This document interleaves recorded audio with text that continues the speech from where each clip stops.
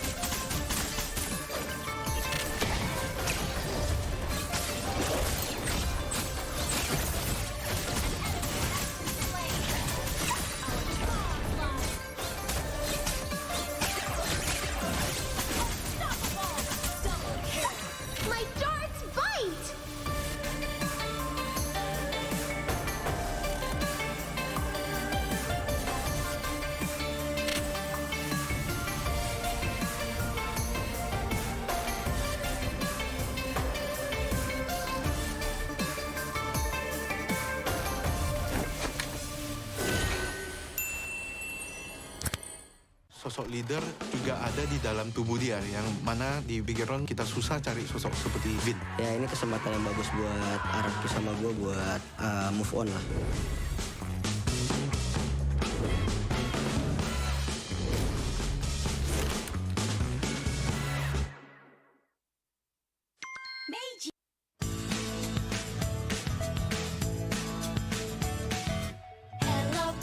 Hello panda, semua suka biskuitnya.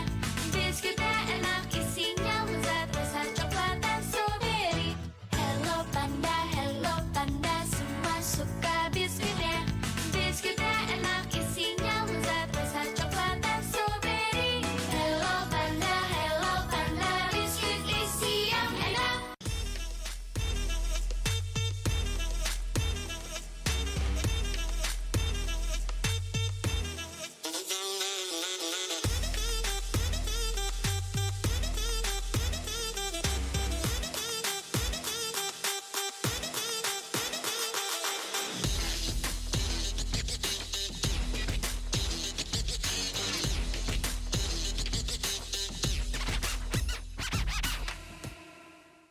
Sempet down karena kayak hal yang aku suka itu ternyata orang tua tuh kayak lebih khawatir kali ya. Aku sih lihat mau papa tuh nggak suka, ngapain sih, yang bener-bener aja lah.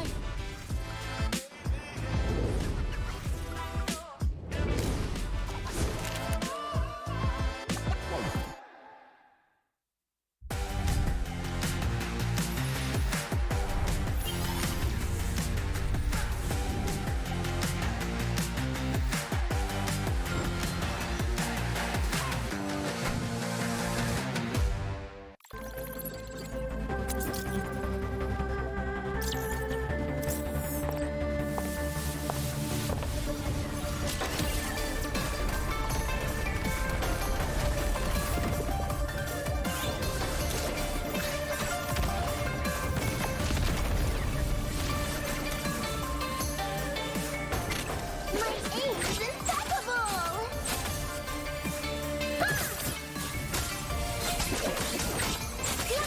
My shot is kill!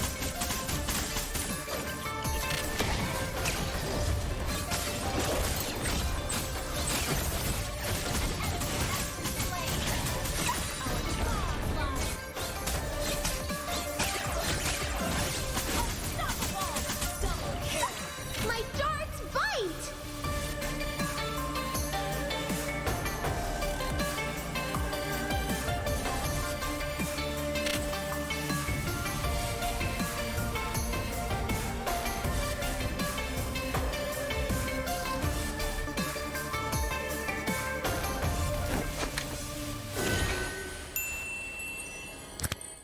Sosok leader juga ada di dalam tubuh dia, yang mana di background kita susah cari sosok seperti Vin. Ya ini kesempatan yang bagus buat Araki sama gue buat move on lah.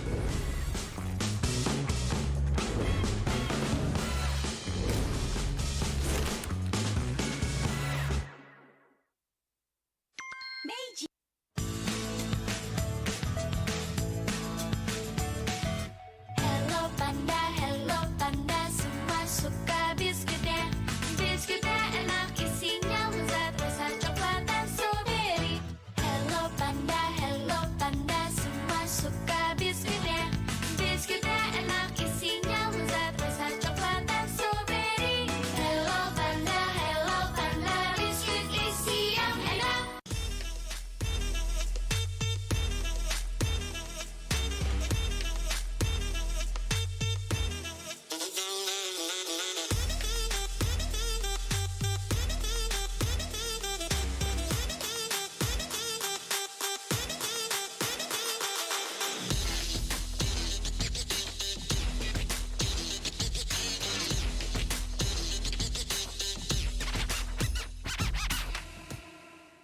Sempet down karena kayak hal yang aku suka itu ternyata orang tua tuh kayak lebih khawatir kali ya. Aku sih lihat mau papa tuh nggak suka, ngapain sih, yang bener-bener aja lah.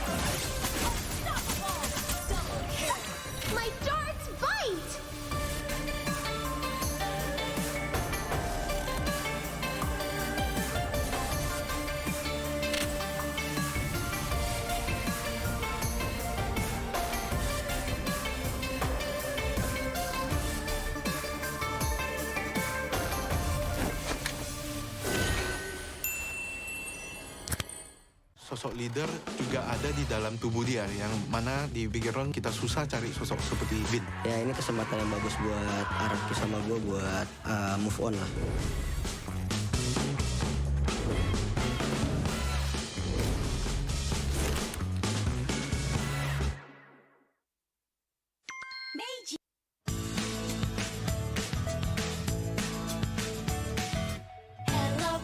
Hello panda, semua suka biskuitnya. Biskuitnya enak, isinya lezat, rasa coklat dan strawberry. Hello panda, semua suka biskuitnya. Biskuitnya enak, isinya lezat, rasa coklat dan strawberry. Hello panda, biskuit isi yang enak.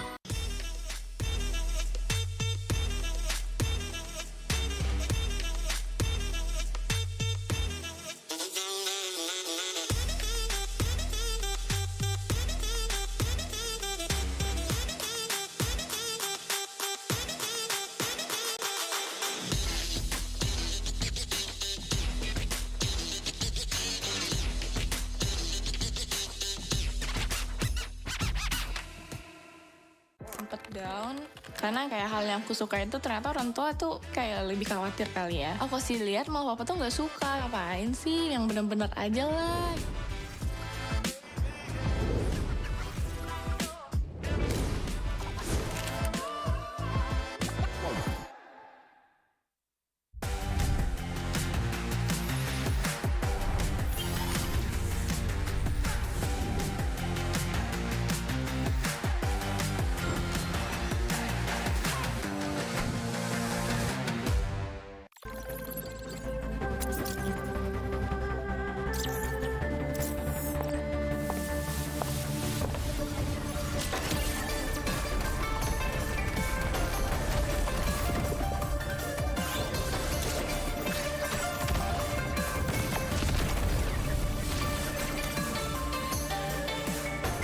My aim is impeccable!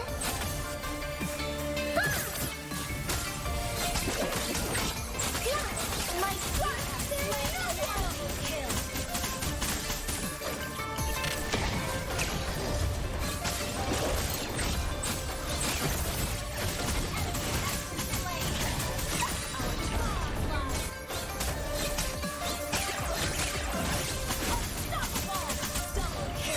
My darts bite!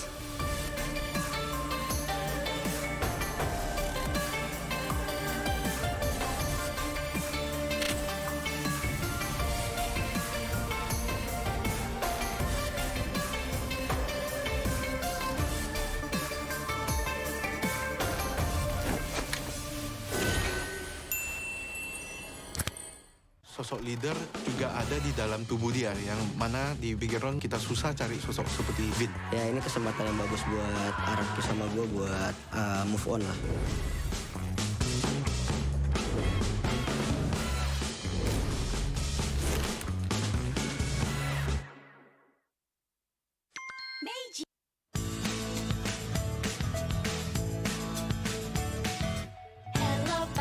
Hello panda, semua suka biskuitnya. Biskuitnya enak, isinya lezat, rasa coklat dan strawberry. Hello panda, semua suka biskuitnya. Biskuitnya enak, isinya lezat, rasa coklat dan strawberry. Hello panda, biskuit isi yang enak.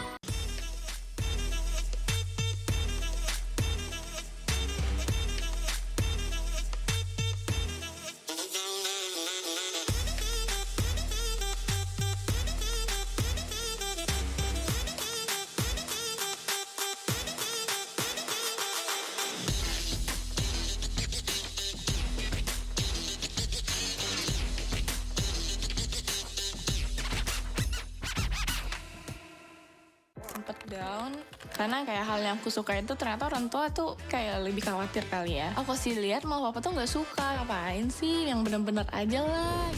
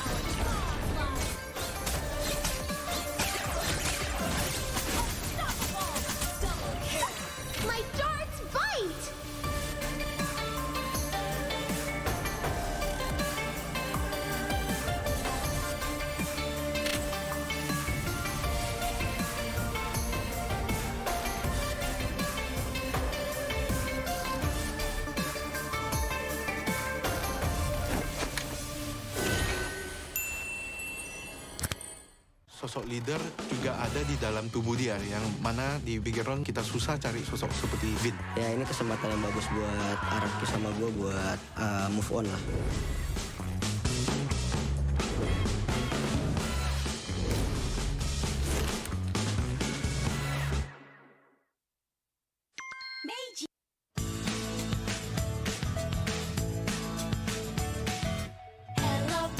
Hello panda, semua suka biskuitnya. Biskuitnya enak, isinya lezat, rasa coklat dan strawberry. Hello panda, semua suka biskuitnya. Biskuitnya enak, isinya lezat, rasa coklat dan strawberry. Hello panda, biskuit isi yang enak.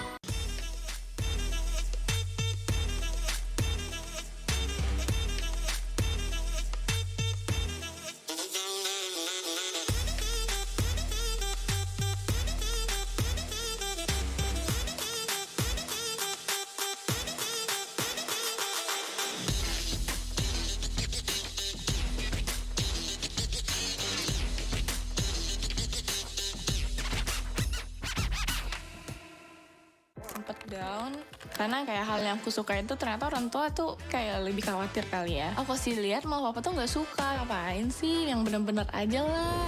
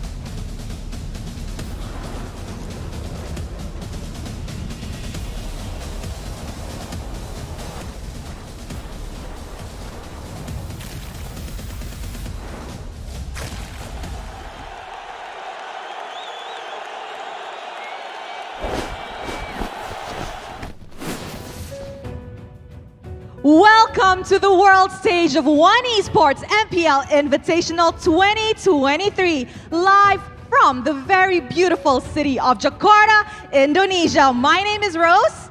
And also Clara Mongstar here. And today, we have witnessed fans from all over the world gathering here today to witness the greatness of 16 teams from different regions fighting to claim their rightful right as victories. Who will be our grand champions? Yap, Jakarta, Indonesia akan menjadi saksi pertarungan akbar dari pertarungan dari region yang berkumpul untuk menjadi satu, mencari dan untuk memperebutkan tahta juara di One Esports MPL Invitational 2023. Dari 16 tim terbaik, menyisakan 8 tim saja untuk melanjutkan pertarungan mereka. And now, it's time to witness the rise above all. Yes, we have went from 16 teams from multiple regions and now we are down to the final 8. Clara, I am super duper excited to kickstart our day. Yes, tersisa 8 tim saja dan kita tentu saja akan melihat seperti apa pula bracket yang dan juga dari schedule-nya. Hari ini siapa yang akan bermain dahulu dan siapa yang akan menutup hari. Mari kita cek bersama-sama untuk schedule hari ini.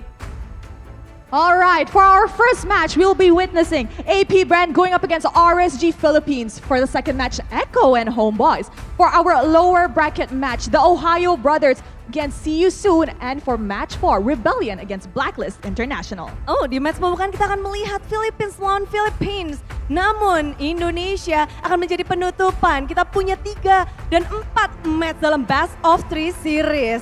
Tentu saja akan ada yang berbeda. Match pertama dan match kedua. Ini yang akan mungkin kita bahas dalam dari bracket. Dimana ini adalah hasil dari group stage mereka. Di knockout stage inilah dia. Bracket untuk tim yang bertanding. Yeah, so for our first 2 matches, it is a upper bracket match. So the team that loses will drop to the lower bracket. However, for our last 2 matches of the day, it is a lower bracket match, which means the losing team will be eliminated from MPLI. Yap, dan 4 tim yang berada di upper bracket tentu saja mereka akan masih punya nyawa. Jika mereka kalah, mereka akan turun ke lower bracket. Namun berbeda dengan lower bracket, 4 tim lainnya mereka harus berjuang sekuat tenaga. Jika mereka kalah, mereka nggak akan punya nyawa tambahan. Dan ini adalah advantage dari mereka menjadi top dari grupnya masing-masing. The top groups, they have the advantages. Of course, and we all want that advantage. The lesser games you play, the lesser strats you show. But let's go back to our first match of the day, which is AP BREN and RSG Philippines. 2 Filipino teams, one is the champ and one is the top 4 team. Yes, jadi kita punya sendiri dari 2 Philippines yang di sini pernah bertemu juga saat di MPL. Mereka namun punya gelar internasional, AP BREN. Mereka adalah juara dari M2 World Championship. Sedangkan kita juga punya dari RACPH, mereka adalah juara dari MSC 2023. 2022, 2020. Oh 2022, betul 2023 is juga. on it. Oh my God. Okay. What year is it? Yeah, so now I think that this is a chance for the Philippine teams to fight for their chance to get the MPLI trophy because it's always been an Indonesia team that's getting it, right? Yes, this first offline event also. So let's please welcome the 2 players from both teams, the jungler. Please welcome Kalsi and Demon Kite.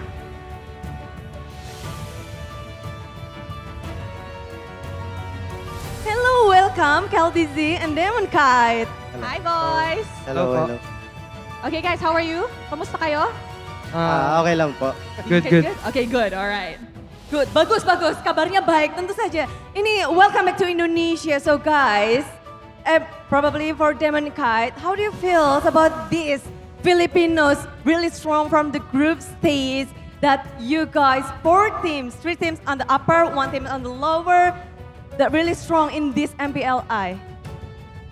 Okay lang po Tagalog. Anong pakiramdam mo? Anong pakiramdam na 3 Filipino teams ang nasa upper bracket ng MPLI and isa ang nasa lower bracket? So technically lahat ng pinadala natin ay nasa playoffs, di ba? Masaya po kasi malaki yung chance ng Pinas na mapag-champion dito sa MPL. That he's happy because it means that there is a higher chances for the Philippine team to take the MPLI trophy. Wow, jadi dia senang banget ketika dari Philippines team itu kuat dan mereka punya chance yang lebih besar untuk mendapatkan piala dari MPLI. Okay, Kyle TZ. Demon Kite is known for his jungler performance, right? Now that you won MPL Philippines and now you're gonna be facing him in the upper bracket, what do you think of his performance? His performance, performance is good. I really like his performance right now because kasi parang nasa prime siya ngayon Oh! si Demon Kite. So parang natutuwa ako na makakalabang ko siya siya ulit. Wait, I have a question. Do you think RSGPH is stronger with Demon Kite? Ooh! No. Just same like Irad. So he said he's actually really happy to go up against Demon Kite because according to Kyle TZ, he feels that Demon Kite is in his prime right now. Wow, ini loh waktu terbaik atau bisa dibilang ini memang lagi pucuknya untuk Demon Kite. Dia senang banget bisa bertemu dengan Demon Kite. Namun the last question about is it stronger with Demon Kite or not? The answer, no. Same. Oh, same. With He's like, same, bisa same. aja. Biasa aja. But how do you feel fighting against Kyle TZ Demon Kite in this stage? Because you previously not in Philippines, but now you facing him. Excited kasi nakita ko yung performance niya sa MPL season 12. Tapos nung nag-champion sila, sobrang ganda ng performance niya. He said he's really excited because the performance that AP BREN has shown in MPL Philippines Season 12 is amazing. And he's been watching Kyle TZ's performance and he said it's good. Oh, he's good. And now you're facing him. Do you have something to say to him? For Kyle TZ and the whole AP BREN, let's give the viewers of MLBB a good fight. Kyle TZ, ikaw naman. What do you want to say to Demon Kite and to RSGPH? Good luck sa RS tsaka kay Demon Kite. Bigyan natin ng magandang laban yung mga Indo fans tsaka yung mga Pilipino na nanonood sa Pilipinas. Alright, he said technically the same thing. Good luck to RSGPH and Demon Kite and let's give the Indonesians and the Filipinos a really, really good show today. Ya, mereka ingin memberikan yang terbaik tentunya untuk keduanya. Mereka sama-sama untuk wishing good luck. Mereka ingin memberikan yang terbaik untuk fans di Indonesia dan juga fans Philippines dan juga fans di seluruh dunia. Yes, now this has been a really cool and interesting interview. Now, I hope everybody knows that whoever wins technically will be breaking a 3-0 win streak from our group stages. Yes, mereka akan sama-sama mungkin mencoba untuk memecahkan win streak yang telah terjadi saat group stage. Mereka 3-0 saat di group stage, namun akan ada yang dipecahkan di match pembukaan kali ini. So I think it's now time to kickstart our first match in this MPLI playoffs. So casters, take it away. Silahkan caster.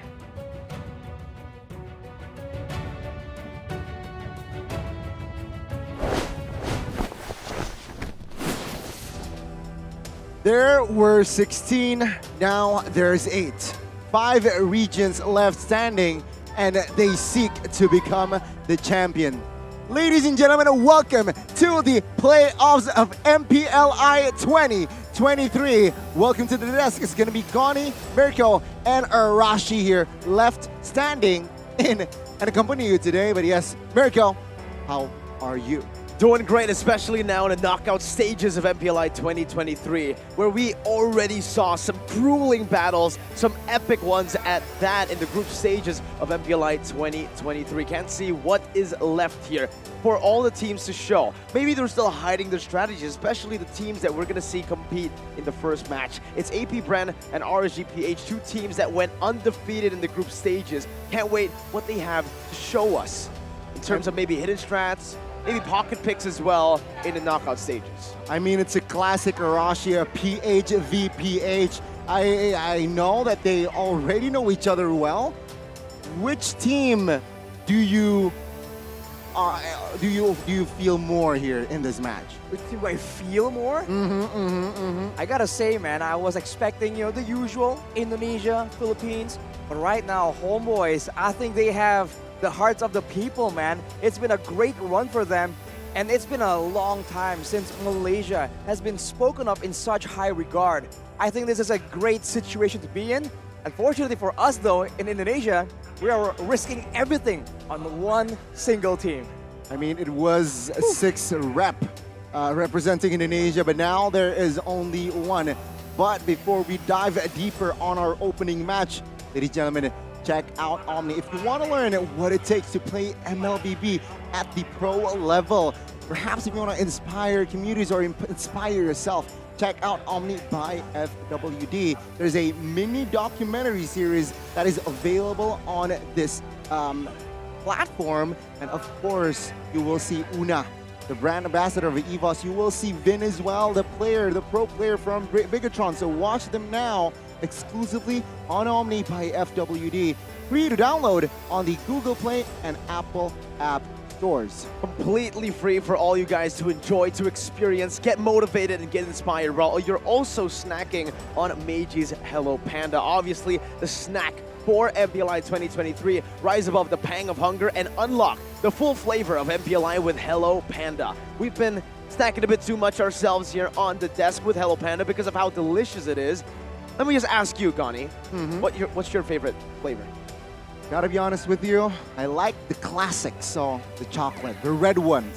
The red one, all right. Arashi? Well, usually I like cookies and cream, but for Hello Panda, you can't beat that strawberry, man. That strawberry is the bomb. I mean, a lot of flavor in Hello Panda. Thank you again, Meiji, for making this happen. But yes, ladies and gentlemen, while watching MPLI, grab a snack with Hello Panda.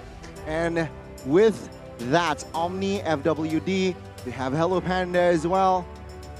We need to stay relevant, right? Perhaps soon here as we want to. Hey, Arashi. Yes, you need to follow One Esports, perhaps here, ladies and gentlemen. Not perhaps, but surely you need to be relevant and stay relevant. Follow our social media platform. We have TikTok, we have Instagram, the Reds. So click, follow, very simple. Mirko's Hot Takes, there's Arashi's Hot Takes is also there. So yeah, follow it. A lot of different memes, interviews, exclusive ones at that for MPLI 2023 specifically. If you guys caught on to the YouTube upload yesterday, there was a special interview with Mr. Ulf and Koon right after their victory, right after securing their knockout stage ticket. And we will see TOB later. Maybe after you get a look at these exclusive interviews, you'll have a new perspective, a newfound respect for a lot of the players and maybe even the teams, Gani.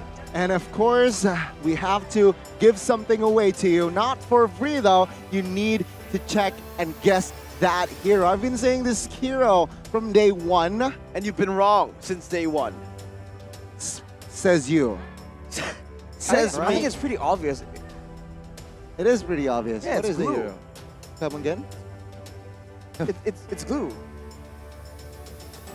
Gani is bad, but Arashi is horrible. Together, Arashi. they will give you guys a lot more chances because of how bad they are at guessing the name of that hero. A chance for the 4,000 diamonds. Don't worry, it's going to be all the way till the end of this event, which is the 19th of November, where you guys can join and win, unlike these two. These two will lose. And perhaps if you actually get that wrong, okay, we have also 4,000 more diamonds to give you guys. That's for you guys. Exactly. Just register, sign up, scan the QR code. Very simple. It's more simple than perhaps the previous challenge. But yes, so that's a total of 8,000 diamonds, Arashi, for you guys. Go and check it out right now. It's as easy as that. Register for updates, get breaking news, exclusive interviews that we were discussing earlier from the One Esports' social media, and also in-game guides. Say, hey Mirko, I'm pretty bad at Joy. Enjoy the game a bit more with the guides, man. Get yourself into a new level entirely. And if you want to get fully immersed, it has to be the One Esports app that is exclusively on Samsung. Get it now on the Google Play Store or the Samsung Galaxy Store. Super fast, super easy, very easy to access. And Gani, same amount of information, maybe even more. A lot more information, if not. And perhaps if you want to join a community, we have One Esports community. If you look to win more ways, if you're looking for new approaches to win MLBB, check out the One Esports community. One Esports, the community that is a hub where you can find fun activities like quizzes, pick'em, and community tournaments, all free to enter, and will challenge your MLBB knowledge and put your skills to the test. I'll go to you, Arashi, Arashi. please join the community as well, so you can think have I'm- fun with me and Mirko. I think I'm already in there, which is why I know exactly how to get that 8,000 diamonds, man. It's almost like 64,000 divided by 8,000. Crazy. Oh, You well, with that out of the way, let's take a look at our first opening match of the day. But first, up into the stage, ladies and gentlemen, this team needs no introduction. You know them as the MSC 2022 champions. With the same exact lineup, the Raiders are looking to raid their way to a glorious championship victory in MPLI 2023. It's RSG Philippines! RSG Philippines. They were undefeated in their brackets, and they look to keep that spotless record here in the playoffs. They're looking to reclaim and rise up to their former glory. Rise above the rest of the teams as the motto of MPLI states, but they are up against heavy competition. Heavy titans that are holding down the gates of MPLI 2023, also undefeated, coming out of their groups, untouched even. The untouchable Hive, it's AP BREN! AP BREN, man, also undefeated. Man, these BA teams, bad boys, breaking records, man. And let's see here again, which team will suffer their first defeat in MPLI. It's a tough competition between both of them. It's gonna come down to the drafting phase as well as the micro in-game. I gotta take a look at some statistics right here to just compare how dominant exactly are both of these teams, because it all comes down to the data, the knowledge that the guys behind the scenes can provide for their players. It's very close. Every lane in this match is it's a lane to watch, right? And perhaps Arashi, you can talk a little bit more. This is going to be the coaches here leading their teams, but perhaps here, what do you want to say about this match? Well, for me, right, there's a big change, I would say, for RSGPH from what we are normally used to seeing in their lineups, for the coaches especially here. We're usually used to seeing Panda for RSGPH coaching as the head coach, drafting as well for the team in MPL Philippines. But here at MPLI 2023, it's Coach Theo that's been given the seat to cast, or not to cast, but to cast his opinions on the crazy drafts that we've seen from RSGPH, even putting light on a hero like a Florin. On the Florin though, I mean, against this aggressive style from AP BREN, if you look at the stats right here, Uranus, Nolan, Farsa, Kufra, and Bruno. It's not a wait till late game kind of situation here. So, as you mentioned, Mirko, the coaching staff for RSG Philippines have a lot of work to do here. But look at Calteezy, man, and Flapteezy, not above 9 average KDA. That is obscene. How is it even possible? They've been like just dominating their group stage games.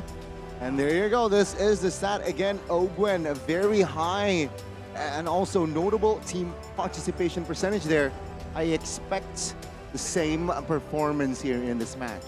For Ogwen, we had to remind him when we met him before. Bro, you know you're roamer, right? Why are you taking all the kills? That difference in playstyle, that shift maybe from a defensive, a utility roamer into that aggressive, you know, that kill hunting persona, that could be a big problem here. But for RSGPH, not everyone is at the same high, but Demon Kai having an 11 average KDA, that is crazy. And on Iman, on the Bruno as well, he has a higher average DPM compared to to AP BREN. So there's a difference of about like 1,000 DPM between both Aqua and Iman from the other team. So that kind of advantage here will lead itself to great possibilities in the Land of Dawn. It's going to be very important as well, right? If you talk about Ogwen, we need to also give the spotlight to Light, who is his head-to-head, who just shined throughout the group stages. Remember, Light pulled off a Florin on that group stage, bringing new colors to their composition. It's something that you very rarely see from Light, right? Playing a healer Light. Is this the same Light that we saw in MPLPH and MSC 2022? And all the other events that we've seen Light in, it's always him opting to go for his comfort picks. His comfort literally picks, because it's pick-off heroes that he's technically known for. The Franco, but if it's not the pick-off heroes, it's always the initiation ones. It's always mechanical heroes that he brings to the stage. Definitely no Florin, no Rafaela. Maybe if he wants to dive into the healer portions of the meta, Mathilda. But that's it, right? We haven't seen a whole lot of other healers, but it just goes to show you that RGPH, despite them being an old roster, they're a roster that still are looking to evolve, looking to adapt into the current meta. They're hungry for more. I think they gotta be hungry if they want to go up at this level of competition. And that evolution, right? Even though you're an old roster, even though you have, things that worked for you in the past, the game is constantly evolving. Just before, we saw the dominance of the healers, but with some changes in the patches right now, we're seeing a huge resurgence in the engage heroes, in the pick-off heroes. And I think for a lot of teams, when they can do this mix of engage and also healing, that's where it gets very difficult to really predict how they're going to play around. Looking at some more head-to-head stats right here, the average KDA actually is quite similar. So is the hero pool and total games. But I think where it really stands out here is the average death for RSGPH. It's about twice as much as AP BREN, which shows that they are willing to be a bit more aggressive. But if you look at their stats, the average assist is also higher. I think that just shows more willingness to participate in skirmishes and try and trade things for objectives, whereas AP BREN, it seems like it's a more calculated, more calm playstyle. It is a very close data, right? If you discount the average depth, but it seems close. It seemed close. So it's going to be an interesting treat as well. Seeing the previous match history, it has gone back and forth. 3-3. 3-3 if you really count it out. And again, though, need to note, AP BREN just won their last match against RSG 3-2. So let's see, will RSG have some revenge in this match? We'll see if they can pull it off, man. But before that, we're going to take a look at the talent prediction as well to see exactly what you guys think on the desk here. Is it going to be AP BREN or RSG PH? We'll still be waiting on it for now, but whoa. Unanimous. A unanimous decision on the talent desk here. Wow. All AP BREN. It's going to be very close here, I expect. It's unanimous on the desk, but it will not be one-sided in the land of Dawn. Again, AP BREN, they are representing M5 as well. They need that momentum here from MPLI. But a lot of people are talking about M5 already, even though it's still upcoming. A lot of teams are being, maybe it's copium, right? But a lot of people are saying, hey, my team ain't bad. They're just saving strats for M5. With that being in the conversation, AP BREN, with a lot of pressure to perform here as well as M5, are they willing to just expose everything, or are they going to be forced to try and ration out some of these strats, some of these pocket picks, in order to conserve something for the bigger stage? Because MPLI, it's no small show. It's the first offline show, Goni. It is anything but small here, ladies and gentlemen. You can see we are still getting ready. Perhaps you guys at home have some predictions, some insights. Please do share that in the live comments. But again, AP BREN, RSG, the roamer lane is the one to watch. The gold lane, what do you think? Emon, this kid, huge potential. This kid, you say, makes it sound like you're that much older, Goni. But I think both gold laners are performing really well. But I think the issue right here, we were talking about this a few, I think yesterday. Right now, the meta really is so heavily reliant on that jungle. We see the gold laners, of course, output damage. Yes. But you're not seeing them have the same kind of highlights we saw in the previous patches, where it's just constant triple kills, constant maniacs. Now it's always when the jungle gets rolling, it's when they get full control of the game. The gold lane just seems to be a bit more of an after effect. You know, when everyone is doing so well, then the gold lane just has that much more power to just swing around in the Land of Dawn. Yeah, I mean, but I want to talk more about the gold lane here, right? But now there is a commentary here. Our confidence level would be, I think, 8, right? That's 4 times 2, by the way, because I saw the bracket and I think we were facing AP BREN. So yeah, I think they're the strongest team in the tournament. There's some little bit of again, some statements from Light here. So yeah, back to the gold lane topic here. Arashi, I want to ask you personally, do you think that 1-1 is the strongest hero in that lane? Ooh, that's a very good question. Because I think we were talking again about Wolf, mentioned that she is the best marksman. I think that it comes down to, again, the changes. Now with everything being so aggressive, with the resurgence of the engaged heroes, the fighters, 1-1 just had that much more value and that much more mobility. Because we've seen that when the jungle is someone like a Martis, you know, when the mid laners are huge burst heroes like the Farsa that we've seen resurging, you need that mobility, man. A single dash puts you in so much danger, and when you're 1-1, there's just so much more to play around with, and that's even before putting into consideration the crossbow of Tang. With that much outplay potential, we've seen that teams who pick it up have been able to get massive success on that pick. Yeah, I mean, this 1-1, ladies and gentlemen, is one of the, or if not the most hero played by none other than Mirko. What do you think about this 1-1 in this current patch? I think it's great. I think it's one of the best heroes. I think Wolf also has mentioned in the group stages that it's probably the best hero in the gold lane, right? That's all 1-1 needs, really. The only real nerf to 1-1 was the dash speed, right? How fast you're able to dash around with the attack speed. The fact that that was capped in the previous patch made 1-1 irrelevant in the meta. But now that it's back, you can nerf the second skill, take away that built-in Purify, make it a bit longer, the duration of the cooldown, and it's still fine. Because 1-1's main strength is how she's able to maneuver around her opponents and make an outplay happen, make these team fights dynamic, and make it really hard for the opponents to catch her. I have to agree. I think if you have a 1-1 in your composition, right, it's very, very, how do you say it? It's a very, somehow late game hero, but also you are good in the mid game. Remember, it's such a comebackable hero. Is that a term?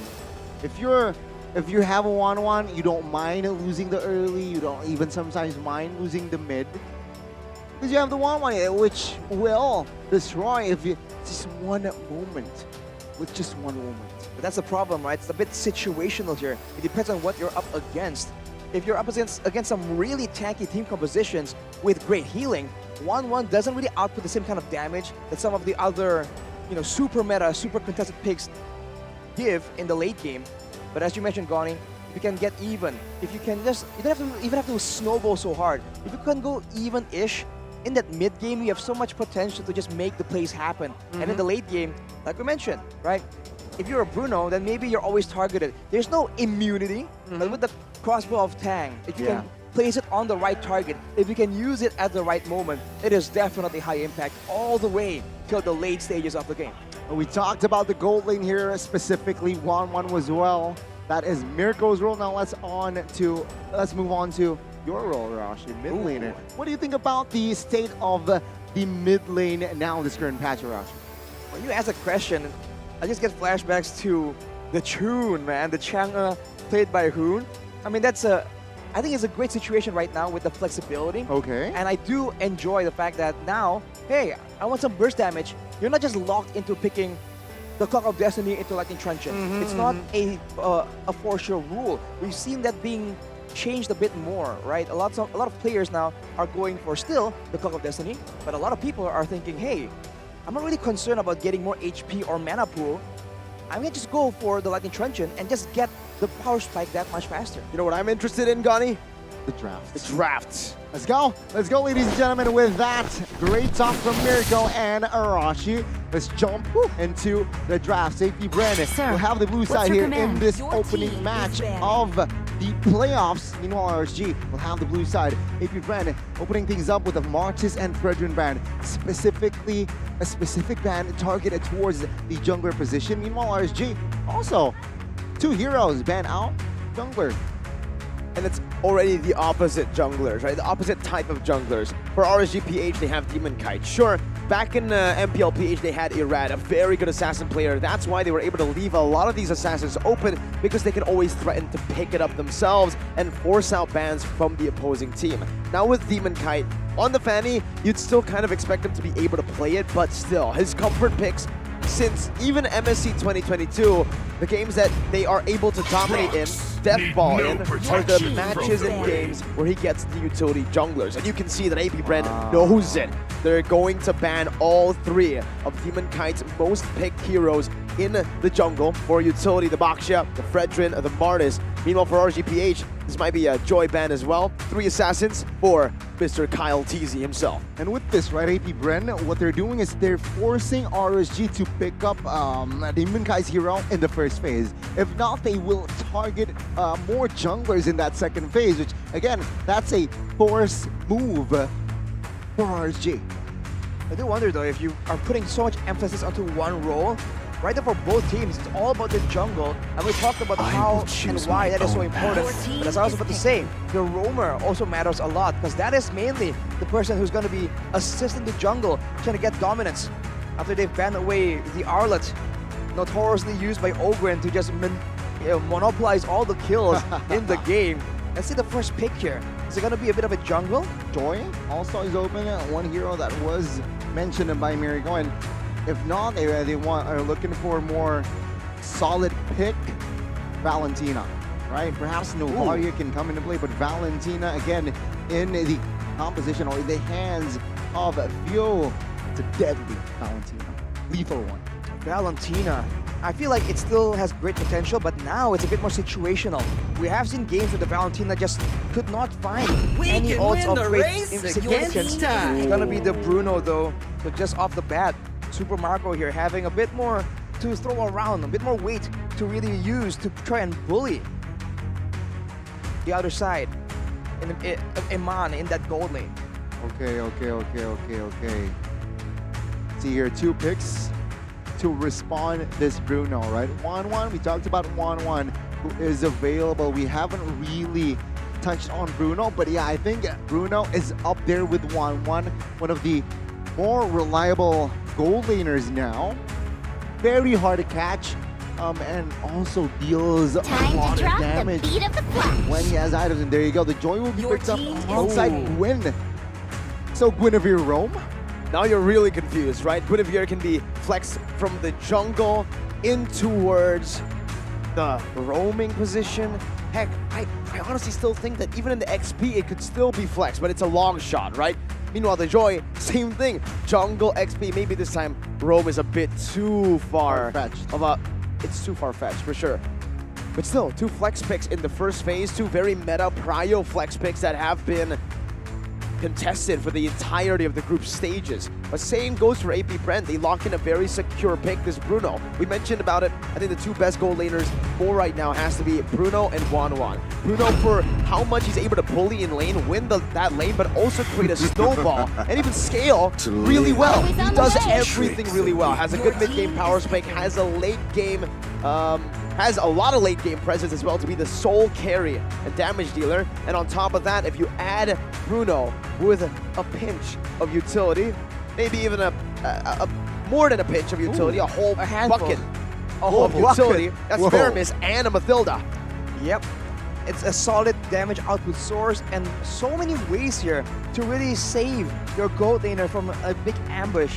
Of course, if the Guinevere gets to land the spatial migration onto Bruno, that knockup is quite the significant crowd control, and they might be able to just go for a pickoff that happens a bit too fast. So I fully expect some purifiers to come in for BREN, and for the side of RSGH, we gotta go for that Brody. More burst damage, but now it's they're kind of forced into a position where they gotta pull the trigger, and they gotta do it fast. The way I see it, AP BREN and RSG, their composition as of yet, very fast heroes, right? Faramis, Mathilda picked up, even Bruno alongside with the guy, alongside with Mathilda, will move fast, will be very mobile, but also RSG, same story. Guinevere, Joy, very fast units who can just rotate, so I expect fast tempos here in the opening game of today. It's the same amount of speed, but it's a different factor of where the speed comes from. From AP BREN, it's the mobility, right? They're able to just maneuver around the map super fast with the help of the guiding wind, with also that Faramis using the Shadow Stampede. Meanwhile, RSGPH, they're fast in terms of how they can get their damage output out. This is a lot of burst to play with, and if AP BREN aren't careful, sure, they have a lot of utility, but they need to utilize those abilities at the right time. If they miss, just for a second, a millisecond even, Faramis gets a late Nether Realm, it's a late guiding wind, the Bruno is going bye-bye. When the body absolutely suffers, deleted. your team the spirit Now, with the blooms. Benedetta banned away as well, seems like AP BREN are still very concerned about the die potential. But I'm wondering, with so much utility for AP BREN, they seem to have the huge advantage in the neutral objective contest. And whether you like it or not, a lot of these games really come down to those lore dances, to those objective setups. And if RSGPH want to try and do that, I feel like they need some kind of big frontliner, first of all, or they need someone who can, you know, surprise the members of AP BREN, something that's a bit that can engage in a very unexpected way. Because otherwise, the only way for them to actually get ahead is to try and flank around. And we've seen that AP BREN are very well adapted to try and position to make sure that that doesn't happen. Okay, interesting bans here, right, for their last slots here. RSG, they opted for a Hellcurt ban here, very specific. Seems like they know their brethren very well. And AP BREN, they opted for an Angela that survives the first phase. We missed the Angela hero as well. Wasn't banned, wasn't picked in that first phase, and almost survived the second one. RSGPH, let's see here. How will they go about it? Kupra, which opens up. Kupra? Novaria. Novaria. Oh, I don't mind. Still with a flexible potential, keeping that Joy and Guinevere a big question mark, leaving that a big question mark towards AP BREN. It all comes down to what Aqua really wants here. If they want to play front to back with that range, they can go for Nova. But if they want to synchronize with the rest of the team, dive in with a lot of damage output, that's the Valentina. Not only can she join in these team fights, but she can also provide utility by stealing away the Circling Eagle, or most importantly, the Nether Realm. Equalizer. NR. The what? The NR. The NR. The Nether Realm. The NR, you're right. Yes. Absolutely. Now with that in mind, with the possibility of the ultimates being stolen, AP BREN also want to try and be a bit more careful right here. They still lack a strong jungler if they really want to contest against the Guinevere, right? That's been so tanky, but still having a very healthy damage output, which is kind of obscene in my opinion. What are they going to pick for TNT? Hayabusa. It's the Hayabusa. Wow. The debut of Hayabusa in MPLI 2023, and it comes from possibly the best assassin user in MPLI 2023. This just got more interesting, right? With the Hayabusa, it was also a debut picker, right? But RSG will round their draft with the Terizla. Solid pick in that EXP going up against the Edith. I want to see that in this match. But yeah, Hayabusa and Joy. Thoughts, Harashi? Man, Hayabusa and Joy, I feel like maybe later on Hayabusa, I think Hayabusa has more mobility, right? More ways to confuse his opponents. But Joy is just a lot more straightforward. And with only one target available, I think Joy will have a more difficult time in the beginning of the fight. But the longer it goes, the easier it is for the Joy to just get value after collecting all the stacks. I do think though that RSG, they're gonna do this engage heavy strategy and then alternate the spatial migration with the penalty zone to confuse them. Like which one's gonna be used for engage, which one's gonna be used for counter engage. That is a big question that AP BREN needs to solve. Well, let's ride this roller coaster. Ooh, it's so fast. It's speed. Like their drafts here, ladies and gentlemen. But yes, AP BREN and RSGPH. Let's see who will strike first in this series. Wow. And shout out to the people designing this. For sure, they deserve a big shout out as we enter the land of Dawn for the first upper bracket match of the day. It's AP BREN versus RSG Philippines. MPLPH Season 12.5. 0.5. As predicted though, 3 purifies in the hands of AP BREN. You guys don't want to deal with all the possibilities of engagements without any way to outplay. Right now, though, it's going to be a bit of a contesting situation. Later on, I think the Edith pick was so good. Kind of supplementing the lack of damage, because the Faramis has damage, but that's later on. For the meantime, I think the Edith will try and fill in, sort of. Well, again, let's note that AP BREN, they rock and they bring 3 Purifies in their composition. Really want to be secure and not be just the crowd control that RGBH has. It seems like a little bit too much here, so they need to juggle crowd control to their composition, their approach, so they can work it out. That's a good spatial migration early on already. Baiting out a Purify from Ogwen in the first minute of the game. RGPH coming into this all out, guns banging. They were just looking for a fight right there.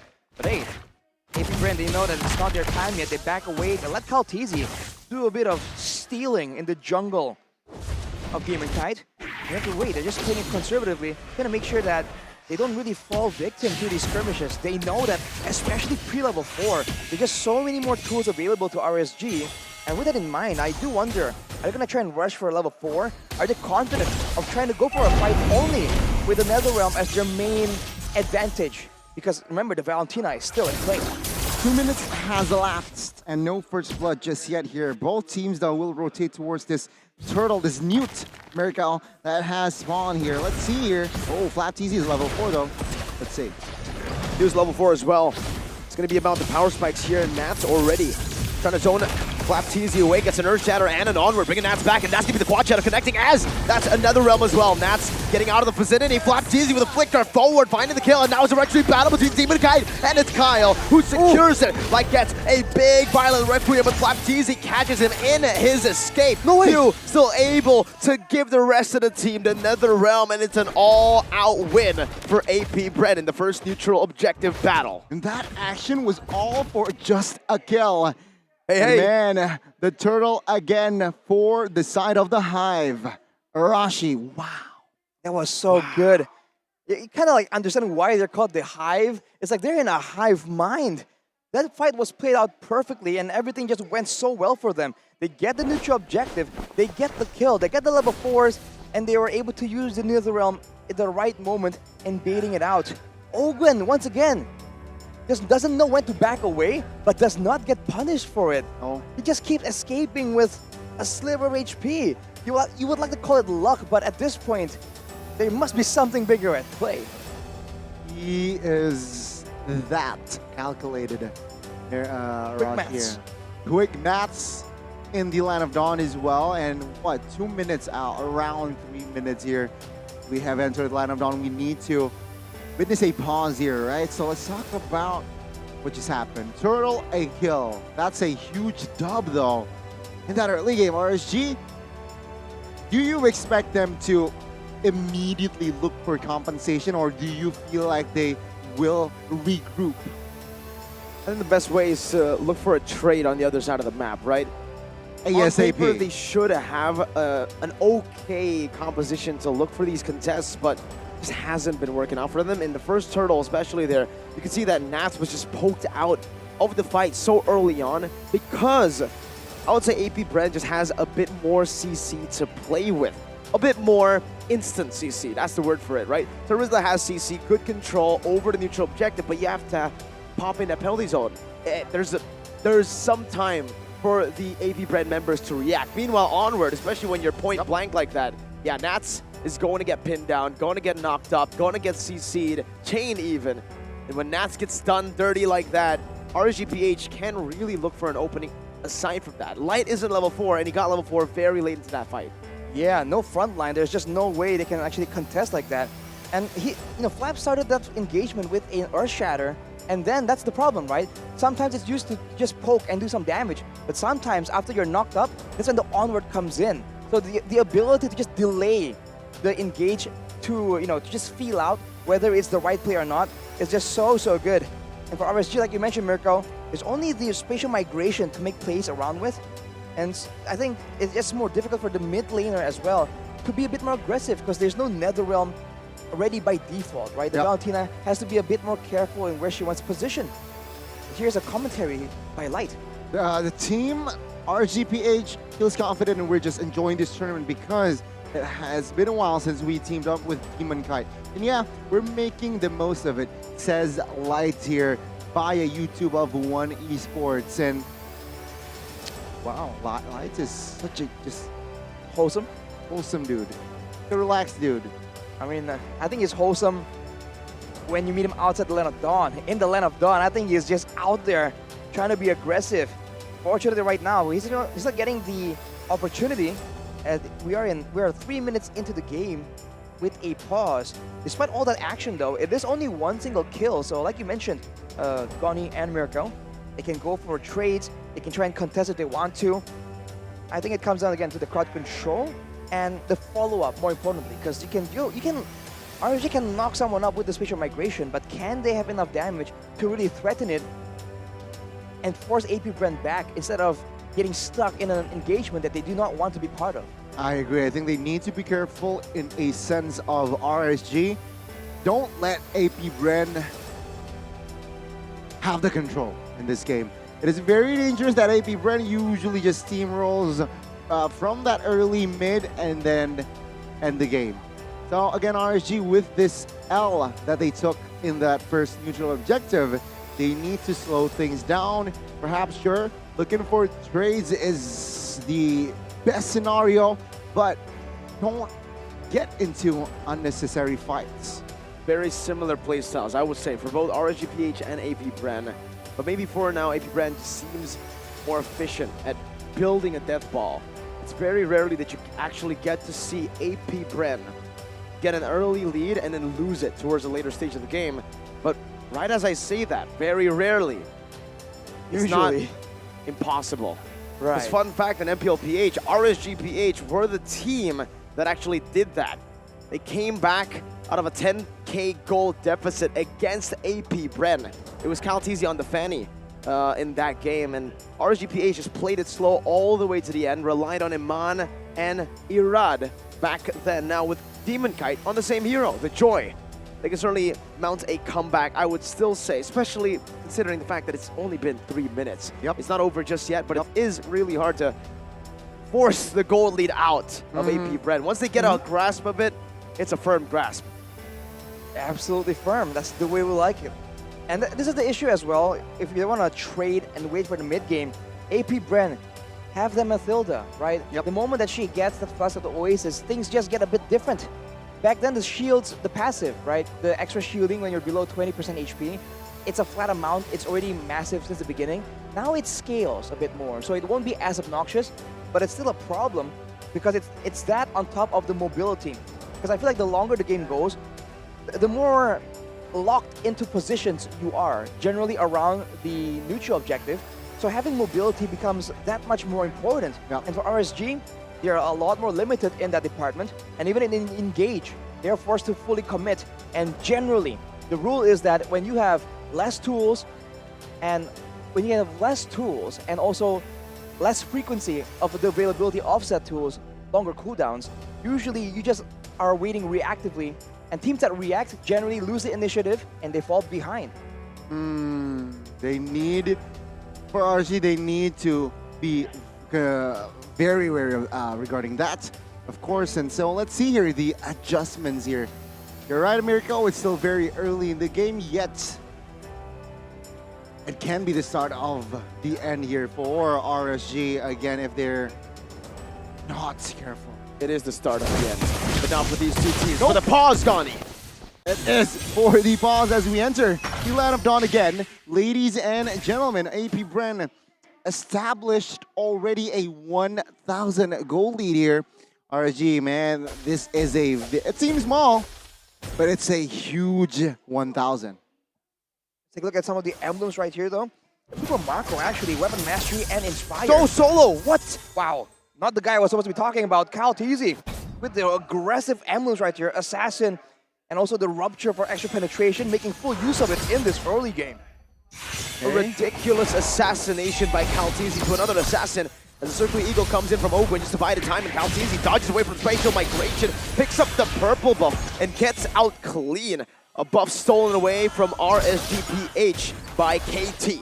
And AP BREN, they're invasive. Yesterday, it was RSG just being the invasive team. Invader. This time now, AP BREN, they will give the invasive personality, well, the invasive plays style towards RSG. Take a look at this. Ooh.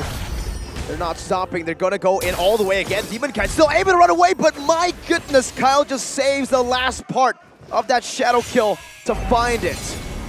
And again, it was 1,000 a minute ago. Now it's 2,500 almost here for AP BREN. And the neutral objective is already for Kyle. Take a look. Almost an engage, perhaps. RSG will, they have to concede this. It's really, really tough for RSGPH to really look for any plays right now. AP BREN are just absolutely taking their time. This is what's scary about them, right? They're so aggressive. They know their timings. The quad shadow comes into the mid lane. Aqua gonna be dove on. A good flicker out of the shadow kill, but it doesn't even matter. Kyle just picks him up. How TZ, man, just so powerful, and now Nats trying to get something in return, but he might get punished for it. Oh, Nats now pulled. Good gank here, as Nats now will not be able to survive. Good kill. Netherrealm to save, just to ensure the safety of AP BREN. And they're gonna go for more. Lightyear is getting poked down hard. Iman, whoa, an aggressive maneuver. Flapteezy finds the Earth Shatter and an onward. Disengages for the team. And JC sees Iman. Kyle TZ is just obliterating RSGPH one by one, using the space now to invade again. 5 minutes, 6 minutes now, 4,000. Right, that says a lot here. I mean, RSG, what do they need to do here? They gotta really put some pressure onto Kyle TZ, man. This guy, he's doing so much damage so early on. That's almost surprising. I don't think even RSGPH expected that. He has the Master Assassin though, so he is doing a lot more damage when it's a 1v1 situation. This is the problem though. AP BREN, they're forcing RSGPH to split around, and if they split, then they get picked off. If they stick together, then AP BREN start getting a farm advantage. That is part of why they're just getting such huge gold leads when it's only 6 minutes into the game. Exactly. And you can see here, top saying, do they have enough firepower? They might be able to, but the torn apart memory gets popped in late, and he just gets out with the quad shadow. Iman, though, however, should be able to pick up a turret up top right now, even with Owen rotating. One more hit is all he needs, and that's the first turret of the game for RSGPH. The AP BREN will look for a trade in the turtle here. And Joy, does he have enough levels to contest this? No. No, he doesn't, but the shadow kill comes in. Aqua not even able to pop the Netherrealm that he stole. That's how much damage Kyle TZ can do. I wonder if right now RSGPH are wishing they had some more purifiers, man, because these engages have been brutal. They're just stun locked, and the damage comes in way too early. And it's all from Flapteezy here. He is the main frontline, and he's doing it all. Damage, crowd control, and tankiness. Just like that, he goes in, and then he backs out. Flapteezy makes the play alone. And that is why the Purify is so annoying if you utilized it in the right composition here. AP BREN, again, they're very safe, right? Super Marco, he can travel solo because he has that Purify, but with rotating with Ogwen, rotating with you, man, this Bruno won't be touched. Not at all. It's so hard to get to the back. Not because they have a very good cover composition. Well, that is also one of the factors here, but Nats unable to do anything Super Marco. He just slides in front. Flapteezy goes in for an onward in front as well, and that's a turret taken down for the side of AP BREN. They pick it up, and all in the meanwhile, Kyle TZ is up on the other side of the map doing his business. It's time for you guys to follow what AP BREN are doing, and also follow One Esports on social media. So much pressure, and AP BREN, they're just having their way. Whatever they want to get, they're going to try and go for it.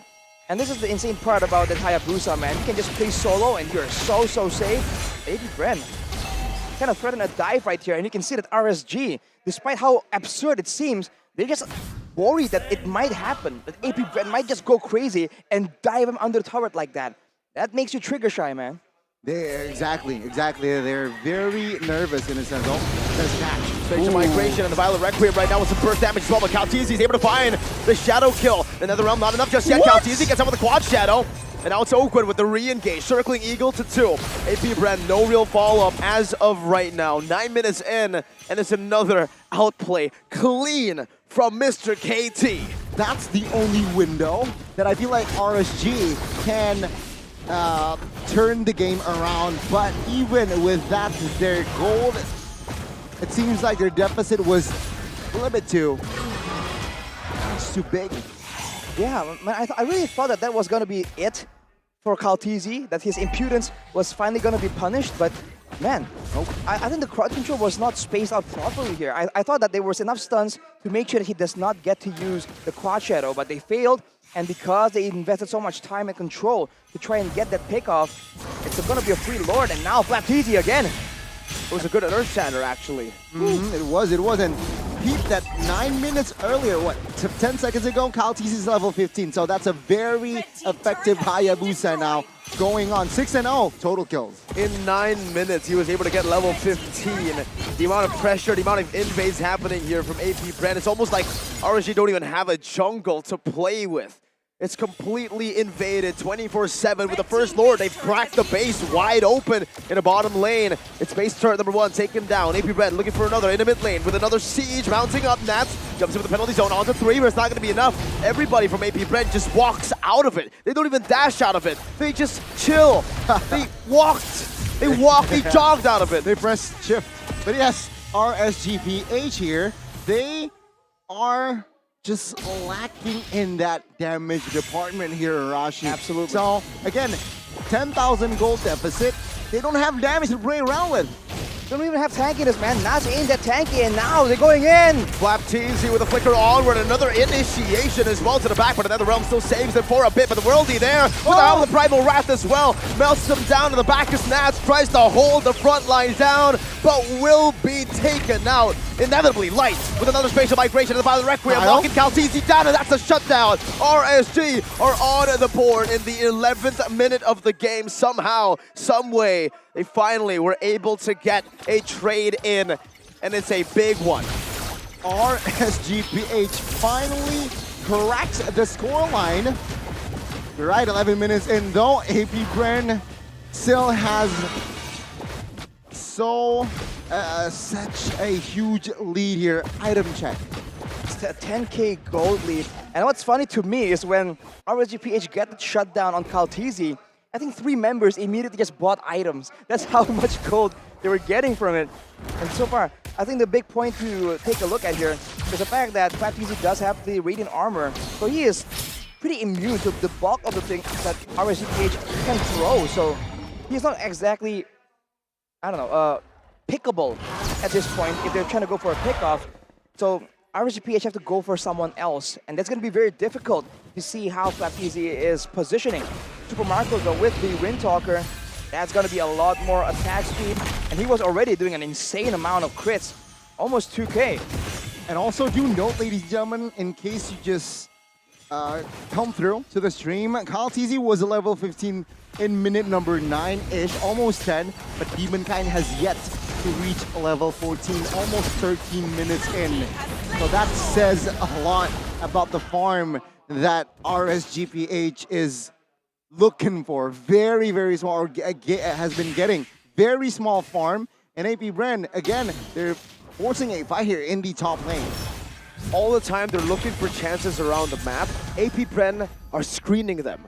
They're always just watching them from a distance. They know where RSGPH are, even when they're looking for something around the map. If you saw Light earlier, followed, stalked all the way back home into their base. And now with an enhanced Lord in the 13th minute of the game and 3 waves pushing down, this might be it for game number 1.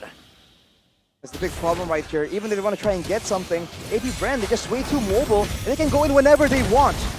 Circling Eagle just to pressure RSGPH just to push them back right now as the monster to be targeted down. Spatial migration connects. Oh, he predicted the quad shadow and Calteezy falls, but the base is still wide open despite the mechanical plays happening for RSG. They'll lose a game at number 1 to AP BREN. Strike 1 for RSG, and AP BREN will find the dub here. in the best of 3 series, ladies and gentlemen. Wow, what a show of domination. What a stomp. What a stomp.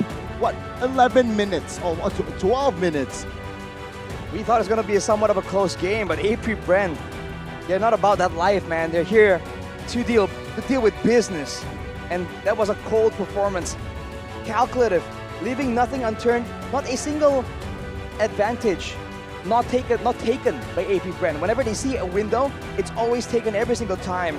How do you even keep up with that kind of pressure? RSG, it's back to the drawing board. They've shown in the end of the game that they have the skills, they have the outplays available. They just have to try and find windows earlier in the game and maybe augment the game plan. Maybe a battle spell change, maybe a draft change could really do well for them. I mean, ladies and gentlemen, that game was a 10 times 10 for the side of BREN. Meanwhile, RSGPH, a 6 times 1 performance, perhaps? A 10 versus a 6. Out of 10? Both? Out of 10. Maybe for RSGPH, we can dip that down to a 4, right? Because the way that they were just outclassed completely in the early game gave BREN so many ways to push them into their base. The Brody, the lane that we were expecting to go even.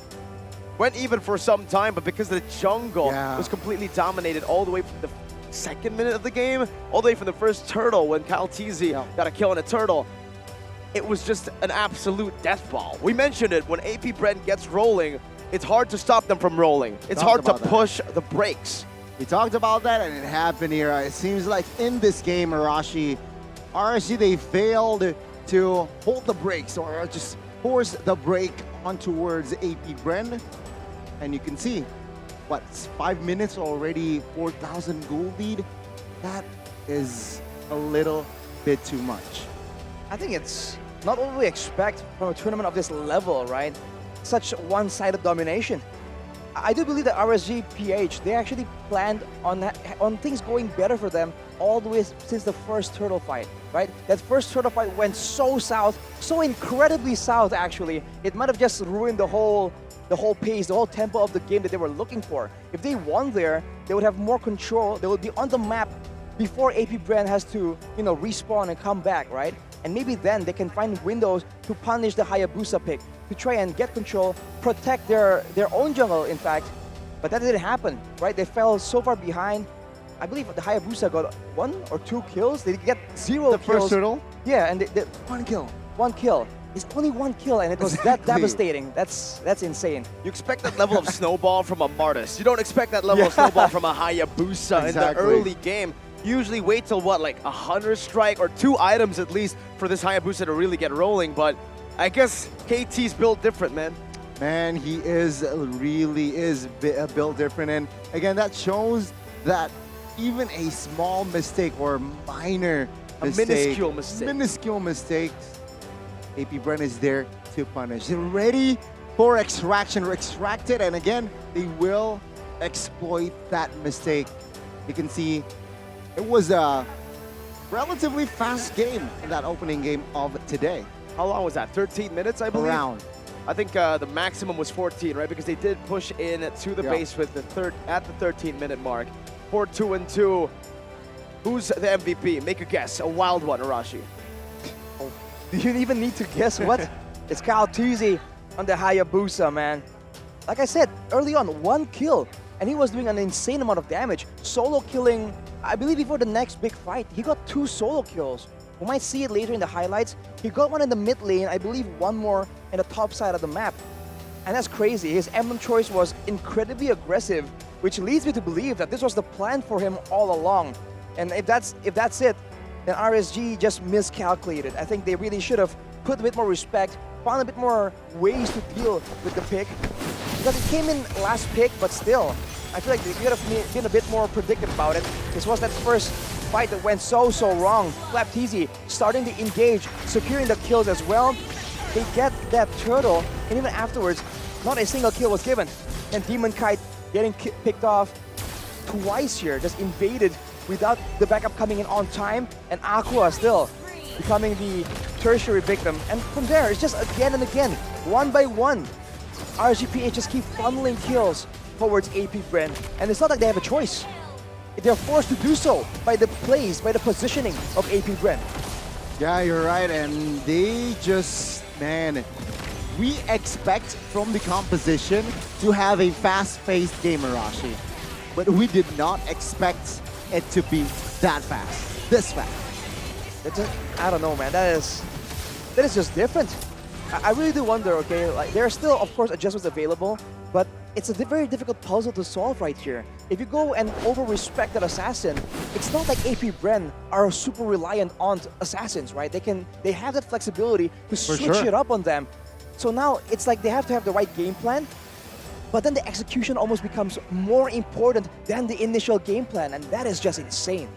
I think it's a granted, no? I mean, that execution needs to be on point. The draft itself can't really win you games, because if that was the case, maybe Nova would have gone a few more games in the group stages. Their drafts were phenomenal. The execution, though, was a whole different story from all the other experienced teams. For AP BREN, a team that's, I wouldn't even say high level, because they're not high level. They're peak level at this point. And you can see by their performance, right? Even from the group stage, they were just dominating, low-key toying their opponent. And in the opening day, in the opening game, we see the same standards displayed in the Land of Dawn. Though their job is not done. It's a best of 3, folks, not a best of 1. So let's see the adjustments, not just from RSG, but also perhaps from AP BREN. What will they bring it this time? Will it be a rinse and repeat, similar sort of composition, meaning fast? They brought the Matilda, Faramis, very fast paced heroes. Will they bring it again later on? But before we dive deeper on Game 2, let's talk about the item builds here for Game 1. Like I said earlier, Kyle Teasy just went insanely snowball with the early game dominance. But like we were talking about earlier, no Clock of Destiny in sight. I think Team Falcons was the only one I saw, along with Nova, that were still going with the Clock of Destiny on the Valentina. Here for RSGPH, Aqua just went for the Necklace of Durance to ensure that in the team fights, the shielding from Matilda, the Faramis, that disgusting combo gets mitigated. And even then, 2 Dominus Ices and a Sea Halberd. The respect was there, it just was not enough at all from RSG. And you can argue that maybe because they are forced to build these items, then they lose out in maybe damage, in physical defense that would be so important against Super Marco, who has the weapon mastery, mind you. He was doing an insane amount of damage.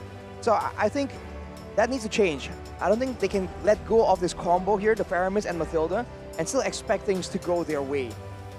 It's a lose-lose for RSGPH, right? If they want to go for damage, they're going to be super squishy. AP BREN's damage output could certainly just one-shot them in these team fights. But if they go for the build you see here, Respect, yeah, they'll be able to survive in these team fights. Maybe even pull off a miracle defense, but it's a bit harder to pull off a miracle defense when you don't have that much damage. When you're forced to go for Wind of Nature, Steel Leg Plates over your core damage items on Brody. A hero that gets to his power spike quick, but in this situation, it got to his power spike super late. Yes, and Demon Kite on that Joy was also falling behind regarding the farms. Very, just, it was hard to watch if you're an RSG fan in that game. I mean, look, 2 buffs, 2 purple buffs were the only thing he was given. You'd say he's falling behind, like it's a race. No, he wasn't even participating, man. They were just forcing him to sit this one out. Every single time he goes into the jungle, he just gets completely punished. And even if they're trying to send someone else to try and scout out, like we saw earlier, AP BREN just stalks them. They're just waiting in the trees, stalking their prey, waiting for the right moment to strike. And there's not a single minute in this game where RSG have room to breathe comfortably. Shout out to Nads here, right? Being the sandbag, of course, naturally, as an EXP here. But, of course, we need to give the Hat Swords Fuel. Being the Forgotten One and the carry Fuel. This Faramis, it was 3rd pick, I believe, right? For the side of AP BREN.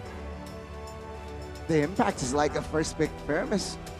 It's always very, I'm always very impressed. I'm always very I can't find the word really to describe my feelings of respect towards Few. This guy's been playing MLBB in the highest level of competition for the longest time, man. He's the M2 World Champ, 2-time SEA Games gold medalist, and now the fact that he's able to not just compete against the top teams, but be a top-tier mid laner amongst the top teams as well is incredibly impressive as a player like this, a veteran.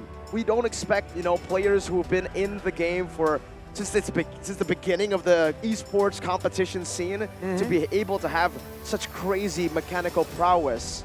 But he does it. He manages those expectations. Sometimes he succeeds those expectations. Well, you say mechanical prowess, but to be fair, he is on a fair miss. But I bet as I say this, right, the next game he's going to pick something absolutely mechanical and just prove the casters wrong like he always does. So are you saying, Arashi, for Faramis is not a mechanical hero? It's less mechanical, you know? There's not a lot of fast hand plays. Says a Yi player.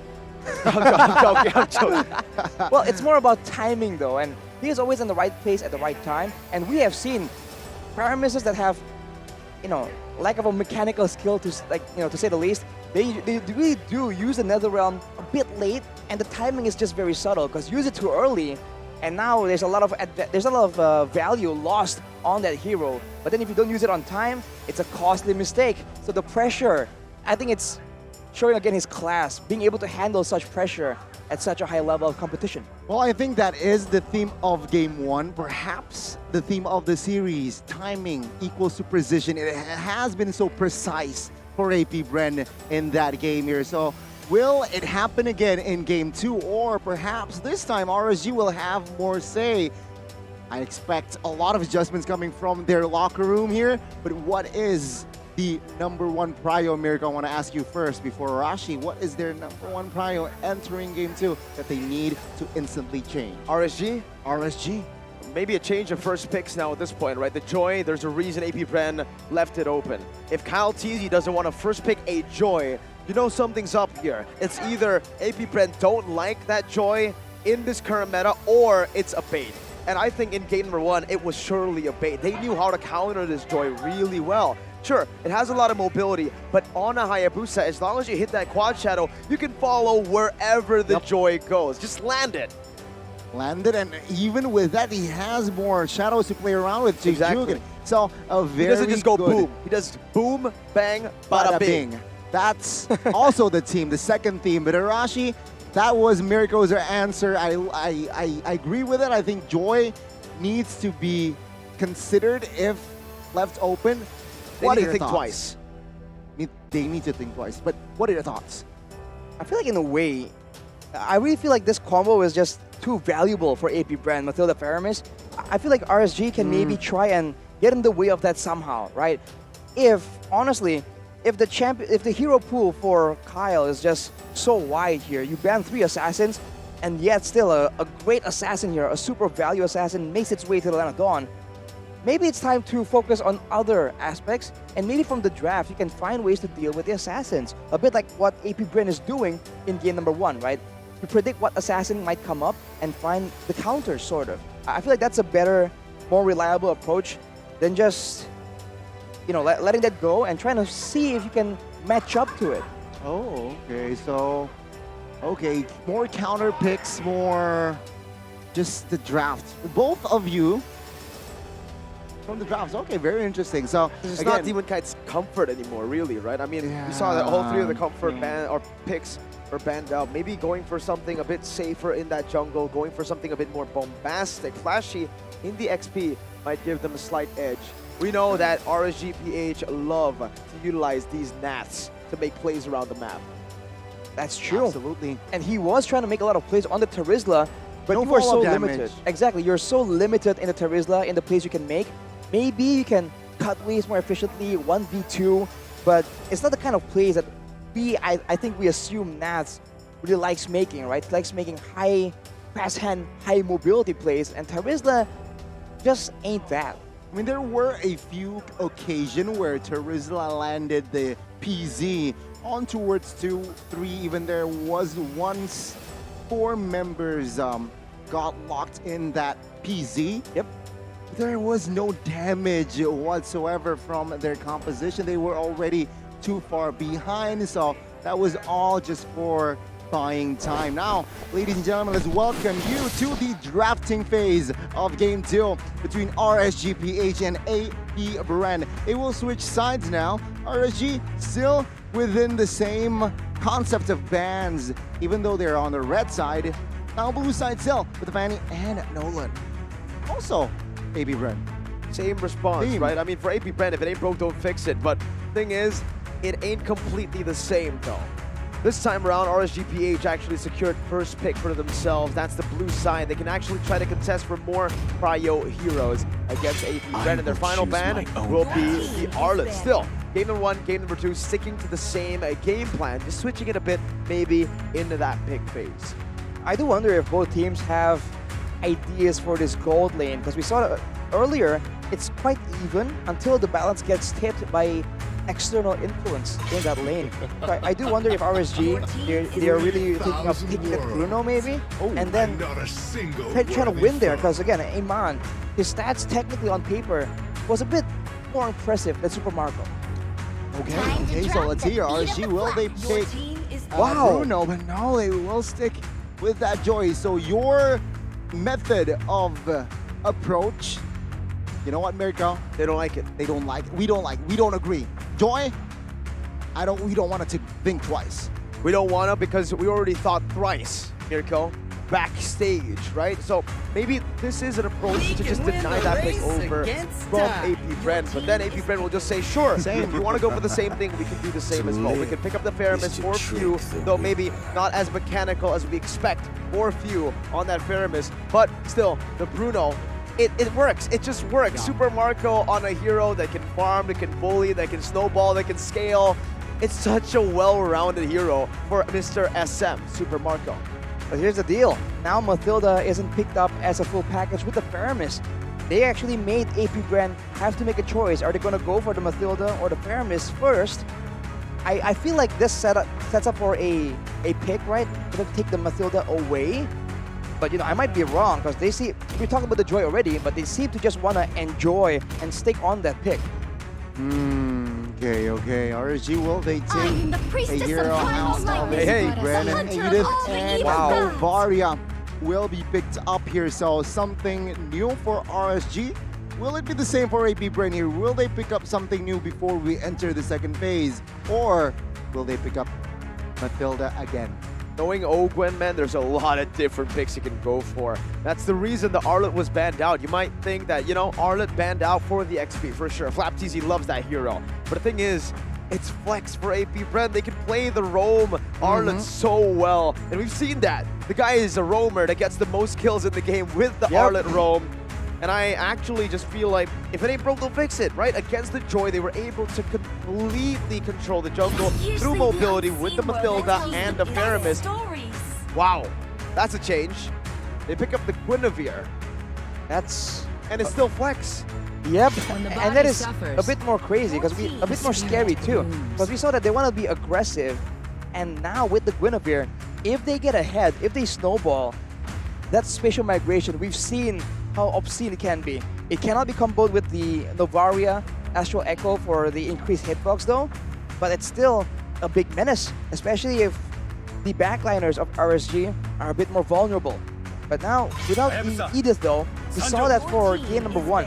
AP BREN were very actively using this Edith as their main frontline and engage tool, while also providing a good amount of damage. That will no longer be available right here, so their game plan, especially in those big fights, are going to be changing a bit. I wonder if that is the window that RSGPH are targeting. We gotta see. AP BREN, good ban here. They were able to locate Benedetta. Why? Because RSGPH, they're building on towards a composition that is also very swift, very mobile. And if they have a Benedetta, it's going to be very fast composition. But there you go. AP BREN will close out with a Yuzong ban. Securing Bruno will be their main priority, especially in that mid-game. So, yeah, AP BREN, a very safe approach. You can say that AP BREN are astronauts because they're looking for space for that Bruno. Oh, well, I was about to say that, hey, the Angela actually was Revived. available, but no, they went for the Minotaur. This is a signature pick Yep. for Ogwen. Gwen. Oh man, earlier again. it was Matilda. Now it's Minotaur Faramis.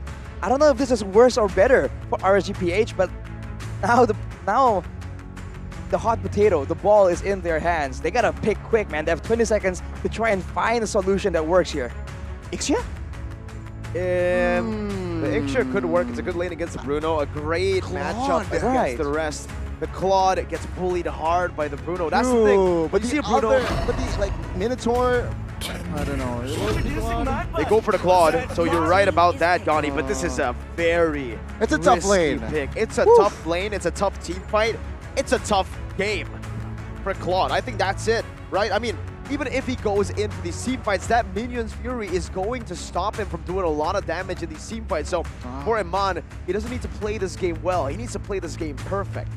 Okay, let's see here. Will he rock the Purify or the Sprints? Because it can Has go to be either way. Purify, right? Against Gwyn, against Minotaur, yes. But is he looking for mobility? Sun rises We'll when I have to give the see. I word. think time will tell. Ooh. This is gonna be Khalid though. Ooh. Still not picked up just yet. It was changed a bit though. It's no longer as tanky, but it is more mobile. Now, if your first skill doesn't really hit targets, you can still dash multiple times, but the damage reduction on the second skill is a lot lower. So he is still vulnerable a lot more to getting bursted down, but I think the utility is what AP BREN is looking for. If they get snowballing here, that Raging Sandstorm, they can still be comboed with like the Minion Fury kind of. That is a terrible combo.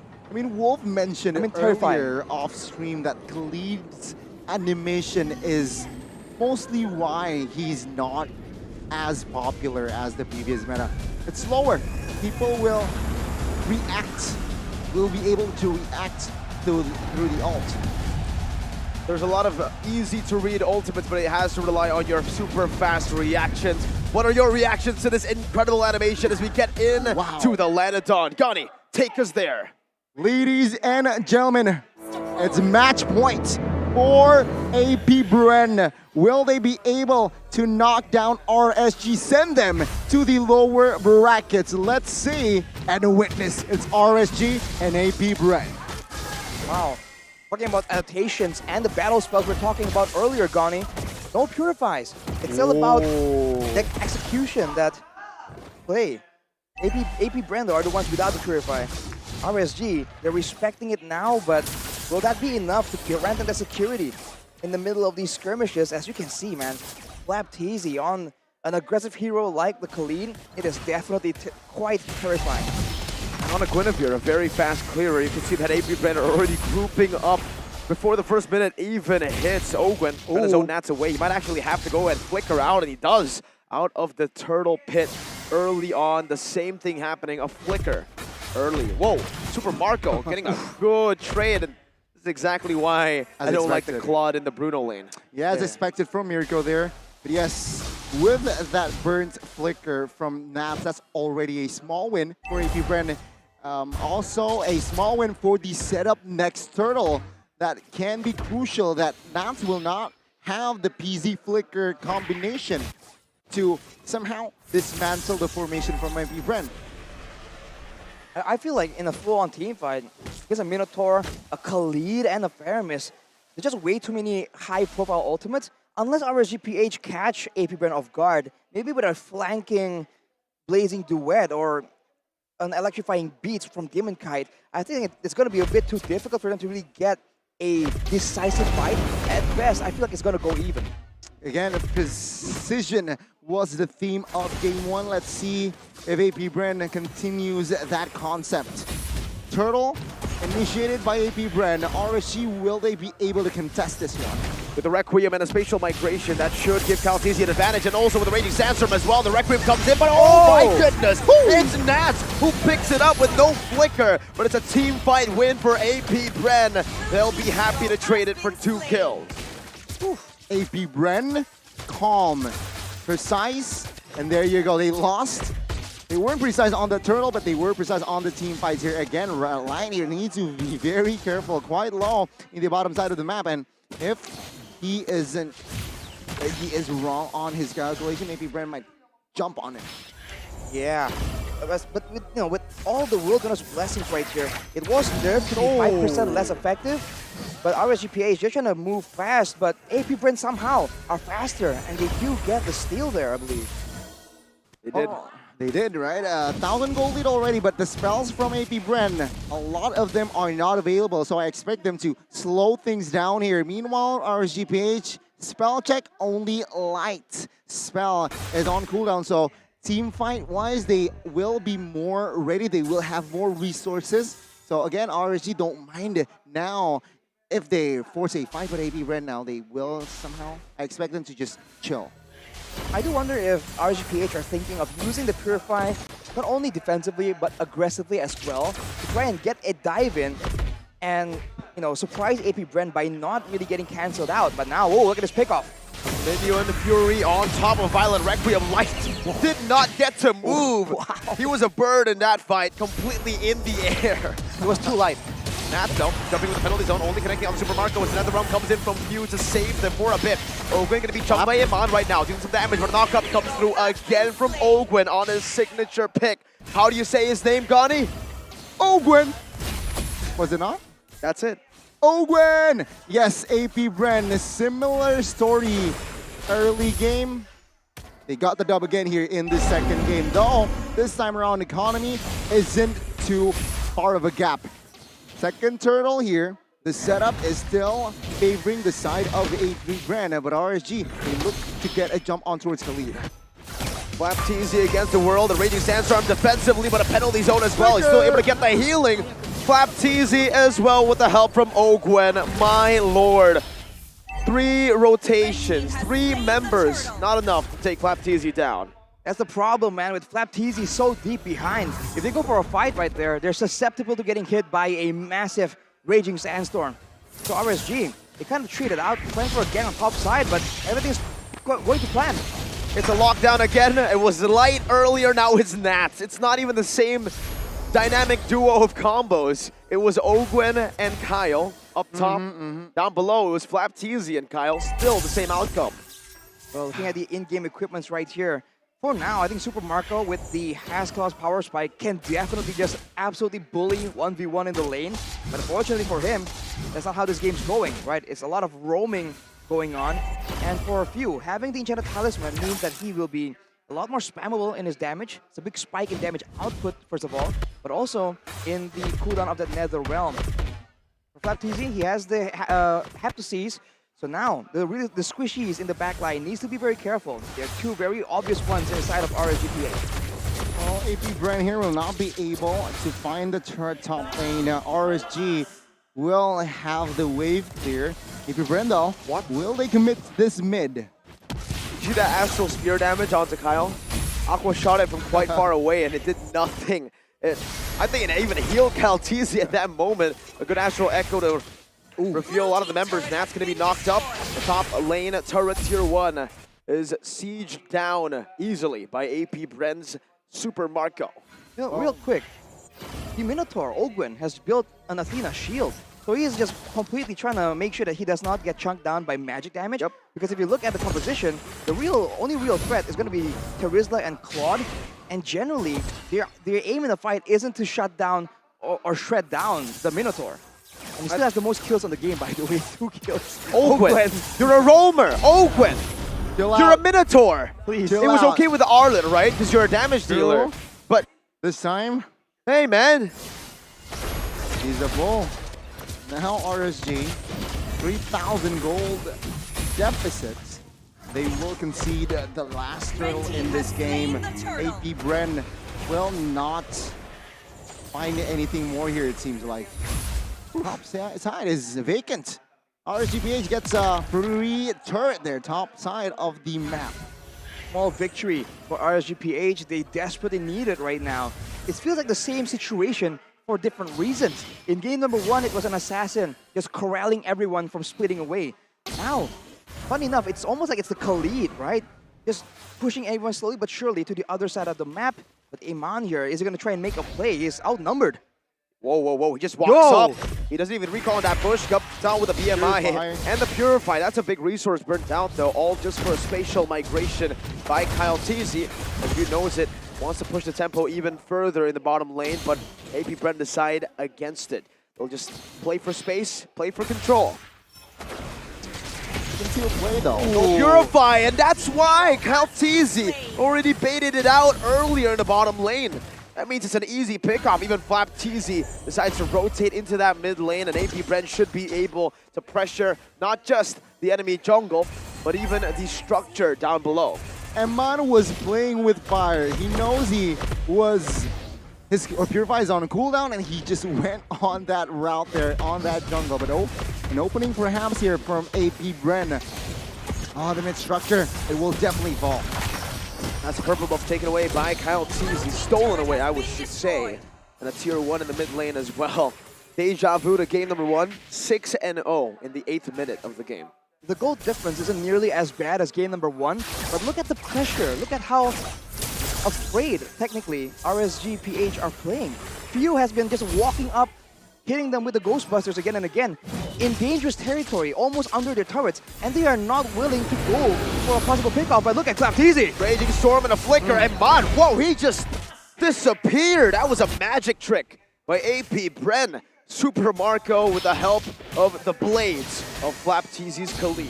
Again, a slight disconnect there from the side of RSG. Eman isolated in the front lines alone. No cover whatsoever. And of course, AP BREN will be there to punish. And looking at the situation right now, being a man down, of course AP BREN will secure the Lord comfortably. A man down, you're right. E-man down, a man down. Man down. He has just finished his golden staff though, so it is late. And RSG now, they're just trying to find something, but look at where Ogwen and Kaltizi are positioning, right? They're just slowly but surely in position to cut off RSG should they overextend and get punished for it. Oh, the worldie. Poking them down. Ooh, Light gets out with that onward. Barely. That spatial migration could have been deadly, as FlapTZ is the one who was sent to invade. It's not even Kyle anymore. At this point, they are delegating tasks to their XP lane to invade. Ladies and gentlemen, game 1 was RSG securing or breaking the scoring board in what, 11th minute of the game? 13. First skill for RSG. Oh, my bad. Yeah, I thought you said end game. My bad. 11th minute of the game, and it seems like it is going to be the same story here in the second game. AP BREN still on a what do you call it? On a clean sheet. Spatial migration into the Battle Requiem, into the minions, Fury! On to 4, the worldie goes hand in the back. Now it's Demon Kite who takes away the Netherrealm, and just on cue. The 11th minute, not there just yet, but it's the first kill over the RSGPH. The Raiders strike and are on the board. Demon Kite looking for another chance at a fight. There's an Astral Sphere to clear out the lane. Still going to be the Bruno, Super Marco, dealing some damage onto the base turret in the mid lane, but it's not enough to take it down just yet. Aqua throws another Astral Sphere down into that purple buff territory. Remember, Mirko, you were talking about the possibility of a comeback. With the Novaria in the roster this time, not exactly behind, not really shut down. There's a chance right here. Let's take a look at this play though. It's just a full-on engage, and Ogwen just does Ogwen things. And another realm, just for good measure. It's a good amount of damage from Demon Kite, and Kaltizi technically gets baited by that aggression. So they trade for 1, but they lost a base turret. But I think the significant factor right here is the fact that Aqua can now clear a lot better. He has just finished the Lightning Truncheon, and we know how pesky and Novaria is in stalling out the game. He's clearing waves again and again, forcing AP BREN to just wait for the next Lord before they can try and do something else to end the game. Let's see here, AP BREN being invasive does not find the right connection just yet, but AP BREN again, such a menace, 7,000 gold lead. And what's funny is RSGPH, they take down Kaltizi to open their first score of the board in the first game. Also in the second game here, Kaltizi being the victim, the only victim in that first game. Let's see, AP BREN, will they repeat it? That might come true. Kaltizi, oh, you're trying to blame him. Take my life. to take me. My body is ready, he says. But this is the problem when you play against AP BREN. It's always a relatively low kill game, right? Everything is so calculated. You're not exactly shut down, but you just don't know what to do either. Now with the Lord up, RSG looking for space, looking for some kind of control. Look at this spatial migration. It's so spammable, so dangerous. And with Clap TZ and Ogwen side by side, RSGPH, they're just pushed away. Look at Master Ogwen. Look at him. He's just zoning everyone. He says, bro, trust me. The kills that you give me, it's planned. It's calculated. However, Iman was able to find a trade. That's the only trade you can expect. But yeah, it feels like, to add on to your point, right, Rashi, to make it a little bit more spicy, feels like AP BREN are a type of team that's lawful good. Lawful good. The way they play, Lawful right? good. They get the lead in the early. They go through setups. It's all discipline, and then they win the game. For RSG, it's a bit more Chaotic. They're a bit more chaotic. Good. Evil. They're chaotic. Good. Okay. They're just chaotic, but they're neutral. good once they get that lead. Okay, let's see here again now. RSG, they will have to defend this Lord here. Oh, they did. Oh, they will have to defend this. Watching top side, bottom side. Spatial migration onto 2. Iman already not having that purified. That's a 3-man penalty zone. But Black TZ jumps to the back right now. There's a chance actually for RSGPH to turn around the fight, but Demon Kite burns down. It's ticking. He's still able to survive, but at what cost? It's AP BREN sealing the deal again. 11-2, 2-0. Still undefeated at MPLI 2023. Similar story. Similar outcome as game 1. And Kyle TZ also died twice. My goodness, what? He's the sacrificial lamb for AP BREN. Also, again, what are the odds, man? Ladies and gentlemen, this is not rigged. I repeat, this is not rigged. But AP BREN, a similar outcome here in the second game. AP BREN will send RSG to the lower brackets. Whew. What a performance right there. And yeah, coincidence, Goni. Is that even possible? Or is AP BREN just that consistent? Even though RSGPH has made adjustments, they fall to different factors right here. It's not the assassin. It's a fighter in the jungle. It's a Khalid instead of an Edith. But man, in that last fight, I think it's all Super Marco. He was just throwing balls left and right. And especially the last real moment of that game. The worldie it just bounced so well, almost ideal. We might see it later in the highlights, but AP BREN, man, who is willing to try and solve this puzzle? And it's a wild series. But RSG, their job or their journey will not end here. They will fight through the lower brackets as AP BREN will be the winner and move on, advancing in the next stage from the upper. Now, let's throw it to the host, Clara and Rose. Age. And please interview AP BREN. APPR. APPRE. APPREN.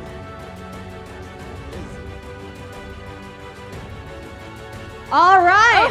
And with that, AP BREN ends RSGPH's win streak in MPLI 2023. Hello, boys. Kumusta kayo? Palayo ng palayo. Di ako nangangagat. In the middle, please. I won't bite you guys. 2-0. Okay lang po. Okay, you guys are okay? Yes, very good. You guys are good? Yes, yes. How are you guys enjoying Indonesia so far? It's so bagus. Ito sangat bagus. Mantap. What is bagus? What bagus? Your matches or the environment or what? The food, especially itla. Yes, so bagus. Makanannya ternyata di Indonesia mereka happy-nya. What food is your favorite? Itla. Makanannya. Sambal itla or salted egg itla. Sambal, mereka suka makan cabai kayaknya ya. But that's maybe become spicy because of the food in Indonesia. Maybe, yeah, I guess that's why their gameplay is a little spicier than normal.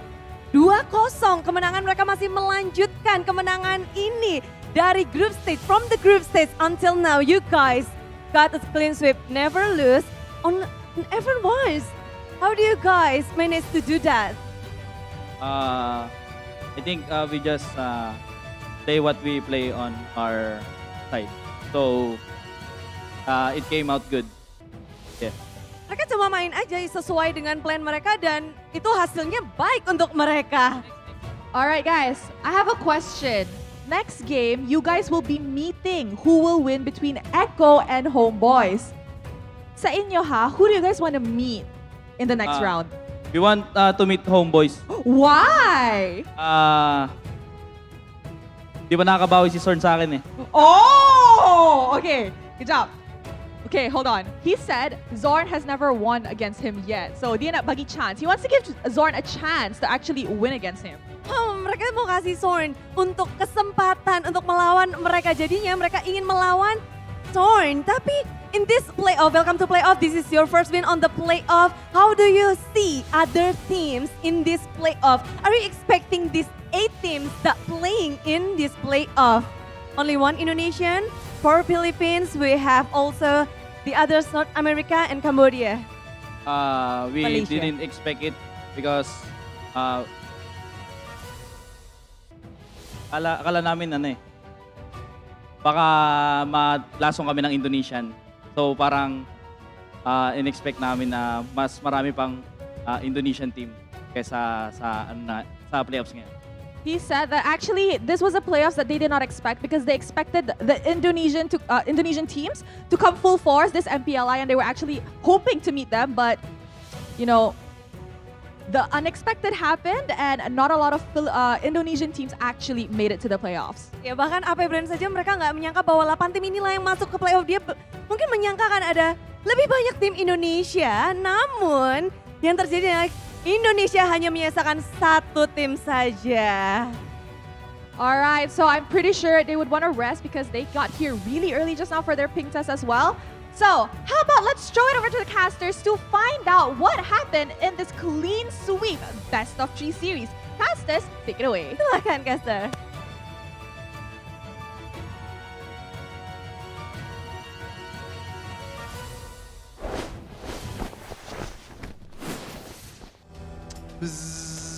Those are the sound of the bees. And They're not bees. They're hornets. They're the aggressive ones. Oh, the aggressive hornets. Okay. Get it right, Connie. Sorry. My bad, G. My bad. But yes, that is that first opening match. 2-0 upper brackets. AP BREN will advance the upper. But meanwhile, sorry, RSG fans, you will have to survive in that lower bracket, but this is your MVP. Let's see, it is going to be Ogwen! Master. Ogwen. Ogwen. And the Minotaur. Signature pick, a signature performance as well. One of the only heroes right here where you still build the Flask of the Oasis despite technically not being a magical hero. 0 deaths despite being in the front. People just, I feel like at this point, people just ignore him. They're like, man, it's Ogwen. I want to get the other guys, you know, but this guy just won't leave us alone. And that is what he does in the game. 2 kills for the longest time, the highest kill in the game still. Classic Ogwen. First name Master, last name Ogwen. Is he a turtle? That's Oogway, not Oh, Ogwen. sorry, wrong guy. Close enough, right? Almost. Is he a bull? A bull? I don't think he's a bull. Minotaur. He's a hornet He's a hornet. that plays the bull in the land of Dawn and dominates. Heck, you can even call this man Ogwen, middle name Violence, last name Bang Bang. Bang Bang, because of all the kills that he gets as a roamer. Well, let's take a look at some of the highlights right here. Initially, I think the idea is for Flap to really stun up the jungler and then go for the guaranteed turtle take. Unfortunately, actually, RSGPH were able to get some success right here, unlike game number 1. But afterwards, that's just the crowd control. What is he supposed to do? Light, living up to his name, flown up in the air for an insane amount of time. And from there, it's just, again, the crowd control difference and how spammable it is. For RSG, it's only Light here that has a very dynamic, spammable skills that can really burn away the Purifies. For AP BREN, no Purifiers required because they know, they see that there is not a lot of threat.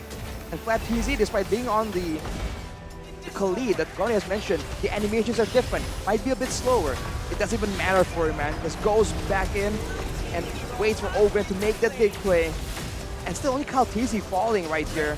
Same like game 1? Maybe living up to his, I guess you just need a killer instinct in the game, right? Getting taken out once or twice, it's almost inevitable. Oh, it's such a Another clean game, I have to say, from the side of AP BREN.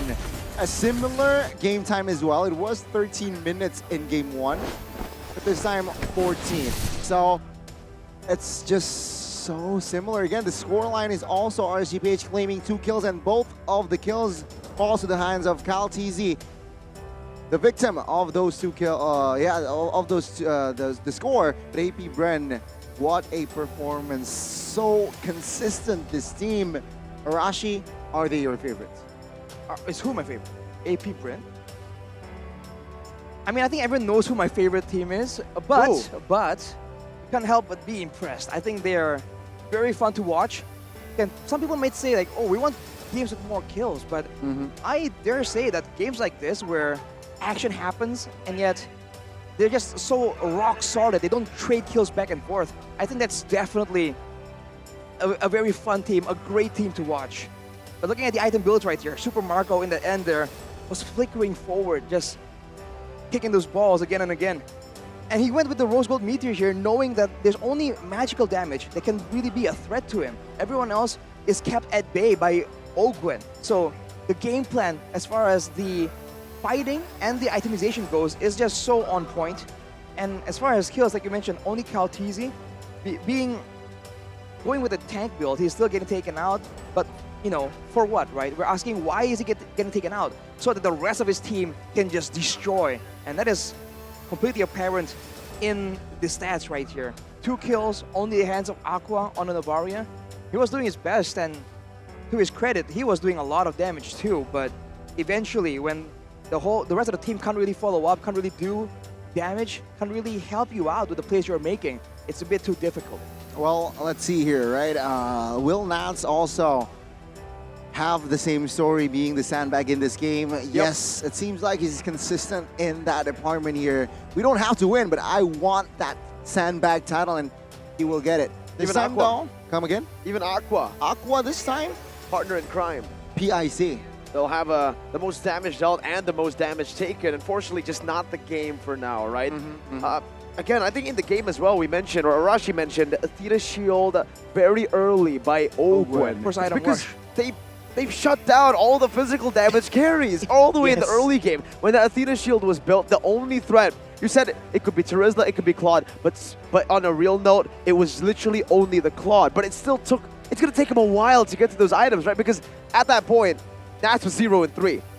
The Claude wasn't farming well because of the Bruno bully in lane, as expected, and you can see from the gold charge as well. These few dips up back to RSGPH's level, that was KalTZ dying. Yes, you can pinpoint the moment where KalTZ steps over, but as a frontliner, that's kind of what you're supposed to do, right? You create space. Yeah, and it's very funny to see every time KalTZ gets taken out, ching, ching, ching, like immediately 3 items gets purchased because of the shutdown. It's kind of crazy how far dominant that they can give a shutdown and still have more than 10k gold advantage. That is just how far ahead they are, man. And yeah, full control. Very good approach, very good display as well from the side of AP BREN. Silent MVPs, I think all of the 5 members here in this case of AP BREN, again, they moved as a unit. Anybody in that team deserved an MVP. And well, RSG, if you're an RSG fan, don't just chill. All right, take a chill pill because, again, their journey will not end here and now. Hello, Arashi, and as well as, I almost said Sheffin, by the way. But very cool. CITV? CITV. Is CITV? I miss CITV, man. But again, ladies and gentlemen, that was just the first series of the playoffs here. We will see another upper bracket match, which of course, no team will go home. But after that match, it will be very spicy. I can't wait to see HomeBois versus Echo, right? Because so far in MPL 2023, it has been a display of Filipino dominance. Lean in, Mirko. But HomeBois, HomeBois has been phenomenal. Absolutely phenomenal. Right now, they are the only team outside of MPLPH who has a win streak going on for them, right? It was RGPH, now no longer in a win streak. It's AP BREN who are still continuing their win streak, and for HomeBois, 3-0 in their groups against Geek Fam. Tournament favorites, Blacklist International. Despite them using the new lineup, it's still also a lineup that a lot of people are hyping up, but HomeBois were the ones to come out on top. Oh, well, on that note, Gani, Mirko, and Arashi will take a short break before we begin and witness the second upper bracket match in the playoffs MPLI Day 1. So, ladies and gentlemen, grab Hello Pandas, grab more than one, and let's take a snack during the break.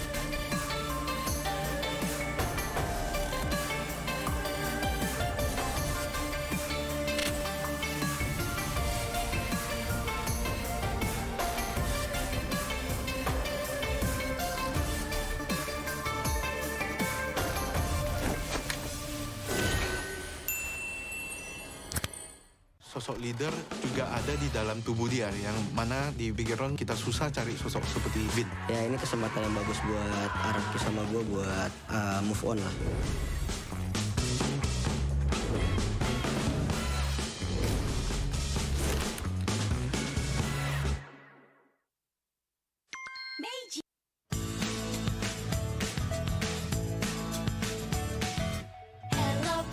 Hello panda, semua suka biskuitnya. Biskuitnya enak, isinya lezat, rasa coklat dan strawberry. Hello panda, semua suka biskuitnya. Biskuitnya enak, isinya lezat, rasa coklat dan strawberry. Hello panda, biskuit isi yang enak.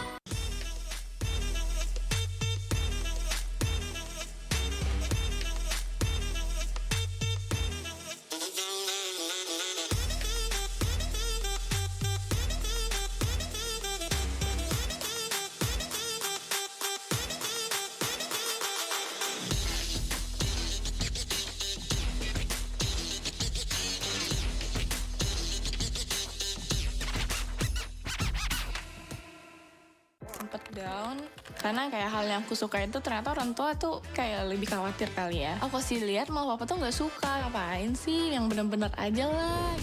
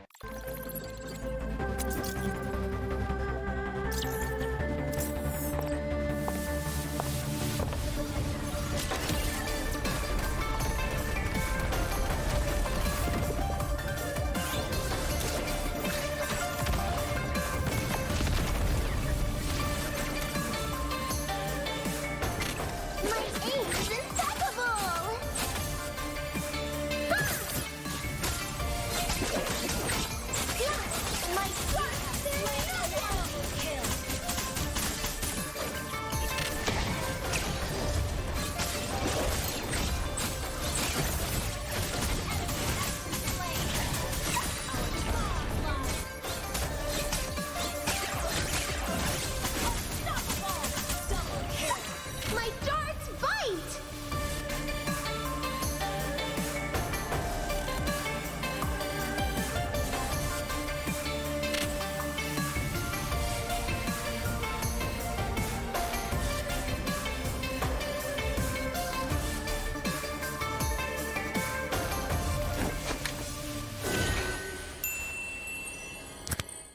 Sosok leader juga ada di dalam tubuh dia, yang mana di bigger round kita susah cari sosok seperti Vin. Ya ini kesempatan yang bagus buat Araki sama gue buat move on lah.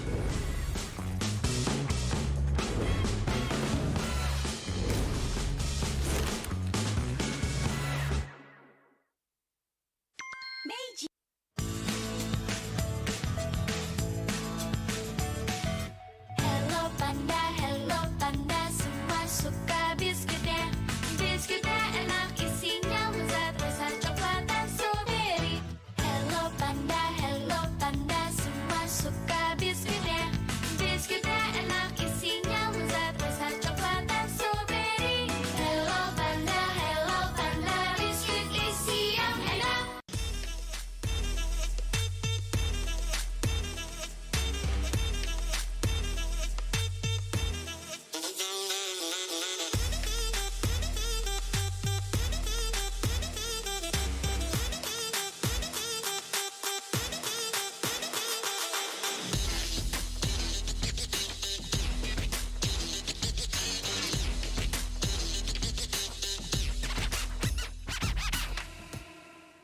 Sempet down karena kayak hal yang aku suka itu ternyata orang tua tuh kayak lebih khawatir kali ya. Aku sih lihat malah papa tuh nggak suka, ngapain sih, yang bener-bener aja lah.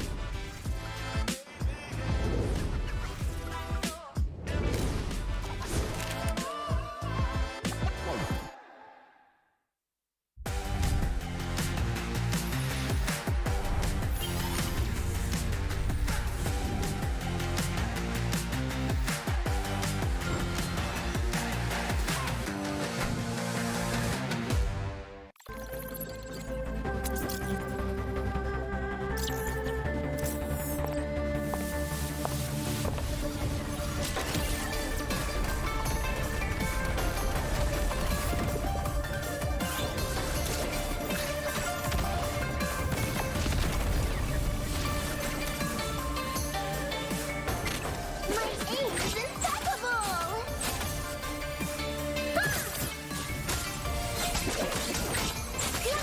My darts, kill!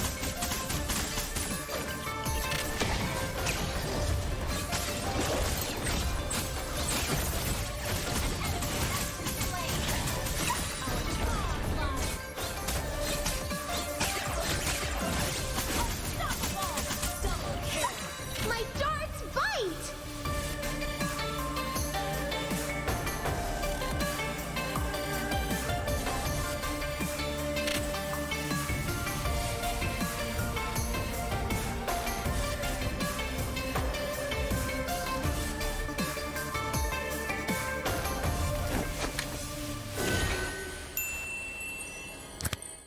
Sosok leader juga ada di dalam tubuh dia, yang mana di bigger round kita susah cari sosok seperti Vin. Ya ini kesempatan yang bagus buat Araki sama gue buat move on lah.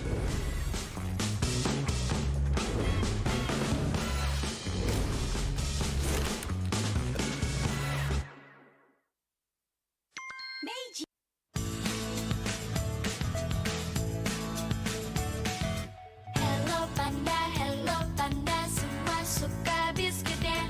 Biskuitnya enak, isinya lezat, rasa coklat dan strawberry. Hello panda, semua suka biskuitnya.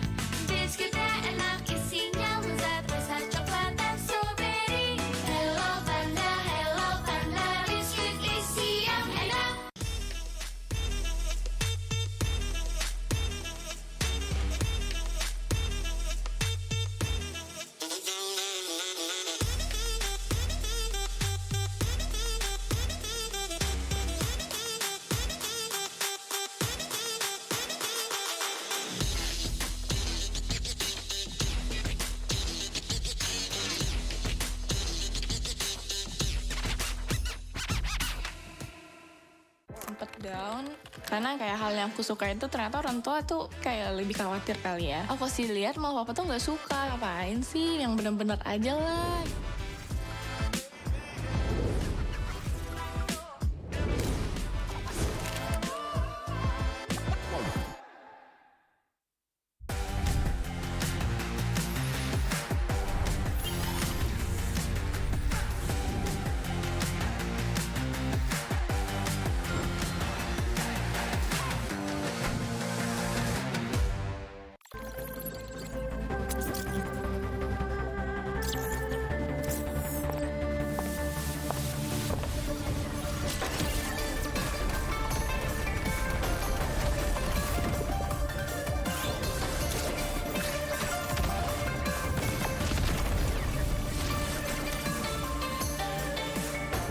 My aim is impeccable!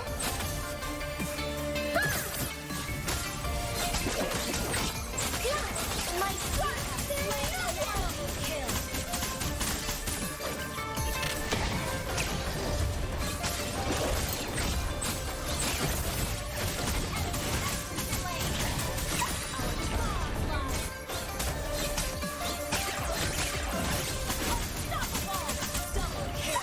My darts bite!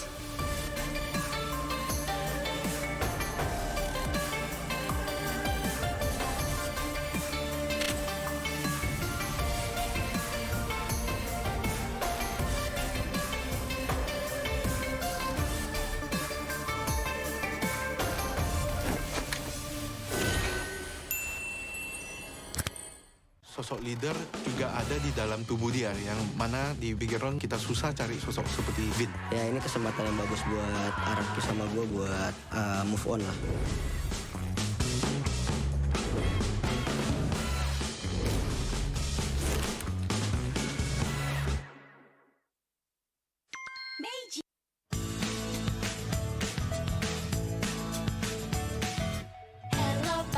Hello panda, semua suka biskuitnya. Biskuitnya enak, isinya lezat, rasa coklat dan strawberry. Hello panda, semua suka biskuitnya. Biskuitnya enak, isinya lezat, rasa coklat dan strawberry. Hello panda, biskuit isi yang enak.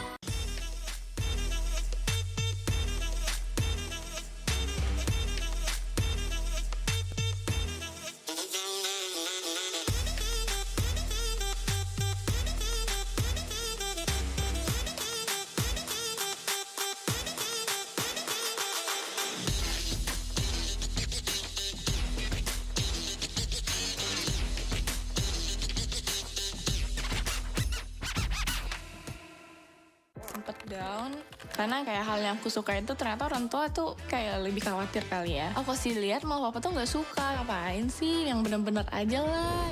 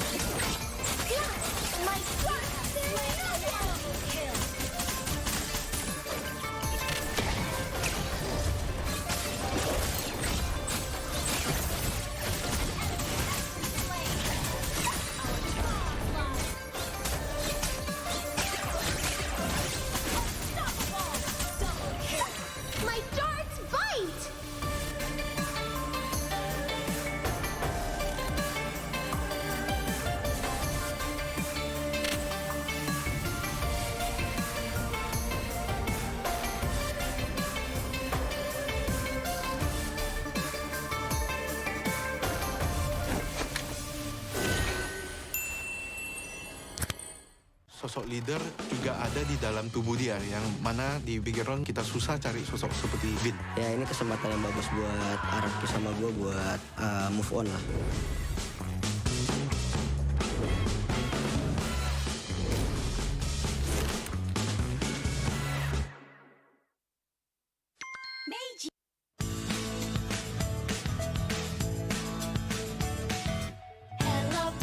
Hello panda, semua suka biskuitnya. Biskuitnya enak, isinya lezat, rasa coklat dan strawberry. Hello panda, semua suka biskuitnya. Biskuitnya enak, isinya lezat, rasa coklat dan strawberry. Hello panda, biskuit isi yang enak.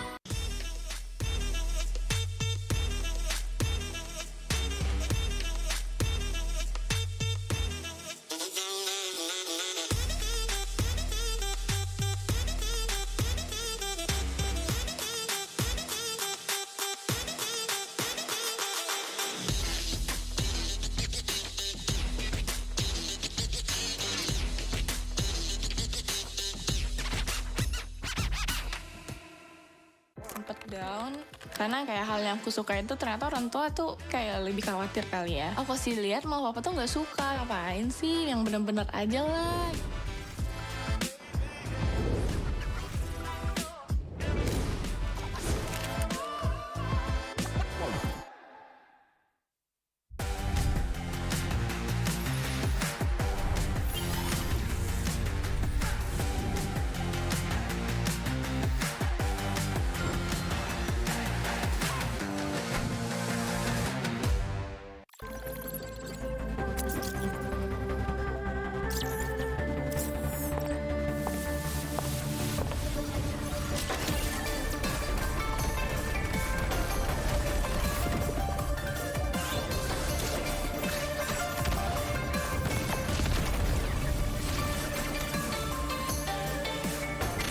My aim is impeccable!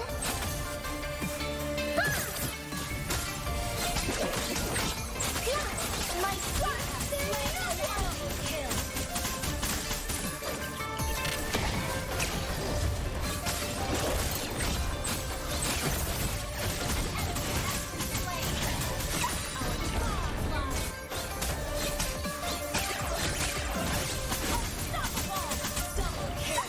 My darts bite!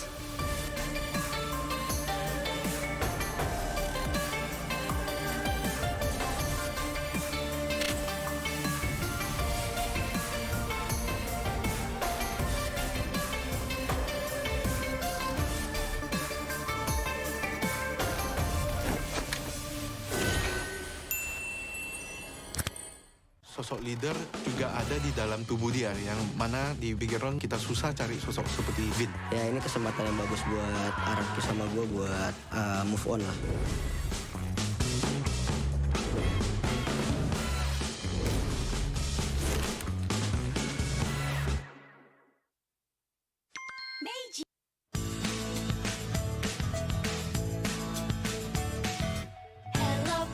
Hello panda, semua suka biskuitnya.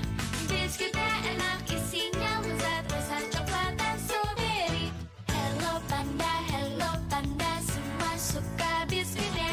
Biskuitnya enak, isinya lezat, rasa coklat dan strawberry. Hello panda, biskuit isi yang enak.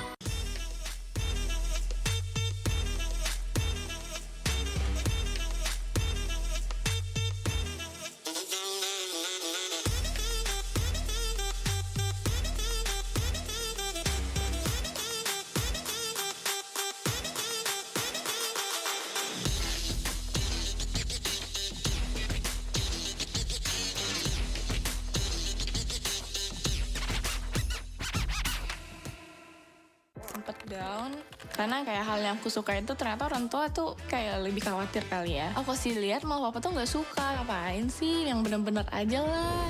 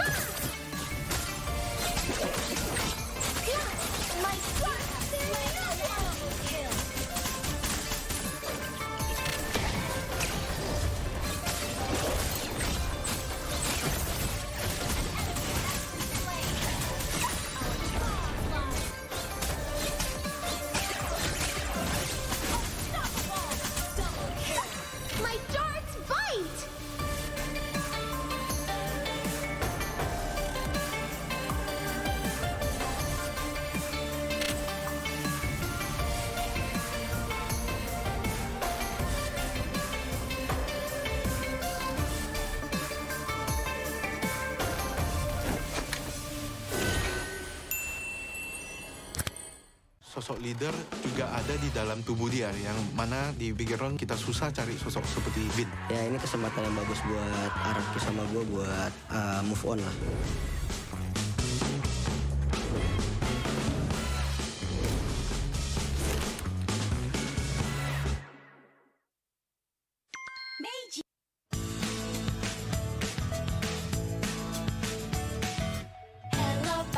Hello panda, semua suka biskuitnya. Biskuitnya enak, isinya lezat, rasa coklat dan strawberry. Hello panda, semua suka biskuitnya. Biskuitnya enak, isinya lezat, rasa coklat dan strawberry. Hello panda, biskuit isi yang enak.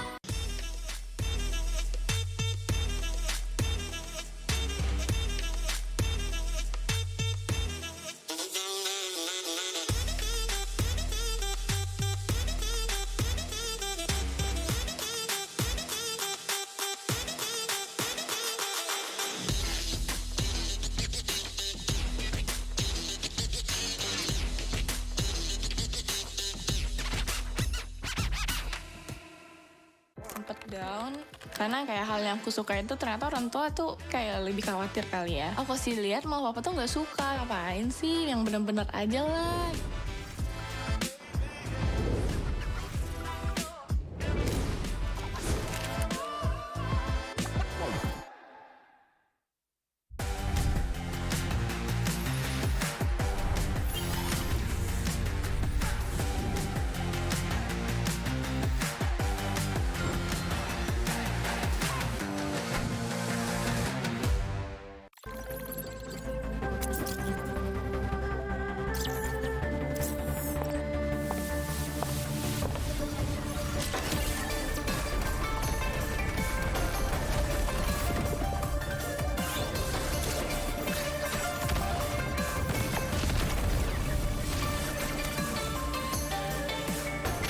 My aim is impeccable!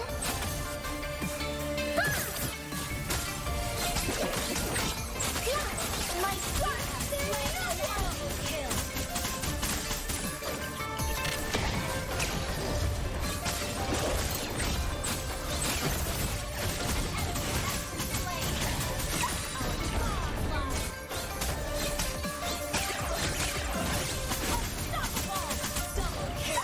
My darts bite!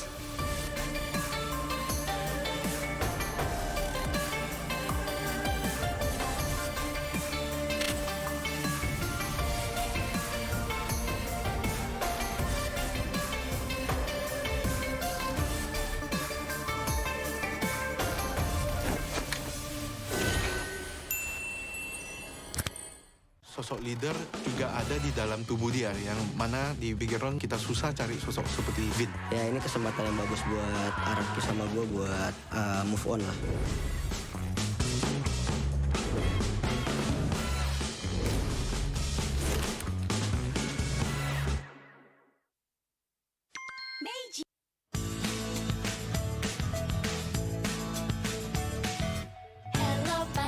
Hello panda, semua suka biskuitnya.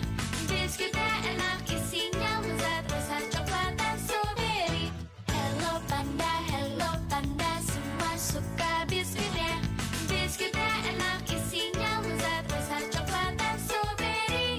Hello panda, biskuit isi yang enak.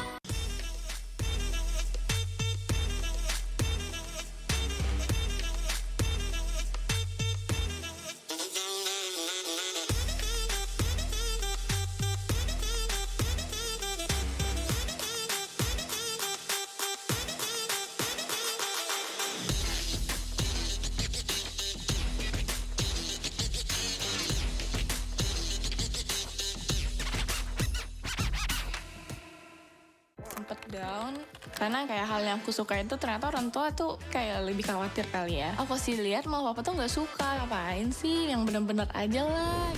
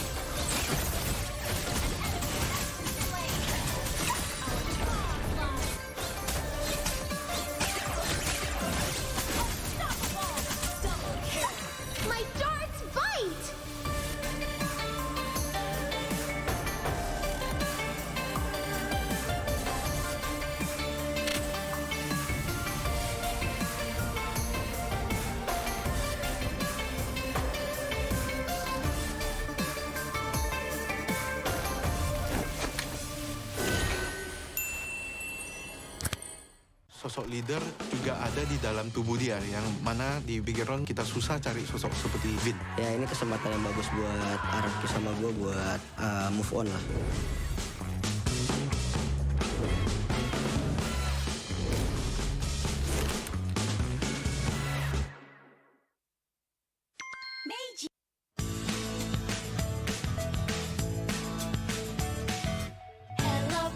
Hello panda, semua suka biskuitnya. Biskuitnya enak, isinya lezat, rasa coklat dan strawberry. Hello panda, semua suka biskuitnya. Biskuitnya enak, isinya lezat, rasa coklat dan strawberry. Hello panda, biskuit isi yang enak.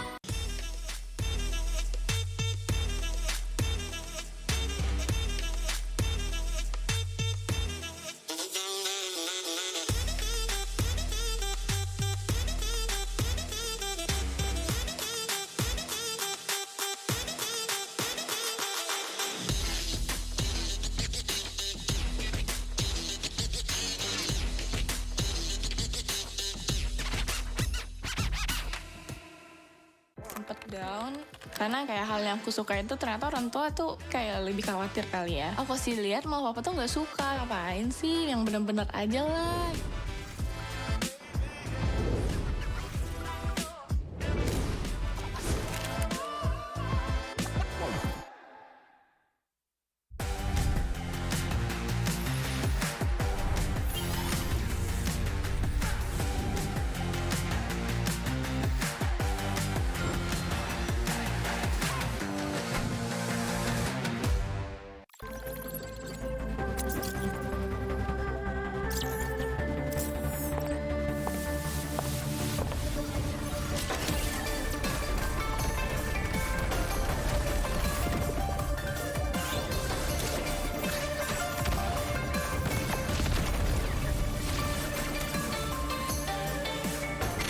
My aim is impeccable!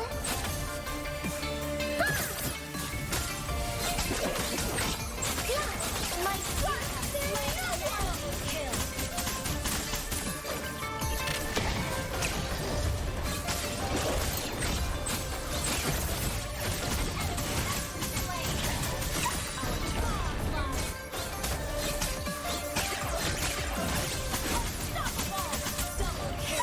My darts bite!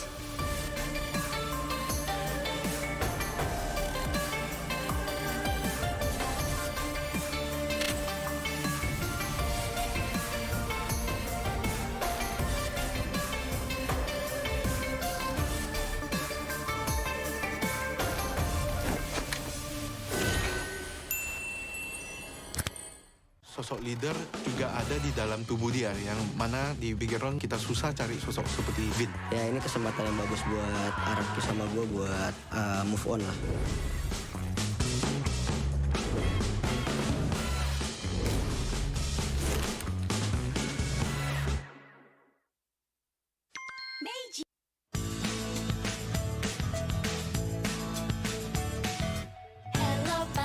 Hello panda, semua suka biskuitnya. Biskuitnya enak, isinya lezat, rasa coklat dan strawberry. Hello panda, semua suka biskuitnya. Biskuitnya enak, isinya lezat, rasa coklat dan strawberry. Hello panda, biskuit isi yang enak.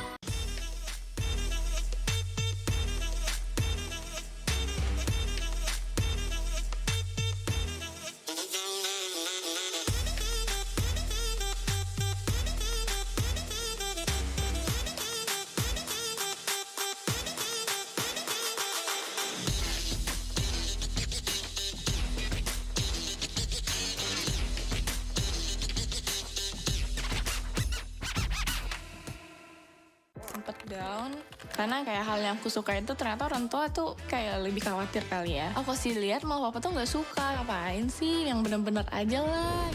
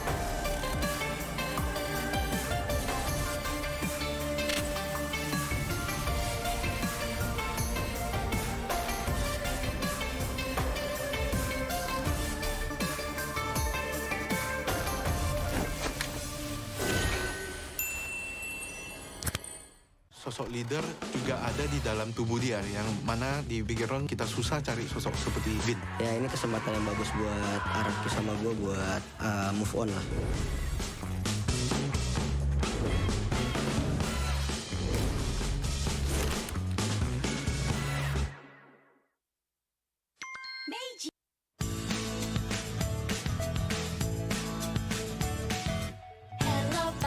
Hello panda, semua suka biskuitnya. Biskuitnya enak, isinya lezat, rasa coklat dan strawberry. Hello panda, semua suka biskuitnya. Biskuitnya enak, isinya lezat, rasa coklat dan strawberry. Hello panda, biskuit isi yang enak.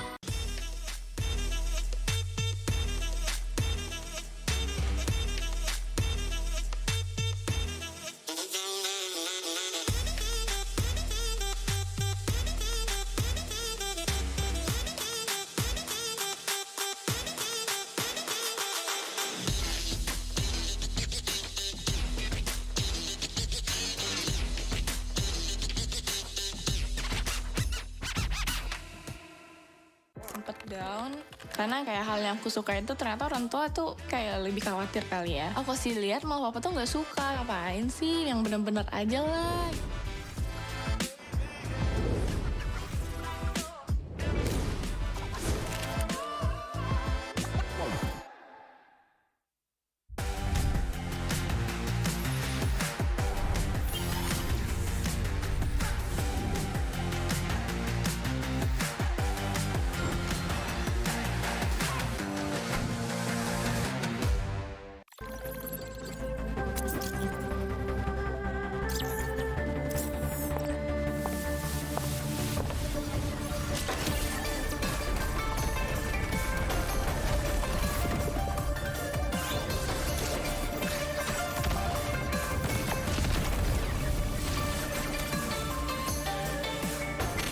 My aim is impeccable!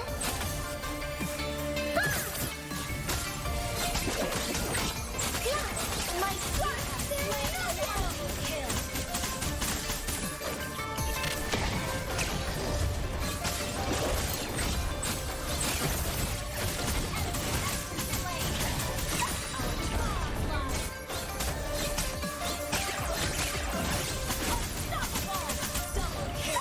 my darts bite!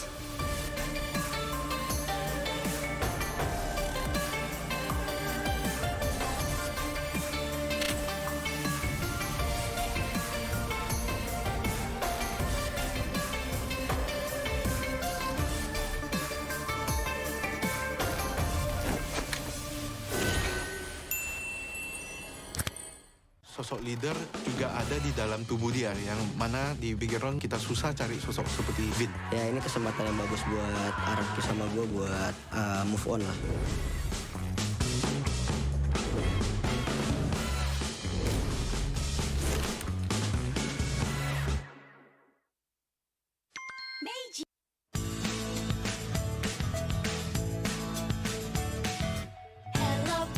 Hello panda, semua suka biskuitnya. Biskuitnya enak, isinya lezat, rasa coklat dan strawberry. Hello panda, semua suka biskuitnya. Biskuitnya enak, isinya lezat, rasa coklat dan strawberry.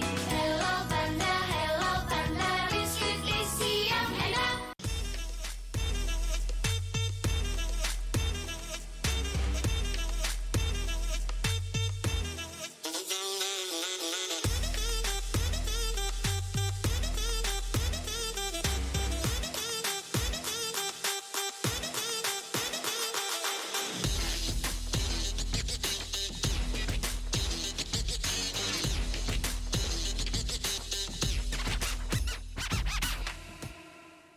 Sempet down karena kayak hal yang aku suka itu ternyata orang tua tuh kayak lebih khawatir kali ya. Aku sih lihat mau papa tuh nggak suka, ngapain sih, yang bener-bener aja lah.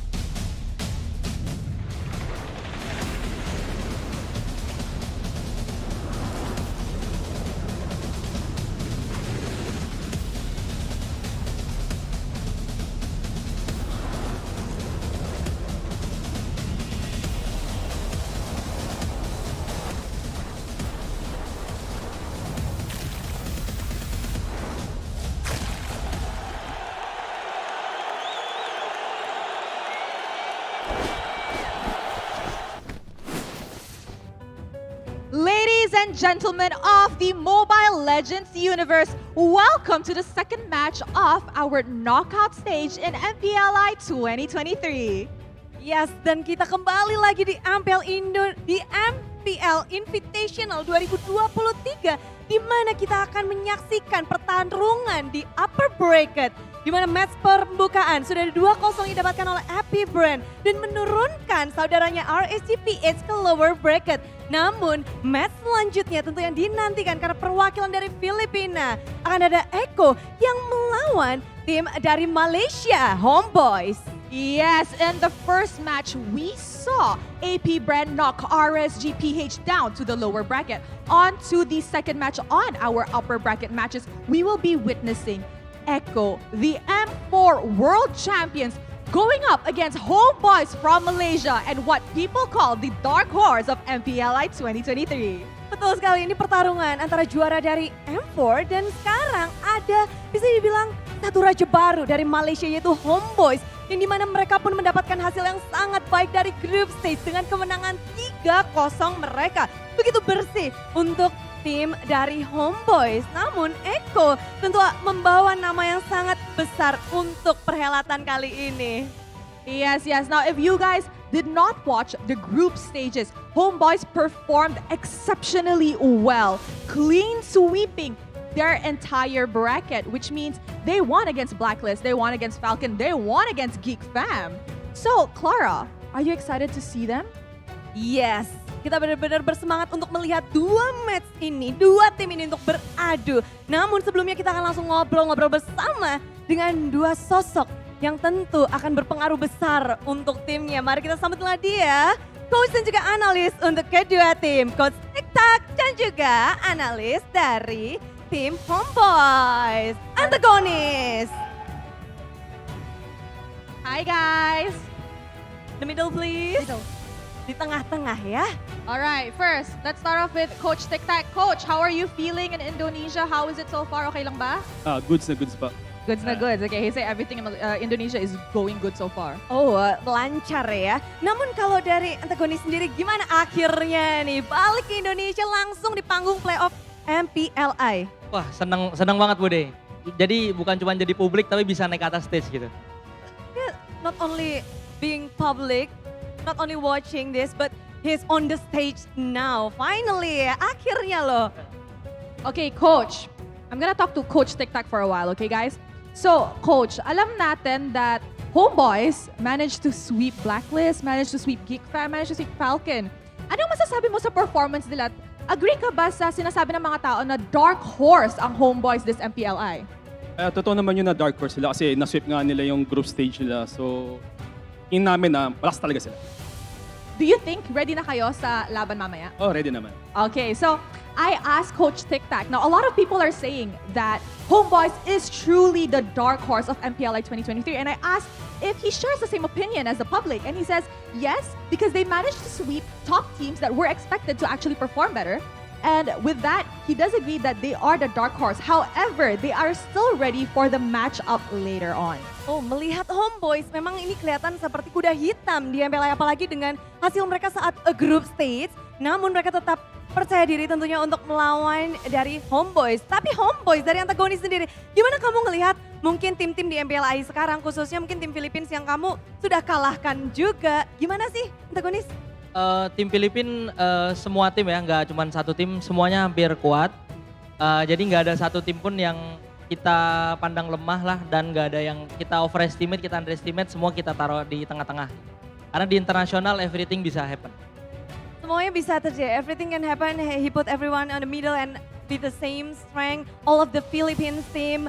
But you beat Blacklist on your group. So does it mean apakah itu artinya adalah kamu udah bisa membaca nih permainan-permainan dari Philippines? Sebenarnya itu kita menang karena kita main as a team sih. Lebih ke kita bisa main as a team dan solid bonding, so kita sedikit lebih baik daripada mereka. Played as a team, the bonding is great, so they feel like they are ahead them a little bit. Alright, Coach, may tanong ako. Antagonist is a content creator turned into an analyst. Ano masasabi mo doon? Tingin mo ba mas angat siya sa inyo or, just because he's a content creator, wala siya masyadong angat? Tingin ko, okay lang din siya eh. Okay, so I asked Coach Tic Tac, I said, a lot of people know, or more like the Indonesians know, that Antagonist started off as a content creator making contents on TikTok. And now that he's an analyst, does this give him an advantage? And he said, he thinks it's just, meh, okay. Just okay. Just okay. Just okay. Just okay. Tapi kalau dari sang content creator yang sekarang jadi analis, gimana kamu melihat satu best analyst too, Coach Tic Tac? How do you see him? Coach Tic Tac, for me, one of the best coach in this tournament. Why? Kenapa? Karena Eko salah satunya tulang punggungnya bisa sejauh ini mungkin karena beliau juga. Oh, wow. He said that you are the pillar of the Echo's winning. So he said he's respect you, one of the best, he's the best coach in this MPLI. Okay, Coach Tic Tac, ano masasabi mo doon? And last words for HomeBois. Thank you doon sa compliment and good luck sa atin. Good luck. Balas dong, balas dong. Gak tahu artinya apa tadi. He said, thank you for the compliments and good luck to us later. Oh ya, good luck Evan and give the best game. Give the best Yes, game. I agree. Now, I am pretty sure this will not be a one-sided game because of the presentation that they both put out in the group stages. I'm pretty sure it's going to be an amazing game, a very intense one too. Betul. Bagaimana hasilnya akan terjadi untuk Best of 3 series ini. Jadi semuanya bersiaplah karena ini adalah match yang menentukan siapa yang akan bertahan di upper bracket dan siapa yang akan turun ke lower bracket. So, let's throw it to the caster.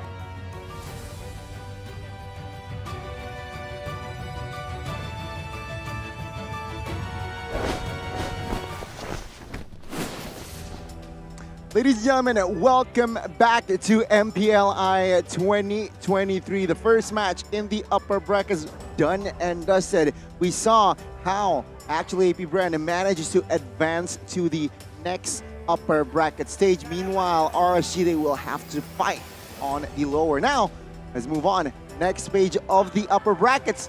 It's HomeBois, the only rep from Malaysia standing, going up against Echo. It's gonna still me, Gani, Mirko, and Zola Arashi accompanying you today. Let's see here. What will happen, Mirko? Well, we'll see what'll happen, right? We saw a stomp, a clean sweep earlier in the first match. Boink is a very, very interesting way to describe that first match. But yeah, it was a boom, bang, bada, boink. Now, we'll see if maybe HomeBois can do the same, or will Echo prove to be a bit too strong for HomeBois' win streak to continue? That's the problem here, man. I think HomeBois, they're just so dynamic, so much more unpredictable, right? Because usually the problem is, oh, it's dominant, but you can see what they're trying to use, what their strengths are. With HomeBois, it seems like there's just a bunch of random mixed in, but they're just so comfortable in the midst of all of it that they just somehow find a way to make it work. And that is something that's very entertaining, but it's also very hard to get a read on. So I think it's a bit of a race against the clock here. Can Echo get a read on HomeBois before the match is over, or will HomeBois just remain elusive until the end? Well, ladies and gentlemen, before we dive deeper regarding the match, let's give a special shout out to Omni by FWD. If you want to watch Una, of course, the ambassador of the brand ambassador of EVOS, you can check his her inspiring story in Omni by FWB. And of course, your player, Mirko. Ben, Bigatron player, and his story is also in that platform. Check it out. And of course, exclusive on Omni by FWD. Check it out on Apple Store and Google Play Store. And while watching Una, while watching Ben, while watching Arashi in the stream as well, grab a snack. Meiji, thank you so much as well. Hello Panda is available in your region. Check it out. A lot of flavors in store. And Mirko, are you eating yours? Give your testimony about this strawberry flavor. You shall do it. Okay. We shall do it. This is a live testimony for Meiji's Hello Panda. This one's a strawberry one. This No is mess? Arashi's favorite. No mess, and it's good, so good. See, my favorite is a double chocolate one, but I'll give the strawberry one a shot. You haven't tried these? Dude, these are amazing, man. It's Right, Arashi. Your tastes flavors. like Arashi. Excuse me? Well, Is this vibe strawberry? Is that what you're trying to say? yes. And well, ladies and gentlemen, just in case you want to stay updated, and of course, be sure to check our TikTok, Instagram, our social medias, right? We have a lot of platforms to choose from. Use it, stay relevant, stay updated, and again, perhaps you will gain more each day by following One Esports. Only for the memes, the news. I'm sorry, man. This is too delicious. Keep talking, Johnny. Well, Arashi, you cannot talk as well. You're enjoying your favorite flavor as well. So, with that, name this hero, right? While Mirko and Arashi is unavailable, I will give you the answer. It's Bauman. Again, from day 1, day 2, no change. That's where I have to Nothing stop you, changed, Johnny. That's Bauman. where I have to stop you, right? It's That's not crazy. Bauman. That's crazy. If you think the hero that's displayed down below is Bauman, then you might not be talented at naming that hero. Maybe your eyesight isn't as good as Leslie. Heck, maybe your eyesight's just blatant, just bad. Johnny has no glasses on, that's why. How would he know? All right. How could you so possibly know? If we gotta prove it then, Arashi. We just said that, right? What was that hero? It's glue. Turns out it's not an eyesight problem. It's What? more of a B problem, a brain problem. But if you guys cannot name that hero, that was very easy. It's fine. You know, sometimes you just can't. Sometimes you're just not born for that. But you are definitely born for registering for updates. That's easy. All you need to do is what, Simple. Gani? Register, and then you get what, Gani? Gets a chance to win 4,000 diamonds just by signing up. So 4,000. scan the QR code. That's 4. Before, and again, ladies and gentlemen, with that being said, we can now move on towards the next upper bracket match. Echo, their run in the group wasn't as flawless, but let's see here. Can the HomeBois still keep the spotless, flawless record? Let's welcome the home team first here, the Orcas, the Echo Express. Slight change, well, not a slight change, a huge change, so let's welcome the away team first. We're gonna welcome 3-0 in their groups. An undefeated team that are looking to prolong their win streak all the way into knockout stages of MPLI 2023. Ladies and gentlemen, the Hyper HomeBois! HomeBois, Malaysia. The country will, again, just give all the support towards this team, but they are going up against the franchise that's 1M4. Let's see here what will happen in this current match. Still the defending world champions with their new main lineup. The Orcas will look to change what they were not able to do in the group stage. It was not a dominant group stage, but in the knockouts, we know how the Orcas do. Ladies and gentlemen, the House of Highlights, it's Echo! Echo, again, they were given, or their performance was still so good based on the group stage, but they will just prove it here in this match, going up against the Malaysian rep. It's gonna go even further beyond, man, and this is the scary part, especially with the coaches right here. We've seen them talk earlier, and they're both very confident. And what does that mean? Both these teams, it's all about that speed, bro. Echo Express, the Hyper HomeBois, you know how fast they are? They're fast as heck, boy. They are speed, they are lightning speed. And again, let's see here. If you ask them personally, what are you? They'll answer very simply, I'm speed. I drive. Ka-chow. Ka-chow, indeed. And fun fact, HomeBois, we have some imports from Indo there. Rizal, a lone player as well, I believe, and he was the star player yesterday. So let's see how will he perform against Benny. Well, looking at the stats right here for Echo, especially for Benny Cutie, man, we don't see a lot of this carry as anymore. It's just so dangerous these days, but when you can make it work. Look at the average DPM. It's definitely up there. And along with that, cannot forget JP. 9.3 KDA is definitely really, really high. And it's in line with their style, right? It's all about speed. And in the early stages of the game, who is going to be around the map, just making kills happen, making assists happen for the team? It's always the jungle and the roamer. And look at the stats. It absolutely reflects that. But later on, Sanji comes into the mix. Higher KDA than the gold laner. And especially in this meta, that is, I think, absolutely the case. The mid laner, depending on the composition, sometimes has the job even more important than the gold lane. We haven't seen that in a while now. We have seen a lot of mid laners being the carry, right? Grabbing the carry title means that they dealt the most damage in that game. And yeah, it's it's normal to see that. Now on the other side though, what stands out here as per the data?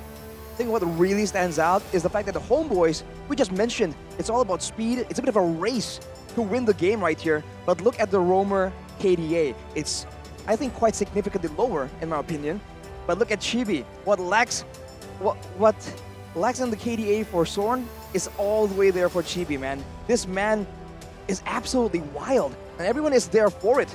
And Sorn's KDA might be lower, but Warlord, Ryzel, Sapat even, everyone just comes through because they don't always just have a neat setup and they win skirmishes. No, sometimes they just go all in, 1v1, 2v1 even, and they don't care. If they feel like they have a chance, they will do it. We've seen it again and again, and that willingness to risk it all for glory, that is something that Echo needs to take into consideration. Seems like the whole team has that kind of trend going for them. Even Ryzel in the bottom lane, definitely not scared of using a lot of resources to look for an outplay. That's something that we don't usually see from a lot of top-tier gold laners, right? What most top-tier gold laners look for is stability in lane, how you're able to farm up, get to those item power spikes, and then be a nuisance. Meanwhile, for Ryzel, he's not shy. He's not gun-shy at all. He'll use Flicker, he'll use his ultimate, he'll even flicker forwards to get these kills, to get him ahead in lane or in team fights. Well, ladies and gentlemen, this is a debut match, sheesh, for these both of these organizations, but head-to-head, what do you say? I think off the bat, right, HomeBois had a better run compared to Echo, so the stats do reflect that. But I think what's important to look at is the disparity between the average kills and average deaths. When HomeBois are on the run, when their hyper mode is activated, they just leave everyone behind in the dust. For Echo, it hasn't really been as successful, but the name, the saying Echo Express still rings true in the hearts of a lot of the Mobile Legends fans. You're right, they are a very, very iconic team. Ooh. And we agree. I mean, Echo across the board here in the English desk, unanimous again. We were right in the first match. Will we be right again? We'll see if we get it right here, but I actually expected a few of you guys, or maybe even myself, to go for HomeBois, right? But I feel like, again, knowing Echo, how strong they've been, it did seem like in the group stages, they were a bit shaky. But it was only up against BTR. We all know why. BTR are also very inconsistent. They can be really good, they can be really bad, right? So it was just a matter of which day they met against one another. And Echo, in day number 2, they showed a completely different style of play. They were able to, I would say, turn it 180 completely again. They're also an organization with players who are already getting hate for internal reasons, for roster changes as well. The fact that they are still able to play at this high level, despite the pressure, despite the hate, shows you that they're here, they're still hungry, they're not here just to participate. They want to get back to their former glory. They want to get back to the prime version of Echo, that M4 World Champion Echo. What you're saying is there's some RNG involved right here. A bit, when it comes to Echo, There's extra when Bigatron is also involved, but now, for Echo, I do feel like they have a bit more experience, and I do believe that the HomeBois playstyle is very, very effective, but it also has a lot of shock value built into it. If teams are used to it, especially if they've seen and had time to analyze the playstyle of HomeBois, I do feel like it is not an impossible puzzle to crack. So we'll have to see. I think individual skill will be even more important than usual against a team with HomeBois' playstyle. But as we mentioned, Echo, they are here, they are hungry, and they are no pushovers at all. I think we're gonna see a lot of back and forth right here. I think all the way till the end, the final moments of the game, we're gonna be kept guessing. Is it gonna be Echo or is it gonna be HomeBois? We're not gonna get a very early conclusion. I mean, I expect a lot of action indeed. So with that, so let's just jump into the draft here for our first game between Echo and HomeBois. HomeBois will occupy the red side here already with the bans Matilda, Valentina. They focus more on towards that mid rotation, right? They know that at the end of the heart of Echo is also in that mid and roam. They try to limit the options there. Meanwhile, Echo, same response here, same route as well, banning out the mid and the roam.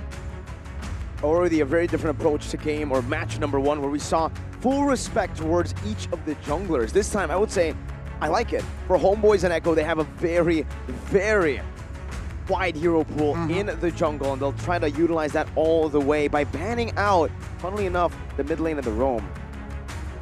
JP, what are the key factors as to how the new Echo plays, right? If JP does really well, they can mount a win streak just like an MPLBH regular season. But once he hits a slope, once he slows down just a bit, that's where Zord can actually look to exploit a glaring weakness in Echo. I get what you mean, and I want to go and focus on the draft. 1-1 is up and available, and with the Phobias ban signifies that HomeBois might pick it up in that first gaze.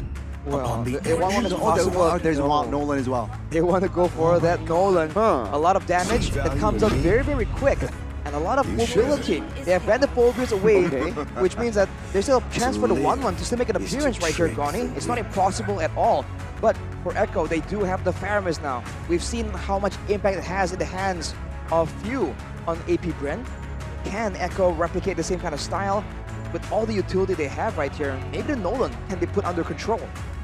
Nolan's only been left open once. That was in the group stage, day number 1. I remember it. It was TOB versus AP BREN in the first match of the tournament. That was when Caltese used up the Nolan. There was a counter pick in the Phobias, but it was not effective. Nolan was able to still outmaneuver and find those flanks now with HomeBois getting the Nolan. And on top of that, some really good setup for that killing pressure. A winning lane in the gold lane, a Bruno, and also a good start with the Terizla.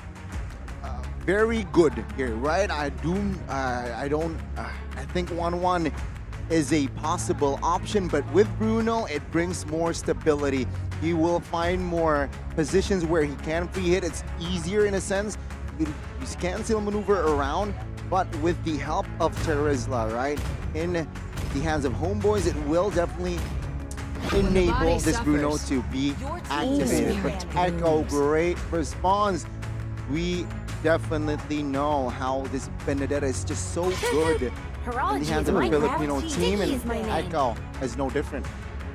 That's quite the fearsome Benedetta, man. I mean, there's so many ways that it can be used right here, and without a clear counter, this will be a dash-heavy match. And the Bruno is great, but the Bruno is also immobile. Earlier, we saw that it's always backed up by AP BREN with the Faramis or with a Mathilda or a Minotaur. Something to make sure that he does not get bursted down. Now with a Fredrin and a Benedetta, it's looking quite dangerous, so I fully expect some respect right here, maybe towards some assassins or some heroes that can really make a massive game-changing engage. Okay, HomeBois, will they go for a roam ban here, possibly? Perhaps to limit Daddy JP. Yeah, they will go for the Raja ban. Maybe a Franco ban might come through as well from HomeBois, though. Echo, do they limit the roamer? The answer is no, they will limit Lilia. Why? They will clump with Faramis, with Fredrin. A lot of short-range heroes that need to close the gap, and with Lilia on the opposite end, it can destroy that formation. Yeah, especially the mid-control that you get, right? The wave clear on that Lilia, amazing. You can actually go for the full control if you give HomeBois over that Lilia. They already have a Terizla, a Bruno, so many winning matchups. If you give them a Lilia, that'll be another way for them to control, especially the neutral objective side of the map. Perfect now for HomeBois, though, they require some crowd control, or they require some kind of kiting tool, because otherwise they're gonna be forced to stick in the nether realm and duke it out. No Valentina available. If they want to escape, they need assistance to do that. If they want to stay in the fight, they need some AoE crowd control, but that's where Echo denies it. They go for the Minotaur. What does HomeBois have? I think the Atlas comes to mind, but we haven't seen it in too long. It might be a bit too risky to use it here. Very hard to catch Benedetta on the Atlas. Fairman's can rock the Purify as well. So my guess is HomeBois will just have a solid choice. If they really want to go crazy, they can pick up a healer here. A good hero is Florian potentially, but let's see. Echo, good disengage tool that they add in their composition, right? With the Minotaur, it adds more room. With the short range composition that they have, perhaps with the Minotaur, they can disengage. But HomeBois adding more depth. It's a debut pick in MPLI 2023. That's the Gourd. Adds more range, adds more depth. That's a very risky pick, though. You're up against so much dive for the side of Echo. They have that Benedetta, Sanford on the Benedetta, a man known to just make a big mess in the back line with any hero he gets, especially a Benedetta. But for Benny Cutie in the gold lane, they'll stick to a signature pick, a carry against a Bruno. Not really the most ideal of matchups for Echo, but that's how they like to play it. They think more about the team synergy over the hero counters, playing for that one moment. Benny's going to be the weak side of the map in this game. Should be. Most definitely. In such a difficult matchup, he will only find value later on in those big team Look fights. at this. But even then, he is susceptible to just getting absolutely bursted down here. So, I feel like HomeBois has more ways to dictate when the fight happens, technically. For Echo, it's very reactive, and I think it all revolves around Benny. He can find success, the team can. Yeah, the prediction was a stomp, Miracle, right? Almost all to the side of Echo. Will HomeBois give an upset in this first game? Composition-wise, they definitely can, right? Sure, that Gourd is such a risky pick, but the range, they can play, definitely can play the range around with. Ladies and gentlemen, it's time for us to enter the land of Dawn. For match number 2, Echo takes on HomeBois. Zorn already early on this Edith, going at it with JP, but is forced to use the onward defensively. And you know how Echo's name is the House of Highlights? I think for some reason, I have a feeling that we're going to see a lot of highlights here from both these teams in this matchup. I think highlights are definitely going to be present, but I think the gold lane matchup is where it's at, especially for the late game. In the early game, though, that is a lot of damage. And onward, a Mystic Projectile as well, both connecting in Chibi. You can definitely see that base damage come forth in the first minute of the game. Super fast clear. He's already gone through both his buffs. That was a fast rotation, and seeing the composition, it does make sense, right? They can play this also. This mobility composition that they have perhaps in this early game especially. So with JP not having a flicker for the Searle, that's already a huge advantage on the neutral objective take for the side of HomeBois. Right, in the first fight though, the Cold Altar, or the Netherrealm, my mistake, against possibly a combo with a penalty zone. We'll have to see, because Echo, they're putting a lot of emphasis on the top side, but the backup is coming. Kaltizi has to walk away from this, and that's actually going to be a good steal away. Warlord gets it. Meanwhile, in the bottom lane, as expected, this lane for Ryzel should be in his hands. A bit of an advantage. Meanwhile, first turtle going to spawn. Not yet slain, ladies and gentlemen. And you can see here already Fredrin is poking the turtle now. Setup-wise, Echo is also, they want to contest. Let's see if they can. Echo still has a bit more of an advantage when it comes to CC, and there it is. Sanford with a Petrify, even diving to the back. Warlord should be in a lot of trouble, but is able to flicker out. Meanwhile, there's another fight going in here. Sanji saves the day for a bit with another round, but Kaltizi here gets out for a while. Subpot flickers forward, but gets knocked up instead. Now it's Chibi versus the world. It's still an outplay from Sanji. And Echo takes the dub early on in the first turtle fight. Sanford saving the day, and even now, Sanford finds a solo, technically. Wow, Sanford, earlier on, he distracts Gord looking for the kill, doesn't really get it, but it made Gord or Warlord recall, and without the Gord, Sanford can regroup with his team, provide the cover, and there you go. Echo grabbing 3 kills in an instant. The early game damage definitely comes from the mid lane, especially when you do have the Gord. Unfortunately, got caught in a weird 1v1 there. It is not ideal. Shows again that HomeBois, they have all the tools right here, but the setup matters more than ever as Soren finds a play. It's on to Carl Teasy. It's a good primal ramp that gets him low, but now he is caught in the enemy jungle. Behind enemy lines. Zorn with an Earth Shatter, Sanford with Eye for an Eye. Zorn should be dead with a Phantom Slash there, and yes, he does fall in the back. It does give Chibi, however, a big opportunity to secure a neutral objective. The first turtle is now up, is now taken out. So let's see here. Echo, will they be able to somehow equalize, right? That's the question here. Echo, though, economy, they are slightly ahead. I feel like they're still pretty okay bringing this into the mid game there, especially if Chibi doesn't really get to snowball hard. Sanji quietly has already amassed 3 kills, already with the Enchanted Talisman. That's a lot of damage, burst-wise, but also a lot of damage because he can spam it a lot more.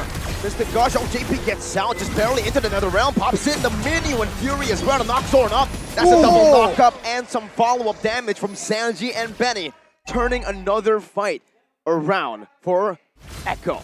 The reinforcements from Echo, man, they are a pod indeed.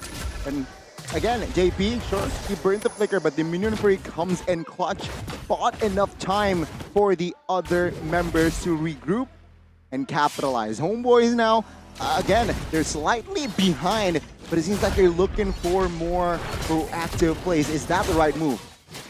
I feel like proactiveness is on the hands of Echo. They kind of actually have a better burst-heavy composition, so unless it's a full-on 5v5, I don't really think HomeBois' composition really lends itself to these skirmishes in the early game. I think later on, when they want to get a big combo, that's where Ryzel can just hold his ground and aim to just outperform, out-damage, output Benny Cutie. But that has to be backed up by a strong early game laning phase.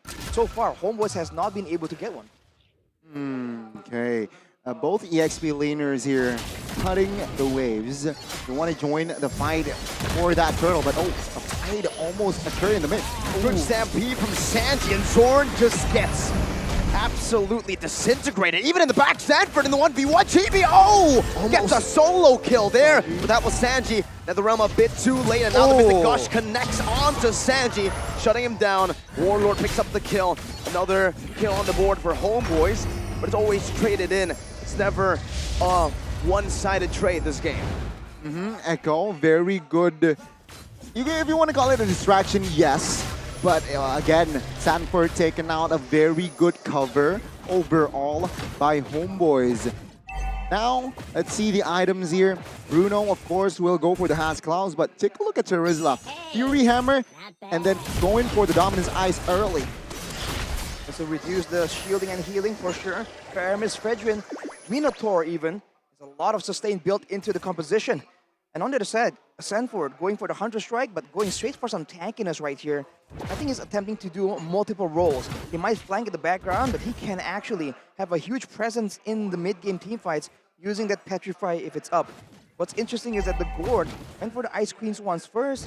It gives some kind of sustain and a lot of utility, but of course, it only depends if Warlord doesn't really get found, if he doesn't really get zoned away in the middle of a big fight. And onward, connecting onto Carl Teasy with a follow-up, an instant penalty zone, but now the re-engage happens. Echo get a massive minute Fury. Now they all fall with a Mystic Gush. The laser's big. TB has to back away. Echo going very, very low. Meanwhile, Sanford in the back joining in with a flank as well. Ryzel looking for a big play. Picks up one, now dashing forward as well. Betty Cutie gets an outplay. Ryzel doesn't. And it's all Echo with a victory. Only Sanji falling. It's a 4-for-1, a disaster for the HomeBois. A lot of bodies already from the side of HomeBois, and Echo, they will establish a healthier lead now. Take a look at Carl Teasy going for the purple buff as well, stealing that one. And man, HomeBois, they were fine 2 minutes ago. Now they need to slow down their horse. Maybe. This is a problem when you meet your match, kind of, right? You're both, making crazy plays. Chibi right there had barely any HP, and he hid in the bushes trying to get Benny Cutie. But Benny was ready for it. He would do that as well, but no, look, Rizal deleted off the map instantly. Echo, they see someone step out just a bit and they go in hard. It's the house of highlights that we all expected today. Only 2 turtles this game. They'll ignore the third one and they'll go straight for the Lord that spawn in with no Rizal. I don't think HomeBois can really look for a contest. See, Echo, yeah, they will blitz it. Well, not blitz it, but they will take this Lord comfortably. Meanwhile, HomeBois is struggling to find any cross-map plays. And it's all because Echo, they do not forget to clear. They always manipulate their ways, managing it very, very well. And HomeBois, up to this point, have no effective play in their hand. And the recall's coming in as well. I feel like HomeBois have to try and respect the potential, but wow, 1v1! Solo kill down below by Sanford on the Benedetta against the Nolan. That's why they didn't ban it. They didn't need to. Sanji walks up, the zone Rizal and Sapat does it successfully, as that's going to be a free tier 1 in the mid lane falling. Zor now caught in a tough spot. Kaltizi wants to go all in, trying to look for a taunt there, but gets poked down instead. Rizal down to half of his HP, forced back all the way to his base. And the issue right here, especially in these big fights, is that Benny Cutie is relatively untouched. He usually gets, some damage spills over onto him from some AoE damage, but for the most part, he's been very, very safe. Having a Purify and standing next to a Pyramus and a Minotaur, he can go as aggressive as he wants, and if you go on him, it's not necessarily the right move for HomeBois. It's a difficult situation to be in, and now Echo is taking full control. The snowball has begun. Ladies and gentlemen, that was the first Lord. Echo will not be able to push until the base turret here. The passive still stands for HomeBois. And, well, meanwhile, the jungle, though, will not be safe for the side of HomeBois there. Oh, jungle invaded. Sanford against the world right now, staying able to evade. Sanji comes in clutch with another realm, and he gets out. Now it's a re-engage. Chibi falling to the Appraiser's wrath. What a now play by Echo as Benny Cutie now follows up to the team. Sapat with no flicker, cannot get away. Gets knocked up and taken down by Kaltizi, who picks up a double. The coordination, the trust, and Echo, they move more. Into the base, inside of it, they don't care. Warlord gets bursted down by one San. That's the second half of the San duo going in to pick up a killing spree. Dorn running away with the conceal, but the San duo is inevitable. Echo, they can't end right here, right now. Chibi and Sapat, can they defend this one? It's just Chibi right now, and he got deleted from the map, and now it's Sapat. He'll follow very, very soon with a base taken down. My goodness. The Echo Express are back. Echo still just ruining HomeBois' party here in the best of 3. But my goodness, Echo, what a performance. The level of pressure that they give to HomeBois was just on point. That was 10 minutes. That was. I mean, we all thought it was going to be a short game regardless of who came out on top. But it's almost like Echo is saying, hey, I taught you all that you know, but not all that I know. They just knew how to play this crazy, reckless playstyle, and they're ready for it. Sometimes teams are just not expecting the crazy plays from HomeBois. Echo just seems like they were expecting it already. Even reading through, seeing when Chibi or the rest are going to try and make that crazy play, and it always falls short. I mean, let's talk about the drafts first, right? It was Faramis picked up from the side of Echo, but since HomeBois committed on towards a Gord instead of Valentina, that is where I feel like Echo has that edge. That Nether Realm on one side only was the game changer, especially if we're talking about the mid game, right? Gord, sure, can stun true damage as well, but man, that Nether Realm always comes in a clutch. That final moment, well, not the final moment, but the moment that Sanji saved Sanford from going in 1v5 was really the nail in the coffin for the HomeBois. What were they supposed to do after using all of their resources on one dude? And that dude having his second half come in. Mr. San to another Mr. San, saving him with another realm and then turning the fight around completely. I guess they just go next. They just go next. That's a good answer. That's exactly what happened. But I think there's a lot of obviously, I think the Benedetta was the big problem here. Solo plays, check. Team plays, check. Diving in, check. Baiting, also check. This man just does it all, man. Sanford, that was insane. And we already mentioned it in the game, but even if you can take him down, then that leaves the carry. Yeah. How are they supposed to deal with the carry? They can't zone him. They can't really focus him down. It was just such a good draft that doesn't really leave any easy solutions for HomeBois. And a well-deserved MVP as well here, Rashi. 4-on-5 by Ford. I don't want to call him by his full name, Sanford. I want to call him Ford NG. 40. 4G. Yeah, 40. Yes. What? Benedetta. Item-wise, hybrid, right? Just the Hunter Strike for the attack, but the rest of it is just all defense. And with the Petrify, that stun is more than enough to dismantle the formations of HomeBois. I like how he went for the Dreadnought armor first after the Hunter Strike, and then he didn't really build into a full cuirass because his lane opponent technically wasn't doing so good. So there weren't any physical ability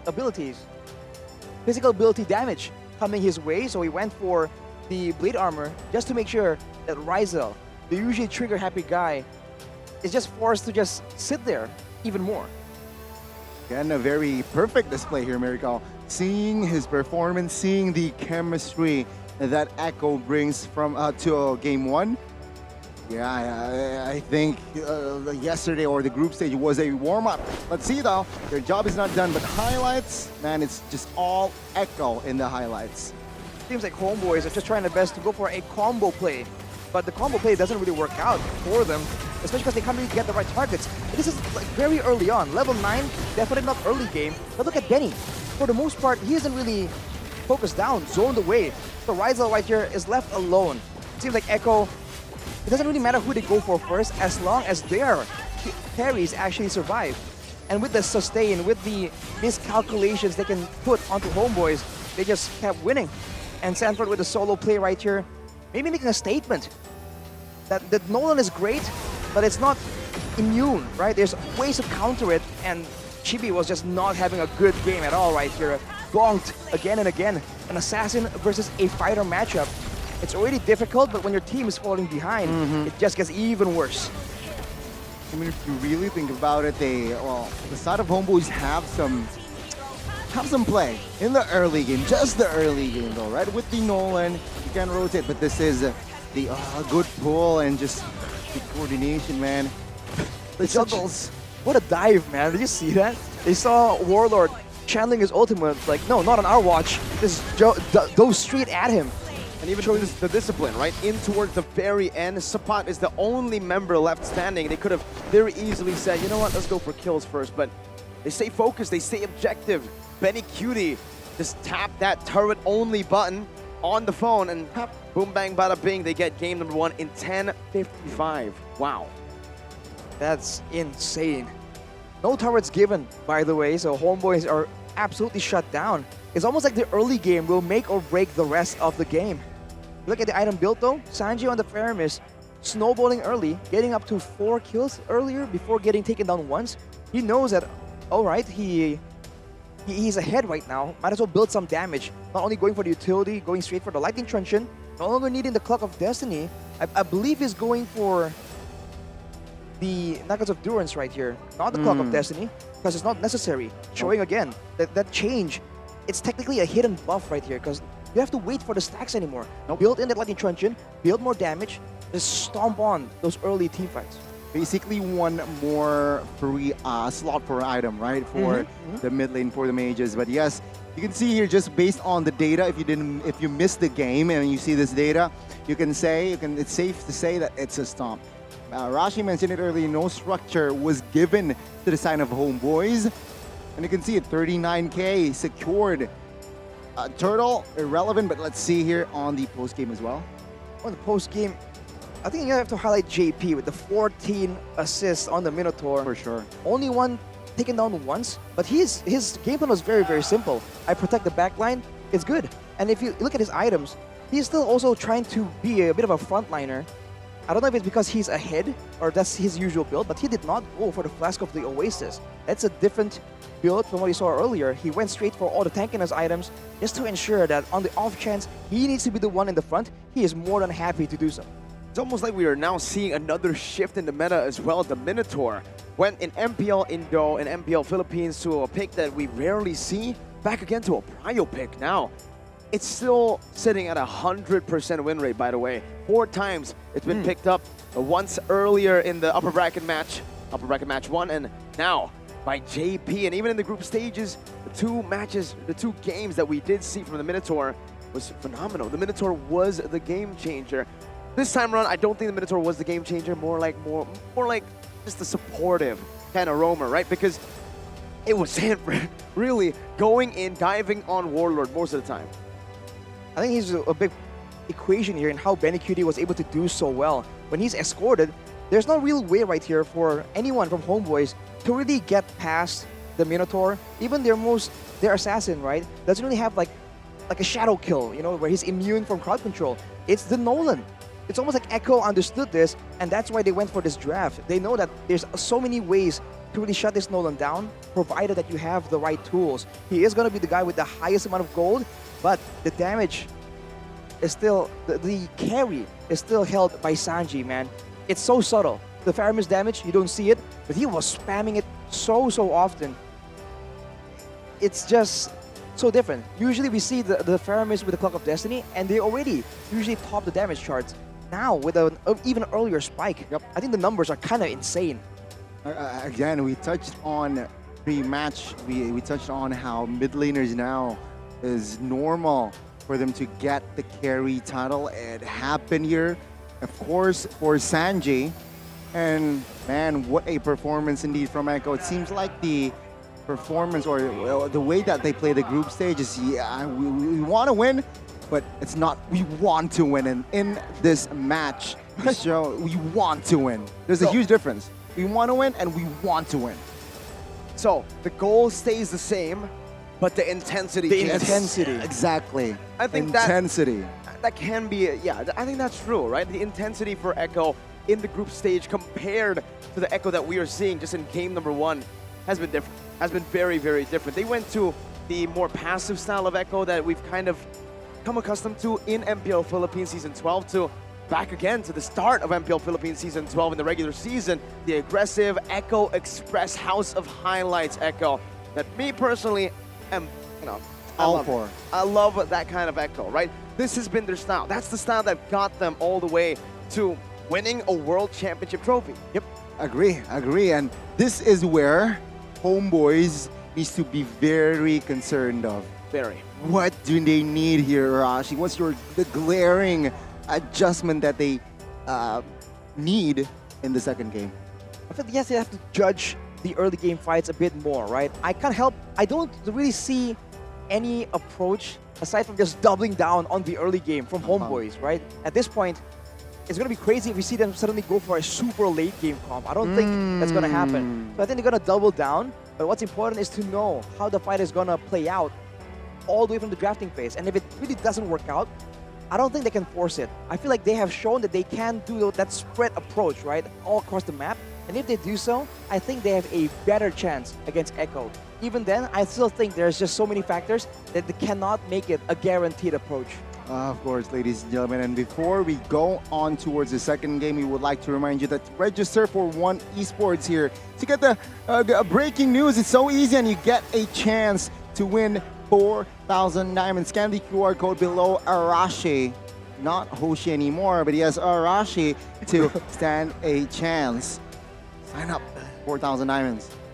Awaits. It's just Arashi now, and it's just One Esports as well. You guys can get it so easily. And hey, while you're doing that, join the One Esports community as well. If you guys are looking for more ways to win an MLBB, especially if you want to win MLBB Diamonds, check out the One Esports community. Why? Why, Miracle? Because Listen, the community is not just a random community, it's a community that's a hub where you can find fun activities like quizzes, pick'ems that you guys can do as well. For MPLI, share it with us whether you guys were able to get it correct in the group stage all the way to the knockouts so far, and also community tournaments. If you guys want to show your skills, your mechanical prowess, don't just show it in ranked, show it in the One Esports community tournaments. Exactly. Check it out. Be interactive. Be more involved in that community. And of course, check out this app as well. One Esports app. If you want to seek news, seek more information, this is your one-stop destination for breaking news and of course exclusive interviews with the athletes that is within the MPLI. So again, please check it out. Download. It is very free. It is free now. Only exclusive on the Google Play and Samsung Galaxy stores now. Check it out. Do as he says, man. He's a very aggressive man. I am passionate. Passionate. That's a great word. And I think that shows in the line of Donna as well for MPLI, man. Like Nico mentioned, the intensity is just different. In group stages, you know, maybe there's a bit of chill, right? They were great. No audience as well, but now They were excellent. Again, a very, just again, a brilliant performance, brilliant display. And you can see here, the man on your screen he's a leader. Coach Tic Tac. Most definitely. We saw the mutual respect between the two coaches here, Coach Tic Tac and also the analyst for HomeBois, Antagonist. His name isn't really too friendly, you know, as an antagonist, but we did see that both of them have mutual respect. Antagonist said that Coach Tic Tac is one of the best coaches in MPLI, if not the best coach. And he has a lot of respect to him, and Coach Tic Tac was actually, on stage, you can see that he was really happy to hear that. He was also very... Is he hearing us? I don't know if he can hear us. Was he now. blushing? Blushing? I didn't really see the blush, but maybe deep inside, because he did say, you know what? Thank you so much. Good luck as well to Antagonist. So it's great to see that these two regions, even though right now they're on the brink of knocking HomeBois down to the lower brackets, they still have that sportsmanship, the competitive integrity. I feel like it's very poetic that Coach Tic Tac is the one bringing in this refreshing style. Very refreshing, but here's the fun fact. Here's an unnecessary fun fact. Very minty style. Minty style. It's a bit on the nose, Mirko, but yes. Fun fact, Goni. Fun fact, you can't spell antagonist without Goni. But yes, let's jump into the drafting phase to see the draft for game 2. You can't spell antagonist without Goni. You're not wrong, but... You're not, well, technically, Goni is spelled with an E in the end. So Antagonist. If it's just Goni, He's French. right? Like no E, then I can see that. You know what? Off context, but I was thinking about changing my stage name. Just gone. Just gone. He's gone. Well, then you can actually make that joke. You can't spell antagonist without gone. Wow. I'll give you that one. But once you change shifts, we're like, oh, Goni's gone. He's gone. Going back to the drafting phase though, let's see the adjustments right here. For HomeBois, Matilda, Valentina, no phobias this time. They are sick of that Fredrin. When it comes to a messy fight, a long drawn out fight, the crowd control, the damage, and the regeneration, the guy that's best at doing it all is going to be the Fredrin. It gets taken away, but the fairness is still very much prioritized by Coach Tic Tac. Okay, let's see the response here, right, Echo? They will definitely give the Faramis a go again. It's just, man, the hero, being the carry in that game also was just so insane. Now, HomeBois here, will they steal a hero or two from Echo's book? Let's see if HomeBois want to actually try to adapt or maybe stick to the game plan that they had earlier. It's still going to be the Bruno, and they'll lock in the Baxia as well early on for Mr. Chibi in the jungle. This is dangerous, right? Because sure, HomeBois have the last pick, but the carry can be picked up again here from Echo. Do you think it's too early to pick up a carry? But no, they will secure a Kai. Hello, Panda. The spirit blooms. And with that, the Benedetta that was just so damaging, the MVP of game number 1, probably in the hands of Sanford yet again. The backshot though does save a bit of trouble dealing with the healing, dealing with the Netherrealm, and with a Lilia that has been used as a counter right here. The spammable dark energies to try and destroy the people coming together for that Netherrealm protection. But against the heavy spin, it might be a bit difficult. We'll have to see how they round the composition out as the Diggy gets banned away by Echo. I really like the adjustment that HomeBois made here with the Lilia pick. Now, earlier, compared to last game where it was banned out in the second phase. Shout out to LaFell, got this information from him, but HomeBois, they really love playing in the river. Ooh. I mean, for LaFell even gave me like a nickname, kind of a, I don't know what it's called, but for LaFell, he calls HomeBois the king of the river. Because that's how they win their games. They control the river. It's the RC, not the NC, not the neutral objective control, but the river control. The fact that they are able to set up so early gets them such a big advantage. And how do you set up early? You gotta get mid control. You need to win in this mid lane matchup, and the Lilia definitely facilitates that a bit better compared to the pick they went in game number 1. However, here, I see what you mean, but however, I really like the two picks, Akai and Benedetta. Why? With Benedetta, it forces you back. But with the Akai, it somehow forces you to bring a Purify with the Lilia and the Bruno. Yeah. So now, they're asking a big question. Hey, Lilia, Bruno, which spell are you going for? Either way, I have an answer. Whoa, what? To just, if you bring a Purify, my Benedetta will definitely shred you. If you bring a Flicker, my Heavy Spin will be that effective. It's a signature pick for Zorn. It's the Cho coming down, but against an Akai and a Faramis, man. That's tough. And even a Benedetta, a built-in eye for an eye anti-CC that can actually counter the Cho. Seems like the only route for HomeBois right now is comfort. They want to get everyone on their team comfort picks. And funnily enough, that's also the adaptation made by Echo after the loss against Bigatron Alpha. They're never forcing random picks that they're not good at anymore. Now they're going to go for full comfort, and that's the Ixia for Benny Cutie against the Cho.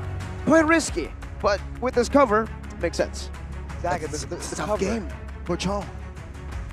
Even if it goes, exactly, the Faramis almost always goes for the Purify as well. So the targets are very limited, and with the Akai in place, there's just so many ways for them to really punish the Cho aggression. I was thinking that the only way that HomeBois can try and get value is by punishing the Purifies, and I guess the Lapu Lapu has that damage that can't really be dealt with a Purify. Let's see if it plays out though. He's up against a tough matchup, and later on a tough composition to try and make maneuvers in against an Akai and a Ruby. That's a lot of spammable crowd control. A very understandable pick as well, right? Lapu Lapu has that immunity in his kit that can be utilized entering the back lines, but I am not convinced that it will be enough because this Cho is not a Cho game. Prove me wrong, Zorn, prove me wrong, but you need to deal with Ruby and his skills. You need to deal with Faramis and the Netherrealm that can miscalculate you. So, let's see.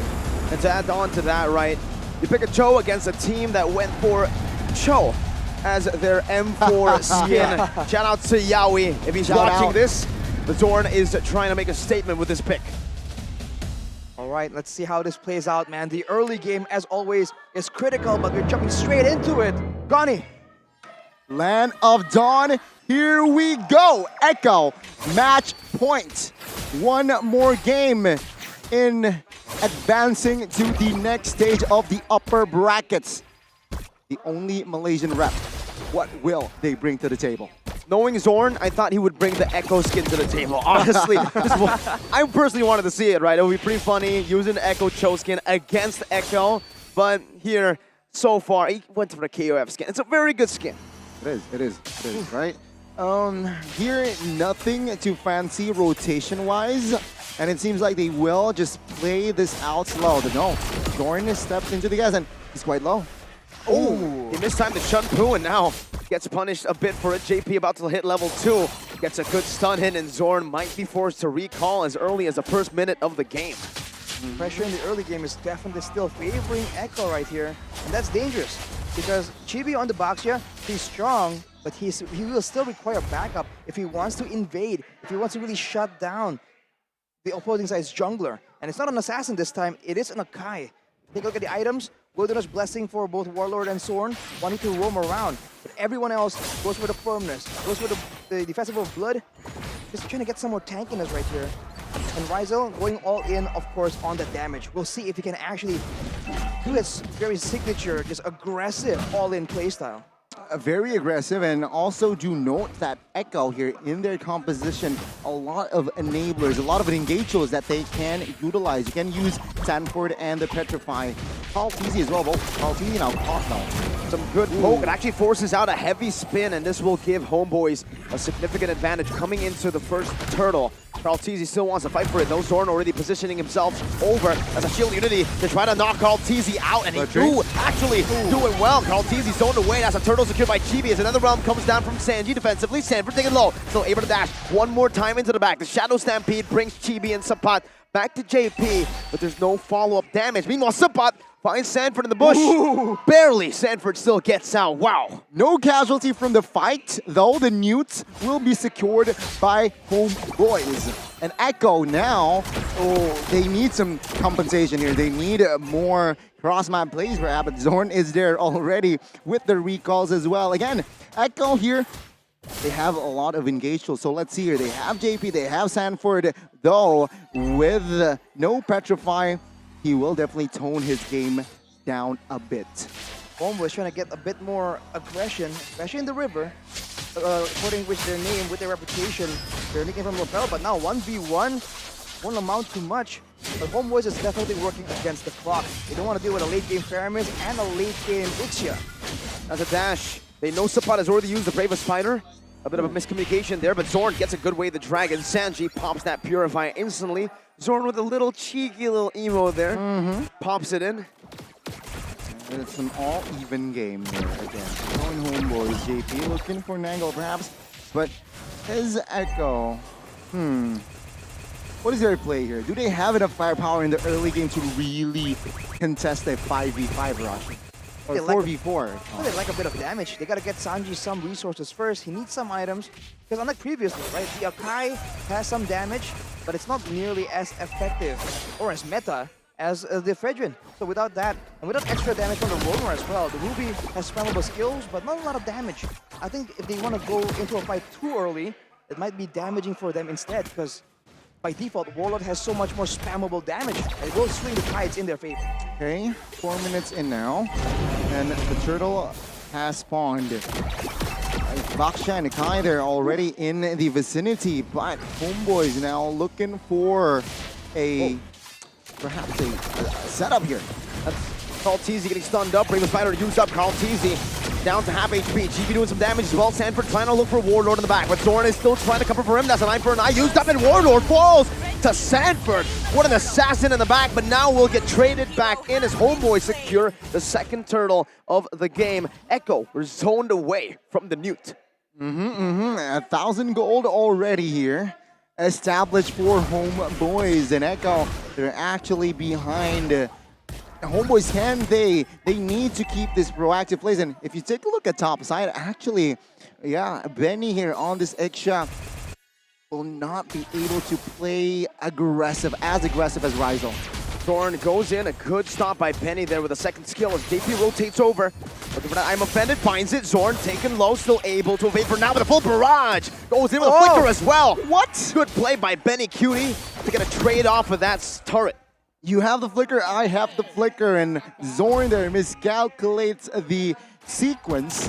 And let's check the items here. Nothing too fancy, but of course here. Benedetta here, Fury Hammer in his hand. JP with the don't run Wolf King, now Sanford with the final blow to the back, finds Warlord again. And now Sapat even getting brought back to the team, but it's only just a kill. One trade in for Echo with Sanford holding 2.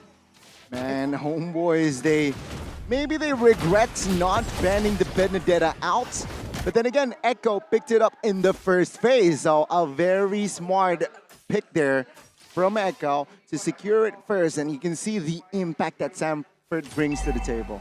I think we expect nothing less from Sanford himself. But now with the Cho, they're spending so much time trying to take him out. There's a lot of attention taken away, but now Soren. Ooh, dodges from it. Misses both the Chun-Poo there, but is able to find a way. The Dragon connects over to the back line. JP can be stunned up, still able to run away for now, but Razel is just chasing him down. Carl Tizi forced to pop the heavy spin, and even the Nether Realm from Sanji. And look at the timing of these ultimates being burnt out. HomeBois have timed it for the neutral objective. This time the third turtle of the game, and Chibi has found all of the turtles so far. The third one should be going to HomeBois for free. Paltizi has no heavy spin, and in the mid lane as well, they don't even have that mid pressure to control it. HomeBois complete 180 in game number 2. That was a perfect example of how you want to re-engage Echo, right? Zorn here again, being a constant nuisance. And yeah, very annoying, and a purple buff invasion. Paltizi was still able to find it with that retribution as HomeBois are forced back away from the jungle, but Chibi still wants to stay. Shield Unity threatening a dive, but with no minion wave in the mid lane, they'll have to opt out of that position. Man, Echo now just struggling because of the pressure that Soren is exerting. He's always trying to make plays happen on the opposite side of what his team is contesting, using the Cho as a bit more of a nuisance, right? Recalls, Chun-Pos, but he has shields, he has mobility, and you can't really catch up to him. This is what he's abusing right now to waste the time of Echo, and as a result, you're seeing that every time there's a neutral objective, the setup just ain't as clean. That's a Bravest Spider, two-man stun by Sabat. Amazing setup, and Zorn gets a good way. The Dragon on the JP. That's an I'm offended, not connecting. And Sanford now does a magic damage, a lot of damage onto the back, but is not able to find most of it. It's still Sabat running away now. Zorn getting out with Warlord with the black shoes. Betty gets a massive full barrage, but HomeBois just walk out of it. Oh, 3 men taken out, and HomeBois, they might look for more here, a little bit greedy, but they will disengage. A very good setup there, started by none other than Sabat and Zorn. I think the ultimate was cancelled right there. It seemed so perfect. He was going to pick up the kill on Zorn, make it a bit more costly for HomeBois. I think he got stopped by like a spell just thrown out before the retreat. Look at the gold difference right here. It's the gold lane where the attention has been put. See, a 2k gold lead for Ryzel. He's definitely having a lot more impact right here. But Benny, despite being having 2 kills, still behind, but still having a very real impact. If this goes on in the late game, there's no real way for HomeBois to really shut him down just yet. He's been able to get this full charge, full barrage again and again. HomeBois, they are controlling this game in the second game of the series, ladies and gentlemen, and they want more. Don't run Wolf King. Carl Teasy now bringing Sapat all the way back, but he finds the Bravest Spider. Not in time, it's cancelled out. Now he can go for it again. Jumps into the back, Nether Realm to defend. Meanwhile, the Baxia was able to steal away, or secure the Lord rather. Now it's going to be the full barrage onto HomeBois. Oh my god. But they just soak it in. Zorn is recalling in the face of a full barrage. Now Sapat is caught in the door on Wolf King. Another Shadow Stampede. Oh boys, my goodness. Win in the battle of attrition in a long, drawn-out team fight. HomeBois got the Lord and the kill. HomeBois utilizing their third pick to its utmost potential. That Lilia again comes into clutch, and with this Lord, with Echo now just barely regrouping, HomeBois can definitely get more structure. Man, I think they require a bit more damage right here. I don't think the goal difference is that big, that they can't really out-damage HomeBois at all. But you're seeing that Benny Cutie got a full channel and didn't take a single person down. And in fact, HomeBois is just ignoring it, just standing inside the full barrage. That's not a good sign. Even if you can survive with the Nether Realm, if you can't take down the members of HomeBois, it will be for nothing. They're still holding on right now, but they're going to lose a bunch of turrets in the process. See here, all 10 spells on the board for both teams. Full offense power and also full defense power here with an additional Lord for HomeBois, let's see. Sanji jumps in, brings Zorn back, but he's able to just jump out with the GP go. HomeBois with the Cho pick that we doubted there against an Akai, against so much disengage and pick. He's able to make it work, shows you that comfort gets you a whole of a long way. On the other side, man, I think Carl TZ on the Akai, not bad, but it's not the same kind of impact. He loses his orange buff right here. This is the problem. it's supposed to actually facilitate the neutral objective take. But Echo, it's almost like they want to try and contest, but they don't want to steal it away. They want to win the fight as well. And if that's the idea, then you can't go for the Akai, man. It doesn't function the same way. I said Zorn will have a tough time in this game, but man, this guy has proved me wrong. And I want more. Please prove me wrong again by sending this game to a third game. Let's see here. HomeBois already a very healthy lead again, 8,000 gold. They are just screening, waiting. Potentially in 35 seconds, then they will be more proactive in the Lord. Echo looking for plays, but it seems like the bottom side, okay, they will not tease it out. They're just trying to slow the game tempo down way down. Because HomeBois have the lead, they're going to look to play it very slow, freezing up the waves, try to deny any kinds of farming from the side of Echo, especially Benny Cutie and Stanford, the two pillars to get them out of a sticky situation in these team fights. And the issue right here in the team fights is the fact that HomeBois will send one guy, usually Chibi or Sapat or Zorn, and then once he's low, he comes back, and there's no way for Echo to make sure he stays and gets taken out, and they don't have enough damage to melt a single person down, like the carry. Now Sanford tries his best to find some vision, but HomeBois, they have full control here. Carl Teasy with a headbutt. Warlord gonna be taking low, forced to pop in the black shoes. Meanwhile, Sapat zones in the back. Zorn looking for the play now, pops in away. The Dragon gets Sanji, and Warlord's right there to follow it up. Sanji's still able to maneuver around. Rizzo picks up the Lord right now as Sanji falls in the back, has the passive to get back up in 5 seconds. But Carl Teasy will be taken down as well, and now HomeBois are going for the base turrets. Great positioning by Zorn, great timing as well as they look and move onwards. Electro final blow, Chibi brought back way into the base turrets of Echo. Takes him down at HP bar to half HP, but he's still able to maneuver out with the Puissance. Unfortunately, the I'm Offended wasn't available for JP. It could have been a great pickoff, but let's take a look at the player's gold. Rizal just all the way up there. Second is Warlord. It's facilitating the clear again and again. Benny isn't too far behind, but in the gold lane matchup, dude, what is this, like a 3K gold lead more or less? That is massive. It's massive, and this potentially might be the final push here. HomeBois, can they close the gap? Oh my god, oh! Sanji just disappeared! The one-shot damage coming from Rizal, but the combo in the back as well. It's gonna be Rizal who pops the Wind of Nature to equalize in game number 2, bringing the series all the way to 3 games. Woo. HomeBois, they were able to rise above their opponent, and that is Echo in this match, and force this series on towards a game 3. Ladies and gentlemen, the whole Malaysia stand up. And my goodness, this is going to be the first game 3 in the playoffs. For sure. We expected more matches to go, all 3 games. Our first match of the day, RSGPH and AP BREN as well, but we have been given other outcomes. A 2-0 start, but nonetheless, it's 1-1 now. We'll get to see, back in a best-of-1, Arashi Gani, who has the mentality to take all 3 of the games here. Best-of-1 where it's a speed race. Let's see who come out on top as the Speed Lord. But for now, we're gonna talk a bit about the game right here, because there's a lot of things happening right there. Echo looked so different. And I can't help but feel like the Ixia pick, I don't really see why it was so important. They didn't require that kind of AoE, that kind of big team fight. The lane, maybe they wanted a strong laner against a Bruno, but he wasn't facilitated to try and snowball there as well. I felt like in those fights, if Benny Cutie was on the carry, they would have done better instead. Yeah, I think they were low-key, they miscalculated the damage here, right? Warlord, again, a very great pick there. Lilia, third pick, and the response, unfortunately, didn't really fit the system for side of Echo. The Akai and the Ixia. The Akai was practically a non-factor in that game. The heavy spins were popped prematurely, forced by HomeBois as well, which, of course, will not be able to contest the neutral objectives in that early game.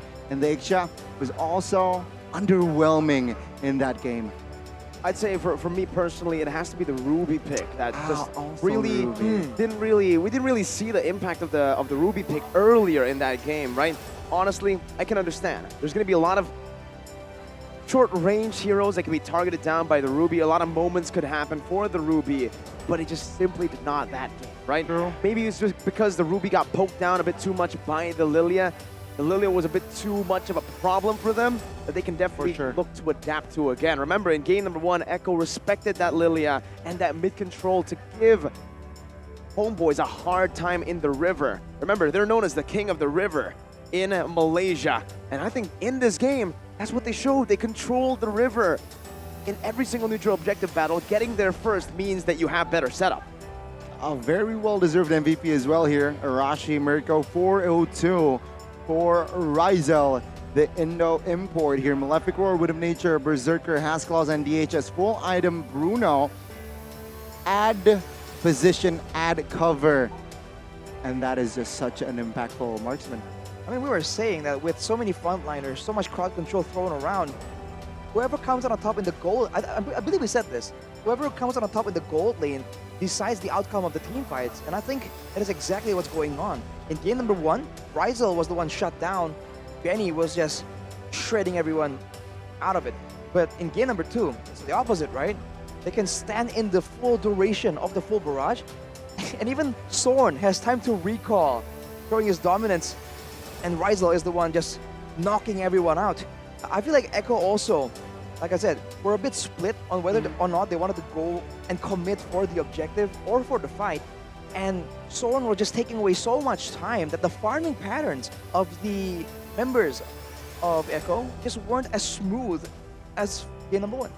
Yeah, for sure, for sure. Unfortunately for the side of Echo, and I can see the theme of game 1 and 2. It's just coordinations, reinforcements, right? Game 1, Echo, they were moving like a pod, and in this game, it was actually HomeBois' side who has the setup, who has the information, always in check and always on point, which, again, it manages to dismantle the rotations from the side of Echo. Now, let's see the highlights here to see that again and reminisce what happened in game 2. So that was one of the bigger plays there, the flicker in the middle of the full barrage.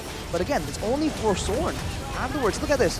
They're diving turrets right here, guys, but there's no one was, dangerously low. Chibi, of course, went all in right here. But considering how they were diving that, how messy they went in there, they should really get punished more. But look at this. Sapat, Chibi, they're just moving up with like 200 HP, and they're not concerned at all of being taken away. On the other side, look at Kaltizi taking a few hits from Rizel, just gets completely destroyed. And in the late game, if you want to play a messy team fight, Lilia and Bruno, that's a deadly combination. The Worldy and the Angry Grooms just completely destroyed. And even in the crowd control department, now that HomeBois have more to play around with, that last fight, Sanji did not get to use the Netherrealm. That's how crazy, how aggressive, how unexpected they can be. And you're seeing Echo just falter with all that pressure mounted onto them. The Malaysian rep here in this series will not go down without a fight. And boy, are we in for a treat. It's 1-1, ladies and gentlemen. In case you missed it, it was Echo getting the first point, but in the second game, it was actually HomeBois who manages to find the equalizer. Now let's focus down on the item builds here and let's dive in what they build, what happened as well in that second game. Rizel, we saw a glimpse of his itemization already, full builds. Let's see to compare what Echo or Benny has in his arsenal. Also full items, almost. Oh, well, 2 items down technically from a full inventory slot for Benny Cutie. Not enough, especially in that late game. And when you're an Ixia, I mean, Mirko can shed some more light on the gold lane matchup after this, but it just feels like in a full-on long-duration fight, maybe in a short burst, the full barrage is fancy. You have a lot more crowd control to output as well. But in a full-on just fist fight, a slugfest, I think the Bruno just comes out on top. His skills technically have no cooldown, right? You can pick up the balls again and again, and they're just deadly the longer the game goes. Warlord as well went with the Divine Glaive immediately, and still going for the necklace of Durance. I think it's a bit of a requirement here going up against a composition like this.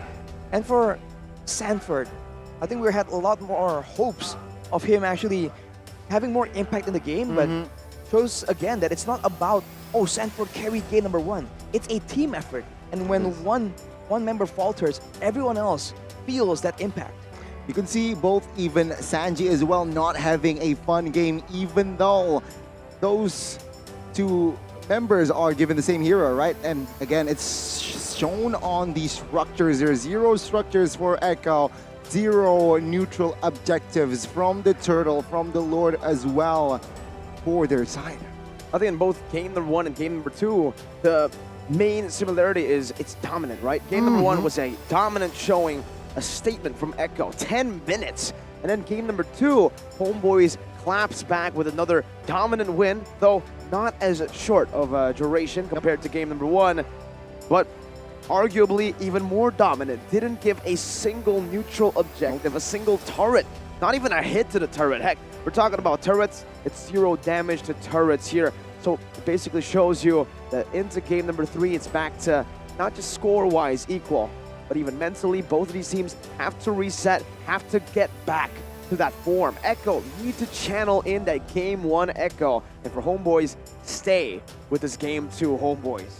I feel like Echo also needs to be a bit more respectful of HomeBois as a team fight prowess here, because the Lilia, right, slipped past the banning phase, and look at that, 100% teamfight participation, and I dare say... That's why he's the warlord. He likes just going to war. He's a lord. In it, bro. With 2 Ds. I feel like Ryzel, of course, did a lot of damage, but in the middle of a big chaotic fight in the jungle to boot, in the middle of all these choke points, you already know that Warlord is the one doing insane amounts of damage, and that needs to be respected here if Echo still wants to go with this Faramis grouped together, huddled together teamfight playstyle. Oh man, what a series indeed. Both teams not wanting to go to the lower brackets. Both teams, they want to stay in the upper brackets. Remember, the only Malaysian rep in HomeBois, of course, they have the drive, they have the motivation, they have the whole country supporting them. But before we move and see, witness game 3, let's take it to the host. Rose, Clara, what's going on?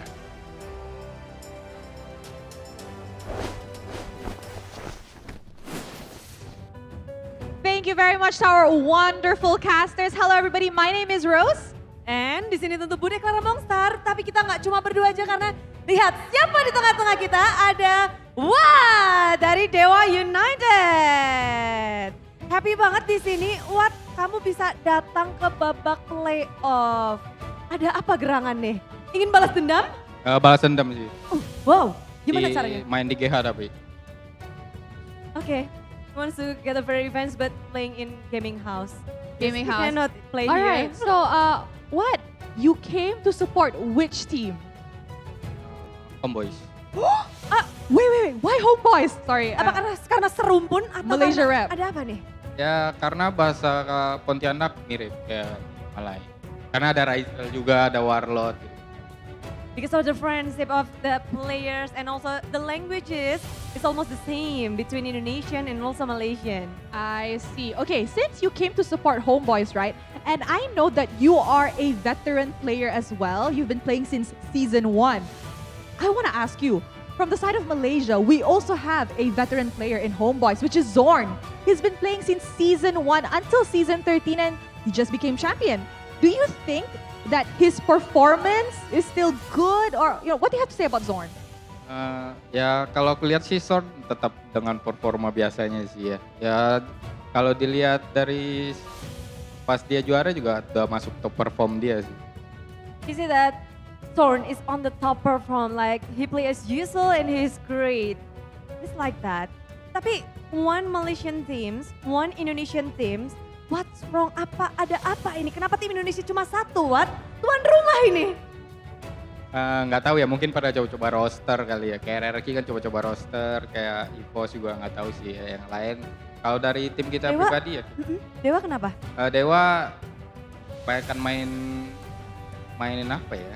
Main Magic Chess kayaknya. Malah main-main yang lain ya.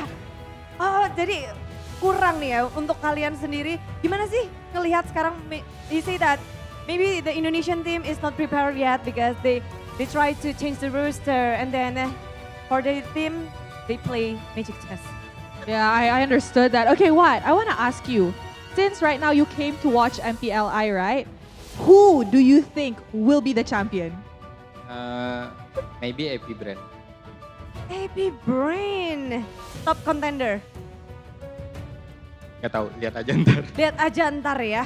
Dari AP BREN, gimana? Oh, what's maybe you can share, kamu bisa nge-share sesuatu gak sih? Gimana mungkin di group stage ini kamu melalui perjalanan yang panjang juga dan melihat tim-tim dari berbagai region jadi satu di MPLI? Ya kalau bisa semua negara sih. He needs more countries. Tapi bagaimana ngelihat semua tim-tim yang bertanding di MPLI? Ya pasti ada punya gameplay masing-masing, jadi ya seru sih ngeliat. So exciting because their gameplay is so different with each other. Yes, I agree. Okay, one final question. If you can pick your grand finalist, you already said AP BREN.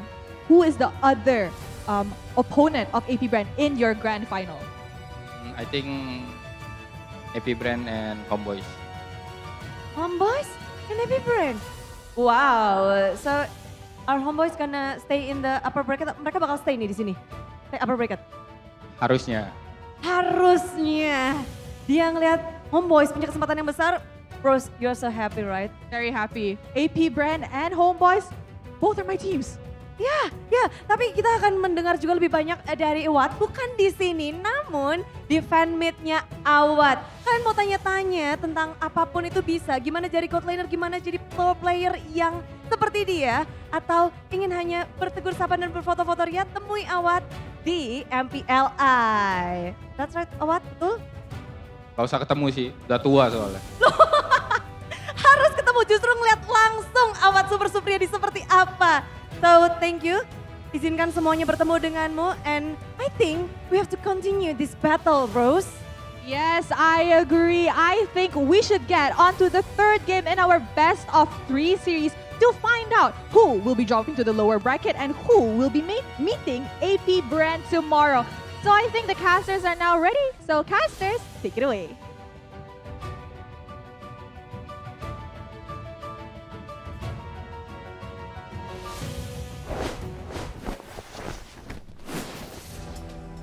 An entertaining interview with Watt. Thank you so much, Budi Clara and Rose, for that interview.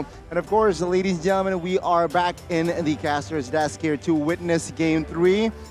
What's going on? Echo 1-0 HB, and that is HomeBois equalizing in the second game. And we are about to see HomeBois and Echo going all out to stay in the upper brackets. Any expectations here from the drafts, execution? I want to hear first from Mr. Mirko.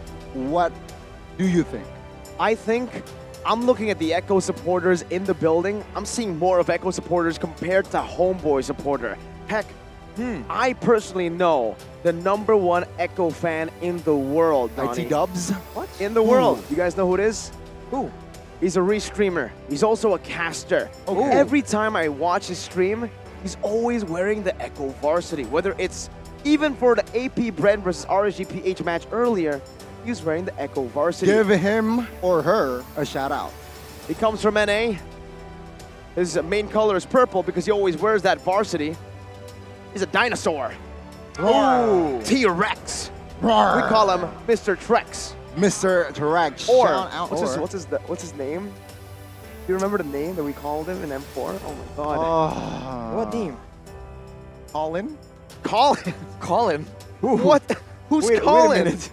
Just throwing out random guys around the phone book. Mr. Wagner. Mr. Wagner. Yes. All right. Shout out. But Arashi, now moving on to you. Well, what do you have to say about the third game here in the best of 1? Well, the same way HomeBois were able to actually win by technically getting a bit more damage in, right? In Game 2, they have more damage in the mid game. They also have more damage technically in the jungle as well, with the Baxia having a spammable amount of skills, damaging I feel like Echo will do the exact same thing. Okay, earlier we were fighting our butts off and we're still unable to actually even get 1 or 2 members every team fight. We need more. And I think they're gonna get more. The question is, how can they weave the composition to accommodate it? Because earlier, I think a big factor is the lack of the Fredrin. The Fredrin is tanky, but it also does damage. Part of why Warlord was having such a hard time dealing damage is because Fredrin kept jumping on him, and he couldn't do anything when that happens. So they need something with damage. If they can't get it, I don't think they'll go for the Akai. If they can't get the Fredrin, they go for something that can be just that much more damaging. This is some tweaks here, right? Needed here in the draft as well to have a better execution. But we can see here already, yeah, you're right, Miracle. A lot of Echo fans in the building. No Sheffin though, no CITB. He's a Geek Fam fan. He is a Geek Fam fan. And with that, I also want to mention that, I forgot what I was, okay. Echo, HomeBois, Miracle earlier mentioned before the break that, yeah, the team is one team always dominating the game and winning. Expect both teams. Yeah, exactly. Expect a close one in the third game here, because both teams will bring their A++ game, if not their S game, in this series, in this game. So, ladies and gentlemen, without further ado, we will jump straight into the draft and see and witness who will stay in the upper brackets and who will go down to the lower brackets. That's the pattern, folks. Usually when game 1 is dominant to Team A, game 2 dominant to Team B, we get a very close 50-minute game number 3. Hopefully we get something close to that. It doesn't really have to be 50 minutes, as long as it's action-packed. We know both these teams like to play it fast. And Echo decide, you know what, we've had enough of your Bruno Rizel. We'll pick it up from Mr. Benny QD. Well, I think it's a bit too idealistic almost to hope for an action-packed game with both these teams and also a 15-minute game. I think you gotta pick one, either or. We'll see what approach they go for with, because now for Echo, they do have the Bruno. And in game 1, they didn't have it, but they supplemented it with a carry. Now it's a bit switched. They take the Bruno, but then they lose the Paramis. Signature GB pick. They lose the Martis. Single worthy foe. Remember what he did on the Martis in the group stages? I believe that was against Geek Fam, or was it against Blacklist? The Martis, Maniac, yeah. I forgot who it was up against, but it was in the group stages. Okay. And now it seems like they're going back all the way to Comfort and Echo. They'll say, you know what? If you want to play the Martis, we'll keep our distance with the Novaria. We do not want to get close, especially now with an Akai. We'll stick to just shoving you back. And a disengage tool, perhaps a pin down tool as well. Echo, though, you're right. They have range here with the Novaria. Look at that smirk. Bruno and Rizel, man.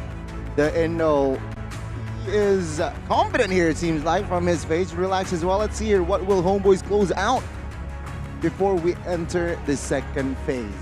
A bit concerned about the Akai pick, honestly. Against the Martis in particular, it's not exactly as effective. Not with the Cho as well. I feel like Echo are going to be strung along by Soren yet again, unless they find a way to punish him, some strong crowd control to really punish him, or find ways to just ignore him and force him to come to them instead. It's almost like a split pushing roamer, the way Soren has been playing this Cho. Oh, you're right. Now that you mention it, now HomeBois, what will they go for here in the second phase here? What are they going to try to limit? Is it the question here of roamer potentially here? Because again, Echo, it seems like JP struggled in that second game with the Ruby. Maybe HomeBois will try to force JP on that Ruby again. And there you go, the Minotaur ban comes through. The hero that was a constant nuisance in the first game. And Echo will respond with a hero that is very, very popular as well in the ranked games and also competitively, and that is the 1-1. The Eden's available if they want a roamer. They can stay above aggression, stay in the front, tank damage, be multifunctional. Although HomeBois, they can ban it away, and if they do, I wonder what the idea is for Echo. It's still the same idea. Do they need more crowd control, more sustain, or more aggression to try and get HomeBois before HomeBois gets them? Okay, that's a huge question, right? But I mean, composition-wise, HomeBois, they really are short-range comp. They have a short range comp, right? Martis, Paramis, even the Cho. So it's a very opposite on the Echo side, who has a Bruno and Ovaria, and Echo understands that, and they ban the Ixia that has range as well with the full barrage. And let's see here, HomeBois, what hero will they pick to balance out that short range composition, or will they go all in to really close the gap? Pick up like the Yuzong here can be an answer toward the back lines. That's right. Going for something like a Yuzong to dive deep into the back line would be a solid choice to go for here for a HomeBois. Or they can actually just look to disrupt the front to back. A hero that can do that, Arlet. Instantly with a final slash, you disrupt the entire composition. If you're clumping up against or together a lot in the team, Arlet has been an option to go for, but this is a new option that we have seen actually only once against also a Bruno. I forgot who it was up against, but it was also a Clint pick that was utilized. I don't believe it was HomeBois who used it. Rizel making his Clint debut. It's Sheriff Rizel in town. Howdy, partner. It's high noon. Time No, for a it's duel in the gold 5:26. lane right here. And okay, Mirko. The Clint will be great in the early game. I think it soaks out a bit in the mid game, but in the late game, it's gonna be a bit more difficult. But yes, the Yuzong and the Arlet, man. They hurt us. They're trying to make a mess out of the whole back line. They know what their backliners are weak against, and they pick it up. That's such a good way to round a draft for Echo, man. They need a frontliner, they need an initiator. Hey, you know what's super good? A Yuzong and an Arlet, the two picks that actually can also dismantle their formation. Dismantle our formation, give us a whole lot of problems. And that's why I was thinking, I like the Clint, but why pick it up now when there's so many other contestable picks? Now what is left? In the XP, a Benedetta, a Lapu Lapu. I mean, it's a comfort pick for Sabat, but man, the Yuzong and the Arlet look scary. And it's not a random Yuzong, it's Mr. 40. 40 on the Yuzong. Let's see. I mean, I doubted Zorn's hero, Cho, and also HomeBois' composition in the second game, but they proved me wrong. CITB. Shout out Chef. And yes, Chef. What's it? Wrong guy. Yes, Arashi. Looking at the compositions, I gotta ask you here. This time, it's a best of one. Who do you got? I like Echoes, honestly, because I've always been very vocal about the lack of damage since game 1 and 2. I think the damage is important. They have an abundance of it this time. So now, even if Sorn is on the Cho, he has to be a lot more careful. There's a lot more damage, and there's a chance that when he's out, he thinks he's home free. Astral Sphere hits him right in the back. Well, ladies and gentlemen, let's welcome you to the Land of Dawn. It's a best of one. Full series, 1-1 now. Echo and HomeBois who will stay in the upper and who will go down to the lower brackets. Echo, HomeBois, spam in the chat as well. Who do you think? Who do you support between these two teams? Go and support your team. Hashtag HB win or hashtag Echo win. Early on, Zorn and JP both doing the best they can at annoying the enemy junglers.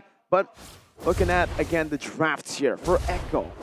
Still, man, that Yuzong and Arlet pick. Yeah. JP, all right, will be utilizing the Arlet as a roamer up against Zorn on this show. The two heroes that we mentioned on the draft as well. And man, HomeBois now. Whoa, a flicker out. JP not going to be able to flicker out of that one. The Mortal Coil here used up by Chibi. One last hit, but JP gets out just almost one last skill one from Chibi. Just to scissor and take him down. Carl Teasy with a good retreat to secure it. Zorn might follow next. Carl Teasy just a short way away from level 4, but he doesn't even need it. Just headbutt Zorn to another dimension.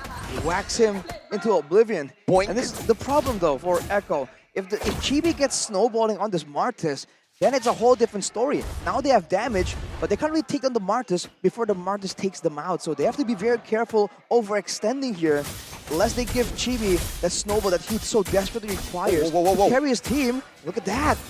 Dude, violence. It almost seems like Chibi has already a Hunter Strike built in his kit earlier. But yes, we expect an action-packed game, and we already got it, right? 2 minutes almost. It's very action-packed. You can see here, it's 1-1. Both teams just looking for more skirmishes here. Not even in the turtle vicinity just yet. Not yet, but Chibi's already looking towards kills. He knows on the Martis up against the Akai, it's going to be a tough job for him 40. to go for the neutral objective, but 40 pops into Black Dragon form. Jordan jumps in forward, trying to buy some time right now. Safat jumps in with the Raven Spider, and that's going to be a retry win from Chibi with a Mortal Coil. Carl Teasy as well, unable to find a pin down. Jordan gets out with 1 HP. And now it's Echo who are looking for scraps, looking for a kill, but it might be JP who falls here, and that's going to be the Decimate. GB gets out with 1 HP. It's another Stampede to bring Sanford back, but it's only just a disengaged tool for HomeBois in the 2nd minute of the game. Scrappy fights and scrappy wins and L's. HomeBois, though, they got the better end of it, and outside. Benny Cutie. This is a very, very dangerous spot. The way the Dragon, a big kick from Zorn. And to add salt to the wound, it's some Tas gaming from Mr. Tauntman himself. Add that kill to the drawing board, and HomeBois, they are really stepping to the gas in their gas here. This is the aggression that we have expected, but for Echo, that just did not go as planned. The heavy spin didn't come out fast enough. He gets crowd-controlled Cartesi, unable to secure it, and Sanji just wasn't landing the Astral Spheres.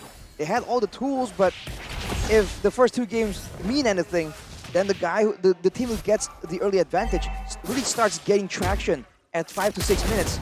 Now, it seems like HomeBois, they're trying to make that happen. Final slash on the Zorn. Shampoo gets him out just barely. Oh, 1 last hit. Benny Cutie gets a fadeaway. Chibi up top just punching on this turret goal. Sanji trying to zone HomeBois away, and they have done that. Only taking Zorn down. Okay, again, a very fast-paced early tempo here. And we can see here, both teams now out of breaths, seems like they're taking things down. Oh, I'm wrong. Top side action. Ooh. Go from more to final slash, trying to bait out the final part of the Mortal Coil, and that's the headbutt. Another goal for Benny Cutie on the Bruno. And some Bruno damage, and Chibi was not ready for it.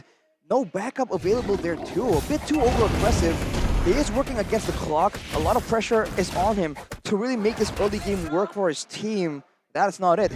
Now with the turtle up, with HomeBois losing the initiative for now. We'll see if Echo can finally get some momentum going for them. Good delay. With the Dragon. That's JP locked down. Raven Spider used up as well. JP with a brilliant flicker timing to get out of a sticky situation. Carl Teasy brought back to the team as the headbutt. Warlord walking them down again. JP recalling, and HomeBois should have a bit more pressure until JP comes back. Sanford getting the stacks in. Zorn, no way of the Dragon this time around. They need to try to bait out a heavy spin somehow, some way. If they want to pick it up, never mind. Carl Teasy just jumped onto Warlord.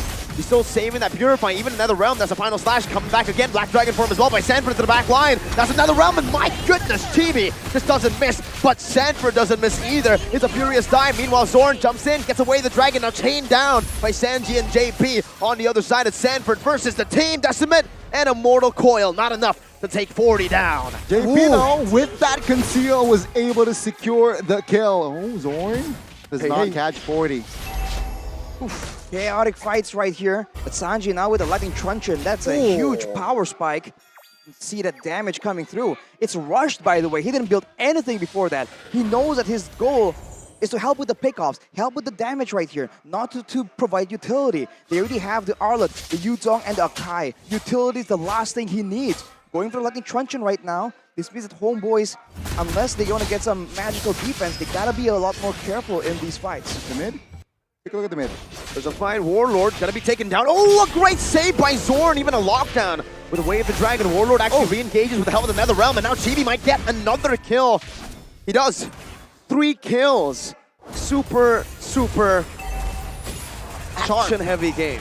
Very sharp as well. And you can see now, both teams just going at it. 5-4, 6 minutes in, and Home side though, HomeBois managed to grab the first structure in the game here. So Echo, they're at a little disadvantage here. Long-term wise, that's a good investment from HomeBois. They will definitely limit their rotations, but let's see here, Echo, will they find a trade soon enough? 20 seconds. The last turtle will be up here. That's a lot of damage for Rashi. Yeah, that's the Novaria power spike. And for Echo, man, they guys have to be a bit more coordinated. It looked so good earlier, but somehow, some way, Chibi is just able to secure all these neutral objectives. Echo has to find a way, maybe a different force to the hand of HomeBois before they go first. Warlord with a splash of damage. Oh, now pinned down into the wall. Not even given the chance to pop into Nether Realm, and now Subpot is going in. On to Benecutie, dealing some damage. Benecutie with a Purify as well. The Flicker dodged away from it. Chibi still wins out the retrieve battle, even with the heavy spin. Echo get a kill, but they lose out on the turtle now, and Subpot wants to go for more. That sword, locking Sanford down. Not enough damage done by now, and Subpot is going to be collapsed on by 4 members of Echo. Still winning in this skirmish, but just losing in the neutral objective department. Zorn wants to go for a re-engage. Rizel, but hitting in the back. Sheriff Rizel's in town. Kaltizi gets a good headbutt, and the final slash takes him down. It's Sanju who picks up the kill. Now the Realm, as Warlord is respawned back into the fight, but now is caught amongst 2 members. That's a good spear, and Warlord will fall to Kaltizi, the Dragon Warrior, marching forward again, zoning Zorn and Chibi. Oh, it's just recall. It's just respawn, fight. Respawn, fight. Recall, fight. Man, that was the theme in the past 2 minutes. Now they finally are out of breath and they reset. Now let's see here. HomeBois slight lead economy, but is that significant? I feel like here's the main problem. Rizel has 0 kills, 1 death. He wasn't really participating for a long time in that fight. But on the other hand, Benecutie, on that Bruno, he was so low for so long, yet he is willing to stay there and output damage. That's part of the reason why Echo were so successful in just grinding those kills down. Looking at the items though, with the Chaos Claws, Berserker's Fury is ready on his power spike, but Rizel has burst damage to work with. Okay. Now HomeBois, they are looking for more ground. They have gained another turret here. Top and bot tier 1 taken out. Meanwhile, Echo, they have yet to claim a turret, but item check. Exactly. If you look at the fighters here, I think Sanford, his choice to go for the Hunter Strike is still very, very good. I don't think going full tank on the Yuuzhan will ever be good. But for JP, he has the anti-Cuirass, so he's weak to magic, but this physical damage, he can just heal it up like this. I actually looked instantly at the gold laners here. It's an endless battle and a BOD done for Rizel. Meanwhile, for Benecutie, only a little bit ahead, just like by 100 gold. Already has the 3-item power spike as well. So both these gold laners should be online in the mid-game. An Astral Echo to reveal 3 members of HomeBois in that mid lane. Still Subpot and Chibi staying hidden. Trying to use this position to get a good setup on the Lord. Rizel zoned away to the other side of the map completely. This might be an opening for Echo. Oof, look at Benny just walking up. This man is fearless. Not here. Gotta be careful though. Sanji pops into Astro. Recall and instantly flickers out. Does some damage back to Warlord. Forces that regen on Warlord and Chibi to reset as well. Look at the patience from 40. He was in the mid bush for, I think, 1.5 minutes. They're waiting for the right moment. But take a look at Subpot here. Peculiar angle. Oh, with the flicker as well. What a cancel by Benecutie. Nice. They might have won them the fight. Now it's a Black Dragon phone to the back. Subpot joining in with the Bravest Fighter. Not enough damage, and that's Benny kiting him, outplaying him. Meanwhile, Sanford, oh wait, the Dragon from Zord!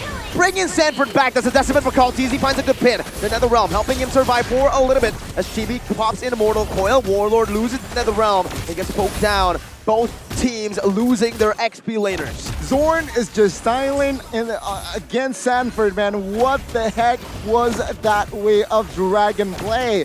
Both teams now, they lost a member, but okay, JP again. Moving. Flicker.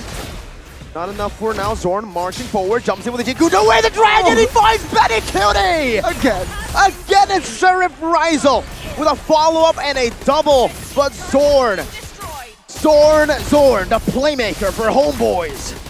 Chivalry is not dead with Rizel. That's a gentleman. Zorn. HomeBois now claiming the team fight, and also the Lord.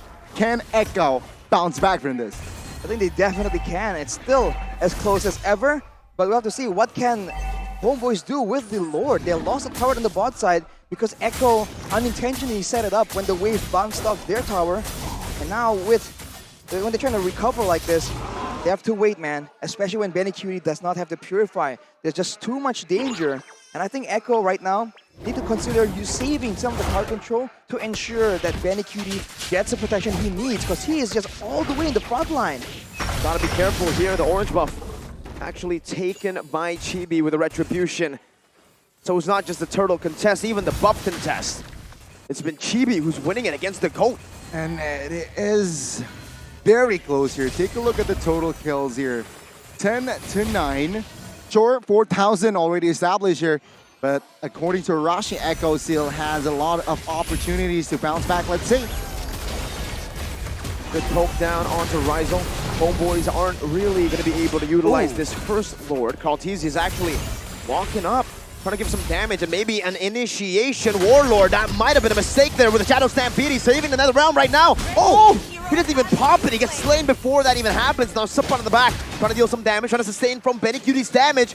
Does a lot in the back. Benny Cutie still kiting. Suppan against Benny Cutie. Still kited away. Sanji picks up the kill with an Astral Meteor. Buys him from the nature as well. Good immobilization from Rizal. As Karl'Tezi pops in the heavy spin, but Sheriff Rizal just guns him down. Looking for more on the map. That's a concealed play. Zorn jumping in. A final slash from JP, but Sanford again as well. Just like Karl'Tezi falls to the gun of Rizal. This is not looking good for Echo. That was a good recovery here from HomeBois. It looked somehow awkward in the early fights, but they recovered, and Rizal claimed yet another double here. He's just doing a lot of damage, especially in this point of the game. The fact that his damage comes out a lot quicker than Benny Cutie, and the fact that he has a lot more options to self-heal, self-protect, and maintain distance. I think that's the main advantage he has right here. So for Echo, earlier, once they kind of sort of got a small win in that fight, the fact that they kept going to try and get some more, that was very, very greedy. Looking at the damage dealt right here, though, Sanji is matching the damage output, and he is not as ahead as Warlord, but he is getting up there. He just finished a Holy Crystal, and with that wave clear, there's a chance that Echo can just stall this game as long as possible. Okay, here, again, as we expected, an action-packed game, and we got it, right? Just what we want, and we can see here the Lord now enhance a crucial Lord, especially if you're Echo here, who is at a disadvantage. Continue the setup. JP, oh, take a look at Zorn there. Setting up from the far bottom bush. That's super ambitious by Zorn. Let's see if he can mount an actual crazy flank on the Benny Cutie. Remember, Benny has the Purify, so HomeBois has to somehow, some way, look for a way to bait that out. Or maybe it's Zorn's task to give Suppan the opportunity to look for that stun and then engage. The Astral Echo reveals two. It's only Warlord and Suppan who is revealed. Karl'Tezi taking control of the bush. Chibi still holding on to the Lord, now resetting it. As Rizal is still in a bad spot for the team to look for a team fight. However, for Echo right here, the top side of the map, I think is actually, no, it's actually pushing towards them. So HomeBois now, they're the ones who have the time, all the time in the world to just wait it out. Look at the wave, it's pushing up ever so slightly, but it's gonna keep building up to a point where Echo can't ignore it. And with the Lord trying to halve HP, this might be the make or break moment. Oh, they spotted Zorn, but Zorn spotted them as well. 4 members in the bottom side of the map. Karl'Tezi now going to be engaged on, by the likes of the team, and even Zorn right now jumps into the back. It's with Suppan, but with the nature saves Benny Cutie's life just for a blip. Final slash, saving him. Way the Dragon connecting. Now it's a retreat battle. Who's going to win it? Still Chibi! Against all odds, HomeBois once again win out in the retreat battle. A good Astral Sphere to take Rizal low. But it's not enough. It's a jungler for an XP laner traded in for HomeBois. Suppan's sacrifice was not for nothing. He managed to just, again, distract bought enough time in that bottom side of the map. And Carl Teasy, of course, alone, isolated in the front, looking for that contest. And HomeBois, they managed to find Carl and the Lord. Let's see here, it's a 4v4 offense and defense. The wave isn't that good for HomeBois to look for it, but it's still a good charge with an enhanced Lord. Rizal now joining in the team, gets a good shot to take that turret down, dodging away from the Astral Sphere as well. HomeBois decide to disengage, so holding on to that 5.5k gold lead. All right, HomeBois taking it slow. They are already satisfied, seems like, with taking one baser in the top side, but they might siege at the bottom side, you know. They will prio the jungles instead and let Echo regroup and recalibrate here. Well, without the actual Lord, I think it's a bit too dangerous. Even then, the whole idea is that HomeBois is using the Lord to push a sense of urgency. Because in a proper normal 5v5 back and forth maneuver, I do think that, like game number 2, Echo on the Bruno has a lot more chances to make something happen. The problem is, during that moment, the critical moment where they need to be next to the Lord, Sapat is just the big problem here. Going with all the physical defense he can get, Dread on armor, Blade armor, as well as the Dominance Eyes, he is just hell-bent on making sure that he stays in the front and he zones everybody away. It's just a waiting game again. Echo, they need to be careful on not overextending themselves here. It's very important because it's a minute left to the next Lord. And of course, the next Lord will be an evolved Lord, ladies and gentlemen. So keep that in mind. Meanwhile, HomeBois, likewise, they do not want to overextend themselves. Zorn here needs to be careful. He has Zorn here has the immortality though, so he can again just showboat in front of the Echo members, but needs to stay calculated. Both. It's not just Zorn, it's Zorn and Chibi who are recalling and feeling the confidence here in the 18th minute of the game. Arashi, that goal difference says quite a bit. But Clint has actually gone a significant lead. From the last time we saw it, it was actually quite even. Now it's a 1,500 gold difference. Oh, it's always a lot easier when you don't have to be all the way up close and personal, and there's no one. There's no crazy bravest fighters running at you, trying to get you out of the fight. Benny Cutie now finishing the C Halberd here. 12% HP damage? I don't know if it necessarily means he can take down Sapat faster though. With the Lord in contest yet again, now it's back to the same situation. Can Echo try and do something crazy? Just subvert the expectations of HomeBois, or is it going to be the same setup? Wait for the Lord to get low, wait for the waves to push, and then use Sapat to zone everybody away. Another far setup here. Peculiar angle perhaps is what Zorn is looking for, but no, he shows here, I believe. Oh! Take a look at the snipe there. Good precision by Sanjay. Final Slash dodged away from as well. Warlord needs to recall. I don't think he can regen from that. A lot of damage, and I guess that's what Echo have been waiting for Sanji to finally hit this ultimate power spike in the later stage of the game where he can actually start to almost one-shot people. And 20-minute mark, we have hit it officially, ladies and gentlemen, in this game. 3-0, he committed the Wave Dragon. They're trying to collapse, but Carl TZ knows better than to use the heavy spin, but Black Dragon 4 is going to be used up. JP finds a massive Final Slash on the Rizal, and now it's going to be the Petrify and the Furious Dive, a full collapse and a pin down from Carl TZ. He didn't get the retry, but he got Rizal and Chibi on the wall. Now it's Benny Cutie still surviving! Benny Cutie survives. It's the Echo Express, the House of Highlights, that wins them the team fight.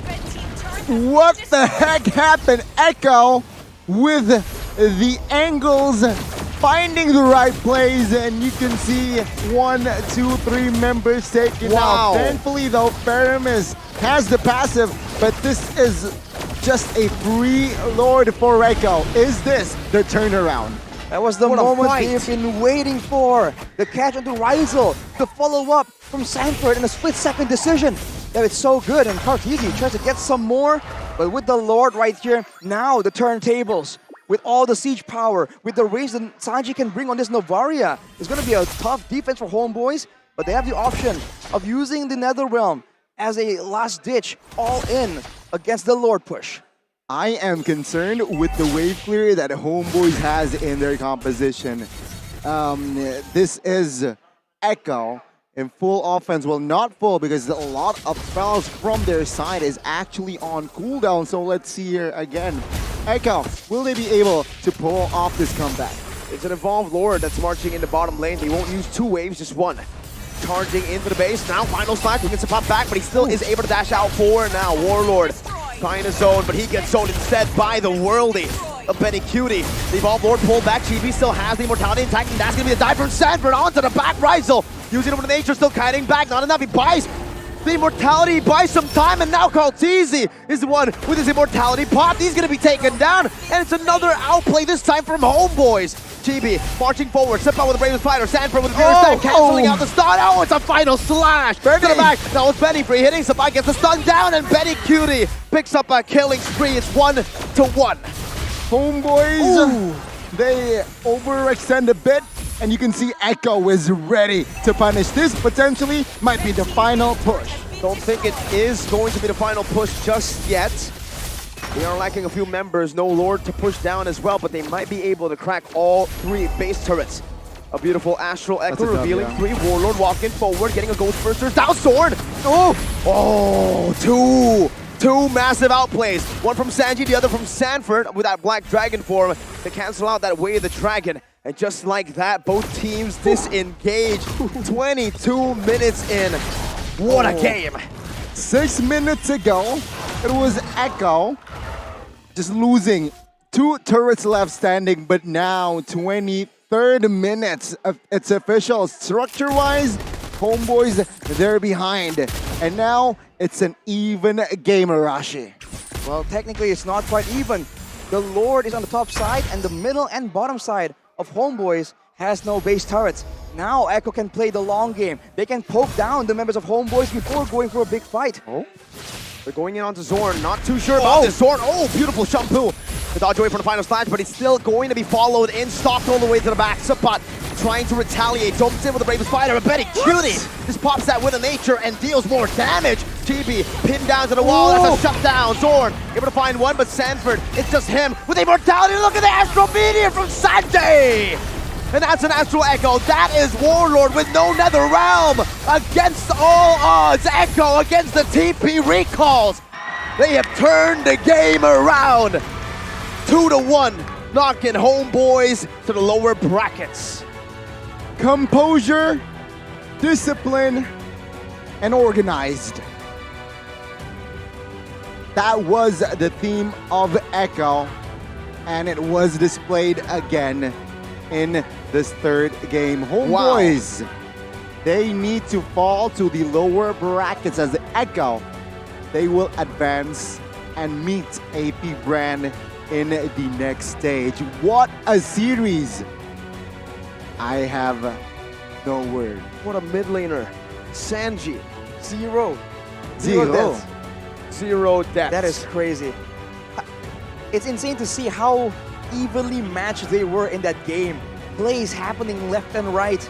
But in the end, there can only be one. And the Echo Express has reached first. Unfortunately for the Hyper HomeBois, they're gonna have to face a little setback, but it's not over for them yet. That was really a fun match, a fun game. And Echo moves forward. Donnie, I think we have a lot of questions to ask for Echo. Unfortunately, we cannot ask the question, so let's just throw it to Rose and Clara. So, Rose, Clara, what's going on?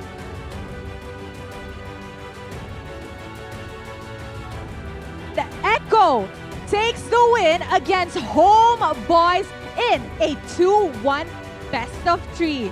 So actually, they just ended HomeBois' win streak from the group stage, dropping HomeBois to the lower bracket.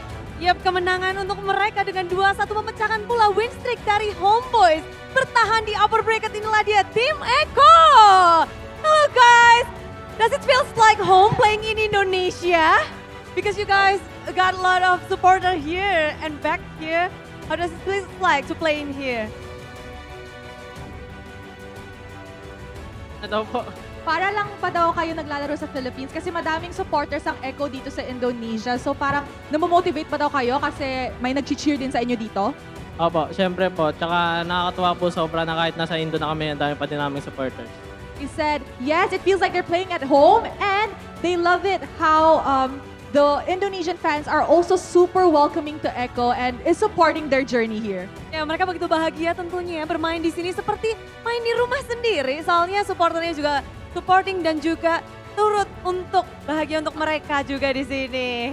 Alright, since you guys won the game against HomeBois, meaning ang imi-meet nyo next is AP BREN, diba? You guys did not manage to meet up in the MPL Philippines playoffs, pero it's one of the most awaited matchup. So, ready na ba kayo mamit ang AP BREN bukas?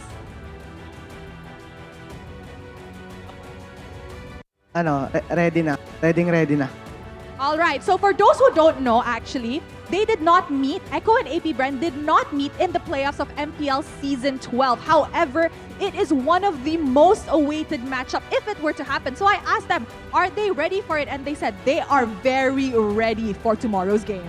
Ya, mereka siap tentunya untuk bertemu. Sebelumnya belum sempat, namun di MPL ini mereka akan bertemu dan mereka siap. But previously when we interviewing with AP BREN, they said they want to meet HomeBois. And did you guys motivated with that statement? Mas na-motivate ba daw kayo nung sinabi kanina ni Ogwen na ang gusto nila makita sa upper bracket is HomeBois instead of Echo? Hindi naman po.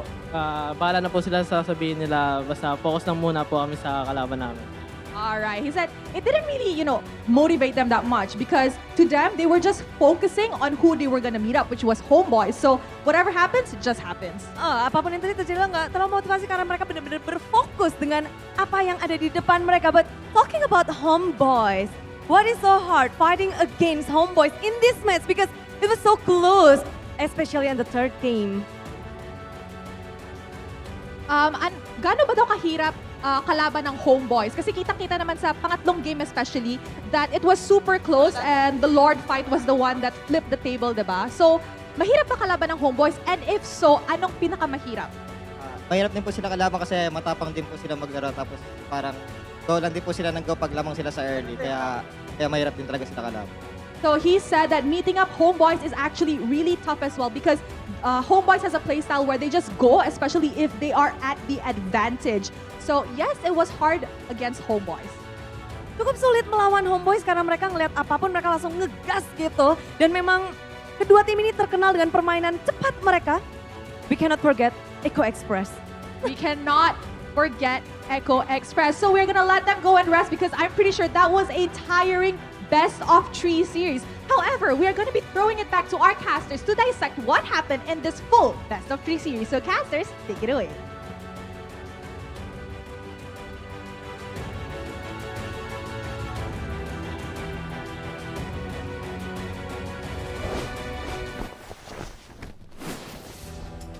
Thank you so much for the interview, Rose and Clara.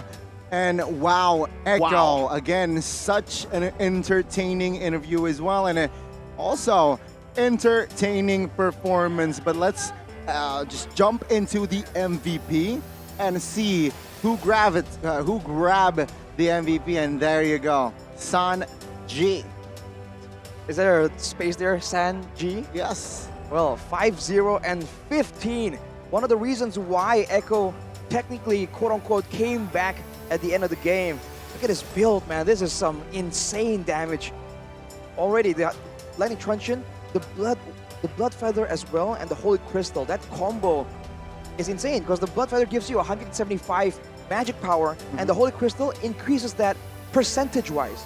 That is just a huge amount of damage that can be used not only to just clear the waves, but also to try and get those pickoffs, facilitate the peel efforts as well. And he was the one, we're going to see later in the highlights, who actually secured the kill onto Ryzel in the final critical moments.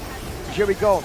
This is an earlier fight, and you see that it's just very difficult for everyone involved here to get a dominant, solid fight that can just give them that lead they require to take full control of the game.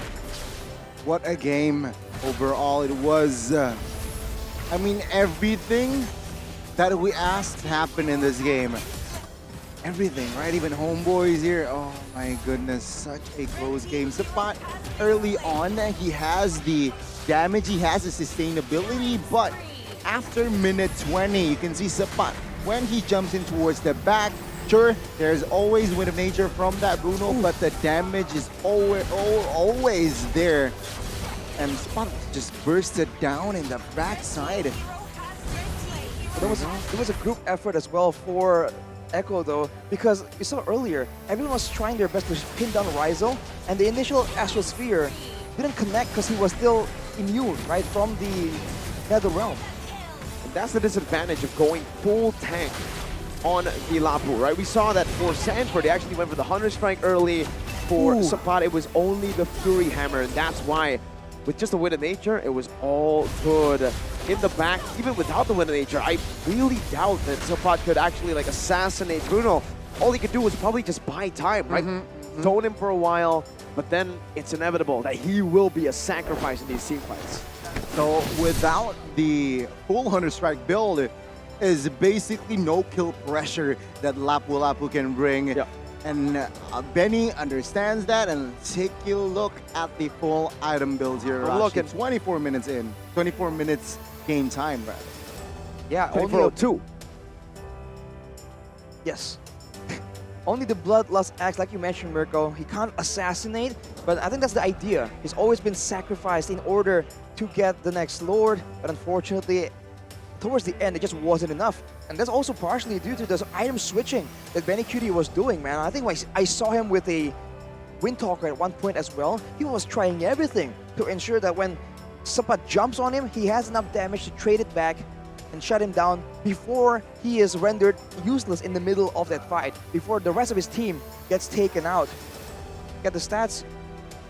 Towards the end, there wasn't a lot of objectives that Echo got, but the one that they got was that turning point. They're not even 10k gold ahead, like the pattern we've seen since the first match of today. But overall, man, like you said, Mirko, game number 1 and 2, dominant. The last one was an attrition battle. Pattern, man.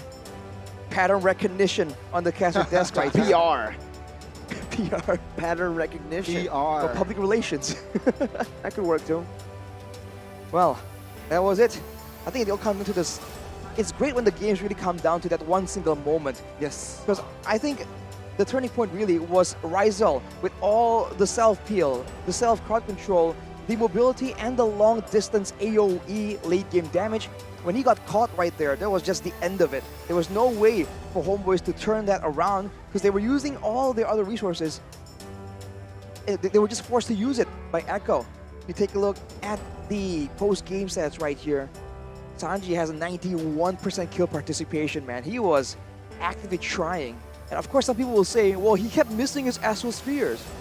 Yeah, but it's a 24-minute game, bro. Do you know how many Astral Spheres are thrown out? 324. Wow, that's an exact number from Gani.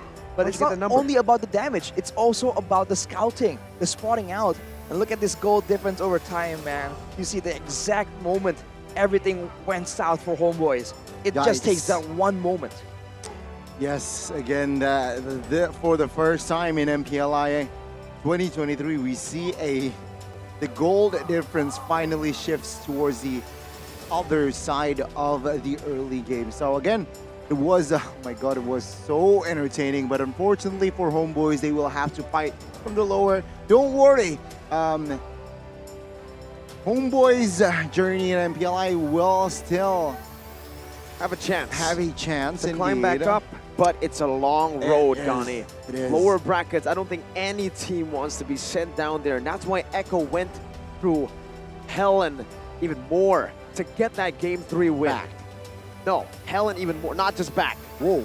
It's a hell, and then maybe the deeper parts of hell, and then The different layers and yeah, because floors. in different mythologies there are different layers, right? Yeah, exactly. There you go, there you go. But at the end, it is set that AP BREN will take on Echo in the upper brackets. But now 12.5. We're done with the upper brackets. What do we have next? Arashi. Well, I'm done in general. Lower brackets. POB. Don't give up, Arashi. Lower brackets is the next match. TOB. I sniff, I smell TOB. Versus see you soon. I see. See you soon. So, NA, Cambodia, going at We it. know there's a deep history between the two, NA and Cambodia, but it's not this team, right? I don't think anybody knows the guy. He said in an interview or in a stream, Cambodia, forget about it. That was really long ago, though. Okay. Let's sit that one in. And again, ladies and gentlemen, we will take a short break. Goni, Berko, and Arashi will see you soon. Take care. Watch out.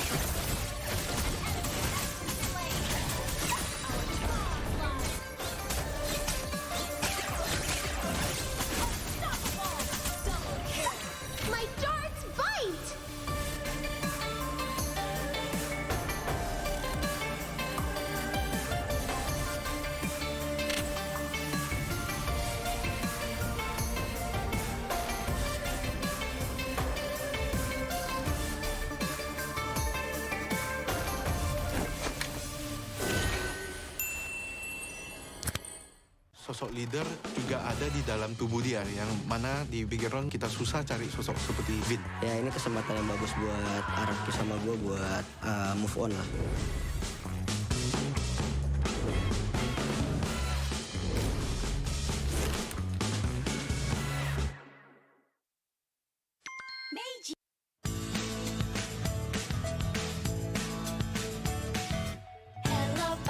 Hello panda, semua suka biskuitnya. Biskuitnya enak, isinya lezat, rasa coklat dan strawberry. Hello panda, semua suka biskuitnya. Biskuitnya enak, isinya lezat, rasa coklat dan strawberry. Hello panda, biskuit isi yang enak.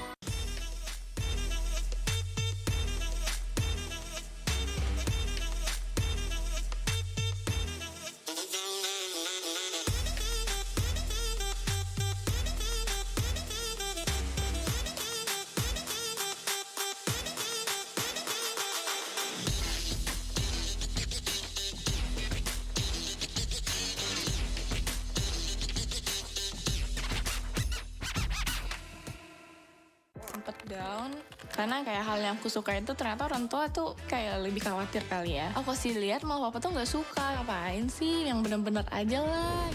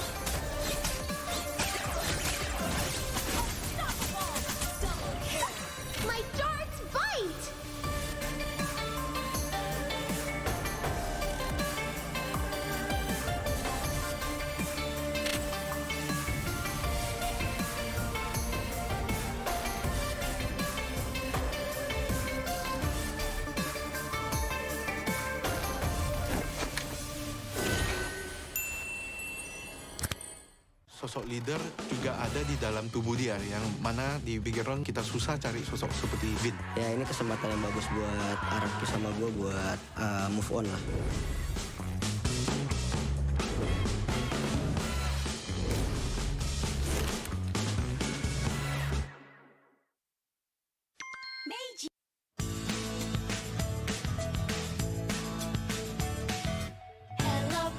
Hello panda, semua suka biskuitnya. Biskuitnya enak, isinya lezat, rasa coklat dan strawberry. Hello panda, semua suka biskuitnya. Biskuitnya enak, isinya lezat, rasa coklat dan strawberry. Hello panda, biskuit isi yang enak.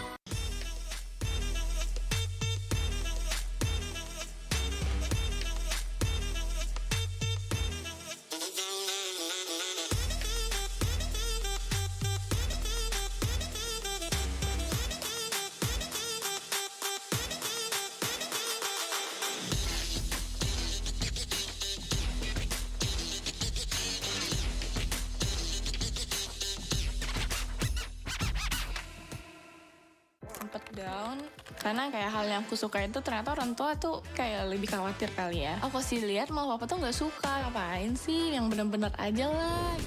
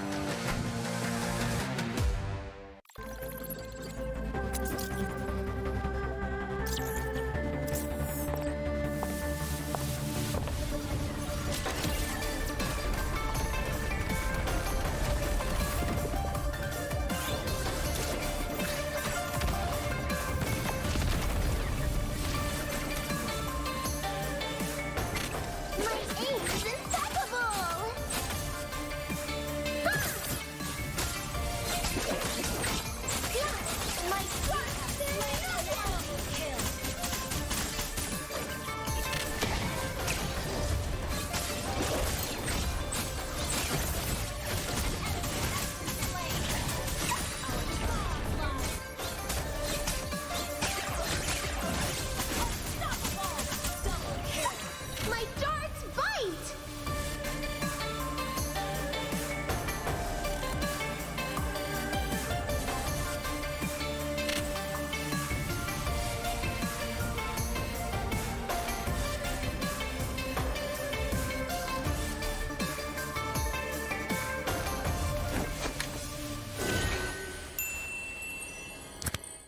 Sosok leader juga ada di dalam tubuh dia, yang mana di background kita susah cari sosok seperti Vin. Ya ini kesempatan yang bagus buat Araki sama gue buat move on lah.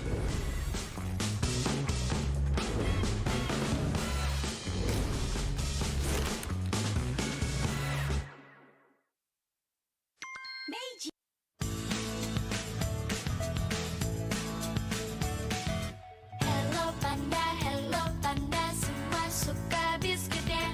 Biskuitnya enak, isinya lezat, rasa coklat dan strawberry. Hello panda, semua suka biskuitnya. Biskuitnya enak, isinya lezat, rasa coklat dan strawberry. Hello panda, biskuit isi yang enak.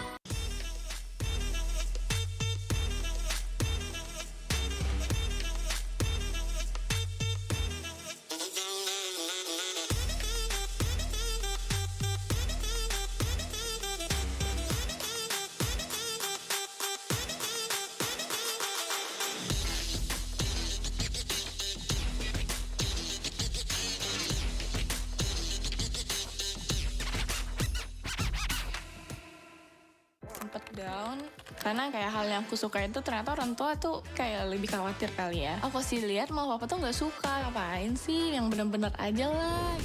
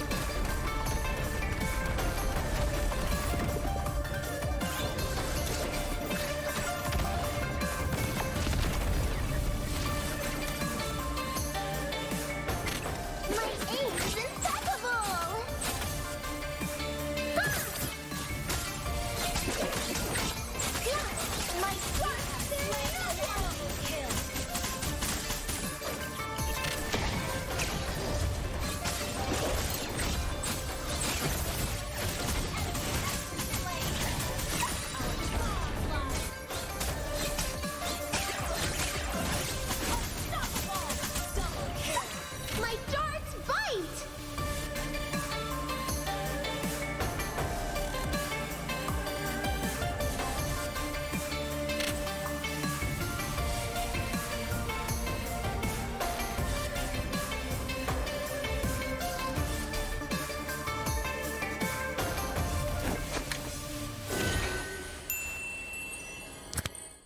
Sosok leader juga ada di dalam tubuh dia, yang mana di bigger round kita susah cari sosok seperti Vin. Ya ini kesempatan yang bagus buat Araki sama gue buat move on lah.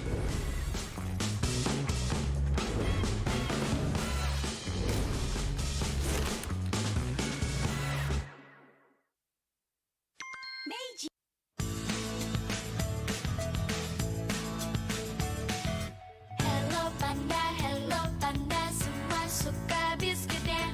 Biskuitnya enak, isinya lezat, rasa coklat dan strawberry. Hello panda, semua suka biskuitnya. Biskuitnya enak, isinya lezat, rasa coklat dan strawberry. Hello panda, biskuit isi yang enak.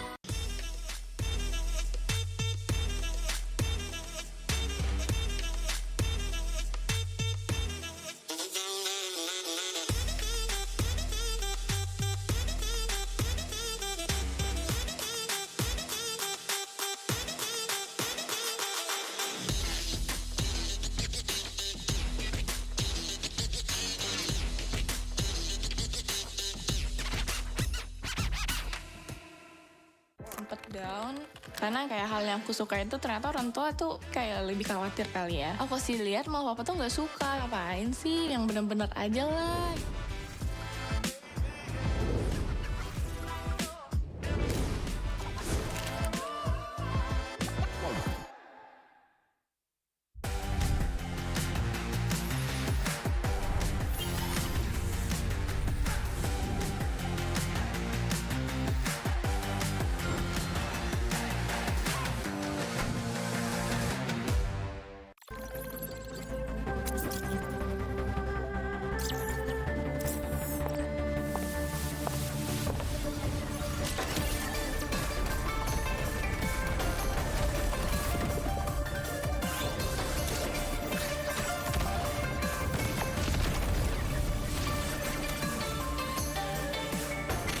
My aim is impeccable!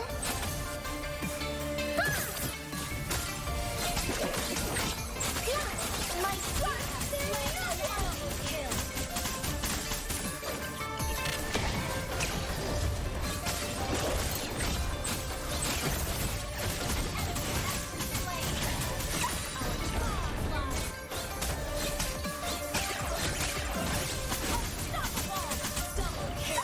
My darts bite!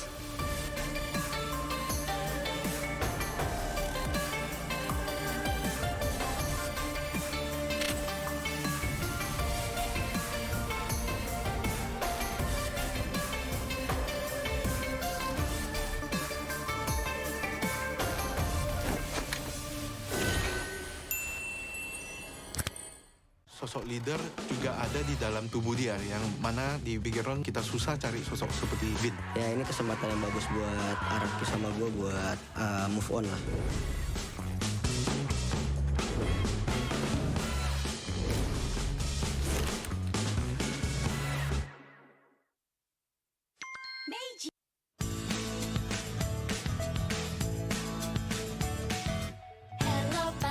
Hello panda, semua suka biskuitnya. Biskuitnya enak, isinya lezat, rasa coklat dan strawberry. Hello panda, semua suka biskuitnya. Biskuitnya enak, isinya lezat, rasa coklat dan strawberry. Hello panda, biskuit isi yang enak.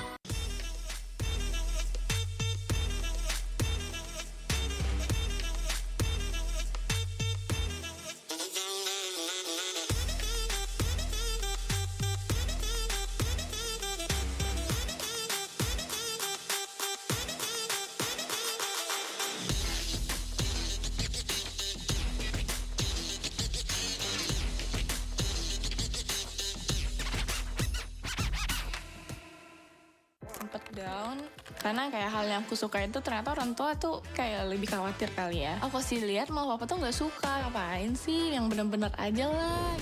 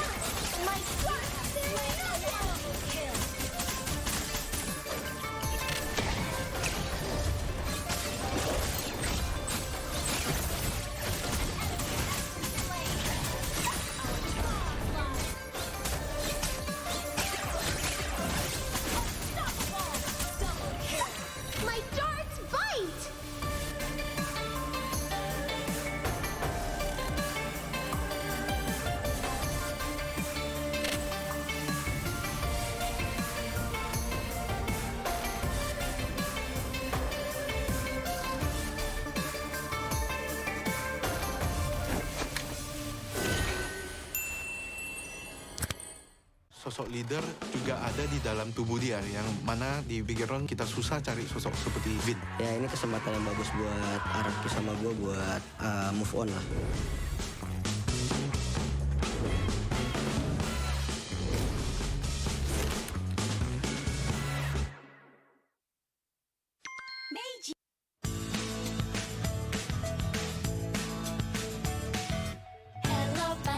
Hello panda, semua suka biskuitnya. Biskuitnya enak, isinya lezat, rasa coklat dan strawberry. Hello panda, semua suka biskuitnya. Biskuitnya enak, isinya lezat, rasa coklat dan strawberry. Hello panda, biskuit isi yang enak.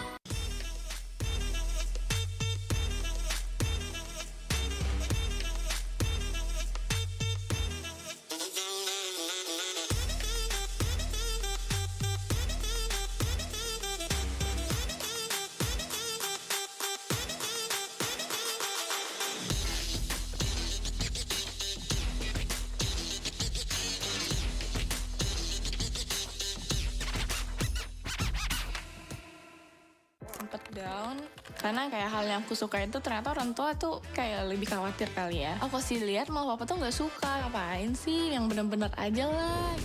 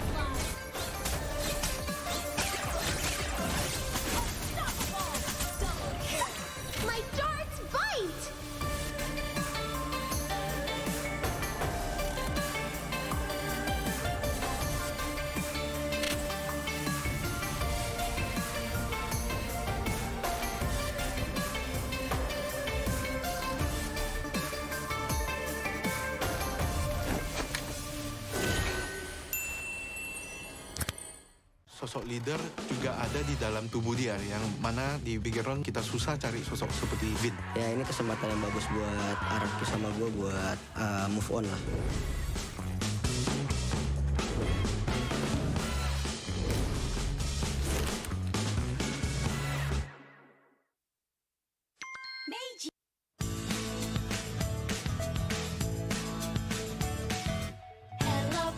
Hello panda, semua suka biskuitnya. Biskuitnya enak, isinya lezat, rasa coklat dan strawberry. Hello panda, semua suka biskuitnya. Biskuitnya enak, isinya lezat, rasa coklat dan strawberry. Hello panda, biskuit isi yang enak.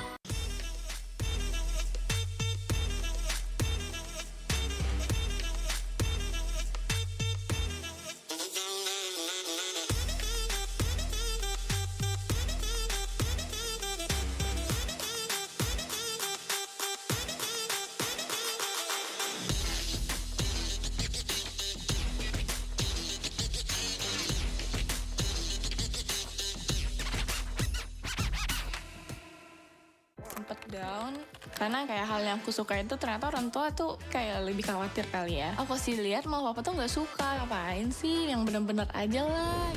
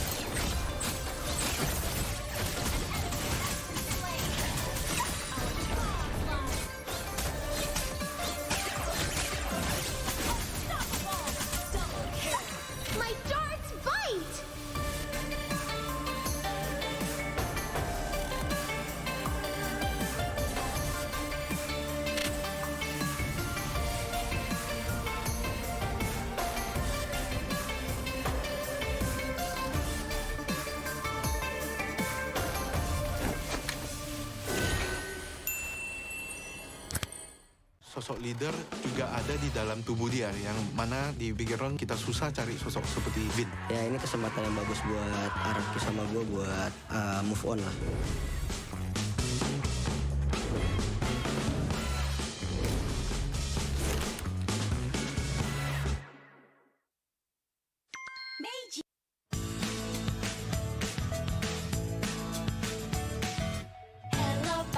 Hello panda, semua suka biskuitnya. Biskuitnya enak, isinya lezat, rasa coklat dan strawberry. Hello panda, semua suka biskuitnya.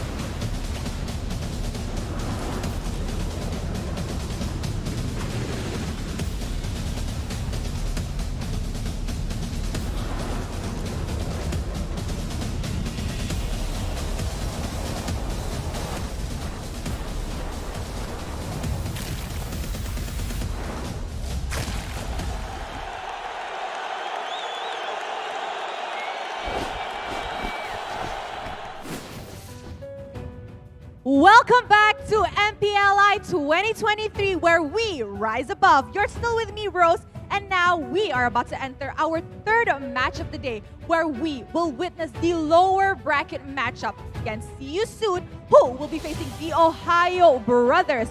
So the team that loses will be eliminated and will end their journey in MPLI. Now I'm pretty sure you guys are wondering, why am I alone on stage? Well, that's because Bude Clara is somewhere else, all right? So in MPLI, we don't only have the inside arena, we also have the outside arena. So let's throw it over to Bude Clara to see what's going on at the outside arena. Hi, Clara!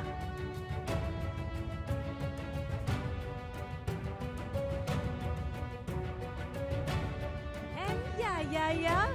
Here, Bude Clara Monks are so happy that, oh my God, Bruce, in the outside area, it's so crowded, it's so packed. There is what here, and there is a wishing wall that supporters can give their message to the teams, to the 16 teams that play in MPLI. So we have lots of them here. We got a lot of fans. They're trying to give the support for the team that they are rooting for. But here, the supporter is here.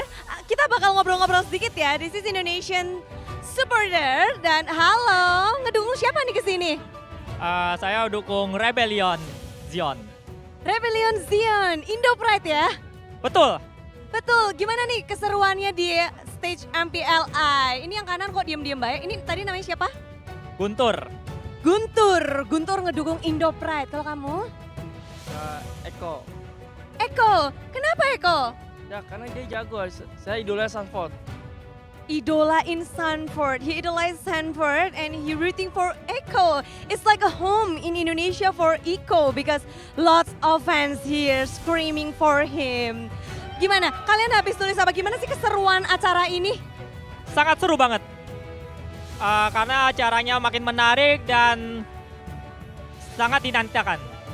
Sangat dinantikan. Match up. Berarti kamu bakal nungguin sampai nanti dong. Sampai match terakhir ini kan baru match ketiga nih. Betul. Houston versus TheOhioBrothers. Coba, kamu bisa kasih prediksi nggak sih untuk match ketiga ini? Bagi saya, yang akan dinantikan untuk kemenangan hari ini adalah See You Soon. Karena tim berasal dari Kamboja yang sangat kuat banget. Oh jadi memang kuat ya dari Kambodia, berarti Si Yusun bakal ketemu Rebellion. Kalau kamu nyemangatin Rebellion, itu yang bakal menjadi lawan Rebellion next-nya ya kalau nanti menang. Tapi kamu kan katanya ngefans banget sama Sanford kan? Coba kasih tunjuk ke kita semua, seberapa ngefans kamu sih sama Sanford dan tunjukin. Saya bermain XP dan memakai Sanford seperti lapu-lapu, Yuzong, dan lain-lainnya. Oh, jadi kamu belajar hero-nya dari dia? Ya betul. Apa signature move atau mungkin dari Sanford yang paling kamu suka? Ulti flicker ke depan, inisiator, udah. Ulti flicker ke depan. Sanford ulti and flicker to the front is his favorite move. Dan dia belajar, he learns a lot from Sanford. And he wants to be something to your Indonesian team. Mau ngomong sesuatu nggak sih untuk tim Indonesia? Satu-satunya nih. Untuk tim yang mewakili Indonesia di playoff MPLI tahun ini, semoga bisa juara terus dan mencatatkan sejarah untuk pertama kalinya secara offline. Secara offline, betul, ini adalah acara offline pertama dari MPLI. This is the first offline event for MPLI. Usually we got the trophy for Indonesian, but right now only Rebellion that last for the last match. Tapi itu nanti ya untuk last match. Jadi silakan tulis-tulis lagi. Mau nulis di mana aja silakan boleh, dan it's so full in the wishing wall. We got the third match here is See You Soon from Cambodia and also the Ohio brother from North America. Let's see what they're writing for these teams because KH Pride, yay, Rocket. See you too. Oh, that's so sweet. Here, boxy to sexy. Naughty message. But for the Ohio brother, we also have semangat. No NA, no party. Ini bukan Nona no party ya. No NA, no party. USA, smile. Hun X Mara. Mara, you've been called. So ya, di sini memang ramai banget. Kalian bisa datang aja langsung ke Basketball Arena di GBK untuk melihat keseruan di acara ini. Lagi ada meet and greet juga di sana. Tadi Wat, sekarang dari tim pemenang ada tim Eko yang sudah hadir pula di sini dan semuanya begitu ramai pastinya untuk match ketiga Best of 3 Series. Namun akan ada satu tim yang melaju untuk berjuang lagi esok hari dan ada satu tim yang harus terhenti. Akan seperti apa perjuangan dari mereka dan pastinya kita sepertinya akan langsung melempar ke arah caster karena caster sudah siapkah di sana? Apakah caster sudah siap? Namun kita akan langsung saja untuk menyaksikan See You Soon dan juga TheOhioBrothers untuk bertempur. So, caster, apakah kalian siap untuk melihat match ini dan apakah yang akan terjadi untuk nasib kedua tim ini?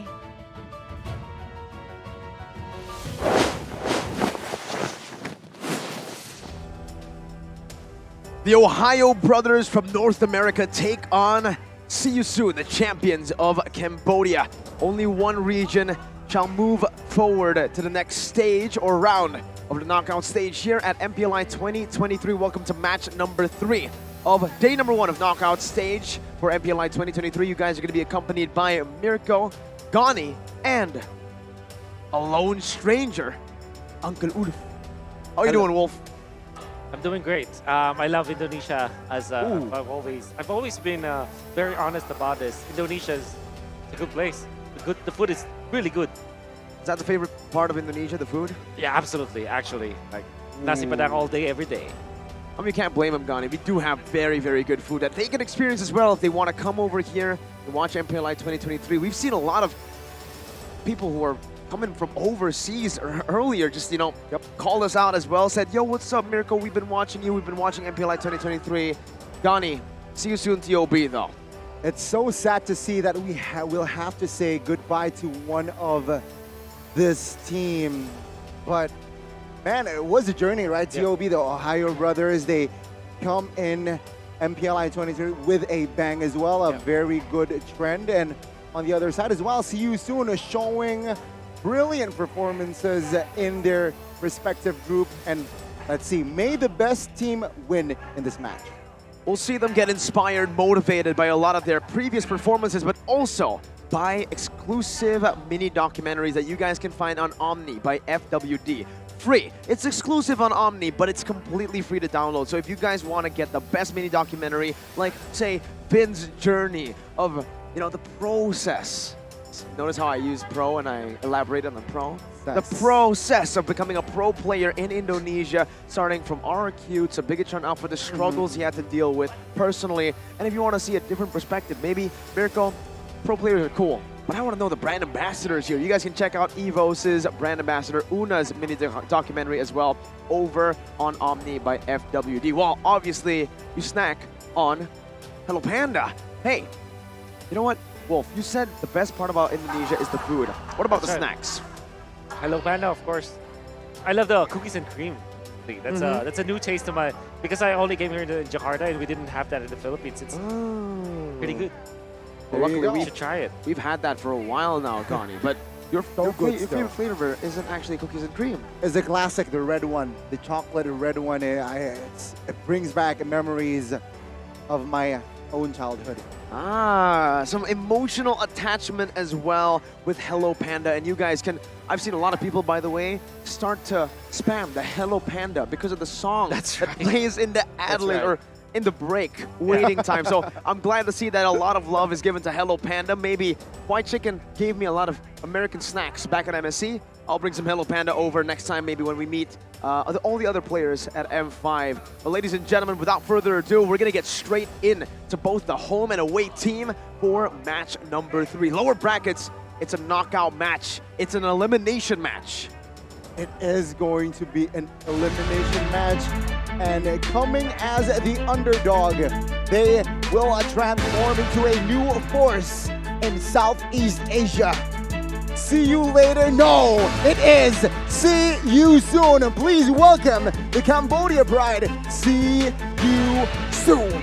They've said in an interview, specifically Ra, that the Ohio Brothers, they're only strong in Ohio. Yeah, See You Soon has been improving. And that's definitely what we saw from them, especially during their MPL season where they were able to get into the finals, win the best of 7, and talk about it, and then show their prowess here in MPLI. On the other side, coming from the North America, let's welcome the Ohio Brothers. Made in Ohio. Coming in strong after their first match loss in the group stage, then turning everything around, only losing to AP BREN. I think we can count that out, right? I mean, losing to AP BREN is kind of like... Ohio Brothers is a team that, I guess, you know, I was able to interview them with a podcast. And one thing I learned is that they are the team that had the most sacrifices. Do you know that each and every member of the Ohio Brothers, they're either going to college or they have work. Wow. So they had to... They had to like skip school for a while. No, they didn't literally skip school. It's like they had some leaves or whatnot, and that's also true with their jobs. The Ohio Brothers, they've sacrificed so much just to compete internationally, now in MPLI and eventually to M5. So, I mean, this is the team that you will root for if you knew their story. And oh my God, now I don't want any of the teams to go home. I wish this is still the upper brackets. Well, we wish the same, Gani, but unfortunately, that's how the group stages work, right? You get rewarded for being number 1. If you're number 2, you gotta fight in the trenches of the lower brackets, and that's what we're going to have to see. Both the coaches as well, masterminds, and one guy in particular that catches my interest here. I've worked with him before. We've worked with him before. That's right. His name there is Dave, but the correct answer, the correct name is Mr. Mao. Yeah, Coach Mao. Wow. One of the pillars of the NACD scene. That's Milo, best player, Hoon, Super Shark, and Zia for the Ohio Brothers. We would want to put your attention to Zia as well as Hoon, but I personally believe that the best performance that we saw from the entirety of TOB came from Super Shark. I believe that he is one of the top players in the entire world, and you can even like pit him against the top roamers that we know of. Like even in the Philippines, I would say that Super Shark will be successful. Even in Indonesia, that's how good he is, and I think he's definitely the gem for the Ohio Brothers. I mean, he has the experience as well. He's been in Mobile Legends competitive league for a while, and we already see a lot of improvements coming from Super Shark as well. And shout out Best Player 1. Yeah. Now this is See You Soon, with a mixture of Cambodian and Filipino players, Felix, Ra, and Boxy from Cambodia, and you have MP, formerly the King, from the Philippines, and of course Kusei. One thing that we saw from them is the way that they are systematically approaching their games, but also being very aggressive in specific conditions. I think that they just wait for their timings. I would say that See You Soon is a team with timed aggression. Now, when they hit that mark, when hit their critical mass, now they play so aggressively. I think we've actually seen and actually spoken about See You Soon a little bit in the group stages as well, the way that they play with the Cambodian aggression, like you mentioned, but also the Filipino discipline as we've come to know it, right? And Boxy, I gotta say, who leads the pack of the Cambodian, the Khmer aggression has to be Boxy. On the Cho, on the Franco, on these crazy pickoff and mechanical heroes, you can definitely see that flashiness help the team get to certain places. That power spike that you mentioned. I love that you pointed it out because I think that Super Shark versus Boxy is going to be a banger for sure. You can even like look at the heroes, and I do hope that they will get their signature heroes, for example, set up plays. Actually, for both of them, they like to pick up those heroes that will set up and catch people, right? So I think that that's something that we have to look forward to. It's going to be Boxy versus Super Shark. I'm excited to see it. And this is the first time ever matching up against one another. You can see that there is no previous match history at all. TOB, See You Soon. We haven't seen them go head-to-head. I think the last time we saw a North American team take on a Cambodian team, it was Outplay and Burnix Flash, was it? It was. But that was MSC. That was MSC. During the group stages? Yeah, it was in the group stages. It was still with Basic, Outplay, and it was with Ureshi in the XP lane. Now with Mielo and Zia, it just seemed like they have found a bit more stability compared to the outplayed team at MSC 2023. And they've actually made a lot of outplays, funnily enough, referring to the name at MSC 2023 so far in this tournament, making quite a big splash right after the BREN loss. But they recovered really. When you look at their draft, I would say it improved a lot. And well, I guess the best thing to describe is like, well, they faced AP BREN anyway, so you kind of understand why why they lost that. But the fact that they recovered, and I think the bigger problem that they had to face there was Dewa United Esports, especially because Milo just recently made some interesting claims about his strength as an ex-billionaire, particularly here in Indonesia. But overall, the way that they have recovered and won against Dewa United, it was a one-sided affair. They drafted actually really well against Dewa, and then they got into the playoffs. So, funny. Wait, what did Mr. Mao? Oh, he did it! I thought it was a joke last time around. If you guys remember, during the group stages, I was like, yo, you see that piece of paper that Dave has that he brings to the players? He doesn't have any stats there. He's a mentality god. He only has win written in it. And it's true. Mr. Mao. That's Dave. That's Dave. That's Dave. That's the Dave I know. That's the Dave I know. That's the Dave we know. Yeah. I love that guy. He's very controversial. They are saying, you know. A lot of people in Southeast Asia might not agree with him, but he knows what he's saying, right? I mean, he was an assassin back then as well. He retired the assassin name. He's just Dave now. Yeah, he's you're just right. Dave, you're right. So, a comment here. The Ohio brothers, right? You're the only strong in Ohio, but not strong in here. Via Rawi, you touched on it earlier. This is the visuals. I think the funniest thing is that nobody from the team is actually from Ohio. Then why So Ohio? they're not even going to be, like, technically, do they live in Ohio? No, they don't. You know why they named themselves the Ohio Brothers? Why? Well, you gotta watch it on my podcast. Oh my God. Nice one. You know, some people soft sell, some people, you know, just like hint at their own stuff. They're not Wolf here. They're not Wolf. Satan Wolf, if you know what I'm saying, Gotti. I want to call him Yves Satan Wolf for some reason, because his middle name is actually Yves, right? Yeah, that's true. You're right. But it's spelled differently. It has Z instead of S. So So I how don't do know you if you still pronounce it. I mean, Filipinos pronounce it as Ives. So. Yves. But I think that the right pronunciation is actually Yves. Yeah. Okay. Probably right. But what's the right prediction? I don't think there's any right prediction, but it seems like both the Filipinos and the Indonesians, for the very first time, I think, or not very first time, but very rarely do we see... They agree on something. Agree. That's do we right. see Indonesians and Filipinos agree on something? Yeah. But right now, they both agree. We both agree, Wolf. Yeah. At This TOB. is surprising. Okay, no, wait, the audience, the town prediction earlier. We did agree. TOB. TOB. So it's Gani. Yeah. You're not Indonesian. You're not Filipino. What are you, Gani? I am confused. Are you North American? You're confused. Okay. We'll leave you to figure out where you're from, Gani. Maybe But, all right, why do we agree? Why did we agree? I think, you know, it's, well, at least for me, why I voted for them is because of the story that I heard from them. Maybe when I get to interview See You Soon, maybe I'll change my opinion about them. It's about who has the more podcast. The time for Wolf. It's all about the podcast. It's all about the podcast, man. No, I'm just kidding. But I think I'm very much impressed about TOB. But then again, See You Soon is a tough challenge, to be honest. I think that my vote for TOB is more of an underdog kind of vote, right? I know for sure that on paper, it should be See You Soon because of their chemistry, because of how they won. I think that they were just put in a group where they weren't able to get to top 1, but I think they're an upper bracket team.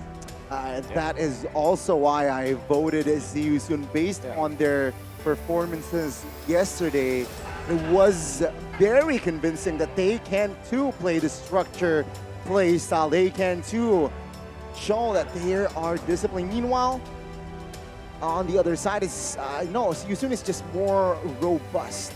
I feel like compared to TOB.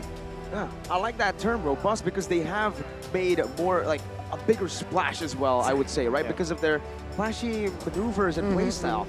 Meanwhile, for Best Player 1 and TOB, it just seems like, sure, they have been winning the last 2 matches against Dewa and Nova. the one that I can really reference to as to like a good win has to be the one against Dewa United, because Dewa was actually putting up a pretty good fight until Mr. BP1 right here actually did. BP1. Yeah, BP1. Love it. Best player one. He lived up to the name. Yeah. He was the best player one in that game. That's right. And apparently best player one has been there in the NA scene for a very long time. It's just that because of studies, because of work, that's why he wasn't able to participate in some of the earlier events. And that's why also Mobazane is more prominent, right? Because Mobazane did appear in M3. But apparently Best Player 1 has always been there. His name is always there. Okay. It's just that this was the first time, like 2023, maybe the year that he finally found at least some time to kind of sacrifice his studies, sacrifice his work, and actually play in an international stage. And here he is now seeing his performance. Hopefully he can stay consistent, because I see a lot of potential in this player. He's definitely got a lot of potential, and we have definitely seen him prove that he's not only strong in Ohio. I've never seen him play in Ohio before, but let's get into the drafting phase for game number 1. See you soon on the first pick. Already taken away. Is that 2 of Best Player 1's heroes? Right, it's going to be the Joy as well as the Nolan. Usually, I think that there will be a shift in the metagame where the 1-1 should be the priority for both teams. And I've seen that it will be automatically be banned out, I think, especially if you're on the red side. Because I think that we are back in the 1-1. What season was that when they always... The red side ban is always the 1-1. It was season 11, 10, 11, and MSC, all the way till MSC, right? All the way till MSC. But now it's left open. And I think See You Soon is a team that will definitely pick that up. But of course, the Fredrin is also open.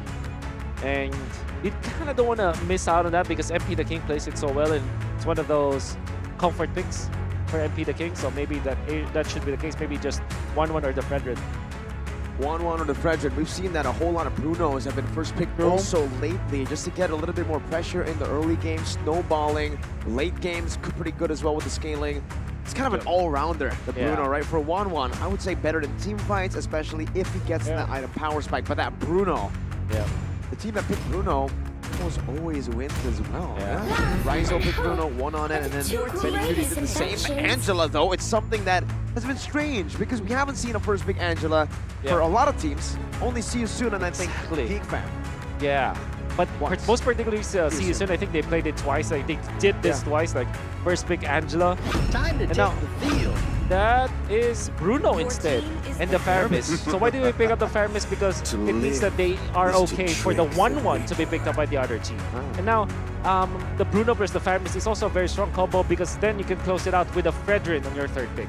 Ooh, will they go for it, or will that Fredrin be taken away by See You Soon? There's an opportunity, but yeah, TOB here. Okay, a very interesting here. Will they go for the 1-1 immediately alongside with the Fredrin, or will they go for the Valentina to secure the Nether Realm and copy it in their system as well? That's also pretty good. I think that they are better off like picking Fredrin now and also like Irthal instead of go for the 1-1 because you're facing up against a Faramis. It's not that ideal because you cannot use your ultimate. But if you get the Irthal, you have a lot of sources of damage. Lancelot. Either. And a Terizla as well. Interesting choice. By the way, fun fact for you guys back at home, Kusei has played all of his games on Bruno. So far this tournament, this is the first time that he will not be getting that Bruno. And we'll see if it actually is that big of an impact to the team if he doesn't get his comfort pick. Now we'll see if TOB want to pick up an XP laner. Maybe, like you said, we'll close it out with a Fredrin up against a Lancelot and a Terizla. They choose to go hardest. Anti-CC, some aggression in the early game to help Snowball himself, but also to help Zia in the gold lane with that killing pressure. Just utilize the early pressure of the composition right now. I think that for instead of TOB, they can now focus on Kusei. Maybe ban out Irthal as well as the Claude. Two of the marksmen that really thrives when there's a Faramis because you can have constant amount of damage. And They also don't know if this Angela will be the mid lane or the roamer. So I think it's much better to focus on the marksman when it comes to your bans. Just to be sure, right? So let's see here. I think a hero that is going to be the 1-1 first. Also a hero that has DPS, same as 1-1, same as Claude and Irithel. So TOB, very honest draft, very honest approach as well. See you soon though on the other side. What will they go for here? Will they go for a roam ban here, just limiting Sharks' options? Perhaps the Kufra comes to mind as well if you think about Shark.